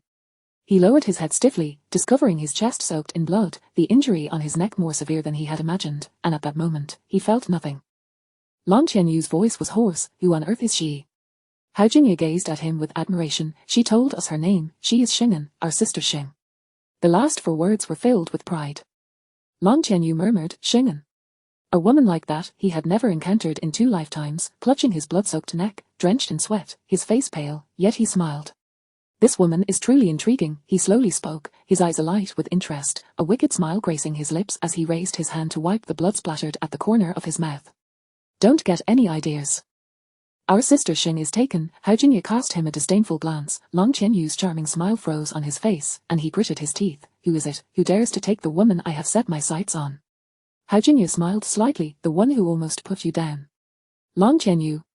Chapter 54. By heavens, this fellow is vying for attention. Long Qianyu raised his voice. Is that the man who just struck me?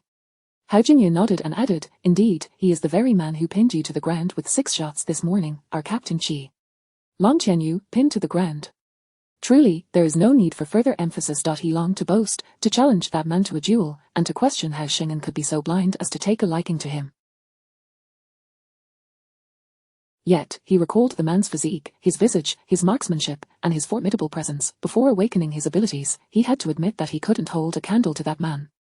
After awakening, he had been bested on 2 occasions, nearly losing his life to that man's gunfire. The words of bravado simply would not escape his lips. His breaths came in quick succession. Hao Jingye, holding a folder, continued to smile. Do try to remain calm. If you become too agitated, the blood flow from your neck will only worsen. Long Qianyu released his grip and looked down at his chest. It had been dampened previously, but now blood flowed more freely, creating a pool on the ground. By heavens, was his injury this severe? Darkness enveloped him, and he fainted. Outside, after Xing'an and Qilingwu exited, they exchanged knowing smiles. Xing'an's eyes sparkled. Well done, Captain Qi, your coordination is impeccable. You didn't truly take his life. When a child misbehaves, one must discipline them. Long Qianyu resembled the archetype of Dragoneo Qian, brimming with arrogance, yet he still possessed the rare quality of trusting his teammates. He would choose to act against what he believed to be the nation's repository of doom rather than betray those closest to him. For this reason alone, Xing'an was willing to mentor him, never truly intending to end his life. She exuded an intense aura of menace, yet Qilingwu understood her well. His expression remained neutral, though a faint smile graced his eyes as he spoke in a low, husky voice. As for your future teammate, you intend to teach him a lesson, and I shall not be overly harsh. Xing'an raised an eyebrow, a smirk playing at her lips. Oh. Not overly harsh. Qilingwu averted his gaze slightly, feeling a twinge of guilt. His words were rather unkind. Thus, he had missed the mark. That shot had been a tad too forceful. It seemed Long Qianyu would endure considerable discomfort for a time. Xing'an tilted her head, deliberately scrutinizing Qilingwu's expression. Embarrassed, he turned away once more. Xing'an stood on tiptoe, reaching out to ruffle his hair, laughing heartily, as if teasing him for being envious while simultaneously reveling in the spectacle. Qilingwu's ears flushed crimson. He extended his hand, gently clasping Xing'an's. Their hands bore the marks of their respective disciplines. Xing'an's hands were calloused from martial training, while Qilingwu's. Yet, these familiar calluses brought a sense of comfort. They had witnessed the process of each other's hands becoming calloused, having participated in that journey, now an integral part of one another's lives, indeed, a part of themselves. Their fingers intertwined, Qilingwu's hand enveloped Xing'an's. Sunlight streamed through the corridor, casting their contrasting shadows, one tall, one short, along the floor. Zhang Zheliang did not have to wait long. Xing'an emerged with Qilingwu, both appearing remarkably composed, prompting him to inquire, was it smooth sailing? Long Qianyu seemed anything but obedient. He had the air of someone who would not comply easily. Xing'an nodded, yes, it went quite well. I didn't expect him to be so cooperative, Zhang Zheliang remarked before turning his gaze to Xing'an with starry eyes. Sister, I beg you, let me join you. I will do anything. Xing'an shook her head. That is impossible. In our organization, without suitable abilities, one risks their life. It wasn't that she looked down on Zhang Zheliang, it was simply that their organization could not accommodate ordinary individuals. Zhang Zheliang was about to plead further when Xing'an interjected. You mentioned wanting to meet the little ghost. I've brought you to see him, dear brother. Isn't he at time to return? Upon meeting her earnest gaze, he instinctively fell silent, ceasing his entreaties. Xing'an added, if you were to acquire special abilities, you could come find me. At that time, I would allow you to join us. Zhang Zheliang. His voice rose in disbelief. Is it truly possible for me to possess special abilities? Why? Could it be due to his encounter with that ghost? According to the rules of novels, having encountered it made him a likely candidate for joining. Xing'an spoke softly. Do you read novels? Zhang Zheliang blinked, nodding in confusion. Xing'an continued, which novels have you read that feature a plethora of awakened individuals? The term special abilities was still somewhat vague, but awakened individuals. Zhang Zheliang's pupils dilated in disbelief as he stared at Xing'an. The information she had intended to reveal in a few days had been divulged ahead of time. Suppressing his rising panic, he swallowed hard before finally saying, thank you, I shall return now. The apocalypse is approaching. If that is the case, his utmost desire was to return home and stay with his family, ensuring their safety. Zhang Zhiliang hurriedly left. Xing'an smiled, however. In the next moment, Zhang Zhiliang dashed back, breathless. If I become an awakened individual, can I truly join you and fight alongside you in the apocalypse? Xing'an paused, then nodded, of course. Zhang Zhiliang beamed with satisfaction, waving goodbye as he skipped away, buoyant with excitement. Once he had departed, Xing'an chuckled, her eyes bright. Our college student, though a bit peculiar and mentally strained, is undeniably a charming fellow. Qilingwu, quite so. Indeed, quite so. Xing'an and Qilingwu made their way to the cafeteria for dinner. As soon as they stepped inside, they heard Jianyu call out, Sister Xing, Captain Qi, come quickly and sit here. Xing'an glanced around, aside from Li Wanyan, who was still at sea, and Long Qianyu, Hao Jingye, and the entire B team were present. Jianyu, Song Linwei, Li Shen, Zhang Cohen, and Ku Jiaxue. Team Zero's Wan Yuan and Yu Feng were also there. With her hands tucked into her pockets, she strolled over casually. You all seem to be in good spirits today. Xing'an raised an eyebrow. This inquiry was primarily directed at Jianyu and Li Shen. The two had been utterly drained from farming and studying, appearing like phantoms during their last encounters, yet today they seemed quite lively. Jianyu explained excitedly, our B team has gained 3 awakened individuals, instantly surpassing Team A. How could we not be thrilled? Moreover, Jiaxue and I get along splendidly, as if we were long-lost best friends. Li Shen was preparing to follow Yu Ji in learning combat techniques, having just witnessed Yu Ji's impressive display, absolutely captivating. Li Shen nodded emphatically, clearly in high spirits due to his teammates. Previously, it had been just the two of them, both glum and sighing whenever they met. Now, with the arrival of several newcomers, the atmosphere had brightened considerably. Yu Feng cleared his throat and raised a hand, let us keep a low profile, we mustn't be too proud in front of Sister Xing and Captain Qi. Jianyu puffed out his chest proudly, of course, Sister Xing is the best in the world. Ku Jiaxue raised a cup of water and offered it to Xing'an with a sweet smile, Sister Xing, drink some water. I saved this for you. Xing'an raised an eyebrow, she accepted the cup and affectionately ruffled Ku Jiaxue's short hair, good girl. Jianyu. By heavens, this fellow is competing for affection. This is no best friend, this is an enemy in disguise. Chapter 55. Everyone wants to be Xingjie's #1 little sister. Having been patted on the head, Ku Jiaxue returned to her seat with a beaming smile. However, she soon noticed Jianyu staring at her with a deadly glare, devoid of expression, and demanding, what are you doing? Ku Jiaxue replied with unabashed confidence, I'm trying to curry favor with Xingjie. Jianyu's frustration was palpable as she gritted her teeth and lowered her voice, you better keep it in check. Do you even understand the meaning of first come, first served? Ku Jiaxue glanced at her, momentarily torn. Jianyu, possessing a space ability and resembling a heroine from a novel, had been someone she wanted to befriend before Xing'an's arrival. Yet, it was evident that Jianyu would not permit her to become Xing'an's #1 little sister. How should she choose? Should she align herself with the fated Jianyu or with Xing'an? With a bright smile plastered on her face, Ku Jiaxue extended her chopsticks towards Xing'an, her eyes sparkling. Xingjie, I've cleaned your chopsticks. Of course, the answer was Xing'an.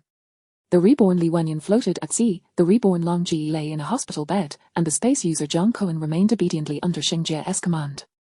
Even Jianyu was tending to the fields. This group of individuals truly resembled the fated children of destiny, but Xing'an was their leader. Ke Jiaxue was quite perceptive. Witnessing this, Jianyu, infuriated, quickly served dishes from her own plate to Xing'an, vying for her attention. Xingjie, try this, it's freshly arrived seafood. Ku Jiaxue interjected, let us have some vegetables first. Xingjie, you should eat this. Xingjie should eat meat. Xingjie should eat eggs. The two of them frantically piled dishes into Xing'an's plate, chopsticks clashing in the air, and before long, they were glaring at each other, tugging at each other's hair ornaments. The others were left bewildered. What on earth were these two women doing? The immature Li Shen, unable to comprehend the situation, looked at Xing'an and declared, I want to take a vacation. Those classes only last half a day, I want to learn martial arts from Brother Yu for the other half. He spoke with conviction. Xing'an's response was succinct, no. Li Shen, teeth clenched, retorted, why not?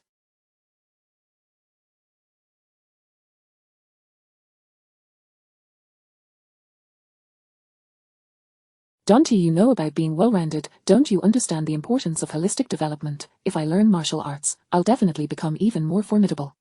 In truth, he simply wanted to avoid classes. Anything was preferable to studying, especially martial arts, which was the ultimate aspiration of young boys. Xing'an lowered her head to eat, momentarily glancing at him. If you focus on your studies, you'll become stronger. But I want to learn martial arts. He was adamant against studying math and science.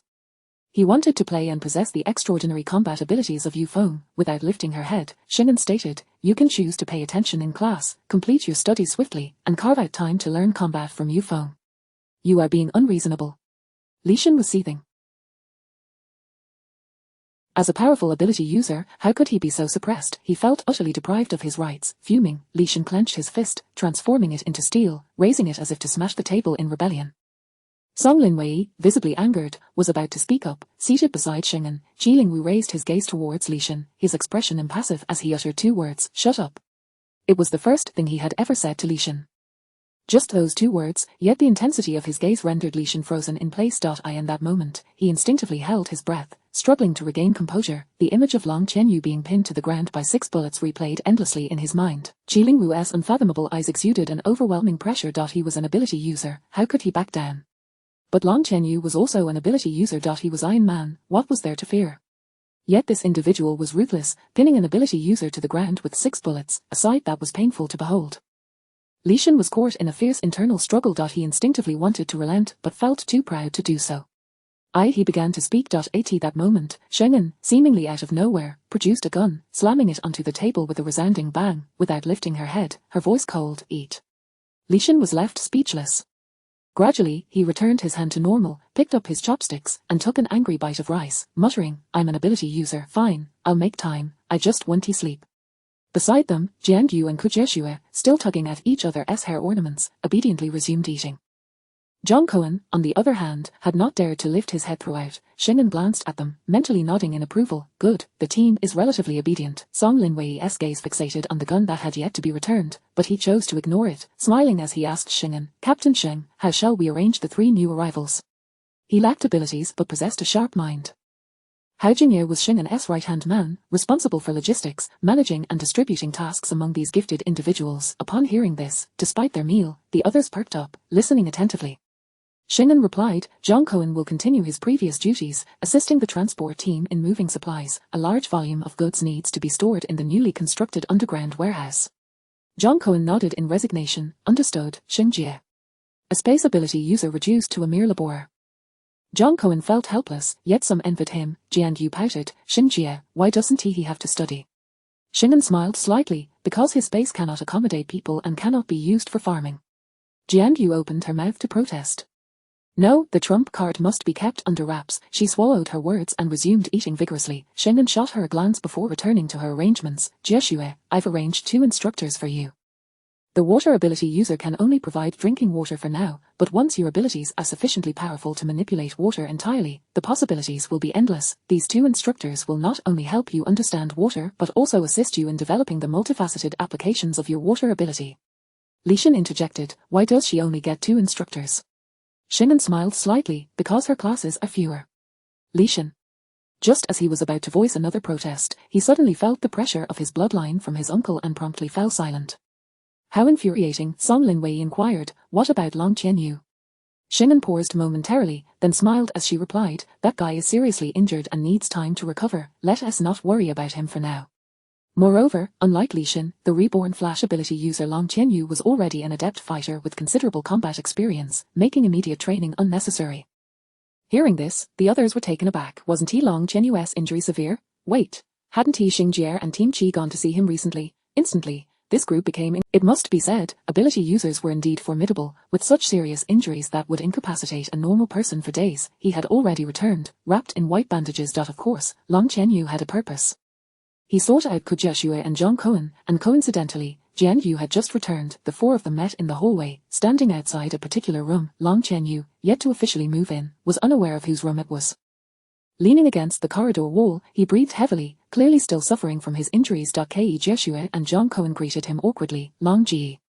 Long Qianyu's expression was unreadable. He wanted to scold these 2 traitors but, recalling his objective, he restrained himself and simply said, "Wait a moment, I have something to discuss with you." Chapter 56. The Grey Wolf is not as stubborn as you. The 2 stood quietly at the edge. Dragon Qianyu turned to Jiangyu, raising an eyebrow. "So you are also a reincarnator like me." Having become an official team member, Hao Jingye had synchronized all information with him. Jiangyu nodded silently, lowering her voice. "Yes, I reincarnated 1 year after the apocalypse." Dragon Qianyu replied, his voice not particularly low. "I came back 2 years later." Surviving an additional year in the apocalypse indicated his superiority over her, however. Was it really wise to speak so loudly? Jianyu extended her hand. It is an honor to meet you. Dragon Qianyu. She hardly recognized any other experts. Back then, she was preoccupied with mere survival, leaving no room to pay attention to such matters. Nevertheless, she held great admiration for a strong figure like Dragon Qianyu. Dragon Qianyu paused momentarily before retracting his hand and continuing, you possess spatial abilities. Why was I unaware of your existence in my previous life? Were you not at the temporary base in Jing City? Jianyu was taken aback, about to explain. However, Dragon Qianyu continued, spatial ability users are rare, and even among temporary bases, there are only a few, such as the later Li Wanyan, Zhang Koan, and Chen Jiajiao, and he paused, sighing, it's a pity I only managed to find Zhang Koan. I have no idea where Li Wanyan and Chen Jiajiao went. Li Wanyan is a formidable expert, and Chen Jiajiao has a pleasant temperament. Both are quite remarkable. As he spoke halfway, he suddenly noticed Jianyu's expression darkening, her previously cheerful smile vanishing, replaced by a fierce glare. Dragon Qianyu, bewildered, asked, what is the matter with you? Jianyu inhaled deeply, forcing a smile. Friend, what exactly are you trying to do? Do you find Chen Jiajiao admirable? That would make her your enemy. Beside them, Ku Jieshui and Zhang Koan were equally curious. Dragon Qianyu, sensing the tension, quickly returned to the main topic. He tugged at the white bandage on his hand, gritting his teeth. I want to form an alliance with you. An alliance for what? Jianyu questioned, puzzled.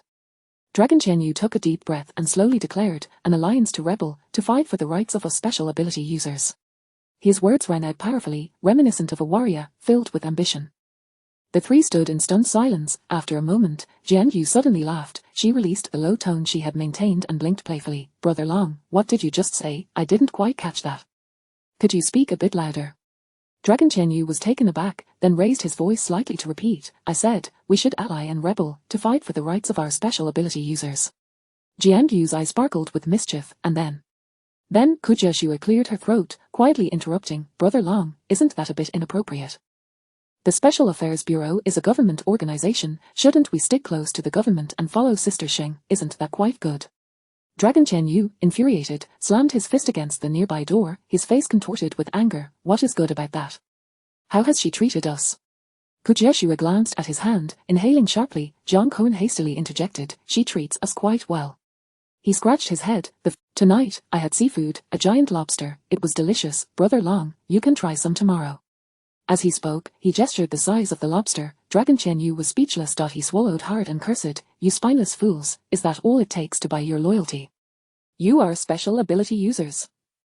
Ku Jieshui timidly raised her hand. Brother Long, it's not just about the food. After dinner, Assistant Hao arranged work for us and casually provided a logistics contact, allowing me to send messages for anything I wanted.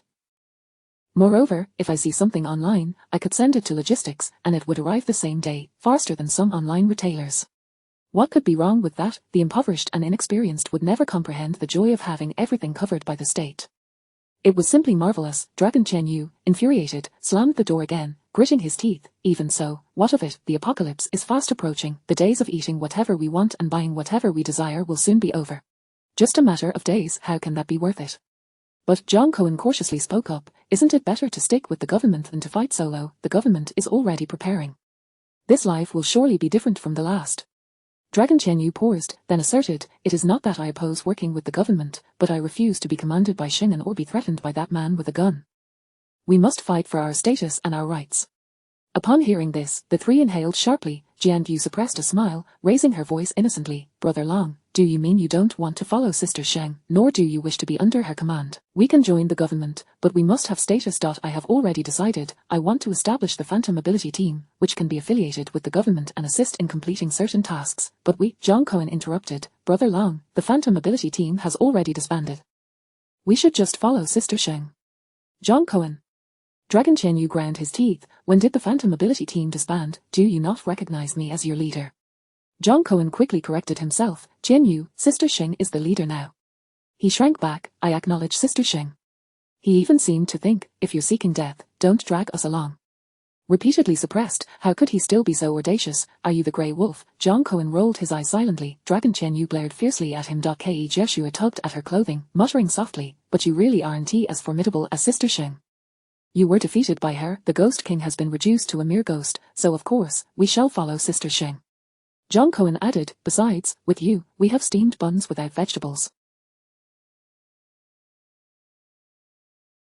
With Sister Sheng, we feast on seafood. Such a stark contrast, were they not wise enough to follow the right person? Hearing the term, little ghost, Dragon Chen Yu's fists clenched tightly, drawing blood, his teeth ground together as he spat out 2 words, traitor. Kujieshue retorted. This is called surrendering, recognizing one's mistakes in time, and aligning with the government's direction to establish the correct stance. Her earnest expression was as if she were swearing an oath.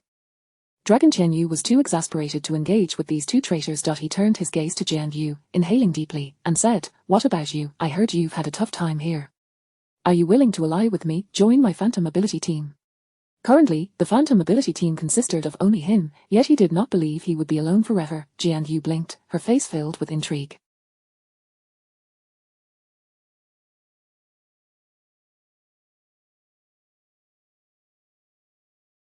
Dragon Chen Yu's eyes sparkled with hope as he eagerly looked at her. "Are you willing?" Jian Yu smiled, "Not willing." Dragon Chen Yu, he felt as if he had been struck by a phantom blow, furious as he pounded his fist against the door once more. Then, the tightly closed door swung open. Chapter 5017. She entered Sister Sheng's room. The dormitory was of exceptionally high quality, and the door, when opened, should have emitted no sound. However, the individual who flung the door open was in a foul mood. The force of the door's swing created a gust of wind, sending chills down Long Chen Yu's spine, as if he had been plunged into the depths of winter.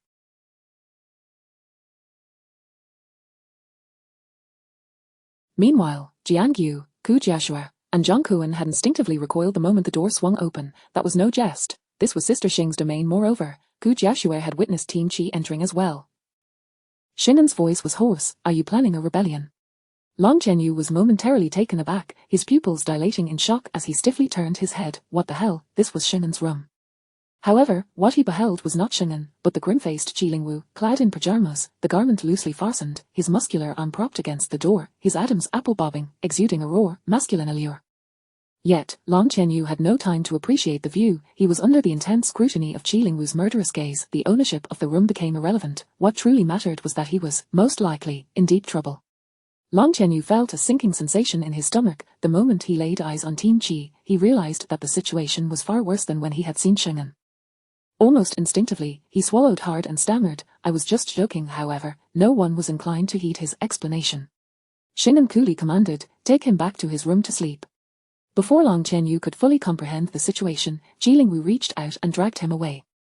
Weakened from his injuries, he stumbled and fell to the ground as Qilingwu continued, as though he were dragging a lifeless dog, leaving behind a long, retreating figure. Shinan leaned against the door, arms crossed, casting her gaze at the others with a faint smile. "Aren't you all going to sleep?" Her tone was mild yet sent shivers down spines. Jian Yu replied, "We'll be sleeping soon." She took the opportunity to stoke the fire. "Sister Sheng, that rascal Long Chen Yu is completely out of control, do deal with him." After saying this, she turned and dashed away. Ku Jieshue and Zhang Kuan quickly followed suit, retreating into their rooms. As for their brother Long, they could only mourn for him. After all, they had repeatedly hinted at the dangers, yet he continued to provoke. That night, the dormitory of the Special Affairs Department was filled with the wails reminiscent of a slaughtered pig. Yet, not a soul emerged to investigate. It seemed they had grown accustomed to such disturbances. Countdown to the apocalypse, 12 days. Long Chen Yu emerged from the hospital before dawn, dragging his injured body, his face bruised and battered, limping as he walked. He refused to accept his circumstances.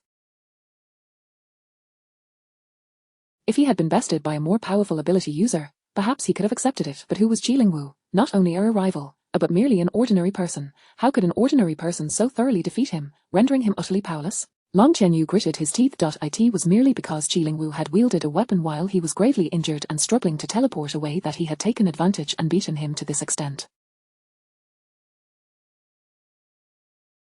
He could not concede defeat so easily. He needed to fight back. Jian Yu, Ku Jieshue, and the others were unreliable, but there was still another metal-type ability user. Li Shin, he had known him in his previous life. Long Chen Yu knew how to persuade him, so with determination, he disregarded his injuries and ventured out in search of Li Shin. Meanwhile, Li Shin unusually rose earlier than scheduled. In his eagerness to find time to learn combat, he skipped breakfast at the cafeteria, hastily consuming a few morsels before rushing out the door with his clothes in hand. He was filled with excitement as he headed to find Yufeng. The training ground, he bellowed exuberantly, "Brother Yu, I'm here, I want to learn combat from you." An hour later, Li Shin limped away from the training ground, his face a portrait of bruises, his expression somewhat dazed.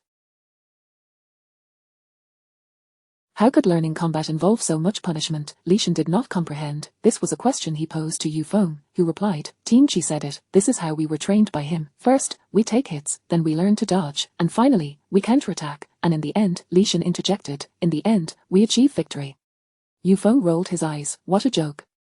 Defeating Team Chi is a dream, the goal is to minimize the beating. Li Shan, this was not at all how he had envisioned learning combat. Was it not supposed to be a process of study leading to mastery and becoming a top-tier expert? No one had informed him that the journey would be so excruciating. He rubbed his face, grimacing in pain. Suddenly, he found himself questioning, was choosing to carve out time to learn combat truly just inviting more suffering? Li Shan was lost in thought when a voice rang out ahead, Li Shan. He glanced over and met the gaze of another similarly battered figure. After a brief hesitation, he tentatively asked, Long Qianyu. The two nearly failed to recognize one another. In unison, they exclaimed, how did you get beaten up like this? Long Qianyu touched his nose, forcing a smile that barely resembled sincerity. I just had a little accident, nothing serious. What about you? Li Shan returned the faint smile. I had a fall too. Just a minor issue. He quickly shifted the topic. Did you need something?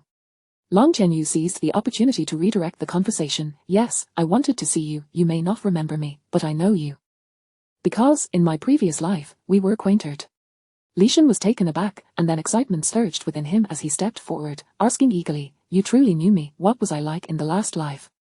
Was I also a metal-type ability user? When the world boasted of reincarnated individuals, who wouldn't be curious about their past selves, it was akin to a curiosity about their future selves.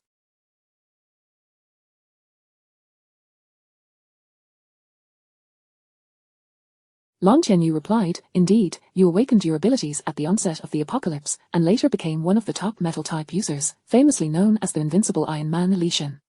He had truly become Iron Man. Li Shan was overjoyed. Long Qianyu's face broke into a smile, as if he were lost in nostalgia. In our previous lives, we were both formidable, having crossed paths several times and even collaborated on missions.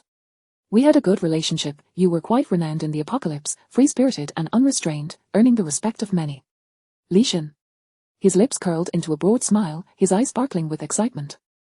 Even his recently bruised body seemed to feel revitalized, buoyed by the exhilarating revelation. Indeed, he had been invincible in his past life. The future Long Qianyu painted was precisely the life Li Shan had envisioned for himself in the apocalypse, imagining himself revered and respected by others, leading him to burst into laughter. However, Long Qianyu's tone shifted. But in your last life, you didn't align with the state. You were a renowned lone wolf, living freely. What prompted you to join the National Department this time? He blinked curiously, surveying Li Shan, before inquiring, did the Special Affairs Department offer you some incredible benefits? By the way, what have you been up to lately? Li Shan's smile evaporated instantly, his expression soured as he grumbled, what benefits? It's a debt. Because of my debts, they make me study every day, denying me any freedom. I can't even skip half a day of classes. Xing'an is nothing but a villainous woman. Long Qianyu's lips curled into a barely perceptible smirk. Success. In truth, he had embellished the truth. In his previous life, Li Shan was indeed a strong metal-type user, but he was a lone wolf who had suffered many setbacks, his personality brash and immature, not endearing at all. Very few strong individuals were willing to associate with him. They had indeed undertaken missions together, but both were domineering personalities, often at odds with each other. Their relationship had been quite poor. Moreover, it seemed Li Shan had met an untimely end even earlier than Long Qianyu. Just days before his own demise, he had heard that Li Shan had engaged in a fatal confrontation with another ability user. Of course, Long Qianyu would not divulge any of this. Young ability users detested being controlled, and with Xing'an overseeing him, how could Li Shan not have complaints? Long Qianyu looked at Li Shan with eager anticipation. Chapter 58, The Proactive Reporting of Superhumans. As Long Qianyu was about to speak, Li Shan suddenly exclaimed, it's all your fault. What nonsense is this about rebirth? If you hadn't been reborn, the country wouldn't have discovered us, nor would they have sent that female antagonist, Xing'an, to keep us in check. It's all because of you reincarnators. You nearly prevented me from becoming Iron Man, and now I'm being bossed around. Long Qianyu could only remain silent, his patience wearing thin. With a forced smile, he addressed Li Shan, actually, there is a way out. As long as we form a united front as superhumans, that woman, Xing'an, will have no hold over us. Li Shan regarded him with uncertainty, though his expression clearly betrayed his intrigue.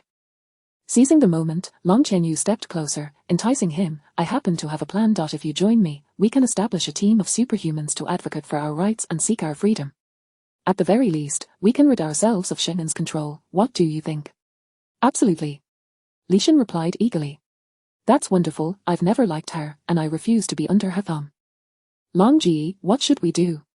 To his surprise, things were progressing smoothly. Long Qianyu's smile widened, though it tugged painfully at the wounds on his face, prompting him to grimace. We can start by. Before he could finish, an elderly man shouted from a distance, Li Shen.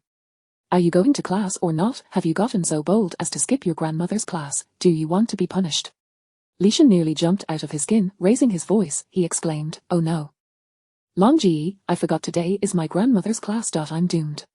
He turned to leave, urgently adding, Long Ji, wait for me, after class, around 10 tonight, we'll discuss our rebellion. 10 o'clock in the evening. Long Qianyu was taken aback, quickly grasping his arm. We're talking about protesting and rebelling, and you want to wait until 10, what class could possibly matter now? Li Shen hesitated for just a moment. Then, an elderly lady appeared nearby, with an air of elegance, wearing reading glasses. She smiled slightly, so foolish and disobedient. Old man.is this truly my grandson? Planning a rebellion, no less. If it were to succeed, this Long wouldn't be so battered and bruised. Moreover, it was evident he was just trying to fool a minor. Only someone as dim-witted as Li Shen would fall for it. The whole family were clever individuals. How did Li Shen end up so different? Could it be that physical prowess with a lack of intellect was the quintessential trait of a superhuman? Song's father pondered for a moment. Should we consult Lin Lin and Li Huai? Seeing his grandparents really questioning whether he was their blood, Li Shen exploded, Grandma, Grandpa. At that moment, Li Huai and Song Linlin hurried over. Song Linlin wore a serious expression, while Li Huai said nothing, rushing forward with a broom in hand. Li Shen shouted, no, Dad, don't hit me, I didn't mean to skip class, it was Long Ji who delayed me. I'm going to class right now. I was wrong.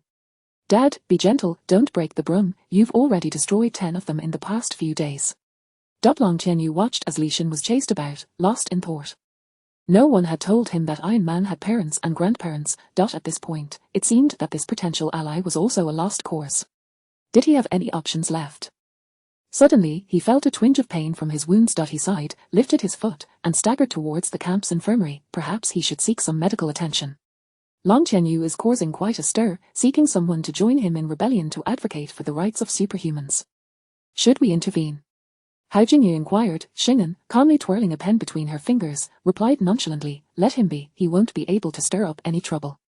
Jiangyu and the others had firmly decided to side with the nation. Li Shen might want to rebel, but his entire family of clever individuals was at the camp, so there was unlikely to be any significant disturbance. Song Linwei frowned, he's truly stubborn, unwilling to settle down. Should we consider a more conciliatory approach? Xing'an shook her head, getting to the crux of the matter. Being conciliatory with him is futile. 2 years of survival in the apocalypse have forged his own survival logic. The more we compromise, the more unruly he will become. Pausing, Xing'an added, of course, I find him quite irritating and would love to give him a good beating. Song Linwei remained silent. Could he express that he suspected the latter was the primary reason?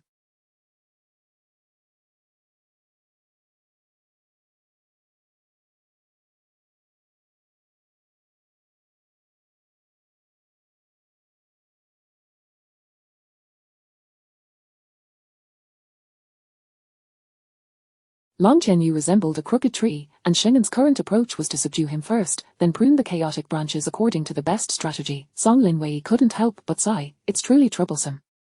Wrangling these individuals into submission is no simple task.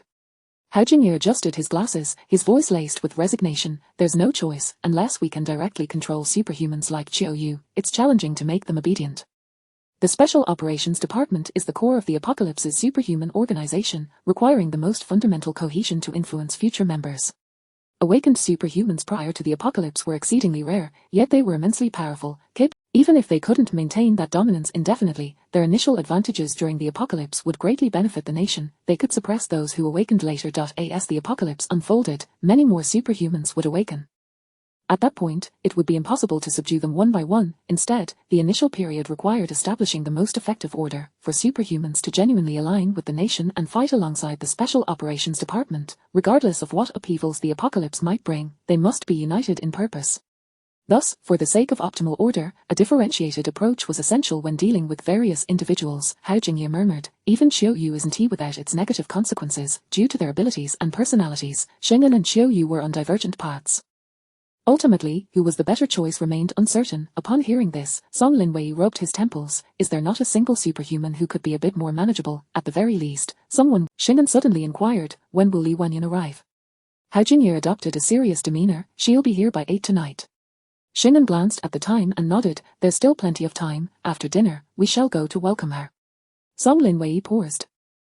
Welcoming her. Was it truly a welcome? The one being welcomed might well be terrified. As they were conversing, all three of their phones buzzed simultaneously. Xing'an picked up her phone, casually glancing at the screen, only to have her expression sharpen instantly. An awakened superhuman has proactively reported and is currently awaiting at the Beijing Public Security Bureau. The Special Operations Department is to receive them. Accompanying this were relevant details. Hao Jingye and Song Linwei were equally taken aback. A proactive report. Just moments ago, they had stated there were none, and now one had emerged. Xing'an sprang to her feet, hastily grabbing her coat, slipping it on as she rushed towards the exit. Sister Xing, why the hurry? Song Linwei quickly stood up. Xing'an and Hao Jingye spoke in unison. We must seize them. Chapter 59. Xing'an, you cannot always win. The astute quickly grasped the situation, and Song Linwei immediately realized the implications. This extraordinary individual was a rare breed of intelligence, actively reporting to the state and exhibiting remarkable cooperation, in stark contrast to the individuals they had been gathering. Most crucially, an ice elemental ability user, yet another formidable force. This information was not exclusively conveyed to Xing'an. Xiaoyu would receive it as well. Surely, they would have to compete with Team A for this one. As he watched Xing'an and Hao Jingye depart, Song Linwei continued to address the matters at hand, overseeing all arrangements for Team B, the daily schedules of several individuals, and even the miscellaneous tasks delegated by Sister Xing. Rubbing his temples, Song Linwei pondered. It was no wonder that Xing'an had been so keen to recruit him. He had once suspected it was linked to her nephew. However, all those notions had shifted. Xing'an was indeed truthful. Team B of the Special Situations Department genuinely required his expertise. Sister Xing was not one to fuss over trifles. Previously, all such responsibilities had fallen to Hao Jingye, and now that he had arrived, Hao Jingye had directly transferred the logistics to him, including the sifting of aberrant information. He was indeed engulfed in a whirlwind of tasks, yet, despite this hectic reality, Song Linwei wore a smile, shaking his head as he earnestly immersed himself in work. Hello, Wan Yuan, it's me, Song Linwei. Where are you? What is happening on your end? Beijing Municipal Public Security Bureau. The director was waiting at the entrance. When Xing'an arrived, Xiaoyu was already there with Ji Yucheng, as if they had been waiting for some time. Xing'an raised an eyebrow. Team Leader Xiao. Xiaoyu offered a thin smile that barely concealed her disdain. Team Leader Xing. Hao Jingye and Ji Yucheng exchanged pleasantries, maintaining a facade of politeness. As long as their temperamental ability users were absent, the two factions appeared quite harmonious. Xing'an turned to the director, getting straight to the point. Director Xiao, where is the individual? May we meet with them? Director Xiao promptly replied, this way, please. Xing'an and Xiaoyu followed Director Xiao, while Hao Jingye and Ji Yucheng trailed behind. Xiaoyu's tone was frigid. I haven't yet congratulated you, Team Leader Xing, on adding 3 new members to your team. Quite the catch, Team Leader Xing. Her calm demeanor rendered it difficult to discern whether she was complimenting or mocking. Casting a sidelong glance at Xing'an, Xiaoyu's emotions were complex. She had always recognized Xing'an's intelligence, a quality evident since childhood. Sharp and perceptive, she could swiftly identify the crux of any issue. The last time she unexpectedly inquired about ghosts, Xiaoyu had sensed that Xing'an had uncovered something significant. However, she never anticipated it would transpire so swiftly. Just a few days had passed from the moment of noticing the anomaly to identifying the target, culminating in an arrest without allowing any interference. Once again, she found herself outmaneuvered by Xing'an. Xiaoyu pressed her lips together. Xing'an chuckled lightly. It was merely a coincidence. I happened to discover relevant information and pinpoint the individual. As she identified Long Tianyu, Xiaoyu promptly received the news, decisively withdrawing her involvement. No interference, nor any attempts to sabotage. Xiaoyu wished to win, yet she could also accept defeat. Quite commendable. Xiaoyu sneered. Xing'an, you cannot always win. Xing'an tilted her head innocently, blinking. Then, Team Leader Qiu, why not relinquish Xianghan's Huang to me? I shall concede immediately. Qiuyu, her expression shifted through various shades of anger before she finally huffed, sweeping her sleeve as she quickened her pace. En route, they acquired the complete dossier on today's ability user. Xianghan's Huang, a lawyer, perfectly embodied her ice elemental ability. She had only awakened her powers last night and had proactively reported to the state today, awaiting contact with the relevant personnel. As Director Xiao ushered the 4 into the room, Xianghan's Huang sat quietly inside. Simultaneously, the deputy director rose, nodding in acknowledgement. Xing'an entered the conference room, her gaze settling on Xianghan's Huang. With shoulder-length black hair, half-tucked behind her ear, adorned with pearl earrings, and a simple luxurious necklace gracing her neck, she wore a silk blouse paired with a fitted skirt, exuding the elegance of a refined young woman. Upon their entrance, she extended her hand. Qiu Yu reached out to shake it. "Hello, I'm Qiu Yu." Xing'an smiled, following suit, offering a gentle handshake. "Hello, I'm Xing'an." They took their seats. Xing'an and Qiu Yu sat together, while Hao Jingye and Ji Yucheng occupied the adjacent seats, with Xianghan Huang facing them. The deputy director exited, and Director Xiao settled beside them. Director Xiao expressed, "We are grateful once more for Comrade Xianghan Huang's support of the state in reporting this extraordinary situation." Xianghan Huang replied candidly, "Suddenly acquiring superpowers, if this had occurred during my school days, I would have been immensely thrilled. Of course, I am pleased now as well. However, I do not believe that in modern society, I have the capacity to wield such powers alone. Rather, it may lead to more complications. Therefore, the most expedient and sensible course is to seek assistance from the state, regardless of whether my situation is unique. I trust that the state will provide me with the most satisfactory response." Hao Jingye could not help but nod approvingly. "She was indeed a clever individual," Xianghan Huang continued, "and judging by your reactions, it seems I am not particularly unique." Even in this scenario, she maintained her composure. Xing'an regarded her with approval. Qiu Yu, too, was pleased, managing a rare smile. "Indeed, you are not unique. I believe it is necessary to explain the current circumstances to you." Xianghan Huang replied, "Please, go ahead." Hao Jingye and Ji Yucheng swiftly relayed all pertinent information, including the apocalypse, reincarnation, ability users, the state's preparations, the apocalypse special situations department, and even teams A and B. Even someone as composed as Xianghan Huang could not suppress a gasp, momentarily lost in the overwhelming and shocking revelations. The apocalypse was upon them. Her heart raced. Prior to her arrival, she had entertained numerous hypotheses, but none had been as staggering as the present reality. She was not unique. There were other ability users, and there were reincarnators. Most critically, natural disasters were imminent, and the world was on the brink of destruction. Xianghan Huang's complexion paled momentarily before she abruptly regained her composure. Fortunately, she had awakened her powers. As long as she possessed abilities, she could survive the apocalypse, avoiding the fate of becoming mere fodder. Swiftly cast into the abyss, she lifted her glass, gulping down a mouthful of water. Xing'an spoke slowly. "It is indeed difficult to accept, but it is the truth we must confront together. Miss Xianghan Huang, are you still willing to join us?" Xianghan Huang did not hesitate. "Of course." She set down her cup, her grip tightening as she struggled to maintain her calm, her voice hoarse. "Given that an apocalyptic calamity is approaching, would it not be tantamount to seeking death to act in? Even if one were powerful enough to endure, what was the meaning of survival if all others perished? The greater the disaster, the more one must rely on a mightier force." The state represented the best choice. Xing'an couldn't help but nod, having encountered numerous willful, chosen ones recently. The sudden appearance of a composed and intelligent individual was indeed a welcome surprise. Qiu Yu regarded her, enunciating each word. Then, "Miss Xiang, do you wish to join Team A or Team B?" This was the pivotal question. Xianghan Huang paused slightly, glancing at Xing'an and then at Qiu Yu. Hao Jingye felt a surge of tension, and Ji Yucheng's gaze was fixed intently upon her. Leaning back in her chair, Xing'an smiled warmly. "No worries, we all respect your choice." Chapter 60. A heart shape was drawn on the target. Xianghan Huang hesitated, her expression revealing uncertainty as she tentatively spoke. "May I ask a few questions?" Qiu Yu nodded. "Of course." Xing'an naturally had no objections. "Speak your mind." Xianghan Huang exhaled deeply, her brow furrowing. "Are all those with abilities regarded as heretics? Is this the nation's stance towards us?" Indeed, she was a lawyer, sharp and detail-oriented, adept at probing. While she overtly referred to the term heretic, she was actually inquiring about the status of those with abilities and her own future standing. Xing'an and Qiu Yu, both astute individuals, understood immediately. Qiu Yu frowned slightly before responding slowly. "One cannot determine the nation's attitude towards you solely based on a single term. Heretic does not inherently carry malice.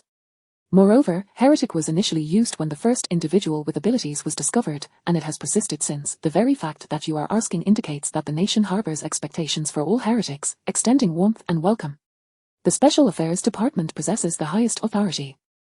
By joining us, you will naturally hold the same authority. Miss Yang, upon joining Group A, you will serve as my deputy." This was a promise from Qiu Yu. Once Xianghan Huang entered Group A, she would indeed be the deputy, a position of considerable power. At this, Xianghan Huang nodded, yet her brow remained furrowed. Xing'an suddenly interjected, "I have already reported this matter. The nation will officially change the designation, but it will take some time."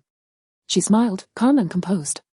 "I hope you trust us and have faith in the nation, for nation, with its emphasis on the collective, has always referred to a whole.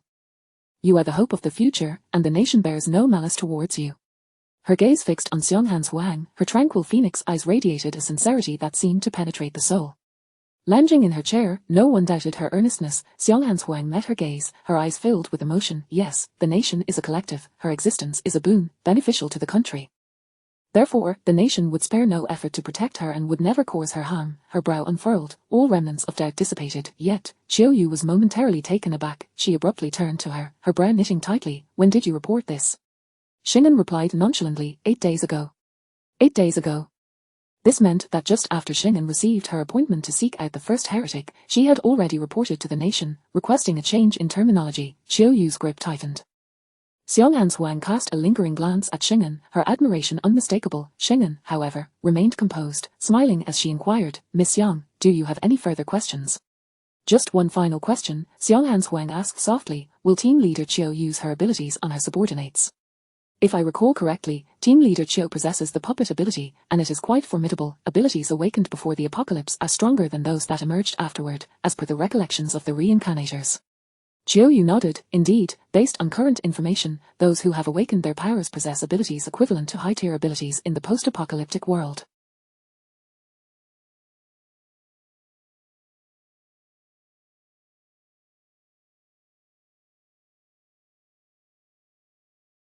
The reason remains unknown.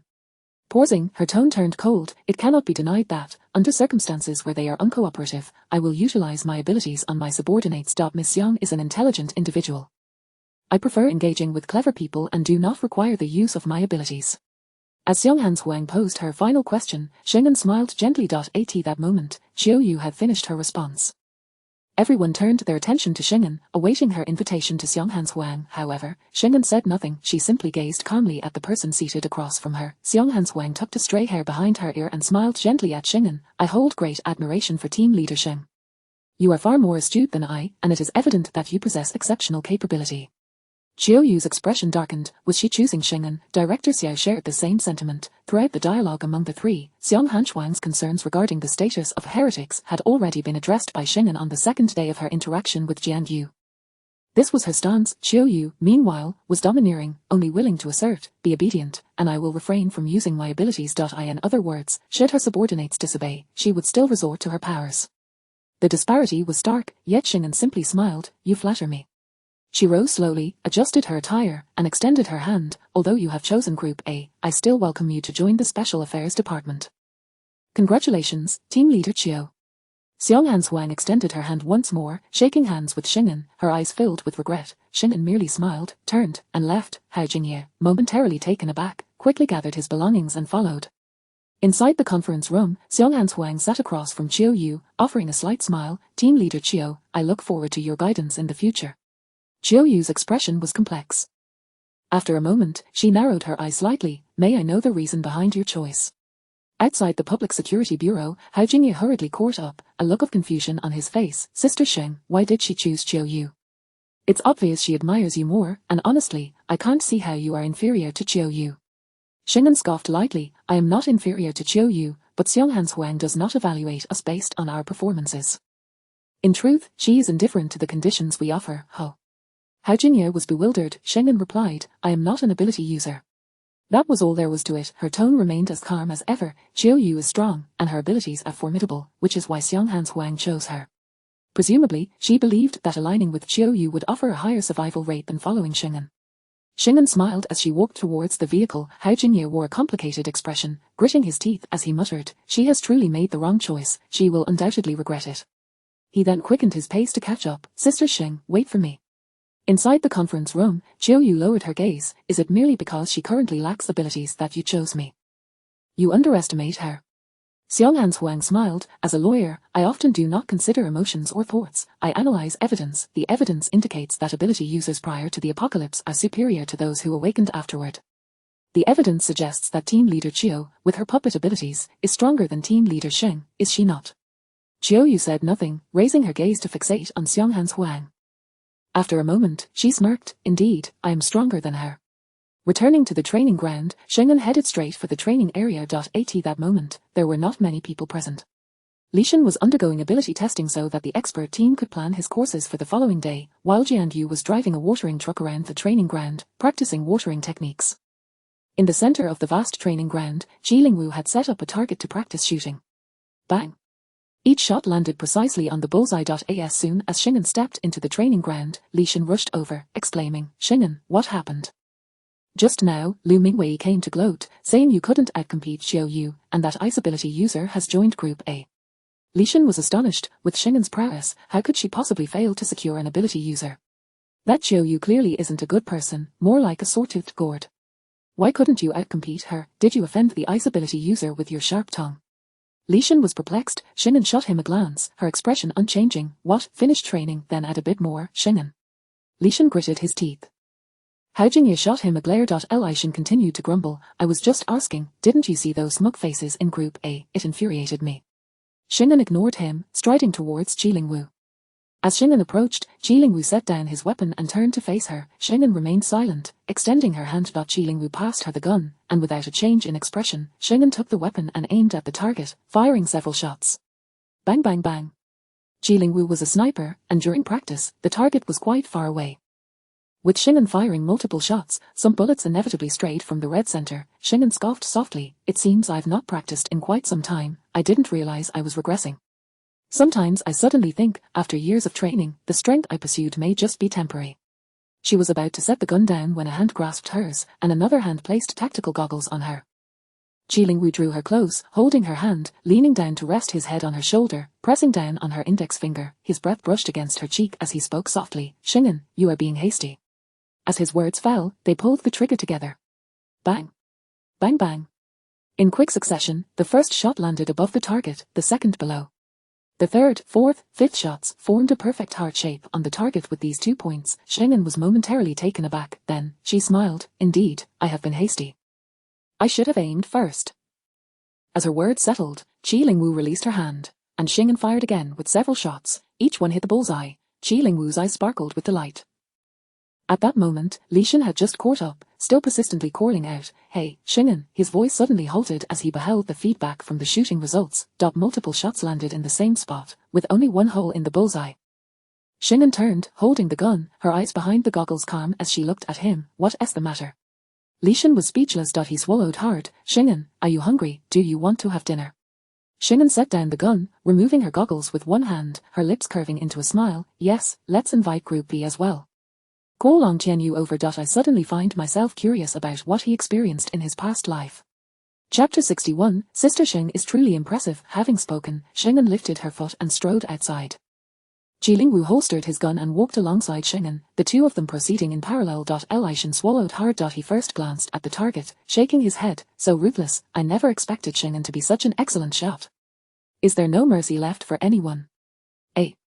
At that moment, Li Shan suddenly noticed that besides the hole in the bullseye, there was a distinct circle of marks, a heart. A perfectly shaped one at that. Li Shan jumped up, exclaiming, "Damn, flaunting love at any time and place, how infuriating. Having a partner is such a big deal, huh?" He walked a few steps before abruptly stopping. Wait a minute, shooting in the shape of a heart isn't particularly difficult, and Qilingwu's marksmanship was undoubtedly excellent. However, drawing a perfectly shaped heart couldn't be achieved in just one attempt. This must have been practiced, right? Reflecting on Shingen's calm demeanor, Li Shan's lips twitched. This little couple had clearly played around quite a bit in the past. In the cafeteria, Group B was quite populated, with Shingen seated in the middle, Qilingwu naturally beside her. Ke Jieshue and Jianyu vied for the position on her other side. Ultimately, Jianyu won by a narrow margin and sat next to Shingen, leaving Ku Jieshue to grumble as she settled beside Jianyu.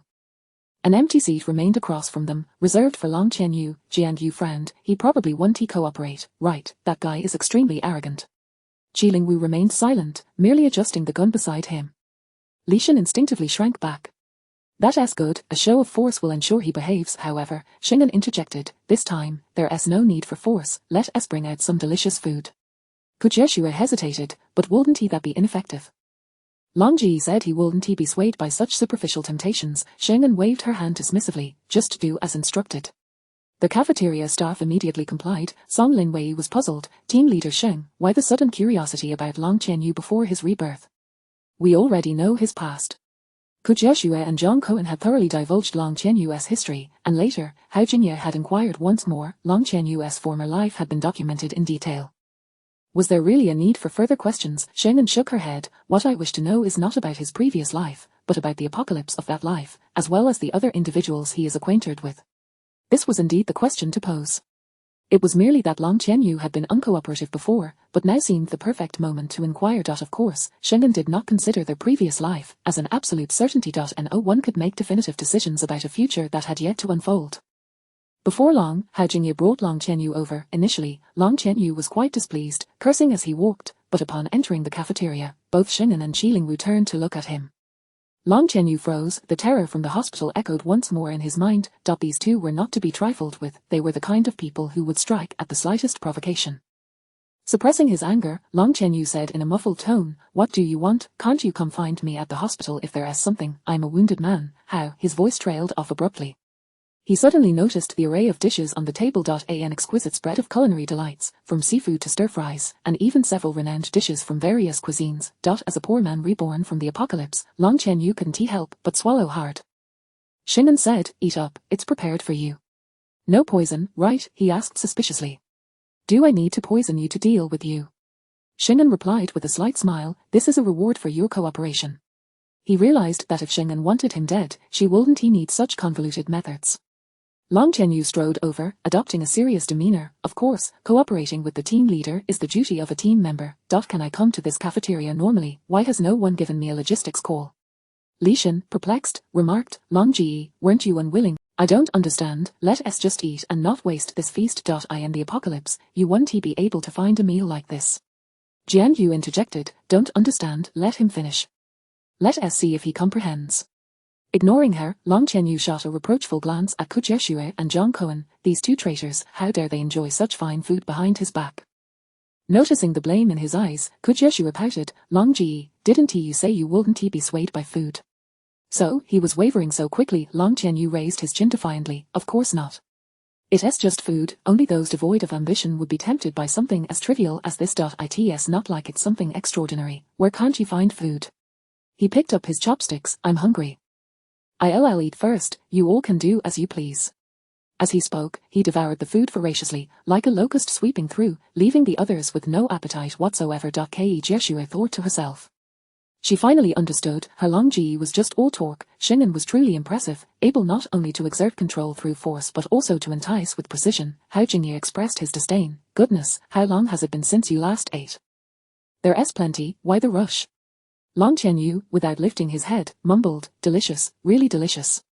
Shingen and the others were speechless. Once he finished, wiping the corner of his mouth contentedly, he nodded, "Ask away.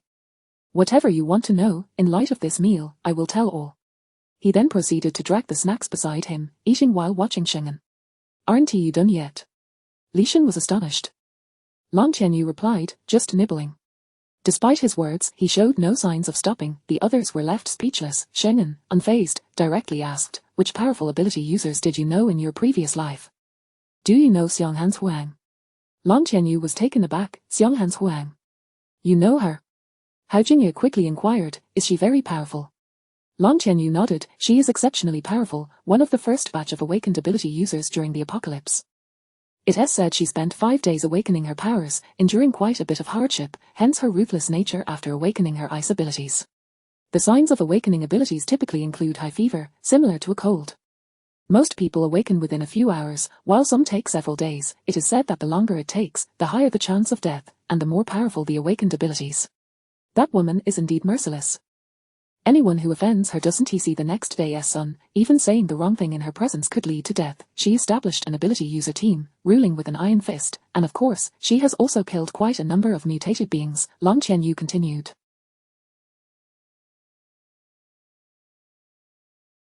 Li Shin inhaled sharply, then he remarked, "If she joins Group A, it seems Group A's strength will soar." Long Qianyu replied, "That woman has also joined the country." He appeared genuinely surprised. Hao Jingye coolly remarked, "Xianghan's Huang is a smart individual. After awakening, she naturally understood that aligning with the country was the right choice and proactively joined. Unlike some people." Long Qianyu choked momentarily, then, lifting his chin, chewing his food, he said with a hint of schadenfreude, "But she joined Group A, indicating that in her eyes, Group A is superior to you all." "Not necessarily," Song Linwei scoffed. Hao Jingye then listed the names of individuals in Group A. "Curious. Are there any other powerful ones from your memory?"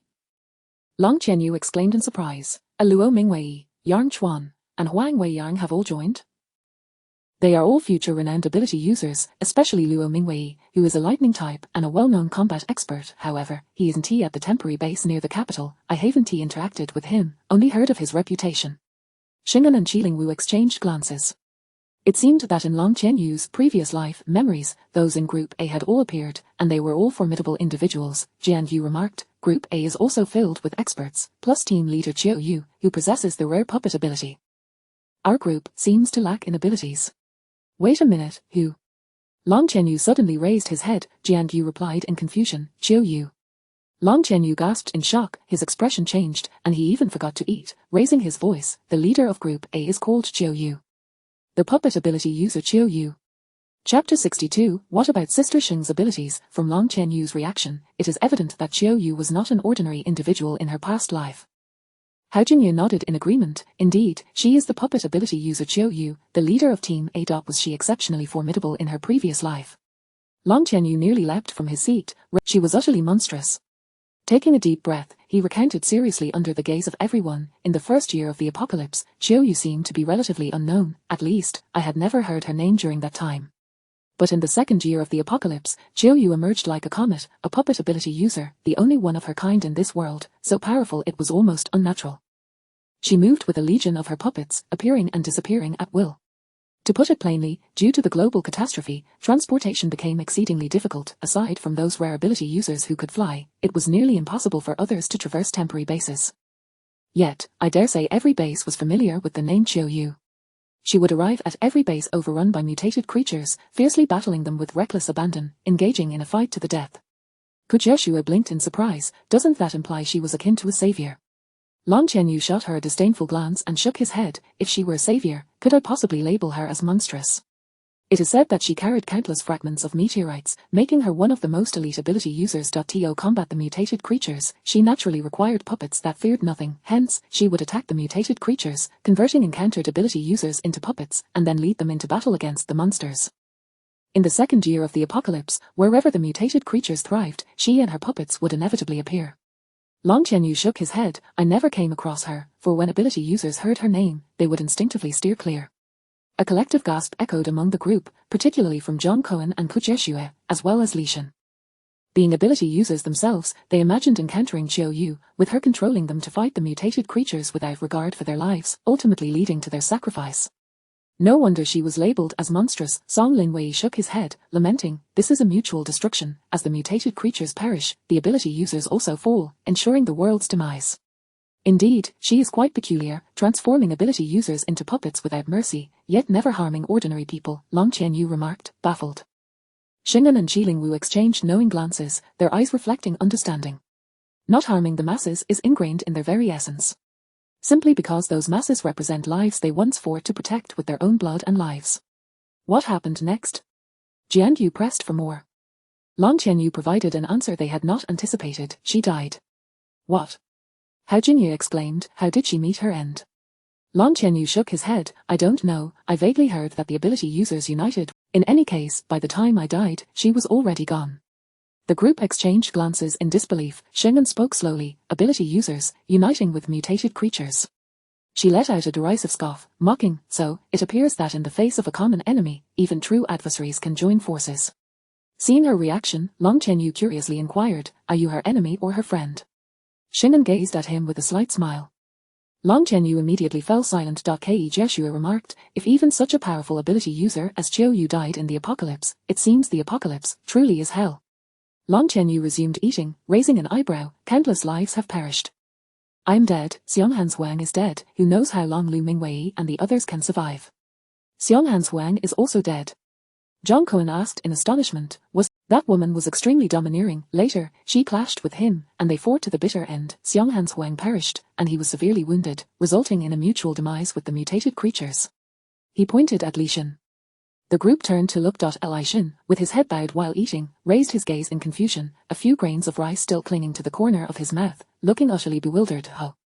The group collectively sighed in exasperation. He certainly does not seem like a formidable expert.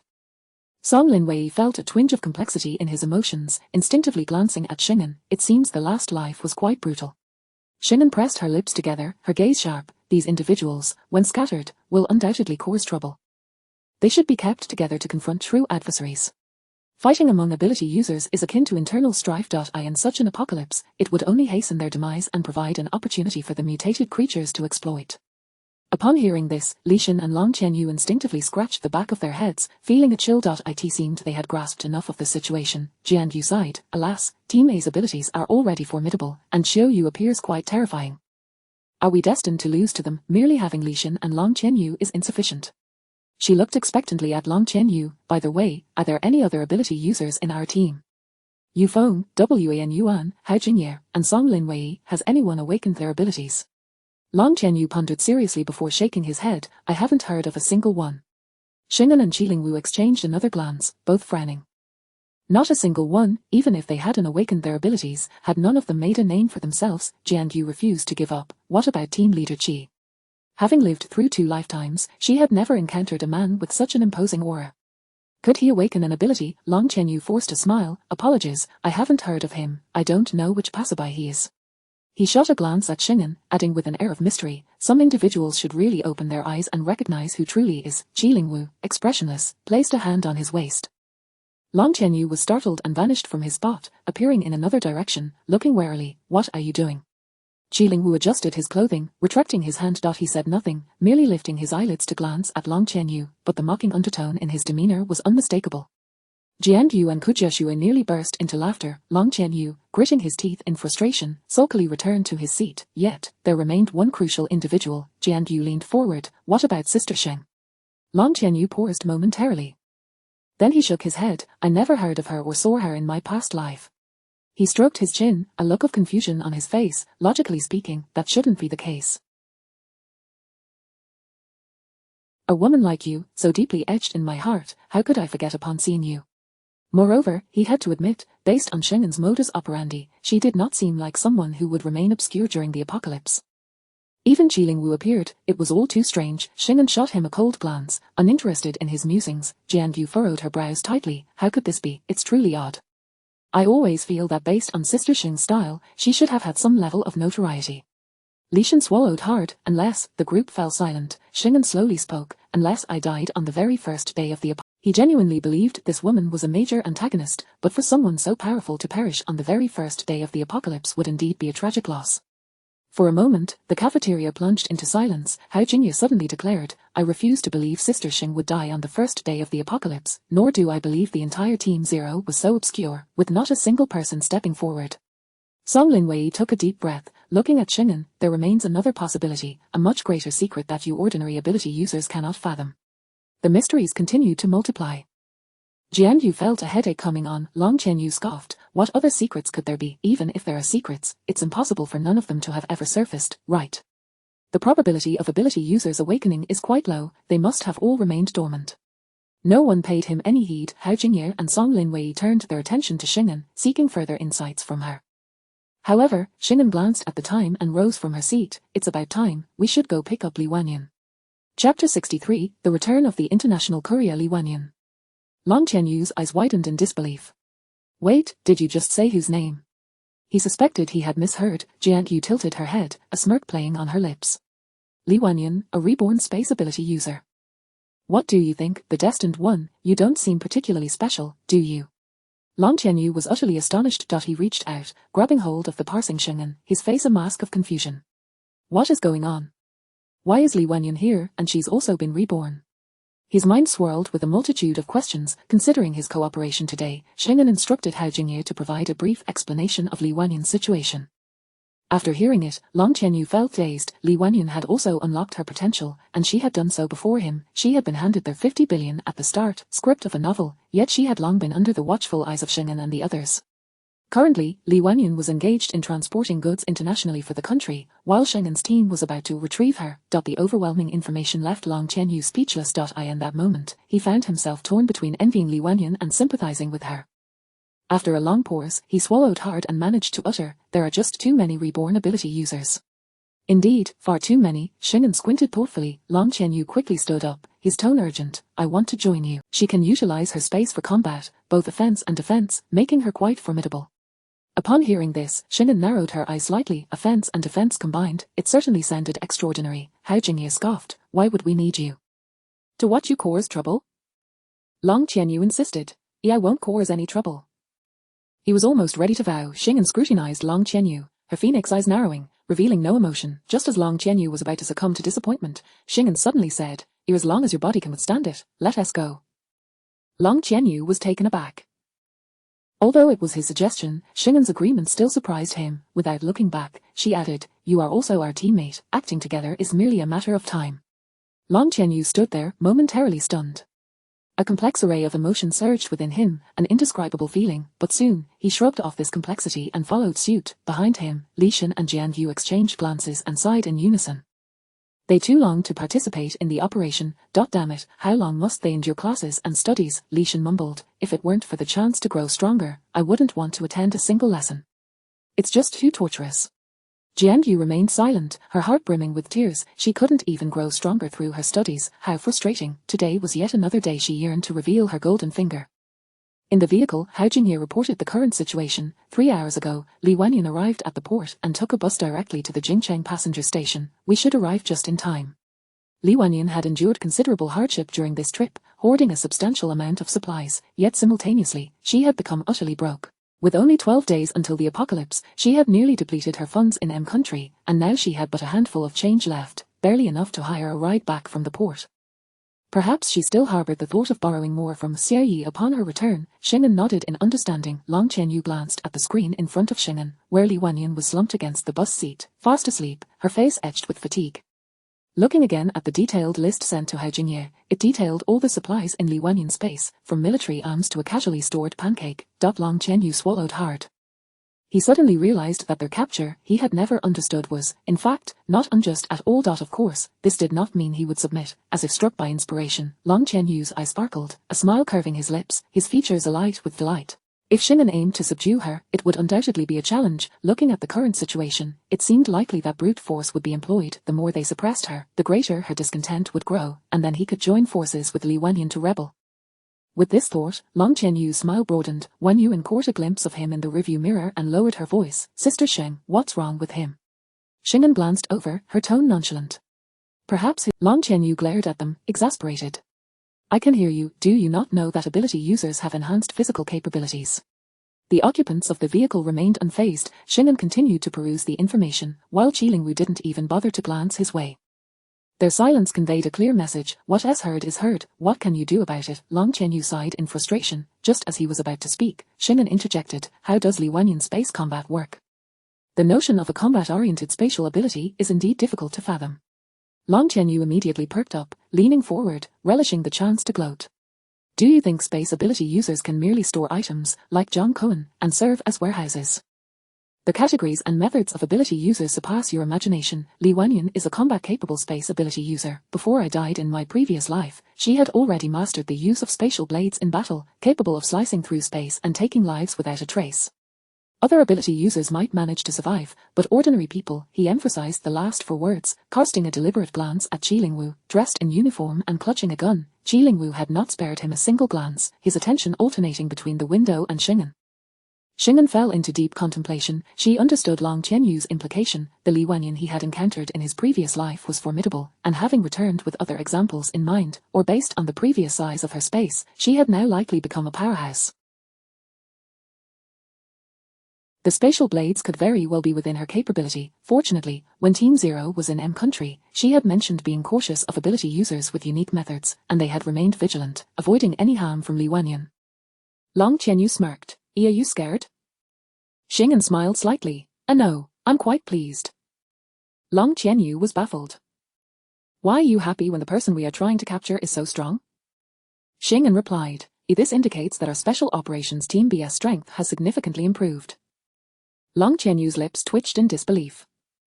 What a joke, that woman hadn't even joined the special operations team yet, and Xing'an was already treating her as a member.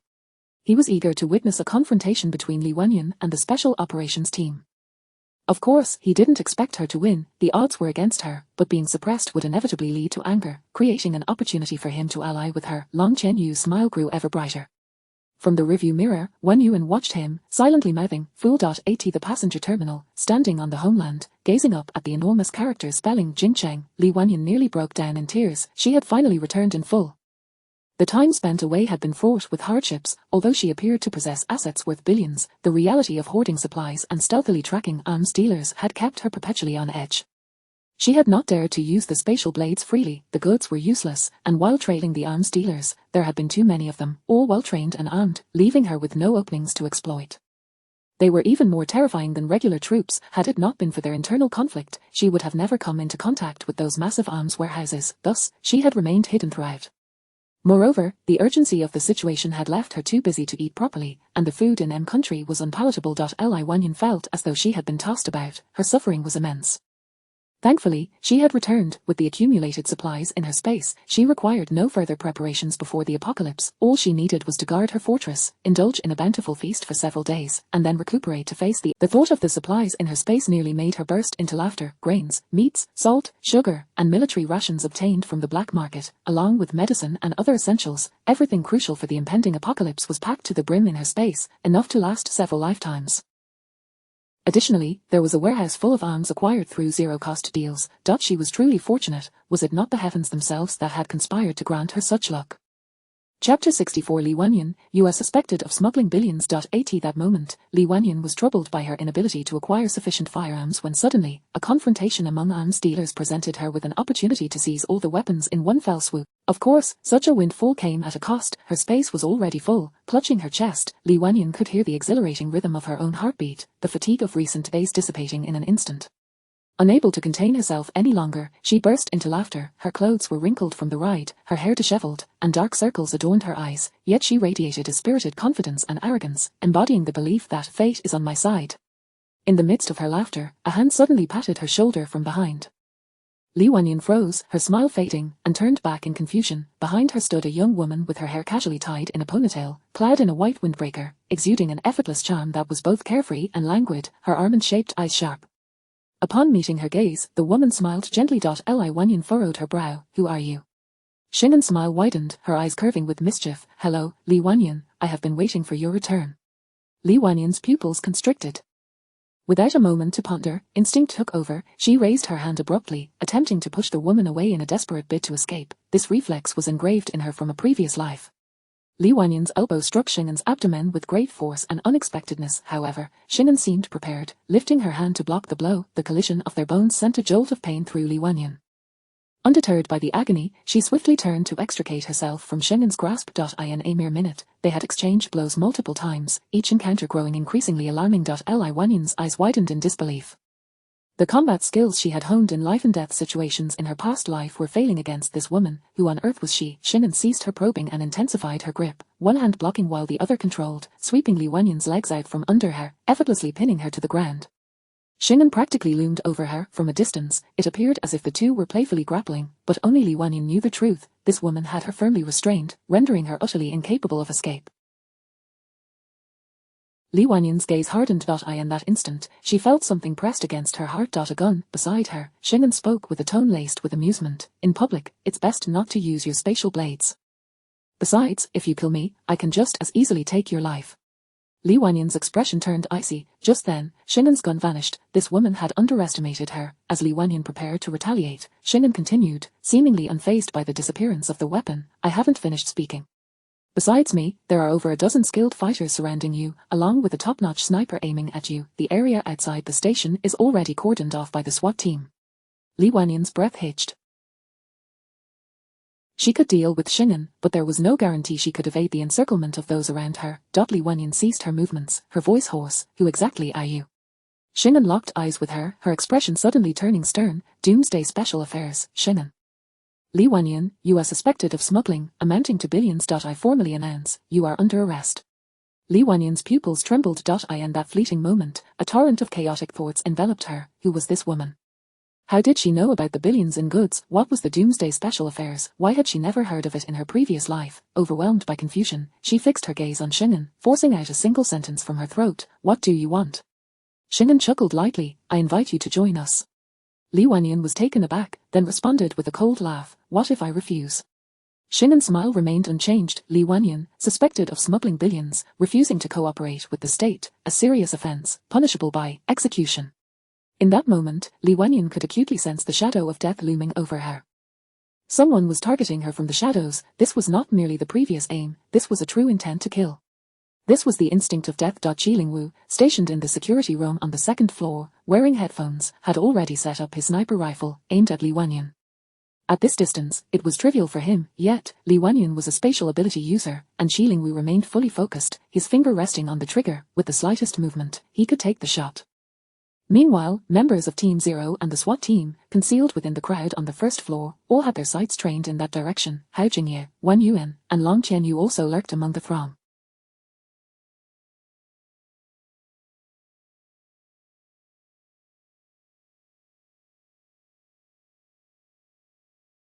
Hao Jingye took a deep breath. Sister Xing is in a precarious situation. Li Wanyan was a master capable of wielding spatial blades. From their observations and analyses, this person, like Long Qianyu, possessed a certain arrogance that made negotiations difficult.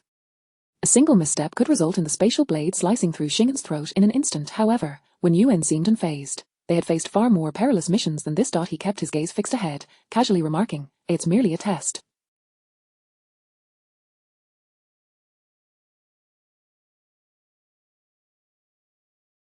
The more skilled the opponent, the more challenging it is to subdue them. We must first demonstrate our strength to Li Wanyan.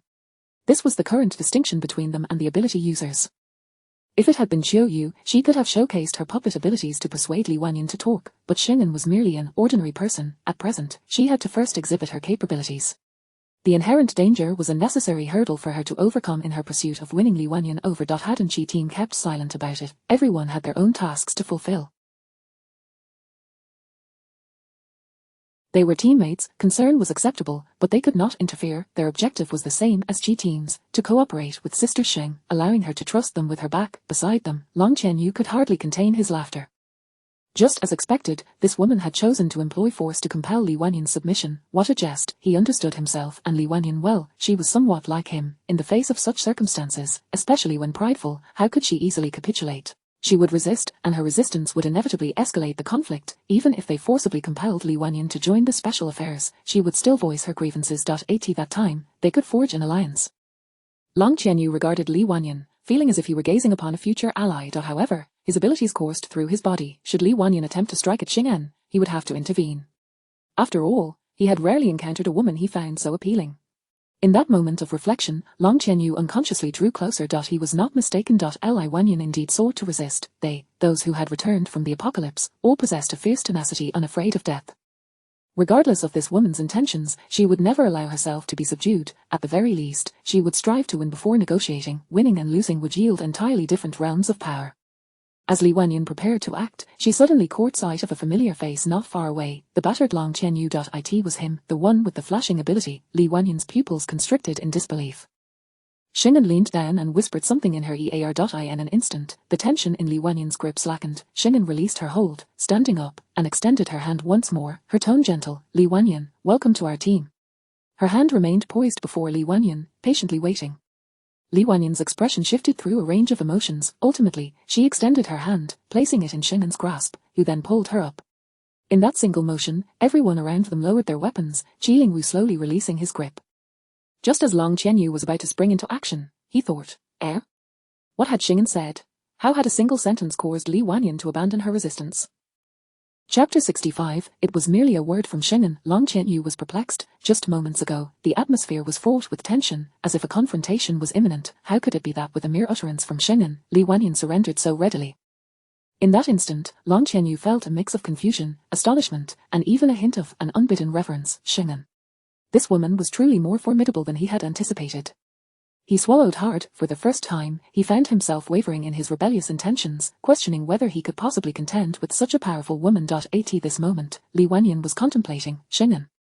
This woman was likely far more capable than she had imagined. Hadn't the arrogant Long Qianyu been subdued by her? Just moments ago, Xing'an had whispered in her ear, "Are you observing Long Qianyu? He is one of us, a reincarnated flash manipulator, sharing a situation identical to yours. You two could converse." Such a simple statement, yet it bore significant implications. While Li Wanyan was taken aback, she grasped three pieces of information from Xing'an's words. First, Xing'an was capable of subduing Long Qianyu. This revelation filled her with dread, for she understood how powerful Long Qianyu was, and seeing him bruised and battered was a clear indication of the struggles he had faced.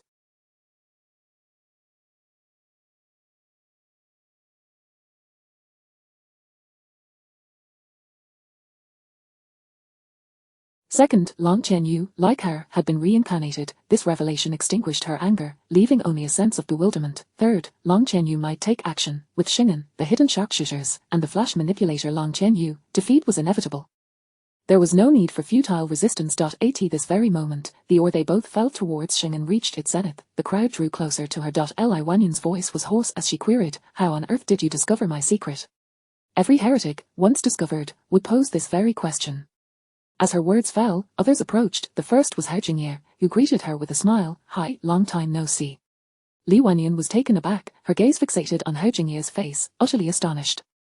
Xing'an smiled gently. "Allow me to introduce my assistant, Hao Jingye." Hao Jingye, Li Wanyan was momentarily speechless, her teeth clenched as she enunciated each syllable. "Little Hao, little Jing, little Yi." Hao Jing Yi. Hao Jingye scratched his head, revealing a radiant smile. "It's me." Li Wanyan's breath caught in her throat, she then turned abruptly to her side. Next to Hao Jingye was the local guide from the Special Affairs Travel Agency, Little Wan, followed by Yufeng and several familiar faces approaching from behind. At that moment, Jilingwu stepped forward. That face was etched in Li Wanyan's memory. Li Wanyan exclaimed. Those were key figures among the arms dealers. She inhaled sharply, nearly leaping up, her voice rising. Those arms. Her excitement rendered her incoherent. Xing'an smiled gently. "We are grateful to Comrade Li Wanyan for helping us transport the arms back. The mission was executed splendidly, and you must be credited with a significant accomplishment." Li Wanyan could only respond with silence. Xing'an continued, "Shortly, we will take you to report the mission and deliver the items to the arms depot." Li Wanyan found herself at a loss for words. All her painstaking efforts, the arduous journey from Country M with those arms, were merely a mission. How had she not received any notification?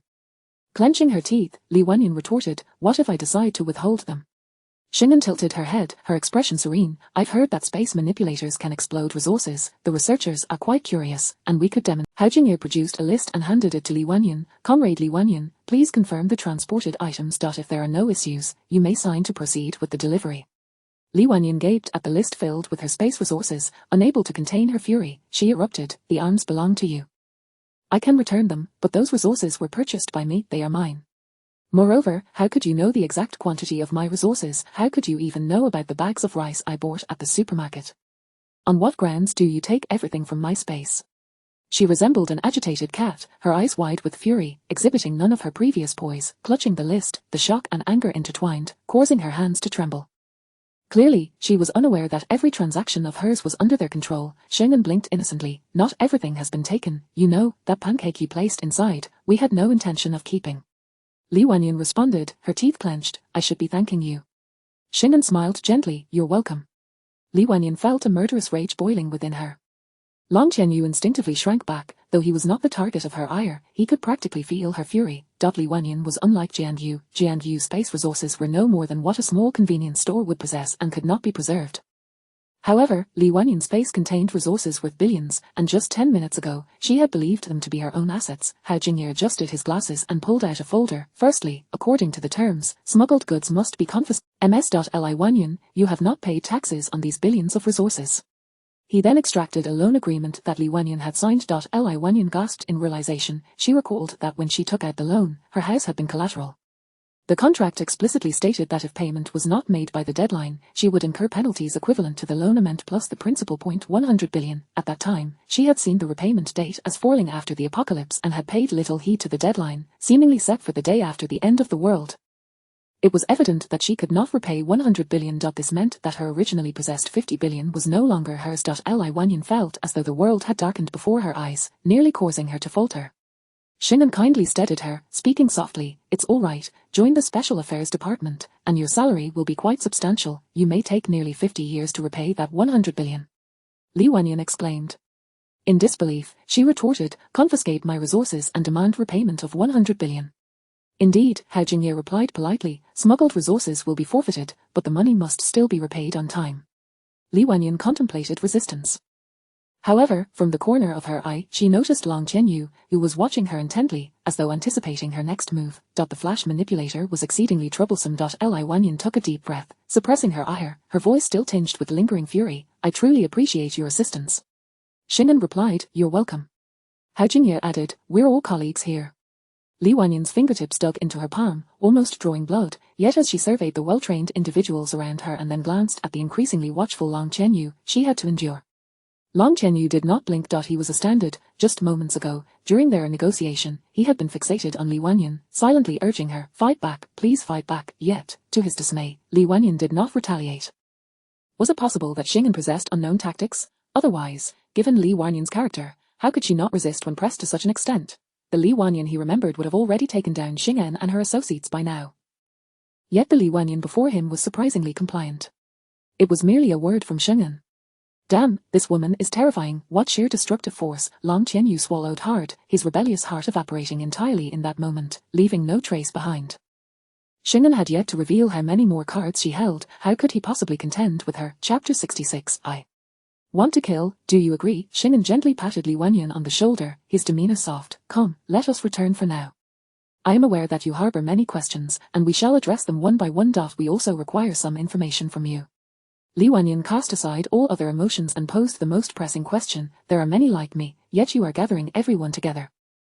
Xing'an understood her inquiry, her expression suddenly turned serious, her gaze earnest. Indeed, we aim to consolidate all of you at the Special Affairs Department, which will serve as the future hub for those with abilities. Li Wanyan's complexion shifted through various shades. Initially shocked, she soon grasped the situation, ultimately finding solace, the fact that the nation could identify her and even leverage her to stockpile vast resources in. If the national order remained intact, perhaps life in the apocalypse would be better than facing it alone. In her previous life, she had only survived for 2 years during the end times. Who could foresee how many more calamities lay ahead? She had hoarded numerous supplies, yet she did not wish to witness a world where she alone remained. Li Wanyan took a deep breath. Joining the country might indeed be the optimal choice. Long Qianyu had also joined, which suggested that their thoughts were aligned. As if sensing her contemplation, Xing'an spoke softly. At the Special Affairs Department, you will encounter many familiar faces, such as Li Xin, Lu Mingwei, Yang Chuan, Huang Weiyang, and the recently joined Xionghan's Huang, along with the puppet ability user, Qiu Yu. Li Wanyan's pupils contracted, rendered momentarily speechless by this revelation. So many acquaintances, even Qiu Yu, the nation's power was far more formidable than she had ever imagined. A myriad of thoughts raced through her mind, but ultimately, the notion of joining the country solidified within her. Li Wanyan pressed her parched lips together and slowly said, "All right, I will join you." Xing'an nodded in satisfaction. Not far away, Long Qianyu inhaled sharply. Li Wanyan had genuinely joined. One mere statement from Xing'an had led to her capitulation, confiscation of all her belongings, and the burden of immense debt, yet she still willingly chose to follow Xing'an's lead. What had Xing'an said? He longed to inquire but dared not. Moreover, now that Li Wanyan had joined, Xing'an and her faction could already overpower him effortlessly, with Li Wanyan added to their ranks. Long Qianyu envisioned a grim scene. He would be struck down upon his arrival, only to reappear and be beaten again. How unfortunate. Long Qianyu's heart raced as he cautiously approached, finally managing to speak. "Sister Sheng." His demeanor was unprecedentedly submissive. Xing'an smiled and nodded. "What is it?" "Nothing." Long Qianyu stammered. "I just feel a bit complicated about saying goodbye to Li Wanyan." A flicker of understanding crossed Li Wanyan's eyes. Indeed, it was as she suspected. Long Qianyu was undoubtedly a subordinate of Xing'an. Furthermore, it was evident that he had been thoroughly subdued. In her past life, she had known Long Qianyu to be extremely arrogant. Few could compel him to bow his head. Xing'an was truly remarkable. Her choice to refrain from resistance was indeed wise. Who could say how Xing'an would have dealt with her otherwise? Long Qianyu had already been thoroughly beaten and yet remained obedient. There must have been some inhumane torment in between. In any case, joining the country was the best option, so she should cooperate and not suffer in vain. Seeing the two rebels standing obediently before her, Xing'an felt immense satisfaction, nodding with a smile. Qi Lingwu watched Xing'an intently, a subtle smile gracing her eyes. Hao Jingye, Wan Yuan, and others exchanged glances. Indeed, they could only praise Xing'an. This maneuver, known to those in the know, warranted an exclamation of 666. Did they truly believe that bringing Long Qianyu along was merely for camaraderie? This was a tactic to secure two individuals. The operation concluded, Xing'an escorted Li Wanyan back to the Special Affairs Department. Upon reaching the parking lot outside the station, Li Wanyan suddenly halted, her brow furrowed, seemingly filled with hesitation. Her previously resolute steps inexplicably slowed. Everyone turned to her. Hao Jingye inquired, puzzled, "What's wrong?" Li Wanyan pressed her lips together and narrowed her eyes slightly. Joining the Special Affairs Department during the apocalypse likely means adhering to the nation's directives. Since you all know I have been reborn, are you aware that I have enemies? Xing'an regarded her. Li Wanyan continued, "There are two individuals I intend to deal with. Will you stop me?" Unlike Jiang Yu, who had a different perspective, Li Wanyan had learned it the hard way in her previous life to be merciless. Out of familial ties, she had spared Li Jinli and Li Qiancheng, only to face a tragic demise. Now reborn, she intended to extract money from Li Jinli, hence her delay in taking action. However, she had long since resolved, upon returning from Country M, she would eliminate them. Now that she had joined the Special Affairs Department, a national entity, would they truly hinder her desires for vengeance? After all, Shingen was an official. Long Qianyu also halted, a flicker of hope igniting within him. Was a negotiation about to collapse? Li Wanyan was ruthless and had unresolved vendettas from her past life. Although Shingen was cold-hearted, she was still a person of the state, embodying a sense of righteousness. Moreover, considering that these were matters from her previous life, would the nation permit Li Wanyan to exact revenge on her past enemies? If this were to be contentious, it would undoubtedly lead to conflict that would present an opportunity for him. Long Qianyu's eye sparkled. Upon hearing this, Shingen turned her gaze towards Li Wanyan, their eyes locking. Li Wanyan stared intently at her. Shingen replied calmly, "After all, we are still before the apocalypse. You must understand the rules and order. I cannot allow you to act recklessly." Li Wanyan clenched her fists, her eyes suddenly turning fierce. Absurd. Joining the nation meant she could no longer seek vengeance. The tension in the air thickened as her wrath radiated. Shingen remained unfazed. She extracted 2 sheets of paper from the folder beside her seat, her expression still composed. The first document contains evidence of Li Jinli and Li Jincheng evading taxes and falsifying accounts. The second contains evidence of their sinister actions against your parents. Shingen extended the papers towards Li Wanyan, a slight smile playing on her lips. Before the apocalypse, rules and order are essential. Once you have completed your tasks, contact the number provided. Someone will ensure it is handled properly. Li Wanyan was taken aback. She stared blankly at Shingen, momentarily at a loss for words. Shingen tilted her chin slightly, her almond-shaped eyes narrowing ever so slightly. "Go on. Is one night sufficient? Report to the Special Affairs Department by tomorrow morning at the latest." Any issues? Chapter 67. She serves the nation, and the nation supports her for reasons unbeknownst to her. Li Wanyan's eyes suddenly brimmed with tears, a complex and bittersweet sentiment washing over her. Throughout 2 lifetimes, she had harbored suspicions that her parents had been harmed by her distant uncle Li Jinli and his son, yet she had never unearthed any evidence. Now, Shingen had placed the proof before her. While they kept watch over her, they had also investigated the truth she had long yearned to uncover. In her previous life, Li Wanyan endured countless hardships, becoming accustomed to the treacheries of the world. Why, upon returning from a cataclysm, did she not seek assistance from the state but instead strive to rely on herself to secure a better future? Because, having experienced the perils of solitude, with no one to lean on, they could only trust in the strength of their own resolve. At that moment, Shingen gazed at her with serene composure. He handed her the evidence and assured her that someone would take care of matters, to report before the morrow. His demeanor was so calm and nonchalant that it inexplicably brought moisture to her eyes. Shingen's attitude mirrored that of the nation. She serves the nation, and the nation provides her with support, allowing her to lean on it. In her previous life, a soul adrift and desolate, it felt as though she had finally found a place to land, a sense of belonging. Li Wanyan inhaled deeply, gradually revealing a smile that radiated like the sun. With a swift turn, she walked away, waving the 2 sheets of paper in her hand, leaving behind a remark, "No need for an entire night. See you at the Special Affairs Office in 3 hours." Li Wanyan departed. Shingen watched her retreating figure, a smile gracing his lips. First, they would act, then they would show courtesy. This was their gift they bestowed upon Li Wanyan. This reincarnated woman, endowed with a starting capital of 5 billion, had officially joined the Special Affairs Office. Yufeng entered the vehicle, raising an eyebrow, his tone laced with amusement. "This girl probably thinks we are all righteous, upstanding individuals." What a jest! They were individuals who tread the line of danger, executing tasks for the nation, their hands stained with countless lives, hardly fit to be called good people. They possessed a spirit that sustained them, a sense of purpose. They fought valiantly for the nation, yet among them, there was not a single truly benevolent soul. Hao Jingye and the others also boarded the vehicle, while Qilingwu took a seat beside Shingen. Outside, Long Qianyu stood in a daze. Shingen glanced at him, raising an eyebrow. "Aren't you leaving?" Long Qianyu swallowed hard and climbed into the vehicle, obediently fastening his seatbelt, his hands resting on his knees.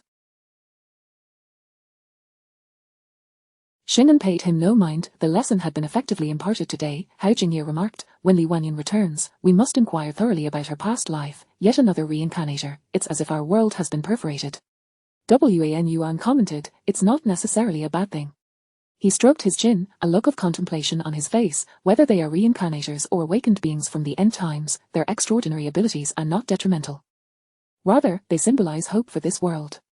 Hao Jingye cast a glance at Long Qianyu, silently nodding. Indeed, whether it's Long Qianyu, Li Xin, Xionghan Huang, or Qiu Yu, Li Wanyan, none of them survived long in the apocalypse. In less than 3 years, these so-called strong figures from their previous lives had perished. This indicated the severity of their past experiences. In their memories of that former existence, did humanity truly possess a chance of survival? With the rise of the anomalous, alongside the dwindling numbers of humanity and resources, one could only envision a fate of inevitable doom awaiting them. Now, with these reincarnators, the nation could receive intelligence ahead of time and prepare accordingly. The presence of these formidable powers would allow more individuals to endure the end times, conserving greater resources. It was indeed a fortunate development. Why Euphone raised an eyebrow. Could it be that heaven is aiding us, reluctant to see the world meet its demise? Did not novels often speak of a world consciousness saving humanity, or a divine arrangement? Hao sighed deeply. If only there were truly a heaven. After a pause, he continued, the sheer number of reincarnators and extraordinary beings is indeed peculiar. Perhaps it is a glimmer of hope granted by the heavens. Upon hearing this, Long Qianyu instinctively straightened his back, lifting his chin.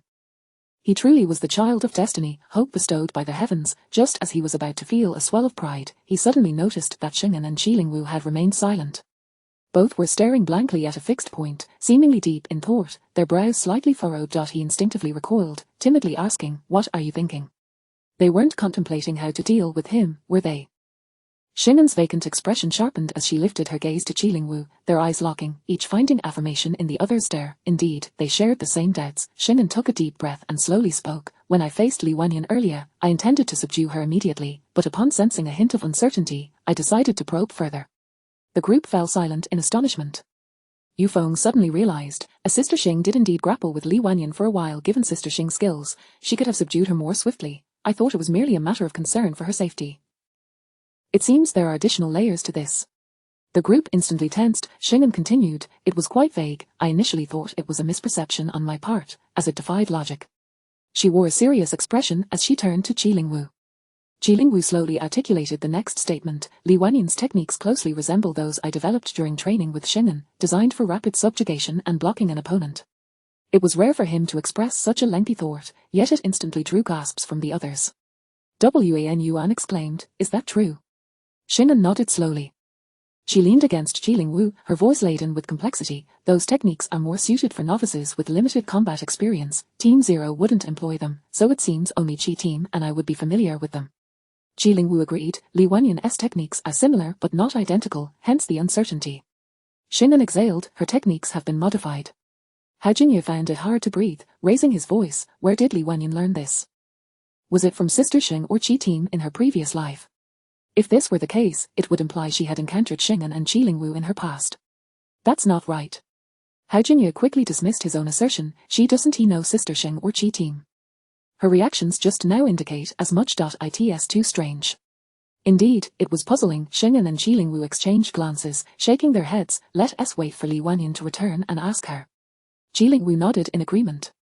A new question loomed in the minds of the group. Chapter 68. Having lived in the apocalypse for over a year, everyone was familiar with each other. Upon returning to the Special Operations Camp, Song Linwei hurriedly exited the office. Oh. Where is Li Wanyan? He inquired with curiosity. Xing'an replied, she is handling some matters and will return shortly. Turning to Hao Jinye, she instructed, notify the Research Institute about the situation and ask them to compile a list to properly allocate Li Wanyan space. A vast, immobile preservation space should never solely serve as a repository for supplies. Within it, there should reside the hopes for humanity's future. As for the supplies, more spatial abilities users would emerge in the aftermath of the apocalypse. Hao Jinye nodded busily. I reported it while on the way. The Research Institute is already preparing. Xing'an acknowledged with a nod and then turned her gaze back to Song Linwei. What have you discovered? His earlier reaction had been rather unusual. Upon hearing this, Song Linwei's expression grew serious as he stated, I meticulously sifted through the information sent by Wan Yuan and indeed found a suspicious individual. The group immediately became attentive, directing their focus towards him. Song Linwei organized his thoughts and proceeded to explain, this suspicious information originates from the Third Institute. Yes, the psychiatric hospital. They frequently receive bizarre patients, and unless we specifically request it, the Third Institute might not even report. What seemed strange to them was utterly mundane to the Third Institute. The variety of individuals they had encountered was truly astonishing. This patient had previously received treatment at the Third Institute because his parents believed he was overly silent and somewhat reclusive, prompting them to seek medical advice.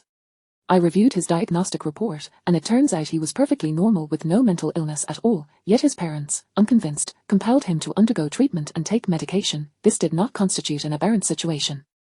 However, 2 days prior, the individual had taken it upon himself to register for consultation at the Third Institute, where he stammered in front of the doctor for an extended period without uttering a single word, before turning and fleeing. Such occurrences were not unprecedented at the Third Institute, so they casually included it among the reported information without special notation. Last night, WAN Yuan was tasked with searching through these reported individuals.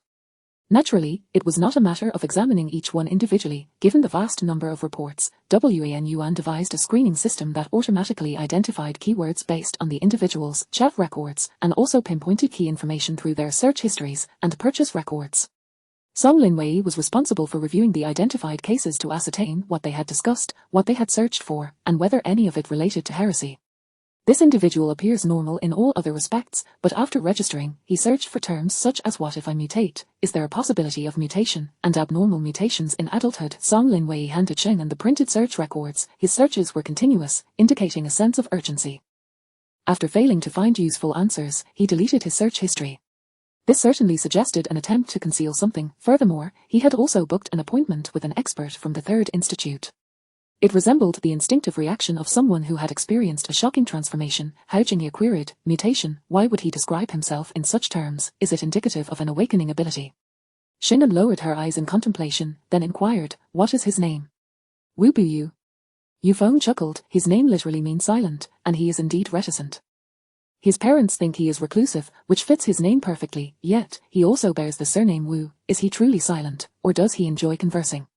Hao Jingye shrugged. Shinan then asked Long Qianyu, "Do you recognize Wu Buyu?" Long Qianyu pondered for a moment before shaking his head resolutely. "I have never heard of that name. At least not in my previous life." Those who awakened their abilities before the apocalypse, based on current patterns, would have had some level of prominence in their past lives. Capable individuals would have heard of one another. Yet, Long Qianyu truly had no recollection of Wu Buyu. Hao Jingye pulled out his phone. "Then I'll ask Yang Chuan and Jiang Yu if they know him." Yang Chuan, an Earth-type ability user from Group A, was also a reborn individual. Jiang Yu's response came back swiftly, stating he had not heard of him. Yang Chuan's reply took a bit longer but was still cooperative. He too had no knowledge of that name. Hao Jingye's brows furrowed in confusion. So what is his situation? Is he an early awakened ability user or a reborn individual? Reborn individuals should not be searching for a mutation. Shinan slightly lowered her gaze, lost in thought. Meanwhile, at a certain restaurant in the capital, a sign read, "Warmly celebrating the 80th birthday of Old Master Wu Xian, wishing him fortune as vast as the East Sea and longevity akin to the Southern Mountains." Clearly, this was a grand birthday celebration. At that moment, as the banquet concluded, guests began to exit. Wu Buyu trailed behind his parents. Seeing off the guests, he kept his head lowered, his two-dimensional hairstyle obscuring his brow and eyes. Such a style was no longer in vogue, rendering his appearance rather unappealing. Relatives glanced at Wu Buyu and urged his parents, "You really ought to teach him some manners. He seems to be getting more and more unkempt. He's graduated for several years now, doesn't he attend classes, has no girlfriend, and stays cooped up at home. What's the point?" Yes, this child was quite clever when he was younger. What happened as he grew up? Brother and sister-in-law, I'm not one to criticize, but how could you raise your son like this? If you ask me, it's the name that's at fault. Calling him Buyu, silent, instead of Druyu, talkative, makes it seem like he doesn't speak at all. What does his name have to do with it? He's named Buyu and his surname is Wu.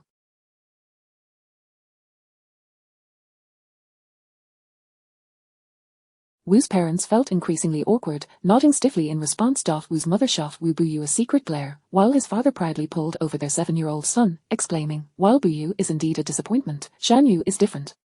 This little one is clever, talks a lot, and even finishes his brother's sentences. Har har har, he even ranked first this year." Wu Shanyu greeted the guests with charm, prompting a chorus of praises to erupt around them. Meanwhile, the taciturn Wu Buyu stood in the back, still with his head lowered, not uttering a single word. Relatives occasionally caught sight of him, shaking their heads in disappointment. And oh wonder his parents were busy lavishing attention on the younger one.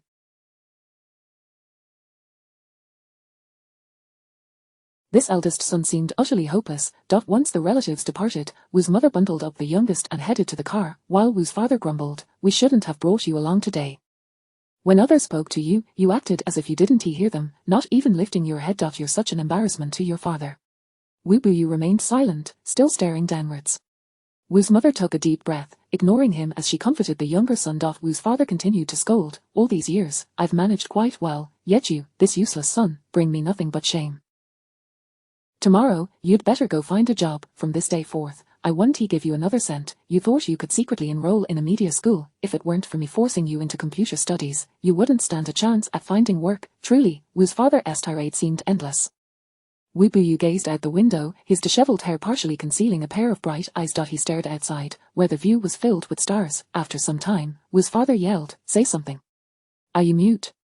Wu Buyu withdrew his gaze, lowered his head, and after a pause, murmured, "Dad, your zipper is undone." Wu's father paused in shock. After a moment, he erupted in anger. "When did you notice that?" Wu Buyu, still looking down, quietly replied, "When you and Aunt Mai came out of the restroom." Wu's father. Wu's mother. Immediately, Wu's mother let out a shriek. "Oh, Wu Hai, you scoundrel. How could you betray me? What have you done with that wretched woman?" A quarrel broke out in the front. Wu Buyu found solace in the quietness of his ears while continuing to gaze outside, his eyes sparkling like shattered stars. At the Special Operations Unit, Li Wanyan had returned. She was aware that Shengan and the others had many questions to pose, but unexpectedly, Shengan's first inquiry was, "Did you know Wu Buyu in your past life?" Li Wanyan was momentarily taken aback, feeling somewhat bewildered. Soon, however, she fell into contemplation, as if recalling something, her eyes widening as she exclaimed, "Wu Buyu, it's him. You know him?" Hao Jingye asked, astonished. Long Qianyu was equally surprised. "You actually know him?"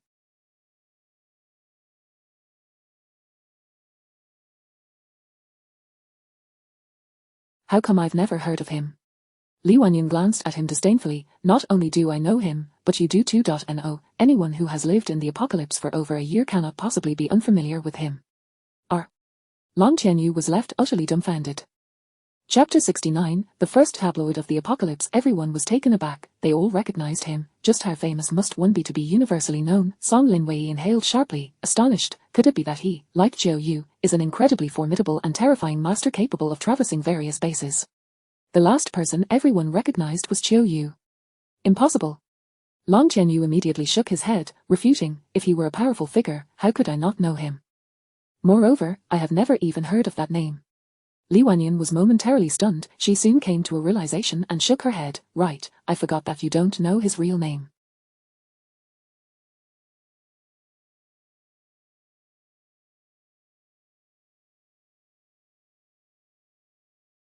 His actual name is Wu Buyu, but due to his infamous nickname, everyone refers to him by that." Long Qianyu furrowed his brow. "Who exactly is he?" The crowd looked at Li Wanyan with curiosity. From her reaction, it was evident that this Wu Buyu fellow was no ordinary individual. Li Wanyan replied, "He is not an ability user, he is a retrogressive mutant." The collective breath of the group hitched. Even Shengan sat up straight in an instant. A retrogressive mutant, this was the first one they had encountered. Shengan, with her almond-shaped eyes serious, gently tapped her fingers on the table, her tone devoid of emotion. "Please elaborate." Li Wanyan continued, "As you all likely..." Long Qianyu, growing impatient, interrupted, "Just tell us who Wu Buyu is already, why go on about all this?" He lifted his chin. "It is indeed difficult for various bases to contact one another, but thanks to the flying mutants and speed ability users, special ability users occasionally facilitate the exchange of information between the bases." His expression seemed to convey, "You know what I know." Li Wanyan shot him a cold glance. "If I don't clarify it, you might understand, but Shengan and the others won't." With that, she disregarded him and continued, "The flying mutants act as messengers, conveying messages between the various bases. As they traverse these bases, they face dangers that far exceed those encountered by ability users within the bases, resulting in heavy casualties. Later, a formidable flying mutant united all flying mutants across the nation, establishing their apocalyptic. Within a year, the apocalyptic airmail had made a name for itself."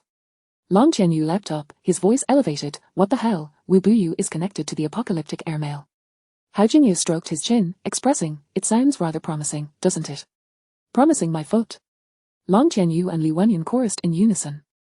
Long Qianyu shook his head. The apocalyptic airmail started off well, but the Gazette doesn't earn much food. After all, as long as a small portion of people in a base buy it, the rest get it for free.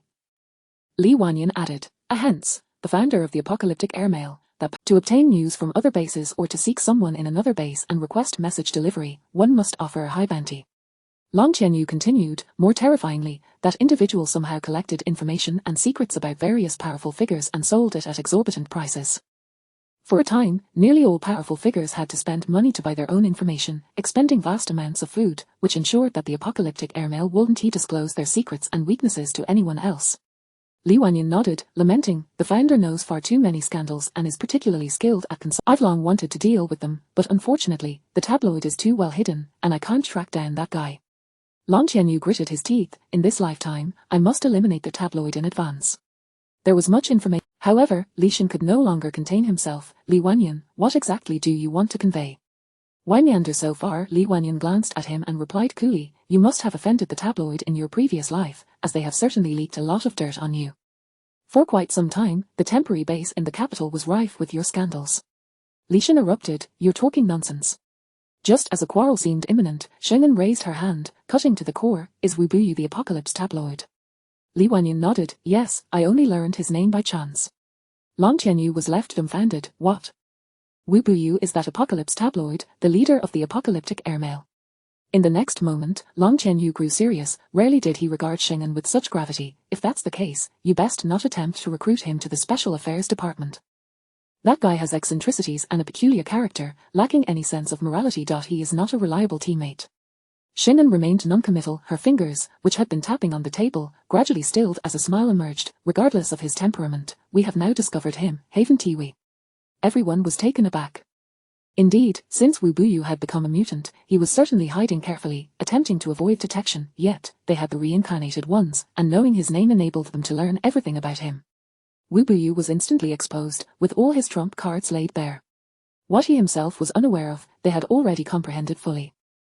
Long Qianyu asserted, that guy is truly not a suitable teammate, he is duplicitous and untrustworthy. Sheng'an gazed at him, speaking calmly, not everyone needs to be trusted. Long Qianyu looked bewildered. Qilingwu raised her gaze, her voice hoarse, the flying mutant is incredibly useful, and he may possess numerous secrets. He might not be limited to just flying capabilities. Possessing more than one ability, especially at this critical juncture before the impending apocalypse, could prove immensely advantageous. Sheng'an's expression betrayed no emotion, her demeanor calm and collected. What I need from him now is cooperation. Trust cannot be established overnight. What she required was not Wu Buyu's trust, but rather his abilities. By any means necessary, she needed him to contribute. On the day the apocalypse arrived, Sheng'an and Qilingwu exchanged glances, each seen. They shared a knowing smile. For some reason, Long Qianyu felt a chill creep down his back. Sheng'an tapped the table lightly, a faint smile gracing her lips. We'll discuss Wu Buyu's matter tomorrow. First, let us investigate who he is, and then formulate a plan. Li Wanyan, Long Qianyu, let's have a thorough discussion tonight. Long Qianyu scoffed, I've already told you everything I know. With that, he slouched back in his chair, his feet propped up casually. Li Wanyan rolled her eyes and took a seat beside Sheng'an. Ask away, I will cooperate. Li Wanyan accepted the water handed to her by Hao Jingye, nodding in gratitude, thank you. At this point, it was already quite late. Having concluded their lesson, Li Shen and the others hurried over. The moment they stepped into the room, they heard Sheng'an inquire, Li Wanyan, where did you learn your skills? Chapter 70. One step closer to the truth. Li Wanyan was momentarily taken aback, her gaze clouded with confusion. What technique? What technique did you employ during your combat with Sister Xing today? Who taught you? Yufeng inched closer, pressing for an answer. Li Wanyan furrowed her brow in contemplation. After a prolonged silence, she suddenly declared, it must have been something I discovered on my own. You discovered it on your own? Wan Yuan's expression was peculiar. Must? That phrase raised a multitude of questions. How could one claim to have discovered a technique independently, yet use the word must? Li Wanyan pondered deeply, then asserted with conviction, it was indeed my own discovery, for in my memory, no one has ever taught me. Those techniques are instincts I acquired through numerous battles. Impossible, Qilingwu stated calmly, yet with unmistakable certainty. Why? Li Wanyan frowned. Sheng'an lifted her eyelids to glance at her, speaking coolly, your techniques are not instincts born from battle. You may not recognize it, but there exists a stark contrast between battle instincts and techniques crafted during training. Moreover, those techniques were the imprints of both her and Qilingwu. Yufeng and the others nodded in agreement. Li Wanyan shook her head in resignation. But truly, no one has ever taught me. Sheng'an replied, it is not outside the realm of possibility that you have seen something, stored it in your memory, yet subsequently forgotten its origin, and later utilized it in subsequent battles. Pausing, she looked directly at her, calmly articulating a chilling hypothesis. It is also possible that someone did teach you, but you have no recollection of it, or perhaps, your memory was erased. In an instant, the room fell silent. Even Long Qianyu felt a chill creeping down his spine. Li Shen rubbed his arms nervously. Please, do not speak in such a frightening manner. Moreover, how could anyone teach someone and then erase their memory? He turned to Long Qianyu and Li Wanyan. Do you recall anyone with such a peculiar ability? Both shook their heads in unison, no. Hao Jingye wore a contemplative expression, and after a brief moment, he posed the next question. Li Wanyan, do you know Xing'an and Team Qi? Xing'an, Qilingwu, Mi, Wan Yuan, Yu Feng, Zhao Jiqing, Chen Yu, Jian Kaishu, Li Shuang, Zhu Su. The core members of Team 0. Li Wanyan strained to recall these names, ultimately shaking her head firmly. No, I have never heard of you, nor have I seen you. Her gaze swept over Xing'an and Qilingwu. If she had encountered these two in her previous life, she should have some recollection. Everyone fell into a contemplative silence. It was increasingly perplexing. None of the reincarnated individuals recognized Xing'an or the members of Team 0. Had they all perished on the day of the apocalypse, or had they all transformed into aberrations? All wore expressions of deep thought. Xing'an lowered her gaze, and after a considerable pause, she posed a peculiar question. When did you die in your previous life? Li Wanyan replied, at the end of the second year of the apocalypse. What a strange question. Hao Jingye suddenly froze, and Song Linwei also realized the implications. They exchanged a glance, their faces reflecting shock. What is it? Jiang Yu asked, perplexed, scratching her insufficiently used head. Hao Jingye took a deep breath, his voice raspy. Aside from Yu and Wu Ji, everyone else perished in the final months of the second year of the apocalypse. Xing'an took a piece of paper and a pen from the side. She wrote down, end of the second year of the apocalypse. Then, she inscribed all the names according to the months. Integrating information from Group A, Yang Chuan died at the end of the second year of the apocalypse. In his memory, Huang Weiyang and Geng Liqian perished a month prior in an aberration massacre. Though the two groups were not on amicable terms, vital information must be shared promptly. Xing'an and Qiu Yu would not manipulate this matter. Hao Jingye and Ji Yu Cheng also possessed the moral integrity of national assistance. Competition existed beneath the umbrella of collective interests. Gu Jieshue and Zhang Koan died before Li Shen. This is information from Long Qianyu. Afterward, Li Shen killed Xionghan's Huang and perished alongside the aberrations.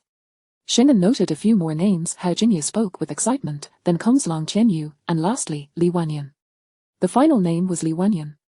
The end of the second year of the apocalypse, not yet having formally transitioned into the third year, Xing'an paused her writing, lifted her head, and her gaze became piercing.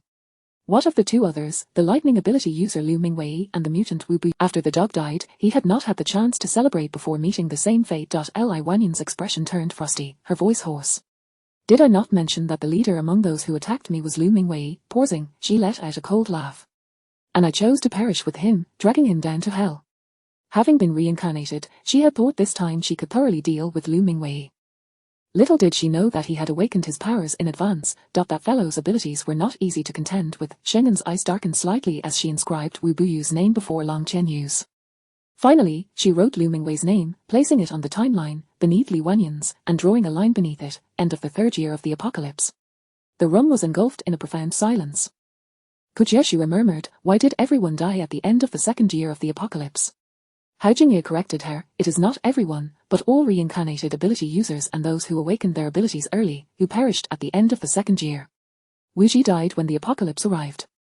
Jian Yu perished in the first year of the apocalypse. Yet they shared a commonality, none were ability users, merely pure reincarnators. Jian Yu possessed space not due to an ability, but because of a family heirloom bracelet. Song Linwei's expression was obscure, his voice hoarse. It is truly strange, why did events unfold this way before the third year of the apocalypse? Was something set in motion, or is it merely a lack of sample size? Everyone shook their heads. The reincarnators were oblivious, making it even less likely for those who derived information from them to comprehend. Xing'an stared at the paper, and then slowly lifted her head. Her eyes were unfathomable, yet a smile graced her lips. I believe that when we unravel this mystery, we may touch upon the very root of your emergence. And discovering this will bring us one step closer to the truth, which is a good thing, is it not? Jian Yu and the others could not muster a smile. On the contrary, they felt as though a vast chasm loomed before them, unfathomably deep, invoking an unshakable fear. After a long moment, Qilingwu curled his lips into a slight smile and nodded, it is indeed a good thing. Xing'an rotated her pen, capped it, and tossed it onto the table, then handed the paper to Hao Jingye. After organizing the information, share it with Group A and submit it to the higher-ups for professional analysis. Understood. Hao Jingye promptly replied, turning to carry out the task. Afterward, Xing'an turned her gaze to Li Wanyan and Long Qianyu, offering a gentle smile, yet the two inexplicably felt a chill race down their spines. Long Qianyu stammered, "Wh, what do you intend to do?"